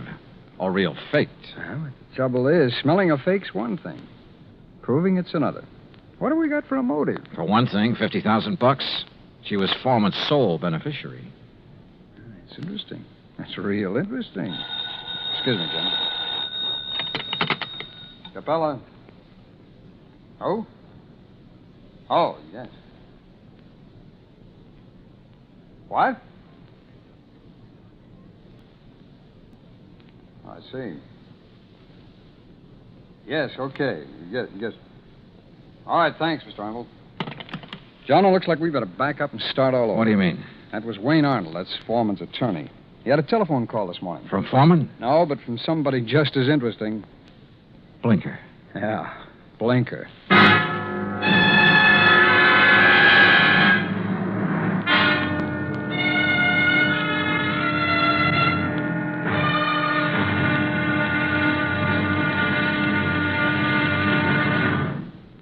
Act 2 of yours truly, Johnny Dollar, in a moment. And now, Act 2 of yours truly, Johnny Dollar, and the Blinker matter. Like Scapella said, we had to back up and start all over again. Just when we talked ourselves into thinking Marcia Foreman's story about Blinker was phony, her missing husband's lawyer phoned and told us he'd just heard from Blinker. Item 3, $1.70, cab fare to the office of Wayne Arnold, Foreman's attorney. I met him just coming out his door. Did you wish to see me? Mr. Arnold? Yes. I'm Johnny Dollar. Oh, yes, the insurance investigator. Mrs. Foreman told me you'd been questioning her. Look, I'm sorry, but I'm in rather a hurry. I have an appointment, and I'm late for it. Sorry, but this will only take a minute or two. I was in Lieutenant Scapella's office when you phoned a while ago about this man Blinker, Mr. Arnold. Oh, yes. When did you hear from him? Just a little while ago. I called Marcia Foreman right away, and she thought I ought to call Scapella. What did Blinker say on the phone? It was a strange conversation. He sounded nervous, excited, almost out of breath. Said he wanted money, $10,000. If he didn't get it, he'd... And that's as far as he got. He stopped suddenly, said he'd contact me later, then hung up. What do you make of it, Mr. Dollar? I don't know. Could be he's holding Foreman for ransom. That's what it sounded like to me. I take it you don't know this Blinker. I never heard of him until Marcia told me about him showing up night before last. Okay. Just one more thing, Mr. Arnold. How long have you been Foreman's attorney? 3, 4 years. Why? Any reason you know of why he might want to disappear?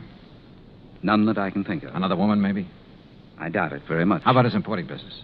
As far as I know, it's in excellent shape. Okay. Thanks, Mr. Arnold. Mr. Dollar. Yeah? This man Blinker, why would he have it in for Andrew Foreman? Good question, Arnold. Sorry I don't have an answer to it. I went down the elevator and outside. I stopped at the corner to get some cigarettes, and that was my first lucky break. Because just as I was leaving the counter, I saw Arnold come outside. And the way he looked up and down the street made it plain he wanted to see if anybody was watching him. He got into his car and drove off. I grabbed a taxi, that's item 4, and trailed him. He drove into Golden Gate Park and stopped. I got out down the road and worked my way toward him behind some bushes. Pretty soon, a woman came over and got into his car. I couldn't hear what they were saying, but I didn't need to. Because when I saw the kiss, I got the message. The woman was Marcia Foreman. I went back into town and waited for Marcia outside her apartment door. She showed up about half an hour later.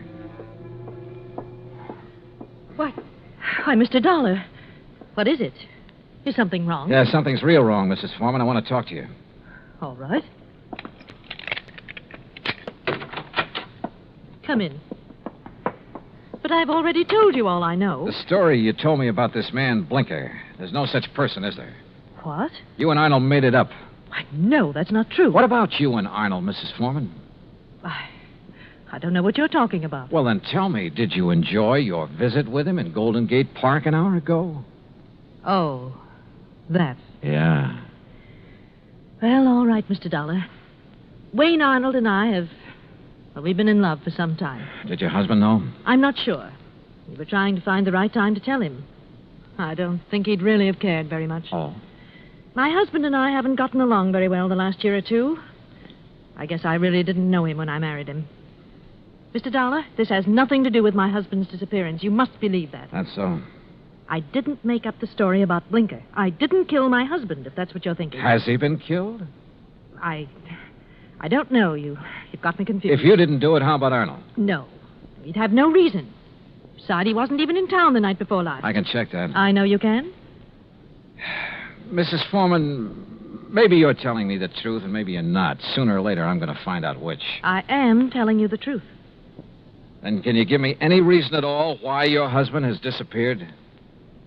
There's one possibility, Mr. Dollar. It might have something to do with his importing business. What's that mean?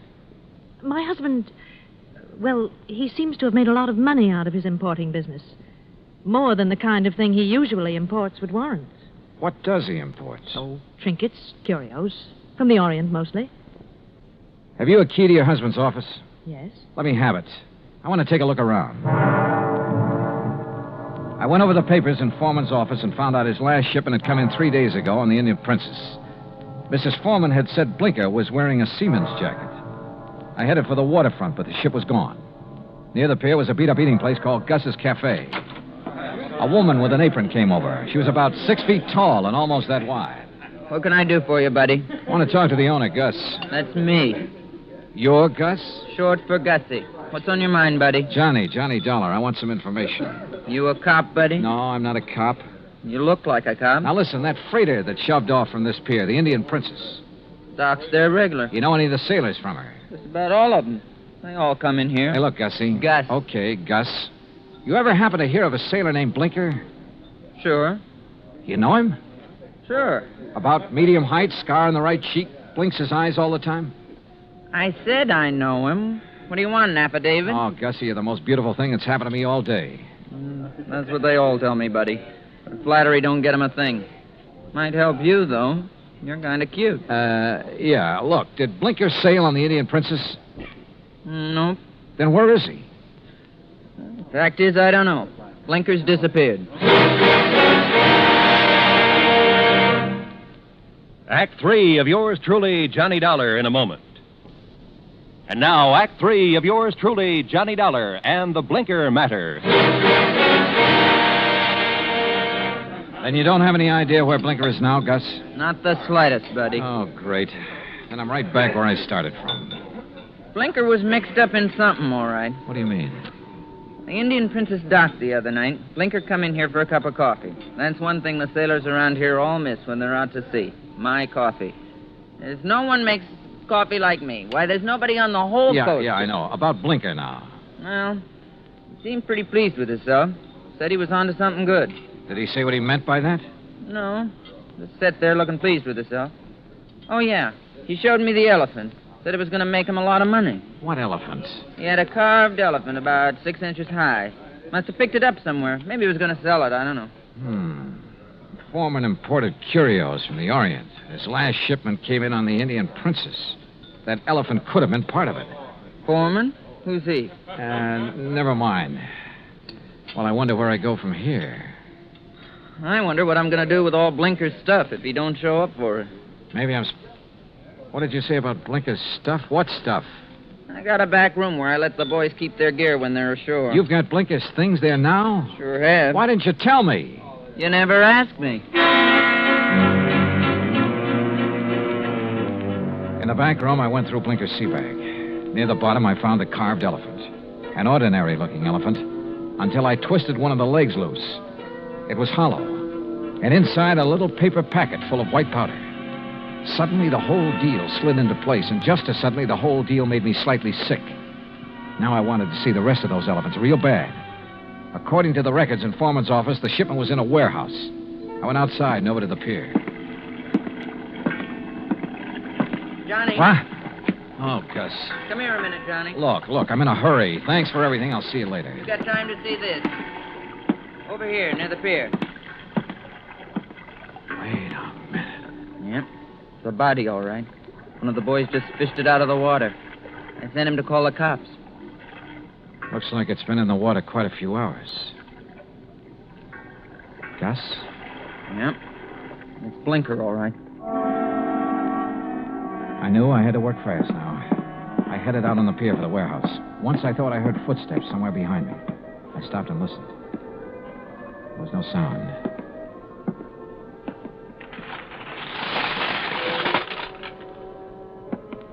It was dark inside the warehouse, but with the help of matches, I located Foreman's shipment. I took a crowbar and opened one of the crates. It was full of carved elephants.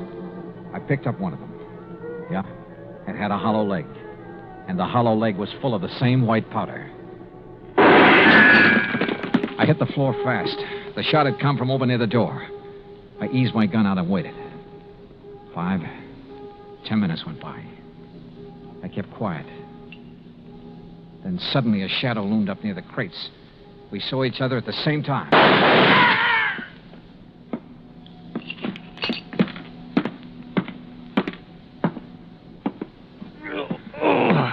My shoulder. Well.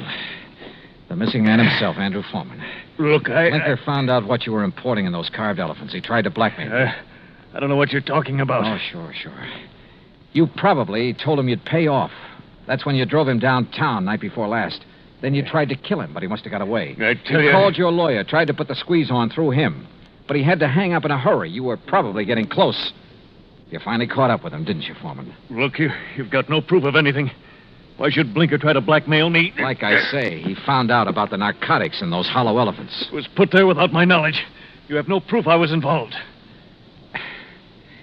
You know, Foreman, it doesn't much matter. You've got even bigger troubles than that staring you in the face. I don't understand. Blinker's body has been recovered from the bay. I wouldn't know anything about that. You got no proof of that either. No. There were 2 bullet holes in Blinker. 5 will get you 10. The slugs in him came from this gun of yours. The gun? Yeah. This is something that can be proved. Well? All right. I just didn't have any choice.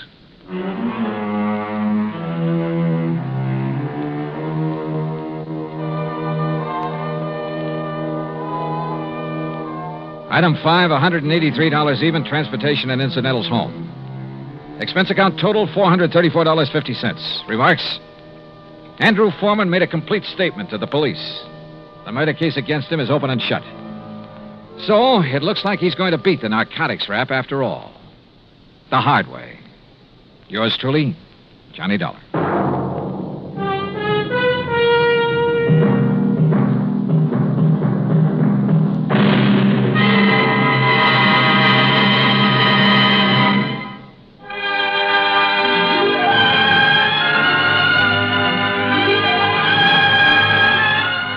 Truly, Johnny Dollar, starring Bob Bailey, originates in Hollywood and is produced and directed by Jack Johnstone. Today's story was written by Robert Stanley. Heard in our cast were Paula Winslow, D.J. Thompson, Harry Bartell, Stacey Harris, Vic Perrin, and Bob Bruce. Be sure to join us next week, same time and station, for another exciting story of yours truly, Johnny Dollar. This is Roy Rowan speaking.